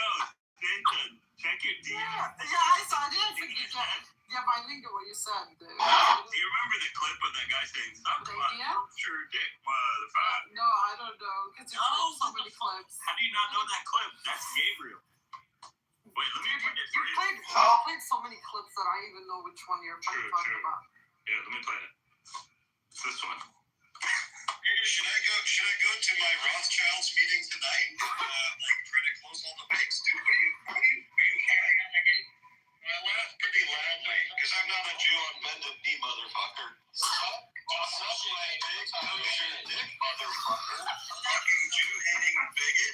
Kiss my ass. Got used to this motherfucker? Fuck you. Come through. And he said, suck my authentic Hebrew kosher dick. Are you still sucking it?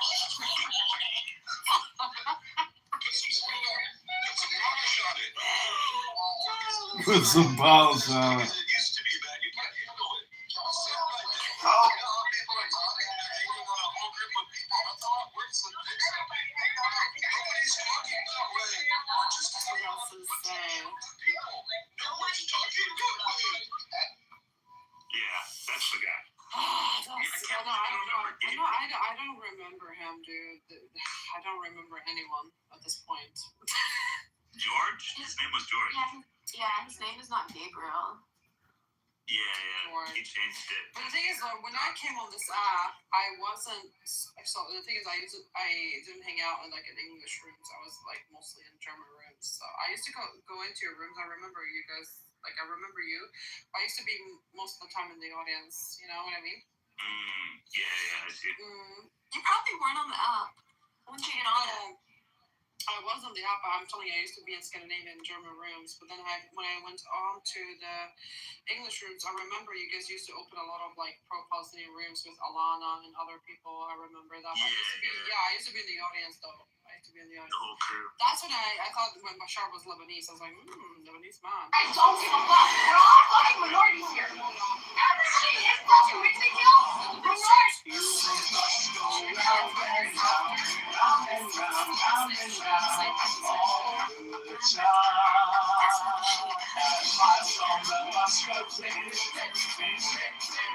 It's with Tough Canada. Is that true? Who, me? Yeah, hiç Canada. No. Wow. Are you serious? She said that when you when you were in the airport, you were like Canada, or like you did some like weird voice of the word Canada. What? Bro, y'all still believe her after all these years? That's wild. Wow. Yeah. You told the whole story, bro. Oh, they kicked the Jews. Yeah, I know. It had to happen though. After it was too much normalizing, to be honest, even for my taste. I can't believe Yael lied. You can't? I can, because she lies a lot, but like it was such a detailed story. Yeah. And sorry for saying your name in that room. Which one?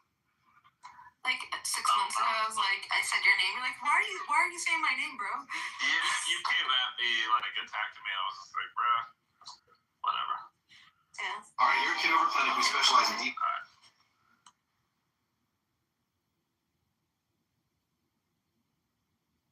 Hey, John, what do you got for us? Yeah, this is they call him the goldfish. Large pepperoni for confidential informant John Kitover. Really blending in, champ. John.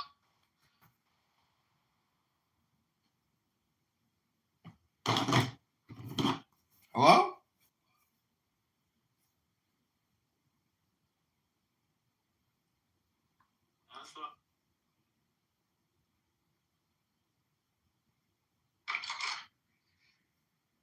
I mean, I didn't exist for other people. Rocker sex con, I could thought process with whole thing. Bisexual. Homosexual. Who else is there? Gay.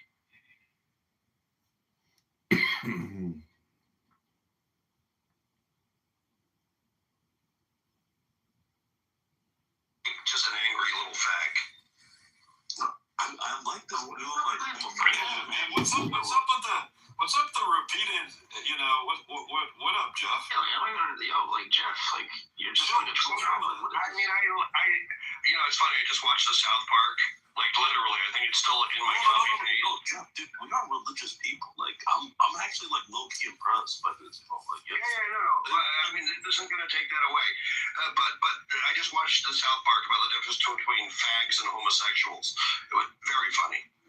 I should send it to you. You'll enjoy it. You won't agree with it, but you'll enjoy it. I probably will not like it, yeah. But, I don't know. Seda seems pretty cool. I don't know how you don't know her. She must have been on a different name. My name was Galilean before. Galilean. No, I think Gabriel would have been from before Galilean. I think so too. But nice meeting you, Gabriel. Nice to meet you too. Where was Mrs. Potica used to go? It was Mrs. Harrigan, Galilean Cuchiologist, Haram Police. I've had like different names here. Wait, if you were Miss Harrigan, I probably did meet you at one point. No, you did not, because I would remember you, baby boo. But I don't remember you. So just for the record, he's the one on the left, not the one with the afro. Let me see, hold on. Why does it feel like accept my friend request already? Fucking Wait, hold on, let me do that. Hold on. Can you baby, can you please beg for me, darling? I'm not gonna beg. You know I want it. Just accept it. Amir, she accepted mine right away. I don't know why she made you wait. I like Algerians more than Moroccans, to be honest with you. Oh, but shit. Whatever. That's a good point. That's a fair point. So, I did it. Wait, Bibi, did you watch the Africa Cup of Nations final? No, I did. Yeah, you guys beat us on the way to. I mean, you lost. Yeah, but in the semifinals, you guys beat us. Sorry, pieces here. What's going on, Angel? Shalom, Lady. How are you? Excuse me, why are you flirting with my man? Excuse you? You? Who are you? You got the nerve to be talking. Excuse you, who are you? In the last room. No, I We're just giggling and laughing because of this man. We're bashing all of them. Excuse me, I'm an Arab. No, girl. you excuse yourself. Slide over. You were bashing. I don't know. Just chatting up with them. Excuse you? So you're being anti-Semitic right now. I don't like that slap. No, you're gonna be slapped by me. Excuse me, I took his name, so who the fuck are you? Whoa. Is this the Angel that I knew way back? Oh my god, I saw you back on. I was like, I have to go say hello. How are you? Shalom. No, actually, who the fuck is she?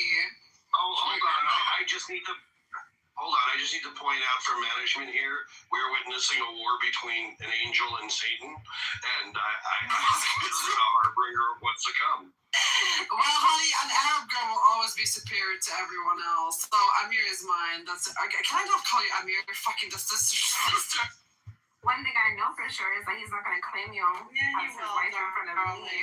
That's never going to happen. It's looking less scary already. That's never going to happen. Yeah, it's going to happen. Is it behind so my room like one bigger eye? Honey, you will be My happy with room me. title is very weird. Honey, You were just in there bashing them. So What? go I somewhere was with not. yourself. Yes, you were. They were fucking laughing and calling. They even sat there and played the clip of Gabriel saying, "Suck my Jewish dick" and everything else, and you were sitting there chuckling and laughing. I stand behind that.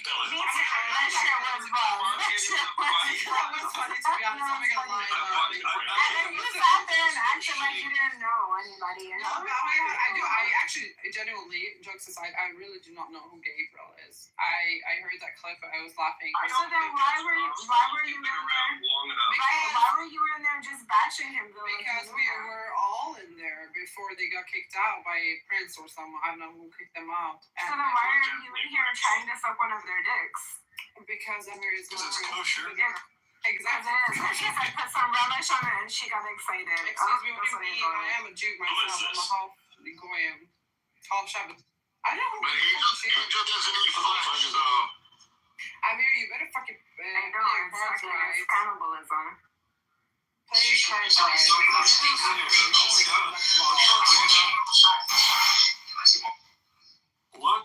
Look at the trouble I wandered into to tonight, Rhea? But wait, can I? Because I've never seen Gabriel. Who are you, baby boy? Can you tell me? Like, who are Welcome you? to the Kohan, not the one. He's the undisputed king of the Jewish clubhouse. I just heard like suck my kosher balls, and that's it. That's No, I didn't say balls. No, you gotta what did you re-listen say? to the clip. If you want, if you want to like get like a ringtone with it, Yeah. that's cool. That's fine. You know. Yeah, it's okay. It's okay. I like it. I would definitely take that as a ringtone. That was actually funny, to be honest. I was laughing. That was. Fuck, can somebody play it on Rita, you know, I didn't think I was gonna come up either, and then I like accidentally did because I haven't used the app in ages, and I was like, "Fuck it, whatever." You missed us. It's okay, dude. It's I really didn't. I didn't think about you guys for like 2 years. But so hard in the Mirrors room the other night. He popped into a Mirrors room for like 3 minutes, and they were at like an orgasm. They're like, "Oh my God, it's Gabriel! Come on, come on! Come on! They know Gabriel. They know Gabriel? Yeah. They wouldn't come up. They were freaking out, bro. You remember that, Gabriel? That's crazy. Gabriel, you remember that? Like 2 nights ago in the Mirrors room? Oh wow! BB. Sorry, go ahead, Gabriel. I interrupted you. No, it's okay. It's all right. Go ahead. I know. I was gonna ask. The funny thing is, to me, and I only met Angel recently, but besides that, like all the rest of you, I know longer than Amir. Have you been to Amir's rooms? No, this Amir. Oh, okay. Oh, BB. Okay. Angel is like old school clubhouse. Yeah. She was on I've known clubhouse. every one of these people longer than you, BB. Angel, is that really like your real last name? Right? So should I say your real that Yeah. account? Okay. So she No, was like Angel. this is the same account. I just changed it though. Okay. Is the last name you used to use, was that your real one? So I won't say it? It's my father's, yeah. Okay, then I won't say it. All right. Yeah. She was Angel something, but she was on for a long time with us. Yeah. Beautiful eyes, girl. I like them. Thank you. Nice eyes. I've been on since 2020. I BB, somehow didn't know you until like 3 years ago. Oh wow, there was an invite back then. Who is that in your picture? That's me. No, I've been on since 2022, BB. 2020 as well. I just somehow didn't come across you until a little bit later. Yeah, no problem. No, that's me in the picture. Why, Galadia? It's not you. You change your affection now towards me? Yeah, I don't want you anymore. Never mind that. Okay, good. I'm with Angel anyways. Wow. So fast. She doesn't care about You what I saved figure. me so fast. What do you mean? You just disown me because of the materialistic. Excuse you. Once you go Arab, you never go back, darling. You should know that as a Moroccan. Wait, what's a good one? Once you go Arab, you never go back. Yes. What the fuck? No, you need to find something to rhyme. No, I mean that doesn't rhyme very well. I know, but I don't know what anything. Maybe it rhymes better in Arabic, like from the water to the water, like I think even better than what you heard from the banks.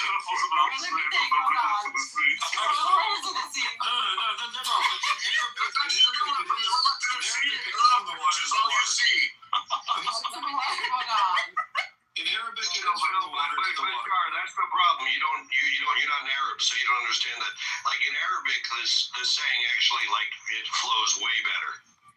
Maya, Maya, Palestine, Arabia, right? Whatever. Not even I know it as a Palestinian, as a Lebanese. I don't even know what that is. Wait, hold on. Let me think.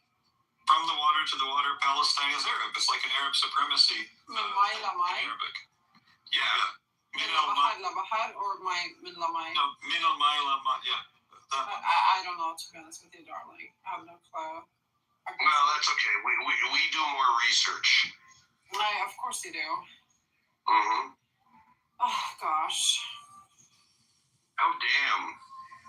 What's his face left? Oilers. He was actually one of my least favorite. Actually, Bashar was always one of my least favorite. Well, you did call me a fake African, so oh wow. I was just gonna say. Why would I not call you a fake African? I'm Algerian. I'm Nigerian. Oh, wow. Like, What's your point? I mean, I didn't say you were a fake African. I just like You in fact, many times have called me a fake Jeff African. is literally African American. Like, literally. I know. I just told him, I'm like, your people might have had some interesting relations with the French, but hey, that's just an African thing, dude. I said No, my people pre-existed Islam in Algeria. I love North Africans. But they did have interesting relations with the French. I mean, you're not the only one. Maybe from 1898 on. Yeah, sure. No, before that. That's like 500 other. Yeah, but I like West African more. Well, that's like 500 other ethnic groups, Jeff. So it's not even unique. I'm treating you as a real African. I called you a fake African. What's your point? Well, you see how that's gonna be. Do you want to cry about it? No, like, do we need to go to therapy together? No. It's all good, dude. We're cool. I mean, maybe not cool, but like, it's... Wait, do I you don't know about fight cool, about but who's like, being African? we're working on it. We're working on it. Bygones are bygones, dude. It's just, that's how it's Sharon, what happened to you? You used to be so angry, and like, you seem like chill. I agree. I think he's getting laid. Up the shirt. Did you get married? Can I ask you something? How long have you guys been knowing each other here on the show? But Santa, I just want to hear from Bishop, like, did you like graduate? What happened? Oh, I graduated like way before. I was done with like I was in my master's. When you guys were like in grad school, right? Yeah, but I finished that. Like, were you doing math? What were you studying? Computer science, some shit like that. Math, yeah. You told us at one point. Yeah. No, I told you many because you guys kept on insisting it was accounting, and that actually like low-key pissed me off. You know, how long have you guys been knowing each other? I feel like that was literally the goal. It's like when I ask if an Arab's Pakistani. No, you know, the one that incensed me the most How heavy could it be? For like 6 months would address me as Prince. Yeah, like every argument, he'd just be like, Princey. I was like, Princey. That's so cute though, Princey. Oh, you know, but yeah, no, I graduated a while ago, so, like, I'm just... No, but I have to agree with Gabriel. Like, you do seem way less angry. You still probably really hate Jews, but like you seem way less angry. So I'm glad life has done well for you. Even, I've come full circle. I mean, I do think every non-Christian religion, I mean, not lie, is like, beneath ours, but like, I mean that you're entitled to that belief. But yeah, you guys as people, I mean, I don't really hate you guys as people. I do think you should convert, but that's new. For sure, I think all the Jews should convert to Christianity, 100%. I mean, if you're Catholic, that's kind of like just Good Friday. You pray for conversion. I'm gonna convert to Christianity. What is that? The tripartite prayer? It's like it's every Good Friday. Well, not tripartite prayer. I mean, it can just be listen, I'm gonna convert to Christianity when you return to Zamunda. I will convert to Christianity. Okay, what is that even a reference to? That's not even a coming to America. You're very America. Oh my god, okay. You're very young. I am very young. I've never actually seen that movie. Dude, you haven't. You've got to see it. It's a great movie. I've seen the Clubhouse. What's up, bro? Listen. In this movie, Eddie Murphy puts on Jew face. No, Eddie Murphy does Jew face. But you know what? He's amazing. But you know what it is, Gabriel? All those types of movies, they're all based on like East African stereotypes. So for me, they're not like as funny. You know, I just view them as like. Okay, but Eddie Murphy and Jew face, and by the way, not one Jew complained. Fantastic. Eddie was a fantastic Jew. He made a great Jewish Jew. Yeah. Okay. I'll watch it. Maybe later this weekend or something. I mean, the fact that you haven't, it's really. I don't want to do this. Me first to do this against my will. Yeah, the first one. No, not the second one. The second one, please. Yeah, the second one. Wasn't the incredibly beautiful what was her name? That was the young lead. She had one name. Oh, I forget her name. Yeah. Hold on. I'll tell you. Hold on. They're giving me her full name. I want the one name. Hold on. Sherry Headley? No, hold on. I'm gonna find the cast. Yeah. So the actress's name is Sherry Headley, but she played Lisa in the. Arsenio Hall was in there too. Is her name really Sherry Headley? That's so disappointing. What did you think it was gonna be? I thought it was like one name. I don't know who I'm thinking of. Yeah, very exotic. I might be wrong. I might be conflating her. Are you confusing her with the young woman from The Last Dragon? Is that where you're? Yes, totally. Bro, I knew it. Okay, that's racist of you. Okay. No, it's not. I just put all very beautiful. I just put all very beautiful women in the same category. Yeah, I don't know this other movie either. This is also an old. Wait, you haven't seen The Last Dragon? Like Char, you don't know The Last Dragon? No wonder you're angry. Okay, listen. Okay, The Last Dragon has was it Timac, who used to be on Clubhouse as well. And he plays Leroy Green, a young martial artist who's like the Black Bruce Lee. My guy, this is like 15 years before I was born. I know. Take the wisdom of the elders. And by the way, coming to America, I get it. You have some cultural things. It may not work for you. The woman you're looking for, the name you're looking for is Vanity. Vanity, yeah. Vanity yes, was. And I don't know that that's exact. I don't know that I was really conflating them, but Vanity was Prince's lover for a while, I believe. That's true. Bashar, The Last Dragon. If you got to pick one of the two, watch it. Great movie. Great movie. It's terrible, but it's great. Also, it's one of those like cheesy ones. So it's like. I mean, it's the 80s. Like. Okay, so it's like your version of like High School Musical and like shit like that. I mean, that makes me sad that would be the equivalent because High School Musical was a good movie, but it was not like. Yeah, but it was the same. I mean, it's not like action. It was like cheesy. It's like. No, this was cheesy action. It was cheesy action. Like. Like more. Yeah, you should just watch it and come and tell me like Free Palestine, and then tell me how you like the movie. I don't even care enough to say that to you guys. Like, I mean. Okay, fine. You've changed, but go watch the movie. It's a good movie. I think you'll enjoy it if you don't expect much. I'll take a look. But understand, it was the 80s. You think I'm like an you think I'm like an SJW? Like, nah, dude. I don't care about stereotypes. You're Catholic. It's all good. What movie? I don't see the connection, but. What movie are we talking about? We're talking about The Last Dragon. The Last Dragon. I don't know that one. Oh, it's my single favorite movie of all time, actually. No, I'm lying. Johnny Dangerously is my single favorite movie. The next is The Last Dragon.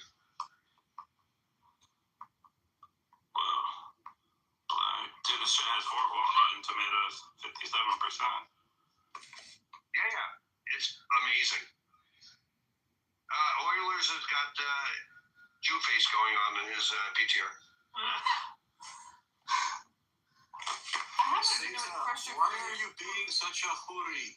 Cover your shoulders, please. Oh my God, darling. Please, I don't know. cover the shoulders. The shoulder. Oh my God, darling. I'm not a Muslim, but I like to be.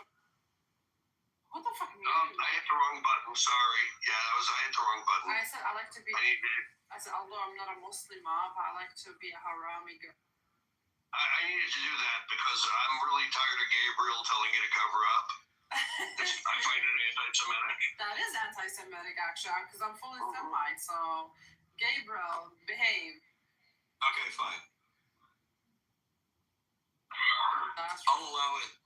And Gabriel, just because you're married and happy doesn't mean the rest of us have to suffer. Exactly. That's true. I wish all of you to have marriages or unhappy marriages. I will have the happy one. I mean, whoever ends up with Satan will be happy for sure. Are we sure? I mean, for sure. There's so many responses to this. No, believe me. I know I'm wild, but I think I will take care of my husband for sure. Bashar is single, I believe, yes? Yeah, but no. Excuse me, what's wrong with you? She's reserved for BB, so. That's true. I think I need I need him. He's crazy and I think he's the only one that can put me in my place. Okay. I love how this app provides a lot of TMI. For sure. TMI.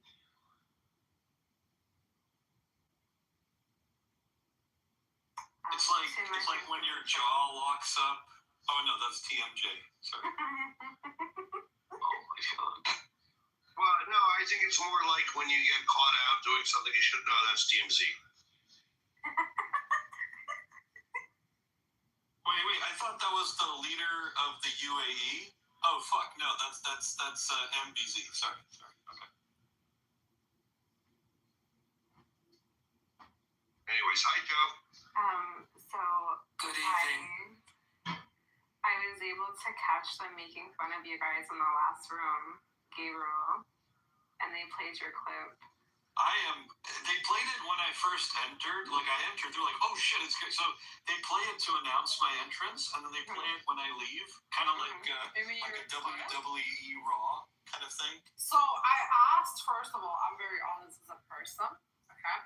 So I asked, who is this gamer? Because I've never seen him. And they were like, oh my god, I'm going to play a clip from him. It was so funny. I started to laugh so much. Do you want to know the background of like why I went ratchet like that? Do you want to know? I mean, to be honest, it doesn't matter. I think it was funny. And that's the whole point. I love when men. It was like some person was just being so foul. I think it was like a Hebrew Israelite, room I fucking or something. hate them, these Hebrew Israelites. You know how much I did They from here? You can hear them all in the background of the room. I think it was that. I can't remember. But anyway, there were only in a couple of years, there was only 2 times I went full ratchet like that. But I stand by what I said. That person was being foul. So. Oh, I totally agree with you because I hate Hebrew Israelites. I debate them too. They're fucking retarded people, honestly. Well, they fucking abuse women. I mean, they do. The funny thing. So, I actually did a room about a year into it so I did 2 rooms. One of them, Jeff, I know which one he's talking about. So I did a room where it was me, an auntie of a Hebrew Israelite woman who ran away, and then another Hebrew Israelite woman who was trying to leave, and they were chasing her, and they wouldn't let her leave the whatever you call it. I forget what they call them. Yeah, it's not a squad, but it's whatever their cell or whatever the shit. And then it was two dudes, one dude who had left, and they were threatening him, and all they were talking about was just and what I realized was even though they go off on Jews nonstop, the actual physical victims most of the time, and the financial victims are young black women primarily. Yeah. The word you were looking for is camp. Thank you. Yeah, that's the camp. Yeah. So I fucking from that point on, I hated all of that shit. And then this other time, I think they decided I was going to be the Kang. So me and a bunch of black American women decided I was going to be white chocolate. So I was a blind black Hebrew Israelite man. I'd been blind since birth. And so the whole space was them being my sister wives. It was fucking funny. And then somehow I ended up coming in as the financial advisor to the black people. You were my Jewish financial advisor. Yeah, it was very funny. It was a very funny room. Probably one of my top 3 rooms in my clubhouse. Why are you guys wasting your time on Hebrew Israelites? They're fucking stupid as fuck. You know how many times I've been in debate rooms with them? Oh, I didn't. I listened to a few, and then I made fun of them, and that was about it. I didn't really. Yeah. They're fucking retards. Oh my god. I mean, I don't even waste my time debating with pro pallies. Baby, stop. What? I mean, is BB here or is he there? He's not even Hold on, here. where is he? Where's BB? He's loaded. You guys sound the same. Fucking hair. I'm sorry, I'm drunk. Never mind. You guys sound the same. It's insane. I think it's the North African thing or African thing. I think you all sound the same. I mean, yeah, totally. I sound like a Canadian Moroccan, no problem. You do. I know who's Canadian, who's American. I'm not even from the US or Canada, so I can tell the difference. You all sound the same in my ear. Jeff and Baby do not sound the same. Maybe. I mean, we are the same, but we don't sound the same. That's true. I mean, we're not exactly the same. Well, I will tell you, Jeff, just like, that's right. Maybe you do, maybe you don't. I don't know. I'm too drunk right now to even know. Did you go out at least? I did. Oh. I went to a bar. Okay, how was it? Boring, but it was nice. I mean, but Go to a club next time. I've never been to a In nightclub. fact, go with Jeff to the club next time. That's right, because I heard Jeff saying it earlier, I mean, like 10, 15 minutes ago that he went to a club. I've never been to a nightclub. Can you guys believe that? No, why? I've never been, because the thing is, like, I've never been to a nightclub, but I feel like nightclub is more like a dancing. I'm not a dancing type. I'm more of a, like, communicating, because I want to hear people when they're talking. You know what I mean? That's because you're not African. Yeah, that's true. I mean, I'm a big dancer, so, like, I love I've dancing. never fucking danced outside that shop. Most people who don't go to the club don't know how to dance. I know how to dance, because I used to dance when I was younger. Jeff's a salsero. Yeah. That's true. I think I know how to dance. I'm actually, I claim more bachata, but I'm shy as a person. No, I'm very shy. That's the thing. I'm super shy. I thought you were more like. I've always said that about you. You're very shy. Yeah, I am. Jeff, I thought you were more like pinche cabron than bachatero, but I don't know. No, I'm definitely pinche cabron, but I'm more bachatero. What kind of dance do you do? Like, what kind of It's the pinche cabron. Pinche cabron dance. What is it, like, Spanish? No, it's a very plain. I love it. It's a bad insult. So, I'm sorry, I don't know. So, go on YouTube and put in bachata. That's what I do. Oh, The bachata is nice. Yes. Yeah. I wish I could dance like that. It's so nice, honestly. I have to be very honest. I don't know dance moves. I know rhythm, and I just do my own vibe, and everybody sways with me. And I am like, that's like one of my favorite parts of going out. I haven't been out in a long time. I'm a mom of 6, so like it's been a while for me. But like the times that I have What did you say? What part of what I said? I said a lot. No, I'm talking about 36. The part she focused on was the mom of 6. I am. Are you? Mom of 6. Yes. Girl, is that you in the picture? Yes, this is me in the picture. Girl, no way. She looks incredible, doesn't she? She does. Holy crap. You My must be my oldest is stationed in Germany right now. Whoa, no way. No way.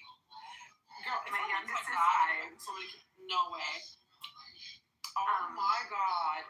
The dancing is thank you. Dancing is something I love to do. I just have never learned to adopt like other like dance moves and stuff. You know, like I like Afrobeats. I don't know any of the moves, but I know how to dance. There's so many words for a woman to say. I never was willing to submit to a man to take a lead. You mean for dancing? Yeah. Yeah. Well, see, like, I don't know, growing up in America, the men, you know, like in the clubs, like they're just ones who kind of just stand around. They don't take leads. Yeah, that's right. I mean, that's what it boils down to. Like, it's a lot of words to be like, I can never just be, I've never been able to just let a man lead me.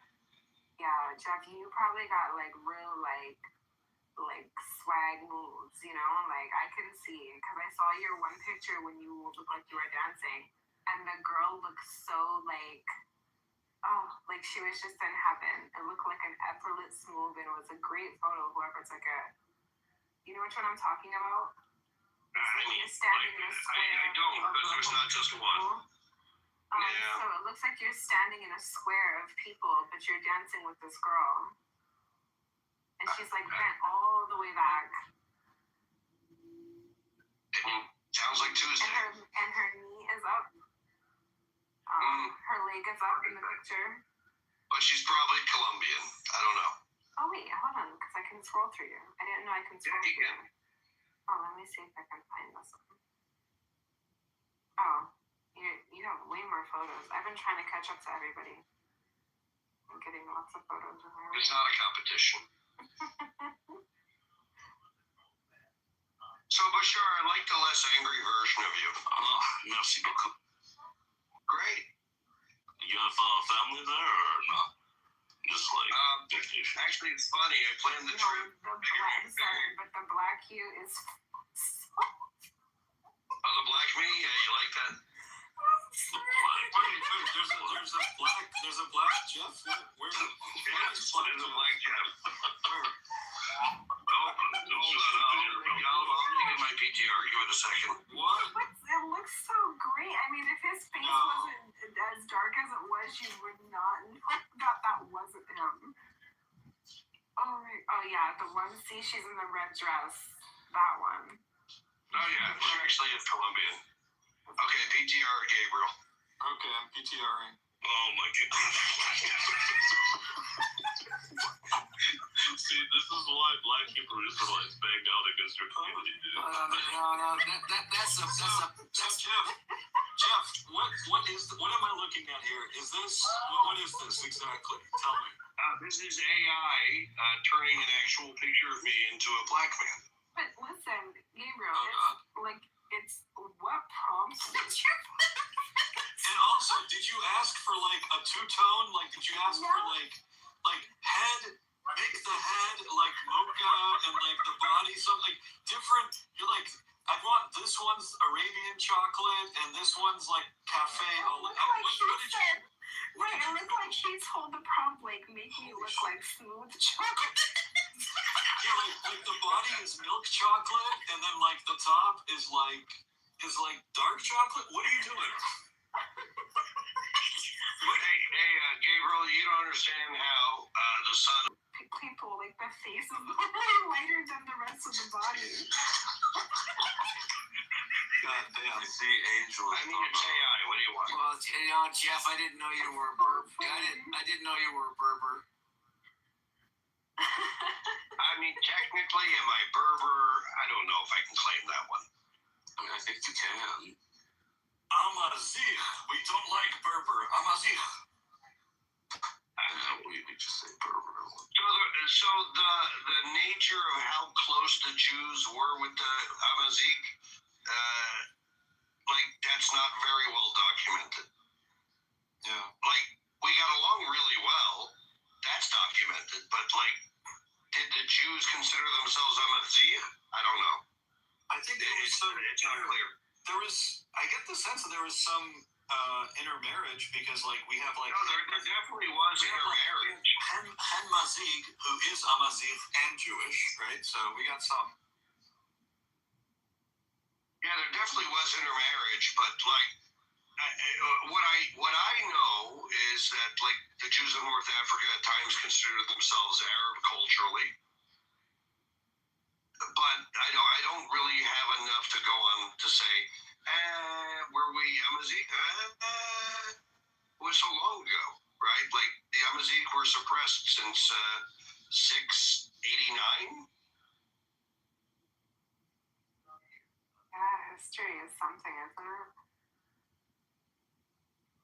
So probably yes. Before the Arabs showed up, the Jews considered themselves Amazigh. The Amazighs considered the Jews some version of Amazigh, probably. But it's just kind of quasi-prehistorical in that sense. But yes, this is the black meat. Yeah, I love those ones. It's so funny. It always makes me chuckle. What's funny is time I made this, there was a guy who came to my room named Jeff. He was a black guy. Actually, his name was Jeff S. Also. Wait, is he like actually kind of really smart though? He's smart. He's from like the Bronx. You mean unlike Mr. Jeff? He's from Queens.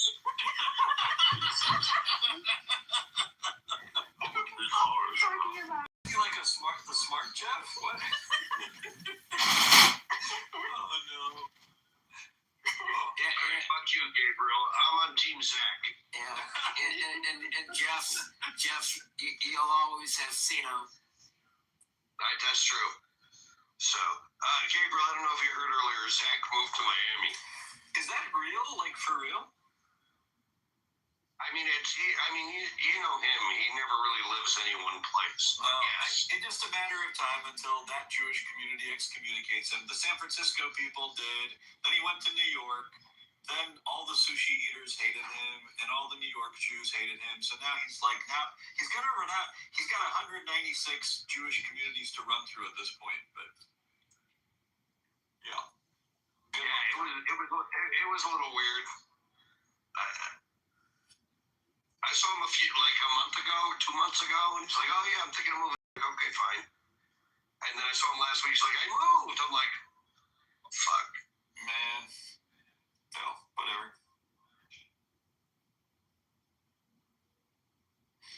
Does he still ride his bike everywhere? Did he used to ride his bike everywhere? I'm pretty sure he used to say something like that.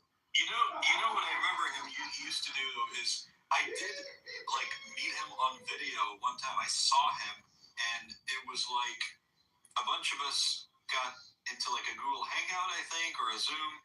This was during COVID, and he his whole room was red. It was like he was in the red light district in and I was like, why is your room? Yeah, I was like, why is your whole room red? Are you like what's happening? He's like, yeah, because it's like red light therapy. I do it before bed. He had his whole room was all red. I was like, that is so weird. But never actually talked to him one-on-one before. But he always seemed like an odd guy. Like a socially awkward one, even in the most mundane of circumstances. He's very good socially, socially, how people socialize, but he's a socially odd guy, which is a weird combination.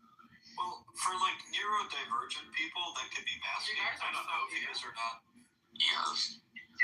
Yes. Wait, am I wrong? Who the fuck is this? Wait, Jeff, is that you? No, Sada, no, that's Jeff's brother, because I told you Jeff is an African American. So Jeff is African American, and that's his brother. He's my brother. I love that. Yeah. Love that for you. That's right. But I still wonder who Gabriel is. You're funny as fuck. I can say that for sure. Thank you.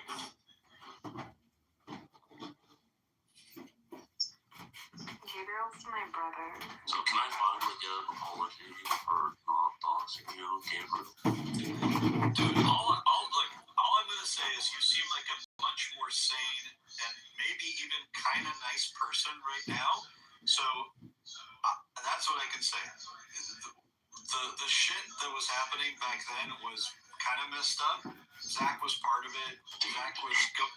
Zach was going around. Dude, guys, this dude was going around putting up photos of my mom, putting up her name, her address, and this was a Jewish guy doing this shit. I know. I told him he can't stop. Because even at my worst, I've never been like a doxer. I'll say at my worst, I say the worst things to people their face. But at the end of the day, you were just Gabriel from Clubhouse. You were just Jeff from Clubhouse. Yeah, but they really tried to take Gabriel out. The energy that they put into trying to go after him was crazy. Well, I mean, I lose my mind too, but it's just not. The fact is that they couldn't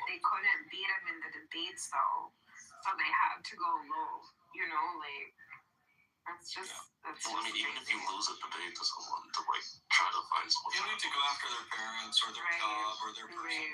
I literally never once ever tried to find out people's real names, or addresses. There were a lot of people going around like trying to like trace like who people were, like, you know, on both sides of this whole thing. But like, I never once did that shit. So hey, Bashar, you seem like a eminently sane and more balanced person. You know so I'm happy to see that, honestly. I opened my own room and I thought Bashar would Thank you, I appreciate it. Bashar, you're such a What's that, son? bitch. Sorry? No, I was calling Bashar a bitch because I literally opened a room and I thought he would join and he didn't. I'm having a heart-to-heart with an old opponent, son. Oh, fucking Bashar. I mean, I understand you like to hang out with the Jews. I mean, I understand that. No, you got it wrong. He's very excited about normalizing. Well, I mean, I don't mind normalizing. You know, like the beer crowd, they hate me way more than they hate like you guys. Did they ever try to call you Abed or something? Like they ever go? Oh no, some of them, yeah. I mean, some of them literally just said they would like kill all the Christians and like shit like because like. Okay, it is a plaque with a satanic statue on it that reads, "The Democratic Coalition of Satan Worshippers thinks government." Like, we don't care that much what the borders are or anything like that. It's really just like, I mean, you guys disagree with this, but it's more Israel's human rights record. Wait, you skipped out. You don't what? Say that one more time. We don't care that much about like the borders. Like, if That's not my job. You know, that's God's job. I let him do his job. That's his business. I know if anybody repent, God is faithful enough to forgive them and cleanse them from all unrighteousness. I know that. Because I need that grace just like they need that grace. Hello? Hello?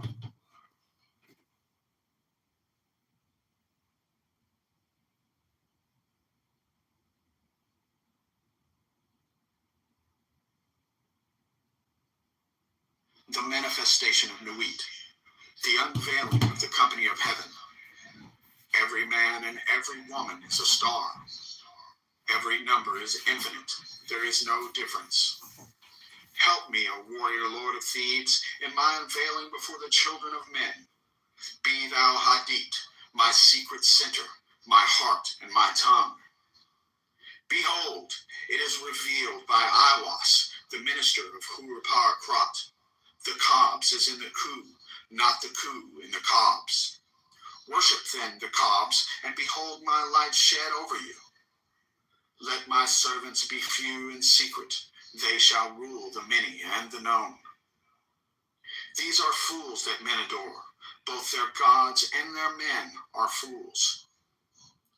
Come forth, O children, under the stars, and take your fill of love. I am above you and in you. My ecstasy is in yours. My joy is to see your joy. Above the gemmed azure is the naked splendor of Nuit. She bends in ecstasy to kiss the secret ardors of Hadid. The winged globe, the starry blue, are mine, O Ankh of Nakansu. Now ye shall know that the chosen priest and apostle of infinite space is the prince priest the beast, and in his woman called the Scarlet Woman is all power given. They shall gather my children into their fold. They shall bring the glory of the stars into the hearts of men. For he is ever a sun, and she a moon. But to him is the winged secret flame, and to her the stooping starlight. But ye are not so chosen. Burn upon their brows, O splendorous serpent, O azure-lidded woman, bend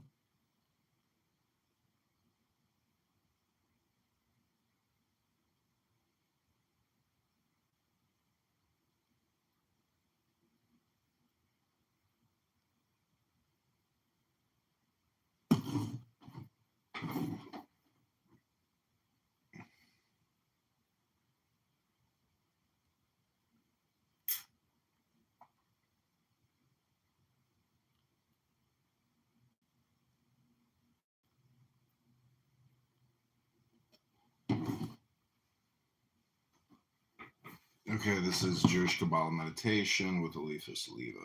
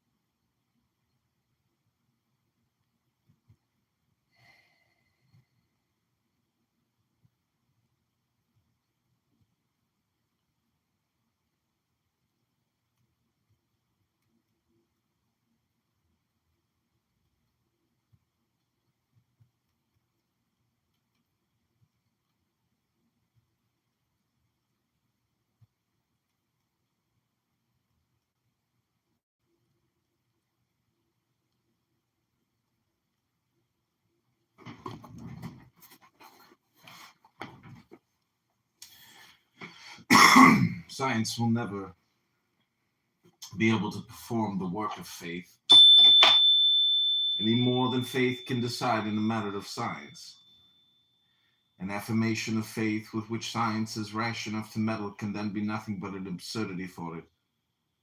Just as a scientific statement, if given us as an article of faith, would be an absurdity on the religious plane. To know and to believe are two terms which can never be confounded. It would be equally impossible to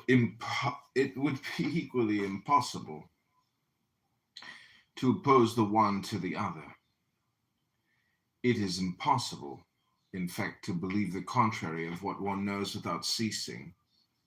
For that very reason, to know it, and it is equally impossible to achieve a knowledge contrary to what one believes without ceasing immediately to believe.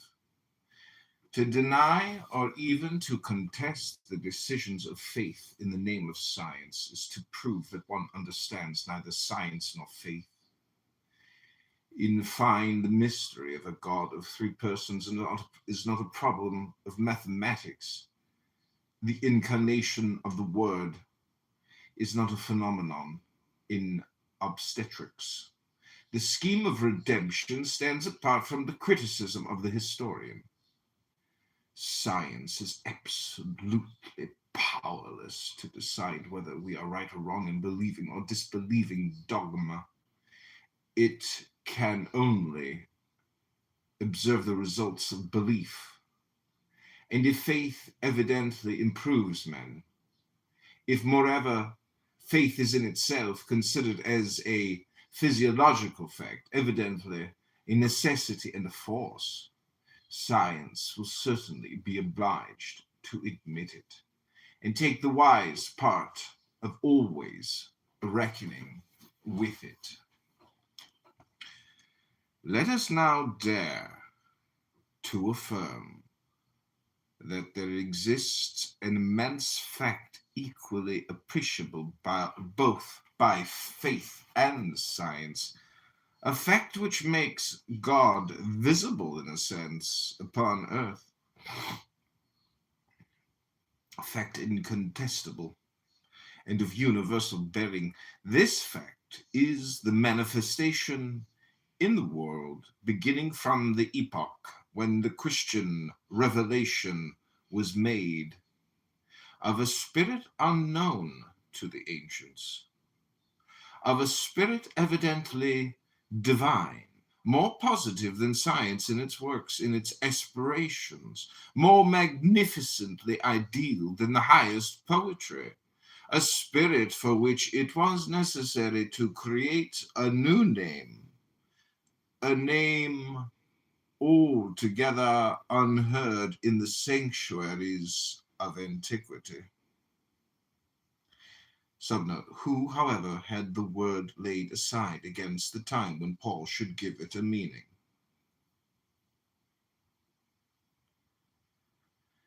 His name was created, and we shall demonstrate that this name, this word, is in religion as much for science as for faith. The expression of the absolute, the word, is charity, and the spirit of which we speak is the spirit of charity. Before charity, faith prostrates itself, and conquered science bows. There is here evidently something greater than humanity. Charity proves by its works that it is not a dream. It is stronger than all the passions. It triumphs over suffering and over death. It makes God understood by every heart, and seems already to fill eternity by the begun realization of its legitimate hopes. Before charity, alive and in action, who is the proud hone who dares blaspheme? Who is the Voltaire who dares laugh? Pile one upon the other the sophisms of Diderot, the critical arguments of Strauss, the ruins of Volney, so well named, for this man could make nothing but ruins, the blasphemies of the Revolution, whose voice was extinguished once in blood, and once again in the silence of contempt, join to it all, that the future may hold for us of monstrosities and of vain dreams. Then will there come the humblest and the simplest of all sisters of charity. The world will leave there all its follies and all its crimes and all its dreams to bow before this sublime reality. Charity, word divine, soul word which makes God understood, word which contains a universal revelation, spirit of charity, alliance of two words which are a complete solution and a complete promise. To what question, in fine, do these two words not find an answer? What is God for us if not the spirit of charity? What is orthodoxy? Is it not the spirit of charity, which refuses to discuss faith lest it should trouble the confidence of simple souls and disturb the peace of universal communion? And the universal church, is it any other thing than a communion in the spirit of charity? It is by the spirit of charity that the church is infallible. It is the spirit of charity which is the divine virtue of the priesthood, duty of man, guarantee of his rights, proof of his immortality, eternity of happiness, commencing for him upon the earth, glorious aim given to his existence, goal and path of all his struggles, perfection of his individual, civil, and religious morality. The spirit of charity understands all and is able to hope all, undertake all, and accomplish all.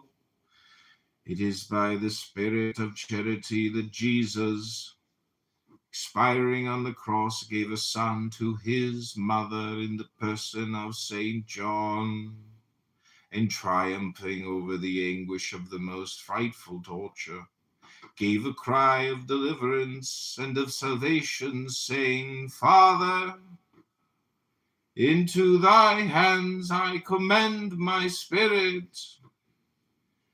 It is by charity that 12 Galilean artisans conquered the world. They loved truth more than life. They went without followers to speak it to peoples and to kings. Tested by torture, they were found faithful. Subnote, sublime humor of sophistry. Levi asserts any lie will serve, provided everyone acquiesces in it, and reprehends Christianity for disturbing the peace of paganism, or indicates that Christianity is but syncretic, eclectic paganism, and defends it on this ground. They showed to the multitude a living immortality in their death. They watered the earth with blood, whose heat could not be extinguished, because they were burning with the ardors of charity. It is by charity that the apostles built up their creed. They said that to believe together was worth more than to doubt separately. They constituted the hierarchy on the basis of obedience, rendered so noble and so great by the spirit of charity, that to serve in this manner is to reign. They formulated the faith of all and the hope of all, and they put this creed in the keeping of the charity of all. Woe to the egoist who appropriates to himself a single word of this inheritance of the word. He is a deicide who wishes to dismember the body of the Lord. This creed is the holy ark of charity. Whoso touches it is stricken by eternal death, but charity withdraws itself from him. It is the sacred inheritance of our children. It is the price of the blood of our fathers. It is by charity that the martyrs took consolation in the prisons of the Caesars, and won over to the belief even the warders and their executioners. It is in the name of charity that Saint Martin of Tours protested against the torture of the Priscillians and separated himself from the communion of the tyrant who wished to impose faith by the sword. It is by charity that so great a crowd of saints have forced the world to accept them as expiation for the crimes committed in the name of religion itself and the scandals of the profaned sanctuary. It is by charity that St. Vincent de Paul and Fenelon compelled the admiration of even the most impious centuries, quelled and advanced the laughter of the children of Voltaire before the imposing dignity of their virtues. The key of the mysteries. It is by charity, finally, that the folly of the cross has become the wisdom of the nations, because every noble heart has understood that it is greater to believe with those who love and who devote themselves than to doubt with the egotists and with the slaves of pleasure.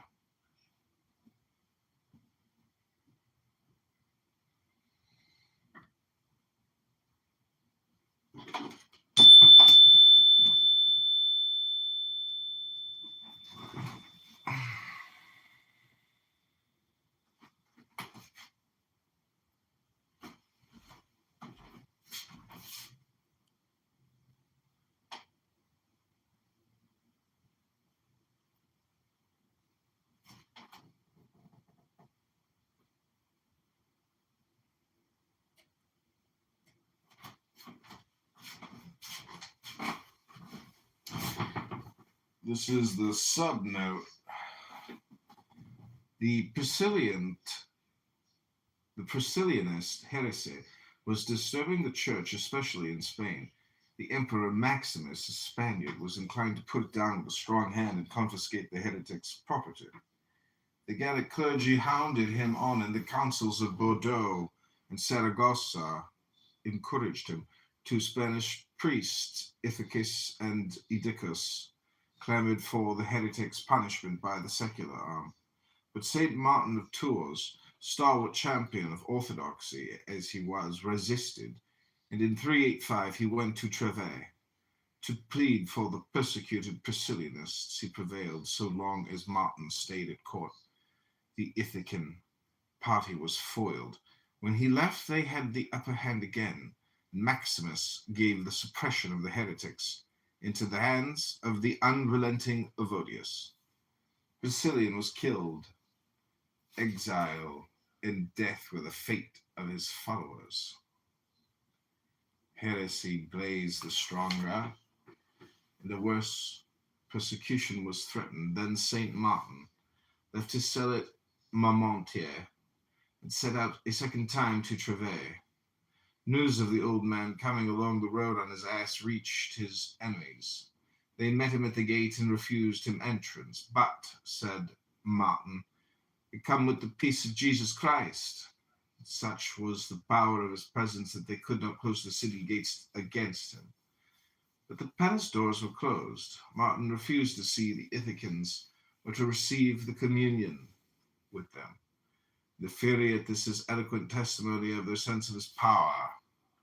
They appealed to Maximus, who delivered over Martin, bound to them. But in the night, Maximus sent for Martin, argued, coaxed, persuaded him to compromise.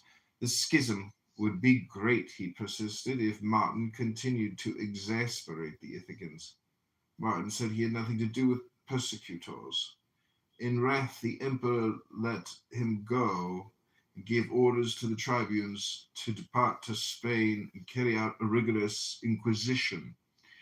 Then Martin returned to Maximus and bargained. Let this order be revoked, and he would receive communion with the Ithacans next day at the election of the new archbishop.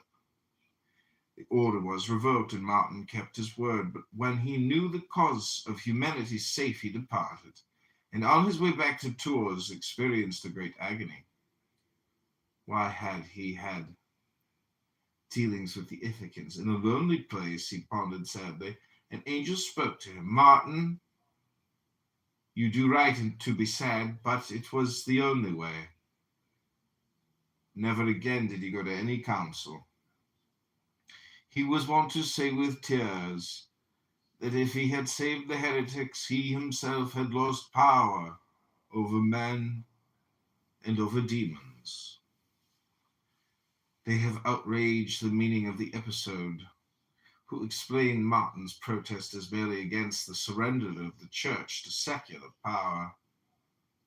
It was laissez humanité, of which he held the Ithacans guilty. St. Martin of Tours was often called Martin the Thaumaturgist. He was noted for his power over animals.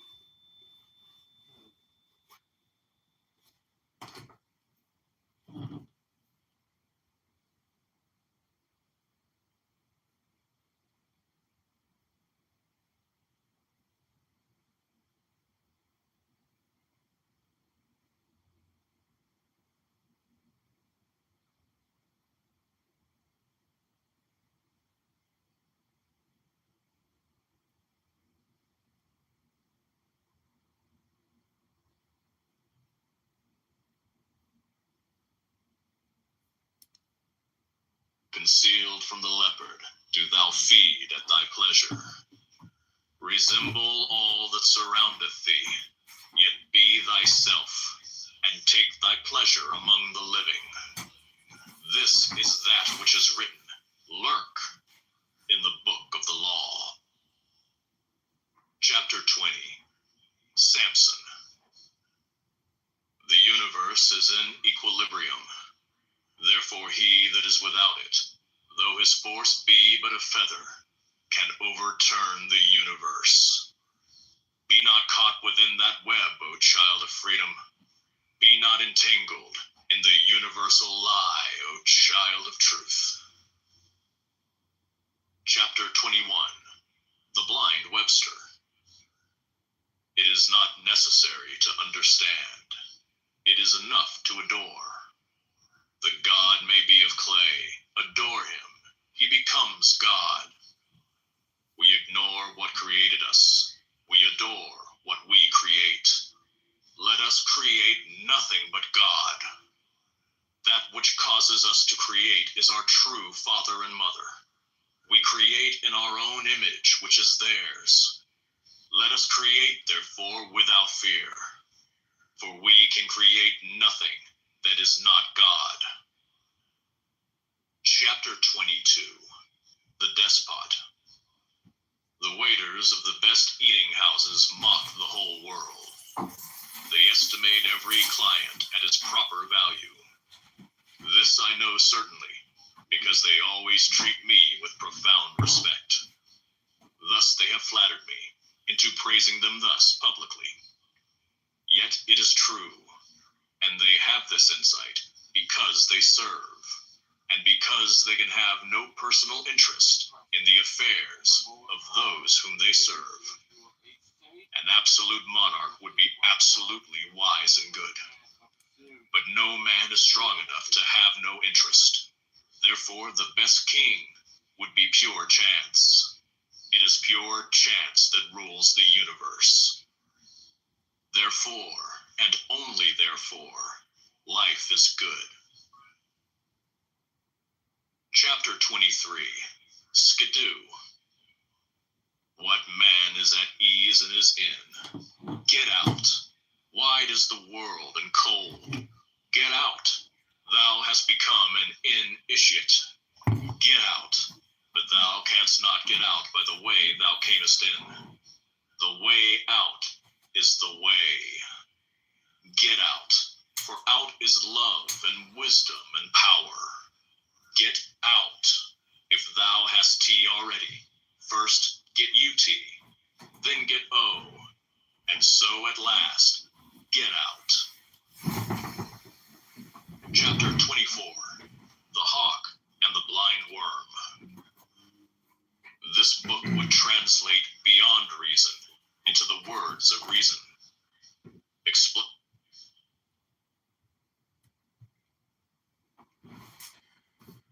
First article.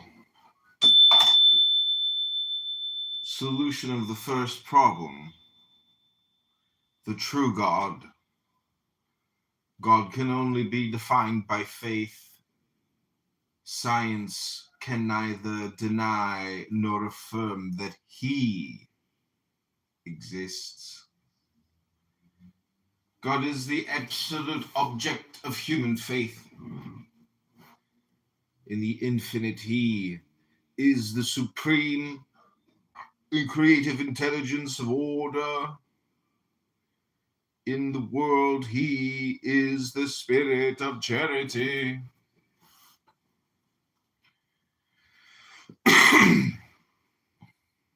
As the universal being, a fatal machine which eternally grinds down intelligences by chance, or a providential intelligence which directs forces in order to ameliorate minds?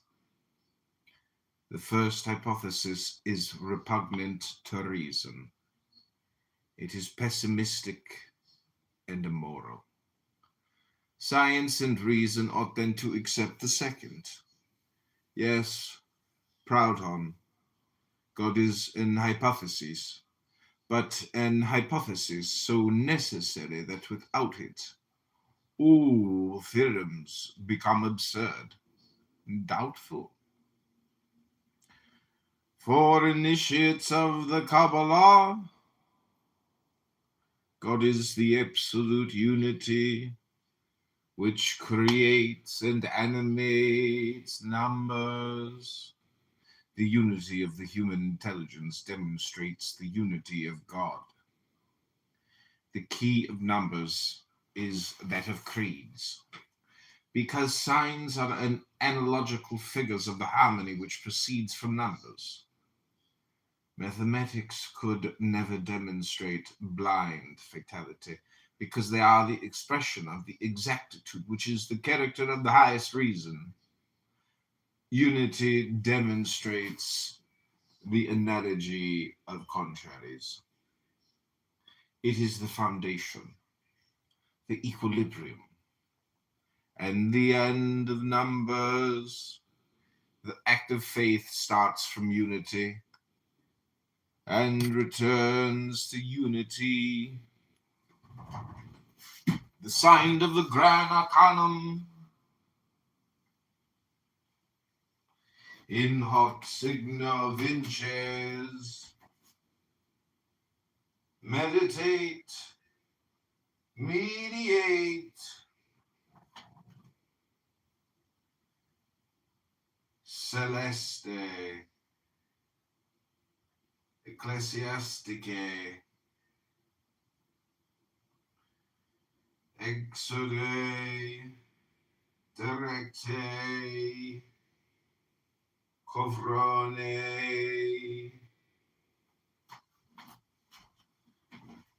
de justice, throne.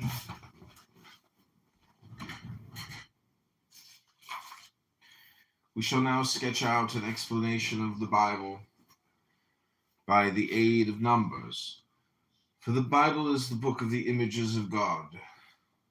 We shall ask numbers to give us the reason of the dogmas of eternal religion.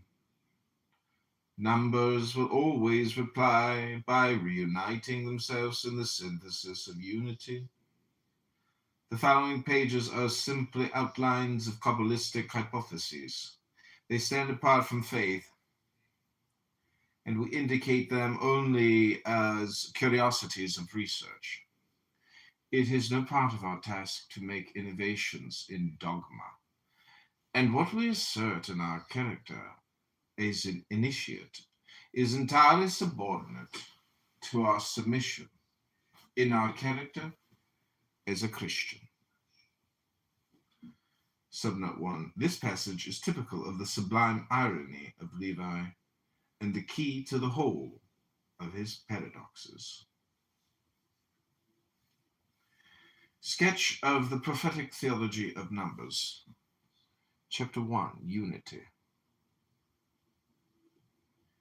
Unity is the principle and the synthesis of numbers. It is the idea of God and of man.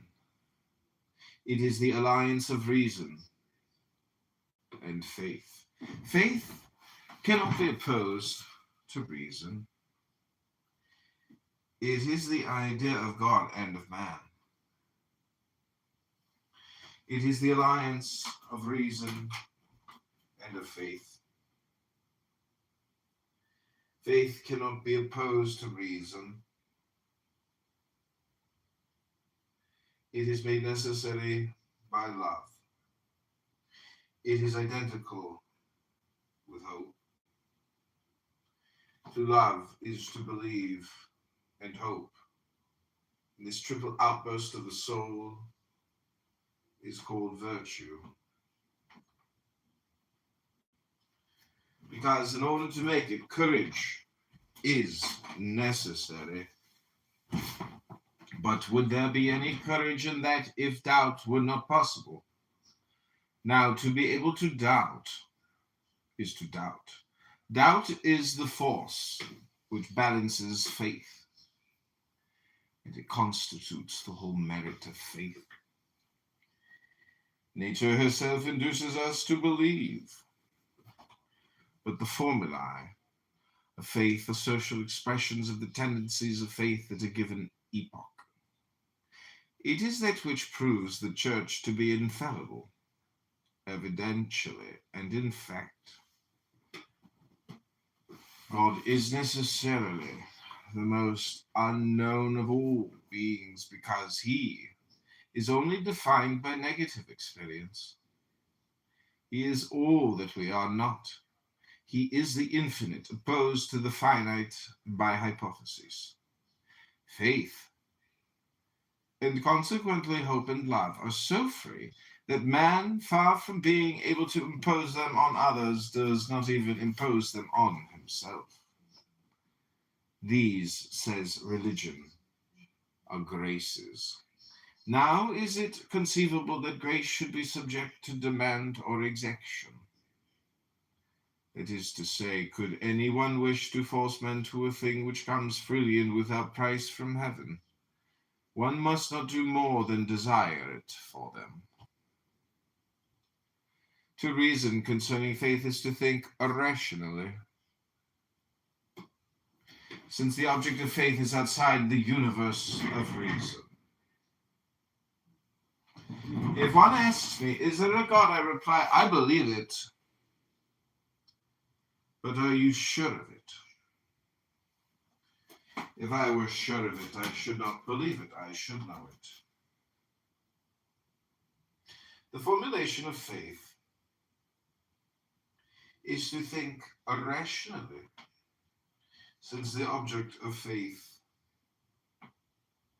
is outside the universe of reason. If one asks me, is there a God? I reply, I believe it. But are you sure of it? The formulation of faith is to agree upon the terms of the common hypothesis. Faith begins where science ends.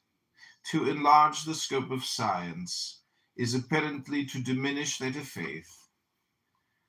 But in reality, it is to enlarge it in equal proportion, for it is to amplify its base. One can only define the unknown by its supposed and supposable relations with the known. The equinox. Page 16, analogy was the sole dogma of the ancient magi. This dogma may indeed be called mediator, for it is half scientific, half hypothetical, half reason, and half poetry. This dogma has been and will always be the father of all others.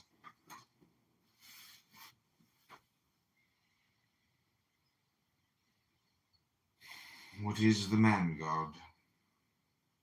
He who realizes in the most human life the most divine ideal. Faith is a divination of intelligence and of love.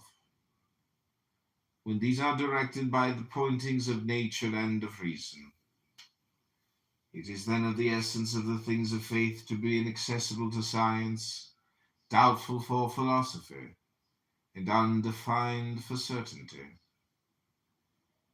Faith is an hypothetical realization and a conventional determination of the last aims of hope. It is the attachment to the visible sign of the things which one does not see. Faith is the substance of things hoped for, the evidence of things not seen. To affirm without folly that God is or that he is not, one must begin with a reasonable or unreasonable definition of God. Now this definition, in order to be reasonable, must be hypothetical, analogical, and the negation of the known finite. It is possible to deny a particular God, but the absolute God can no more be denied than he can be proved. He is a reasonable supposition in whom one believes. Blessed are the pure in heart, for they shall see God, said the Master. To see with the heart is to believe. And if this faith is attached to the true good, it can never be deceived. provided that it does not seek to define too much in accordance with the dangerous inductions which spring from personal ignorance. Our judgments in question of faith apply to ourselves. It will be done to us as we have believed. That is to say, we create ourselves in the image of our ideal. Those who make their gods become like unto them, says the psalmist. And all they that put their trust in them. The divine ideal of the ancient world made the civilization which came to an end. And one must not despair of seeing the God of our barbarous fathers become the devil of our more enlightened children. One makes devils with cast-off gods.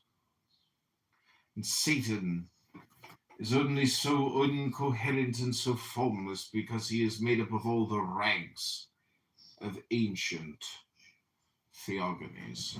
He is the Sphinx without a secret, the riddle without an answer, the mystery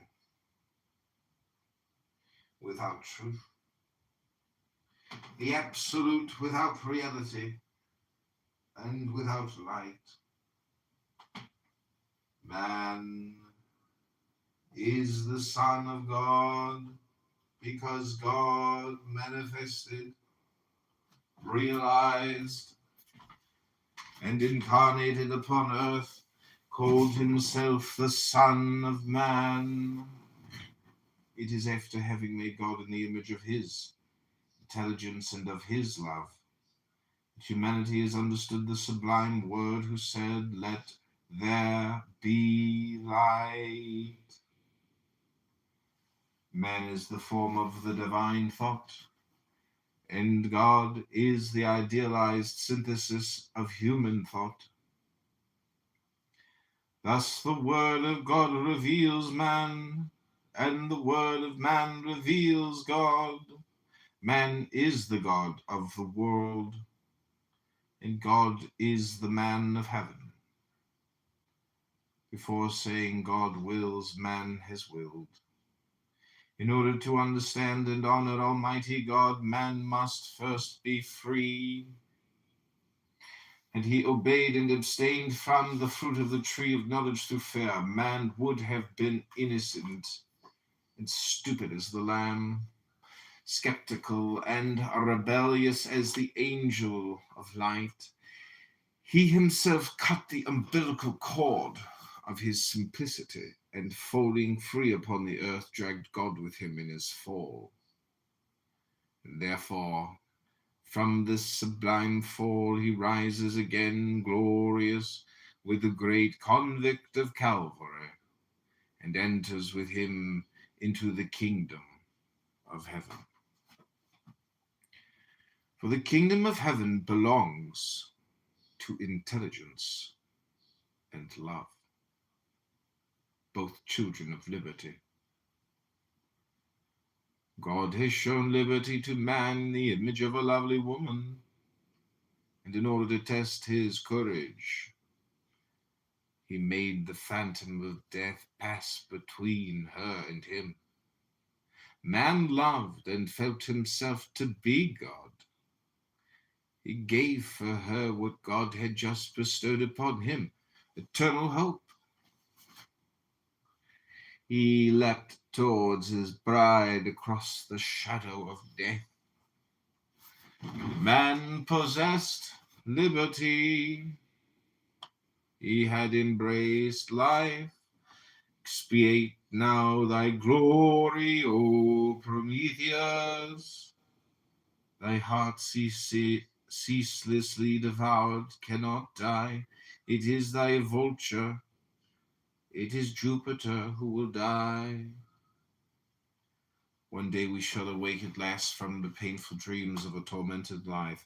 Our ordeal will be finished, and we shall be sufficiently strong against sorrow to be immortal.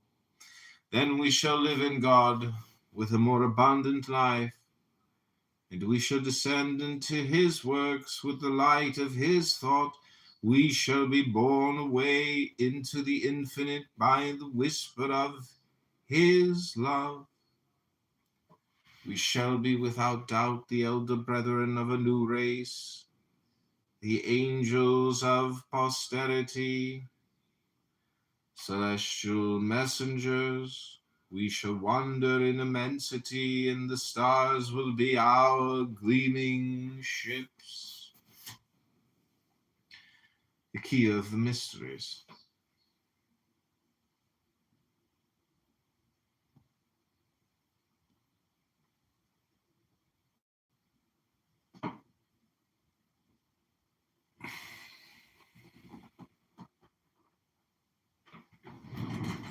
We shall transform ourselves into sweet visions to calm weeping eyes. We shall gather radiant lilies in unknown meadows. We shall scatter the dew upon the earth. We shall touch the eyelid of the sleeping child and rejoice the heart of its mother with the spectacle of the beauty of her well-beloved son. Chapter 2, the binary. The binary is more particularly the number of woman, mate of man, and mother of society. Man is love in intelligence. Woman is intelligence and love. Woman is the smile of the Creator, content with himself. And it is after making her that he rested, says the divine parable. Woman stands before man because she is mother, and all is forgiven her in advance, because she brings forth in sorrow. Woman initiated herself first into immortality through death. Then man saw her to be so beautiful and understood her to be so generous that he refused to survive her and loved her more than his life, more than his eternal happiness. Happy outlaw, since she has been given to him as companion in his exile. The children of Cain have revolted against the mother of Abel. They have enslaved their mother. The beauty of woman has become a prey for the brutality of such men as cannot love. Thus, woman closed her heart as if it were a secret sanctuary and said to men unworthy of her, I am virgin, but I will to become mother. My son will teach you to love me. O Eve, salutation and adoration in thy fall. O Mary, blessings and adoration in thy sufferings and in thy glory. Crucified and Holy One, who didst survive thy God, that thou mightst bury thy Son. Be thou for us the final word of the divine revelation. Moses called God Lord. Jesus called him my Father. And we, thinking of thee, may say to Providence, you are our mother. Children of woman, let us forgive fallen woman. Children of woman, let us adore regenerate woman. Children of woman, who have slept upon her breast, been cradled in her arms, and consoled by her caresses, let us love her, and let us love each other. The ternary is the number of creation. God creates himself eternally, and the infinite, which he fills with his works, is an incessant and infinite creation. Supreme love contemplates itself in beauty as in a mirror, and it essays or forms as adornments, for it is the lover of life. Man also affirms himself and creates himself. He adorns himself with his trophies of victory. He enlightens himself with his own conceptions. He clothes himself with his works as with a wedding garment.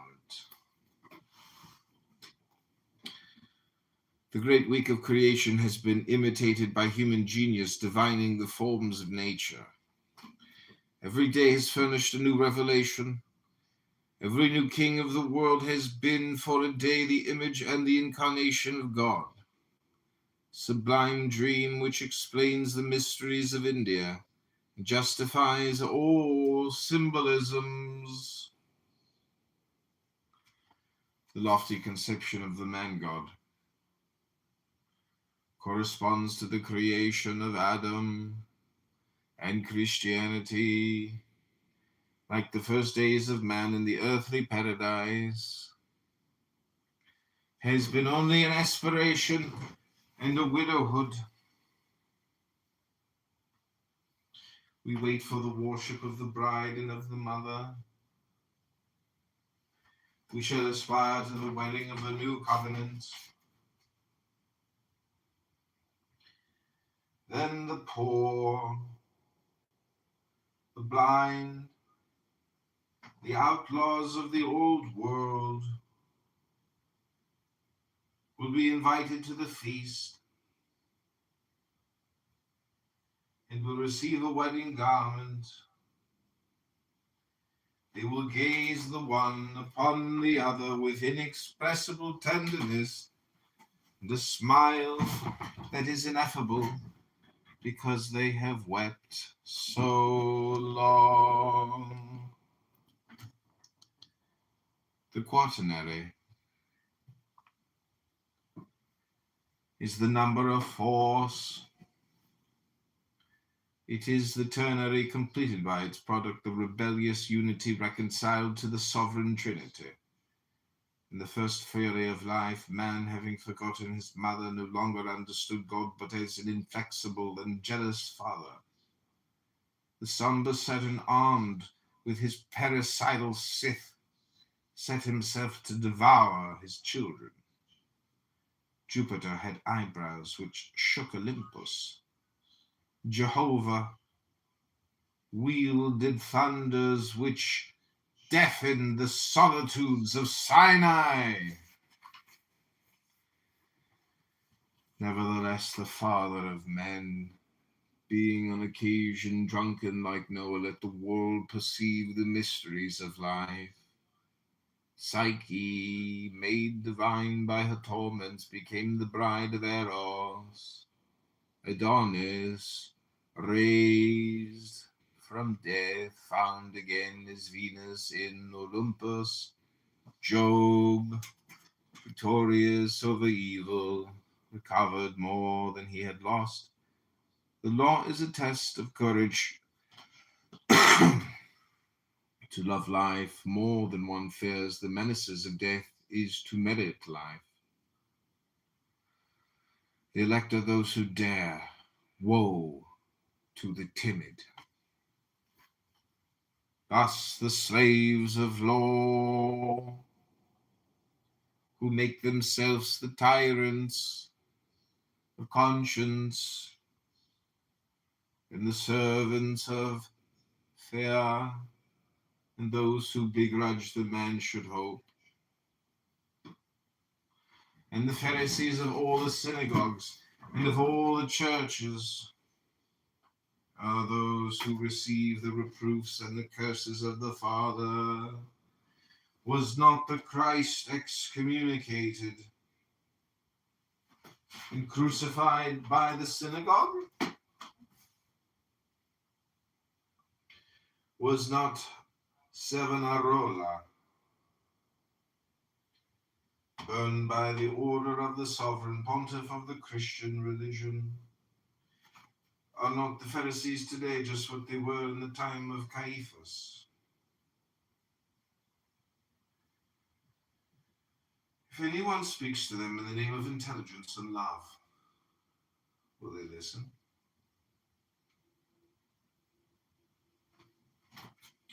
In rescuing the children of liberty from the tyranny of the Pharaohs, Moses inaugurated the reign of the Father, breaking the insupportable yoke of Mosaic Pharisaism. Jesus welcomed all men to the brotherhood of the only Son of God. When the last ideals fall, when the last material chains of conscience break, when the last of them that killed the prophets, and the last of them that stifled the word, confounded then will be the reign of the Holy Ghost. Then glory to the Father who drowned the host of Pharaoh in the Red Sea. Glory to the Son who tore the veils of the temple and whose cross, overweighing the crown of the Caesars, broke the forehead of the Caesars against the earth. Glory to the Holy Ghost, who shall sweep from the earth by his terrible breath all the thieves and all the executioners to make room for the banquet of the children of God. Glory to the Holy Ghost, who has promised victory over earth and over heaven to the angel of liberty. The angel of liberty was born before the dawn of the first day, before even the awakening of intelligence. And God called him the morning star. O Lucifer, voluntarily and disdainfully thou didst detach thyself from the heaven, where the sun drowned thee in his splendor, to plough with thine own rays the unworked fields of night. Thou shinest when the sun sets, and thy sparkling gaze precedes the daybreak. Thou fallest to rise again, thou tastest of death to understand life better. For the ancient glories of the world, thou art the evening star for truth renascent, the lovely star of dawn. Liberty is not license, for license is tyranny. Liberty is the guardian of duty, because it reclaims right. Lucifer, of whom the dark ages have made the genius of evil, will be truly the angel of light, when having conquered liberty at the price of infamy, he will make use of it to submit himself to eternal order, inaugurating thus the glories of voluntary obedience. Subnote right, droid, a word much in evidence at the time with no true English equivalent, save in such phrases as the right to work. By itself, it is only used in the plural, which will not do here and throughout this treatise.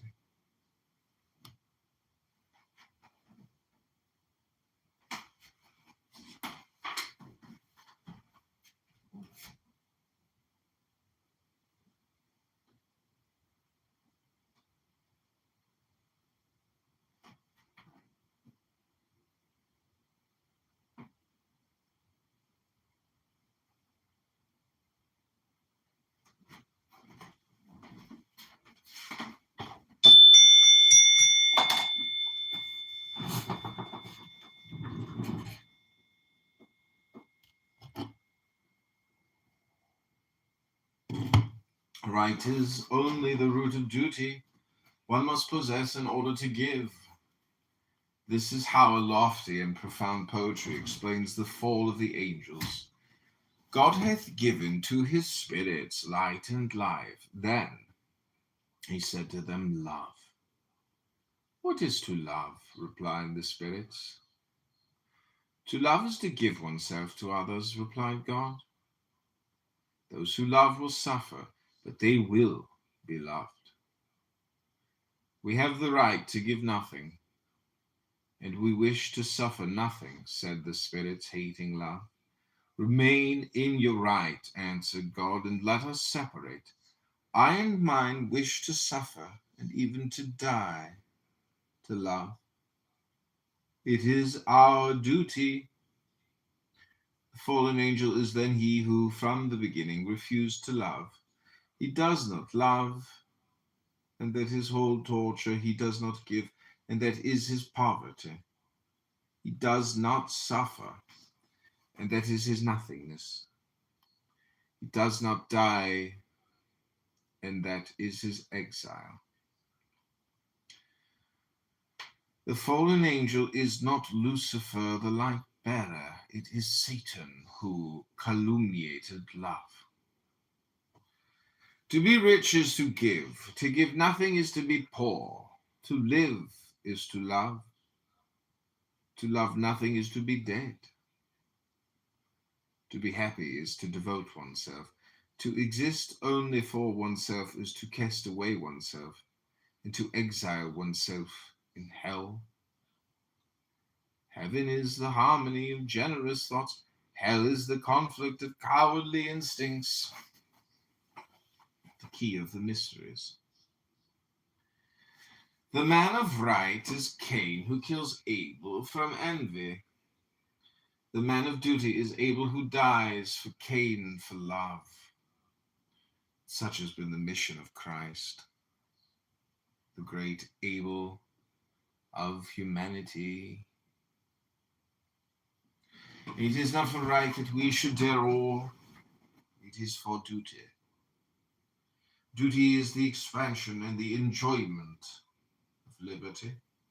Isolated right is the father of slavery. Duty is devotion. Right is selfishness. Duty is sacrifice. Right is theft and rapine. Duty is love, and right is hate. Duty is infinite life. Right is eternal death. If one must fight to conquer right, it is only to acquire the power of duty. What use have we for freedom unless to love and to devote ourselves to God? If one must break the law, it is when law imprisons love and fear. He that saveth his life shall lose it, says the holy book, and he who consents to lose it will save it. Duty is love. Perish every obstacle to love. Silence, ye oracles of hate. Destruction to the false gods of selfishness and fear. Shame to the slaves, the misers of love. God loves prodigal children. Chapter 5, the Quinary. The quinary is the number of religion, for it is the number of God, united to that of woman. Subnote, almost too visible, a sneer of the atheist and woman despiser. Faith is not the stupid credulity of an awe-struck ignorance. Faith is the consciousness and confidence of love. Faith is the cry of reason, which persists in denying the absurd, even in the presence of the unknown. Faith is a sentiment necessary to the soul. just as breathing is to life. It is the dignity of courage and the reality of enthusiasm. Faith does not consist of the affirmation of the symbol or that, but of a genuine and constant aspiration towards the truths which are veiled by all symbolisms. If a man rejects an unworthy idea of divinity, breaks its false images, revolts against hateful idolaters, you will call him an atheist. The authors of the persecutions in fallen Rome called the first Christians atheists because they did not adore the idols of Caligula or of Nero. To deny a religion, even to deny all religions, rather than adhere to formulae which conscience rejects, is a courageous and sublime act of faith. Every man who suffers for his convictions is a martyr of faith. He explains himself badly, it may be, but he prefers justice and truth to everything. Do not condemn him without understanding him. To believe in the supreme truth is not to define it. To declare that one believes in it is to recognize that one does not know it. The Apostle St. Paul declares all faith contained in these two things: to believe that God is, and that he rewards them who seek him. Faith is a greater thing than all religions because it states the articles of belief with less precision. Any dogma constitutes but a belief and belongs to our particular communion. Faith is a sentiment which is common to the whole of humanity. The more one discusses with the object of obtaining greater accuracy, the less one believes. Every new dogma is a belief which a sect appropriates to itself, and thus in some sort steals from universal faith. Let us leave sectarians to make and remake their dogmas. Let us leave the superstitions to detail and formulate their superstitions. As the Master said, let the dead bury their dead. Let us believe in the indicible truth. Let us believe in that absolute which reason admits without understanding it. Let us believe in what we feel without knowing it. Let us believe in the supreme reason. Let us believe in infinite love and pity, the stupidities of scholasticism and the barbarities of false religion. O man, tell me what thou hopest, and I will tell thee what thou art worth. Thou dost pray, thou dost fast, thou dost keep vigil. Dost thou then believe that so thou wilt escape alone or almost alone from the enormous ruin of mankind devoured by a jealous God? Thou art impious and a hypocrite. Dost thou turn life into an orgy and hope for the slumber of nothingness? Thou art sick and insensate. Art thou ready to suffer as others and for others, and hope for the salvation of all? Thou art a wise and just man. To hope is to fear not. To be afraid of God, what blasphemy!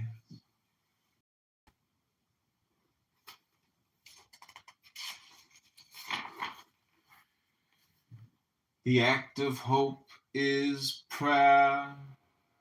Prayer is the flowering of the soul in eternal wisdom and in eternal love. It is the gaze of the Spirit towards truth and the sigh of the heart towards supreme beauty. It is the smile of the child upon its mother. It is the murmur of the lover who reaches out towards the kisses of his mistress. It is the soft joy of a loving soul as it expands in an ocean of love. It is the sadness of the bride in the absence of the bridegroom. It is the sigh of the traveler who thinks of his fatherland. It is the thought of the poor man who works to support his wife and children. Let us pray in silence. Let us raise toward our unknown Father a look of confidence and of love. Let us accept with faith and resignation the part which He assigns to us in the toils of life, and every throb of our hearts will be a word of prayer. If we need to inform God of what we ask from Him, does not He know what is necessary for us? If we weep, let us offer Him our tears. If we rejoice, let us turn towards Him our smile. If He smite us, let us bow the head. If He caress us, let us sleep within His arms. Our prayer will be perfect when we pray without knowing whom we pray. Prayer is not a noise which strikes the ear. It is a silence which penetrates the heart. The key of the mysteries. Soft tears come to moisten the eyes, and sighs escape like incense smoke. One feels oneself in love, ineffably in love, with all that is beauty, truth, injustice. One throbs with a new life, and one fears no more to die. For prayer is the eternal life of intelligence and love. It is the life of God upon earth.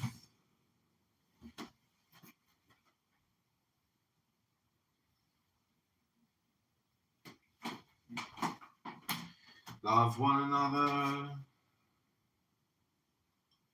That is the law and the prophets. Meditate and understand this word. And when you have understood,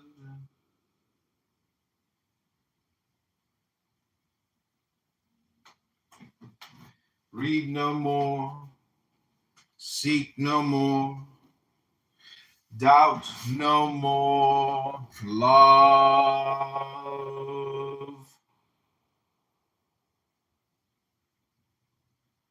I have already said to you, to love is to give. The impious man is he who absorbs others. The pious man is he who loses himself in humanity. The heart of man concentrate in himself the fire with which God animates it. It is a hell which devours all and fills itself only with ashes. If he radiates it without, it becomes a tender sun of love. Man owes himself to his family. His family owes itself to the fatherland, and the fatherland to humanity. The egoism of man merits isolation and despair. That of the family, ruin and exile. That of the fatherland, war and invasion.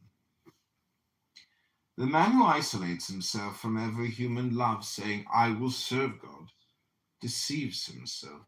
For said St. John the Apostle, if he loveth not his neighbor whom he hath seen, how shall he love God, whom he hath not seen? One must render to God that which is God's, but one must not refuse even to Caesar that which is Caesar's. God is he who gives life. Caesar can only give death. One must love God and not fear Caesar, as it is written in the Holy Book. He that taketh the sword shall perish by the sword. You wish to be good? Then be just. You wish to be just? Then be free. The vices which make man like the brute are the first enemies of his liberty. Consider the drunkard. Tell me if this unclean brute can be called free. The miser curses the life of his father, and like the crow hungers for corpses. The goal of the ambitious man is ruins. It is the delirium of envy. The debauch spits upon the breast of his mother and fills with abortions the entrails of death. All these loveless hearts are punished by the most cruel of all tortures, hate. Because, take it to heart, the expiation is implicit in the sin. The man who does evil is like an earthen pot ill-made. He will break himself. Fatality wills it. With the debris of the world, God makes stars. With the debris of souls, he makes angels.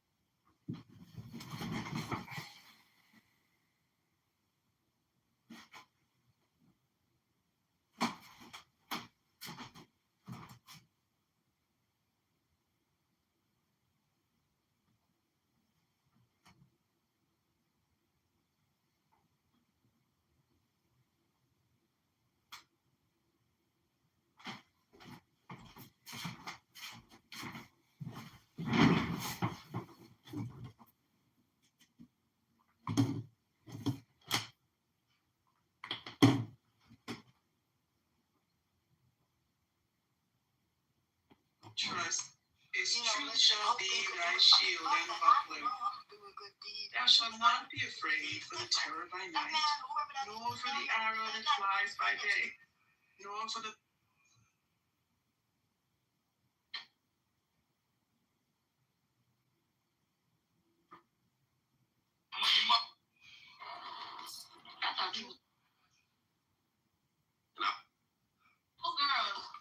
it don't matter.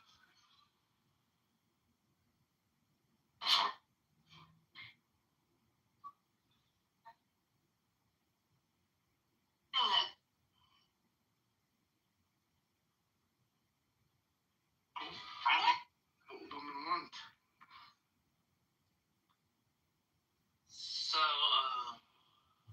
now I have a wife, so I just stop like. Why? You're a married man? Wait a minute. Which wife, legend? Tell us, please. Titi. Titi, the Turkish woman. Really? Mashallah, she's a foot. No, so why would you do it again? Because that apology cover. That ain't my thing. No, bro, that's not how that works, bro, with me. And you ain't Jesus, nigga. So you wrong. You again, bro. What's the issue, bro? Talk to the Lord about it, man. Let's see what this is. Yeah, I'm telling you. And so now I'm telling everybody else, I'm taking to the congregation. Y'all see this nigga right here, doing this trash, bro. And I'm saying, hey man, this is offensive, man. And I don't dig that, bro. I don't even like arguing and joking with you. Because I seen how you had to deal with Yoshi earlier. Yoshi had to deal with you.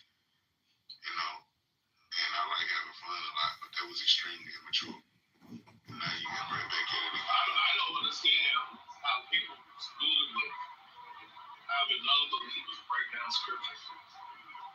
I'm not cool with nothing. You sit there and listen to it. Evil.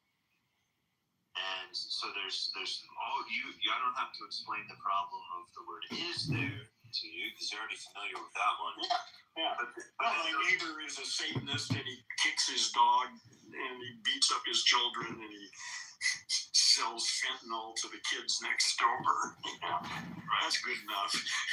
But then the other word evil, the way it's being used there, kind of it implies that it's like something substantive itself, right?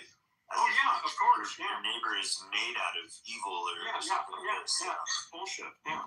And another part of the theory is that the whenever we make a moral judgment, including something like that is evil, but more generally just like that's good, that's bad. We just say I don't like that. Right. That too. I'm an emotivist, so I basically think that all moral judgments reduce down to I don't like that or I like that. Yeah, I think that's a valid thing to consider. Right, and for me, what that means is that everything reduces down to and so it's really rooted into everyone's personal experience. Into our personal experience. Yeah, that's it. We've got a lifetime of personal experience and a bunch of stories that we've made up or inherited or somehow come into contact with, and that's it. That's what we got. We've got however much experience and whatever stories we've accumulated to try to make sense out of that experience. Yep. And our stories we've inherited the stuff. What? I said, and our feelings about those experiences. Yeah. Well, the feelings about the experience, the feelings that arise. Well, those are just more experiences again. I mean, that's the thing is ultimately there isn't anything but experience. I mean, because even the stories come to us through experience. Either we read them or we hear them. So it gets a little self-revolving and complicated because you can't get away from it. There isn't really anything but immediate sensory experience. The rest is all immediate sensory experience too. Well, yeah, I'm not an idealist in that I think there's only sense experience, because I think it's even when we say like the experiences come, well, they come from where, right? But I do agree, of course, that it's not like I can get out of my experience. I can't somehow step out. Well, they're not things. The word experience is one of those reifications. There is no such thing as an experience. I mean, that's just a way we struggle with language to try and talk about this stuff. There aren't any experiences. It's constant flow of change, basically. That's multi-channel change. I made that exact point in the essay I wrote, which is that like Thomas Nagel's famous definition of consciousness, which is that there is something which it is like to be. I kind of problematize that definition first because the substantizing that it does by referring to consciousness as something. I don't even get into the to be side of it, but no, it's true. We tend to want to turn everything into an object. But the point I was trying to make is that yes, I agree that there's no. I can't like say anything intelligible, so to speak, without appealing to my experience. Well, you can't say anything about anything but your experience. That's the only thing you have. Yes, but I can also posit that my experience correlates to something that is. Well, you can make up all sorts of stories. Yes. You can do and those stories. Well, science is a really good story, so some stories can be very helpful. Good stories, yeah. But bad stories, ooh. Yeah. But the scientific story, I think, would posit that there's something which is not my experience, but which is real. Oh, yeah, that's part of its thing, but I think that may be about to go out the window. Really? Why do you think that? Yeah. Do you know who Elon Barinholtz is? Oh, I think so. Let me put it this way. I see a sequence. For initiates of the Kabbalah, Einstein. God is the absolute unity which creates and animates numbers. The unity of the human intelligence demonstrates the unity of God. The key of numbers is that of creeds, because signs are analogical figures of the harmony which proceeds from numbers. Mathematics could never demonstrate blind fatality, because they are the expression of the exactitude, which is the character of the highest reason. Unity demonstrates the analogy of contraries. And Fenelon compelled the admiration of even the most impious centuries, quelled and advanced the laughter of the children of Voltaire before the imposing dignity of their virtues. The key of the mysteries. It is by charity, finally, that the folly of the cross has become the wisdom of the nations, because every noble heart has understood that it is greater to believe with those who love, and to devote themselves than to doubt with the egotists and with the slaves of pleasure.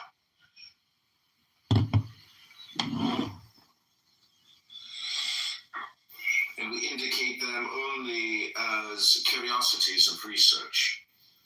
It is no part of our task to make innovations in dogma.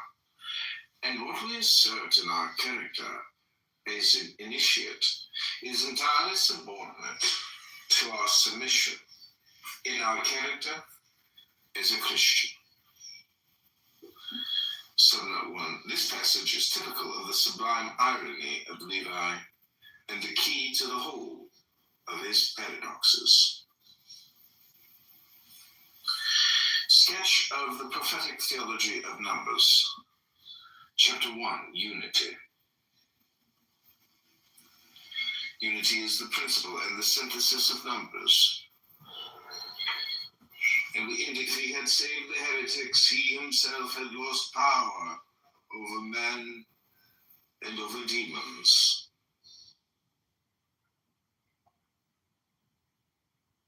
Came the bride of Eros, Adonis, raised from death, found again as Venus in Olympus, Job, victorious over evil, recovered more than he had lost. The law is a test of courage. To love life more than one fears the menaces of death is to merit life. The elect are those who dare. Woe to the timid. Thus the slaves of law, who make themselves the tyrants of conscience.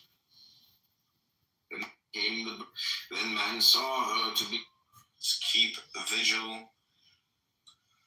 Dost thou then believe that so thou wilt escape alone or almost alone from the enormous ruin of mankind? Who is not Lucifer the light bearer? It is Satan who calumniated love.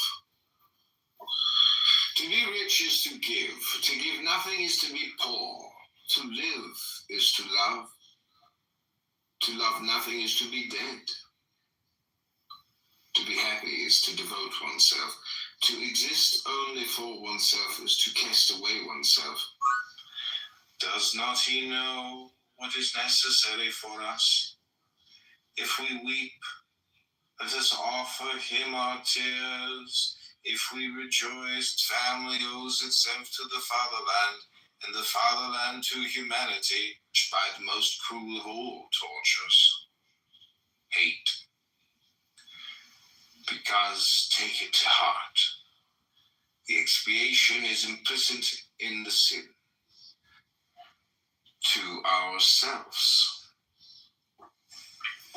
The enormous ruin of mankind, oracles of hate, destruction, to the false gods of selfishness, and to the false gods of selfish a faith, the social expressions of the tendencies of faith at a given epoch. It is that which proves the church to be infallible, evidentially, and in fact. God is necessarily the most unknown of all beings because he is only defined by negative experience.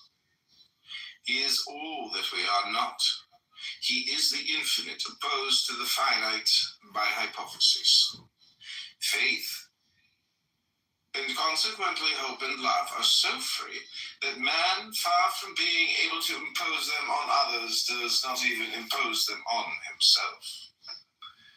These, says religion, then man saw her to be so beautiful, and understood her to be raised from death, found again as Venus in Olympus, Job, victorious over evil, because of exile. Liberty is not license, for license is tyranny. It is no part of our task to make innovations in dogma. And what we assert in our character, life,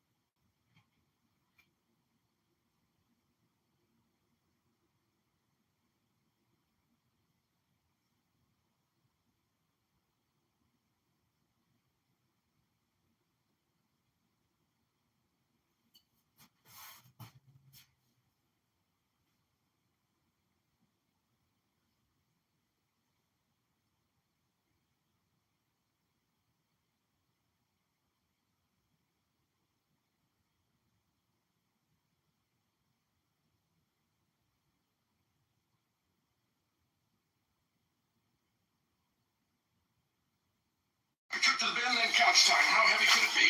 Whoa! Hey, you're supposed to hold garbage, not become it. Come on, I just bought these back. A classic banana peel. Really? Great. Locked up. It's an 83. It's dry. Hey, John, what do you got for us? No, this is sensitive. They call him the They goldfish. call him the goldfish. Large pepperoni for confidential informant John Kitover.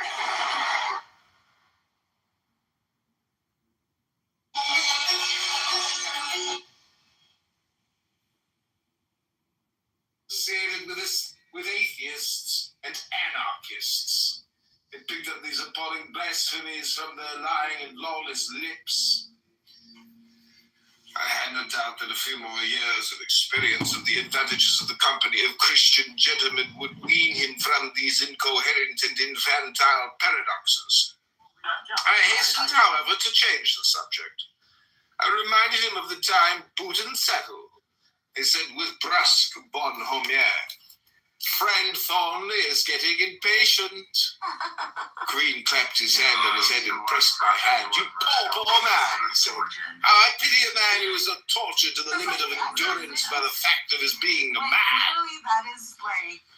A meek, mild, morbid, associated with atheists and anarchists. It picked up these appalling blasphemies from their lying and lawless lips. Beautiful color.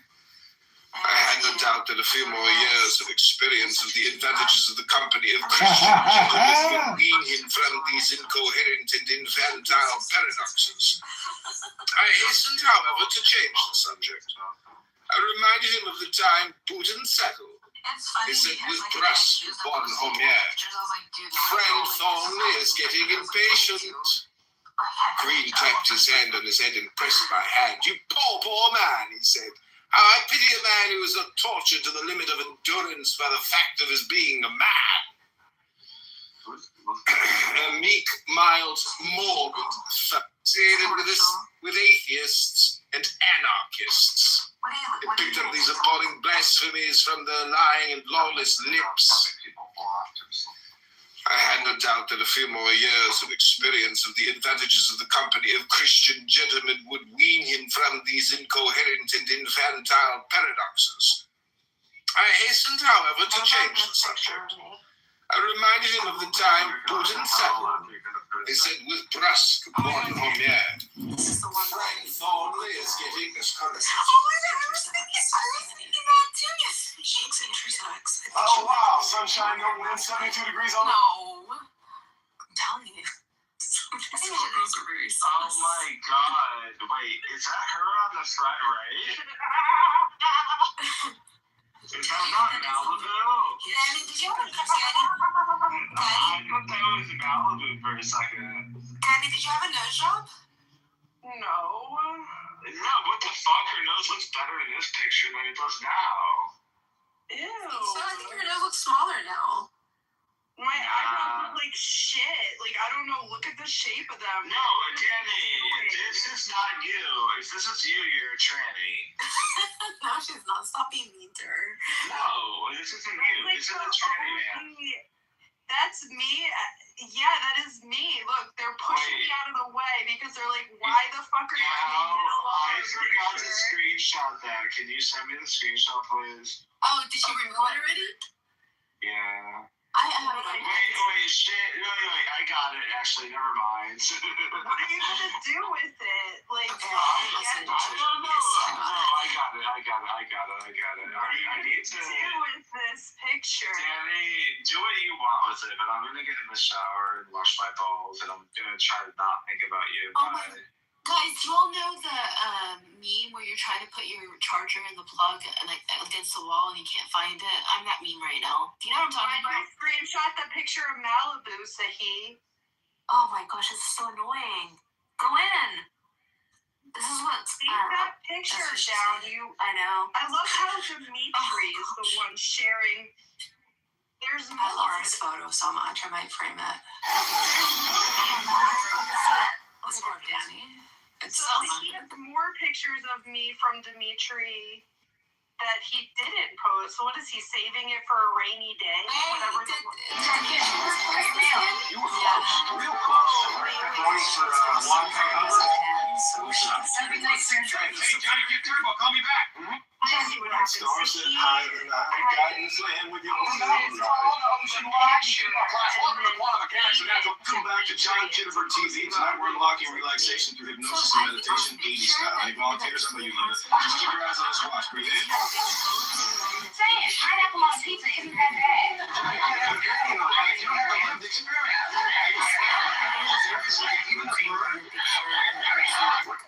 Pineapple on pizza isn't that bad. Today I learned something new about it. And no, you don't have the same lived experience. Who puts a whoopee cushion on? Truth Expert 3000 never makes a mistake. Oh yeah? Can you tell me where my cat went? I swear she climbed under the roof. Henley, a quiet night, just me and the classifieds. I wanted to do that thing again. Whoa, who are you? I'm me. Why do you look like me? John, I got the groceries you, when did the... Should damnation, the torments of hell for eternity. was like in the 4th grade, my eyebrows were all connected to my forehead. I was like half retarded. Yeah, I have like a unibrow, just big old My baby hair and my eyebrows are just like close to each other. Point of order. Just let me get 60 seconds to read Crowley for you. And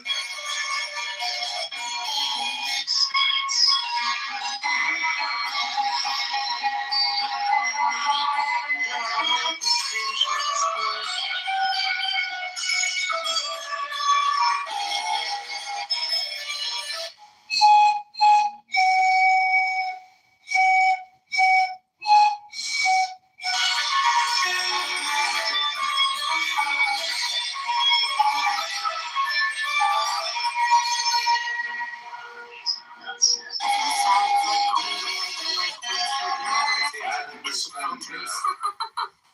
20th January, Digeris. Why? Because The sun. no one sees it. No one sees the And star. that's the sign of No, it's Aquarius. not. That's very nice. I No one cares, you know? It's more interesting.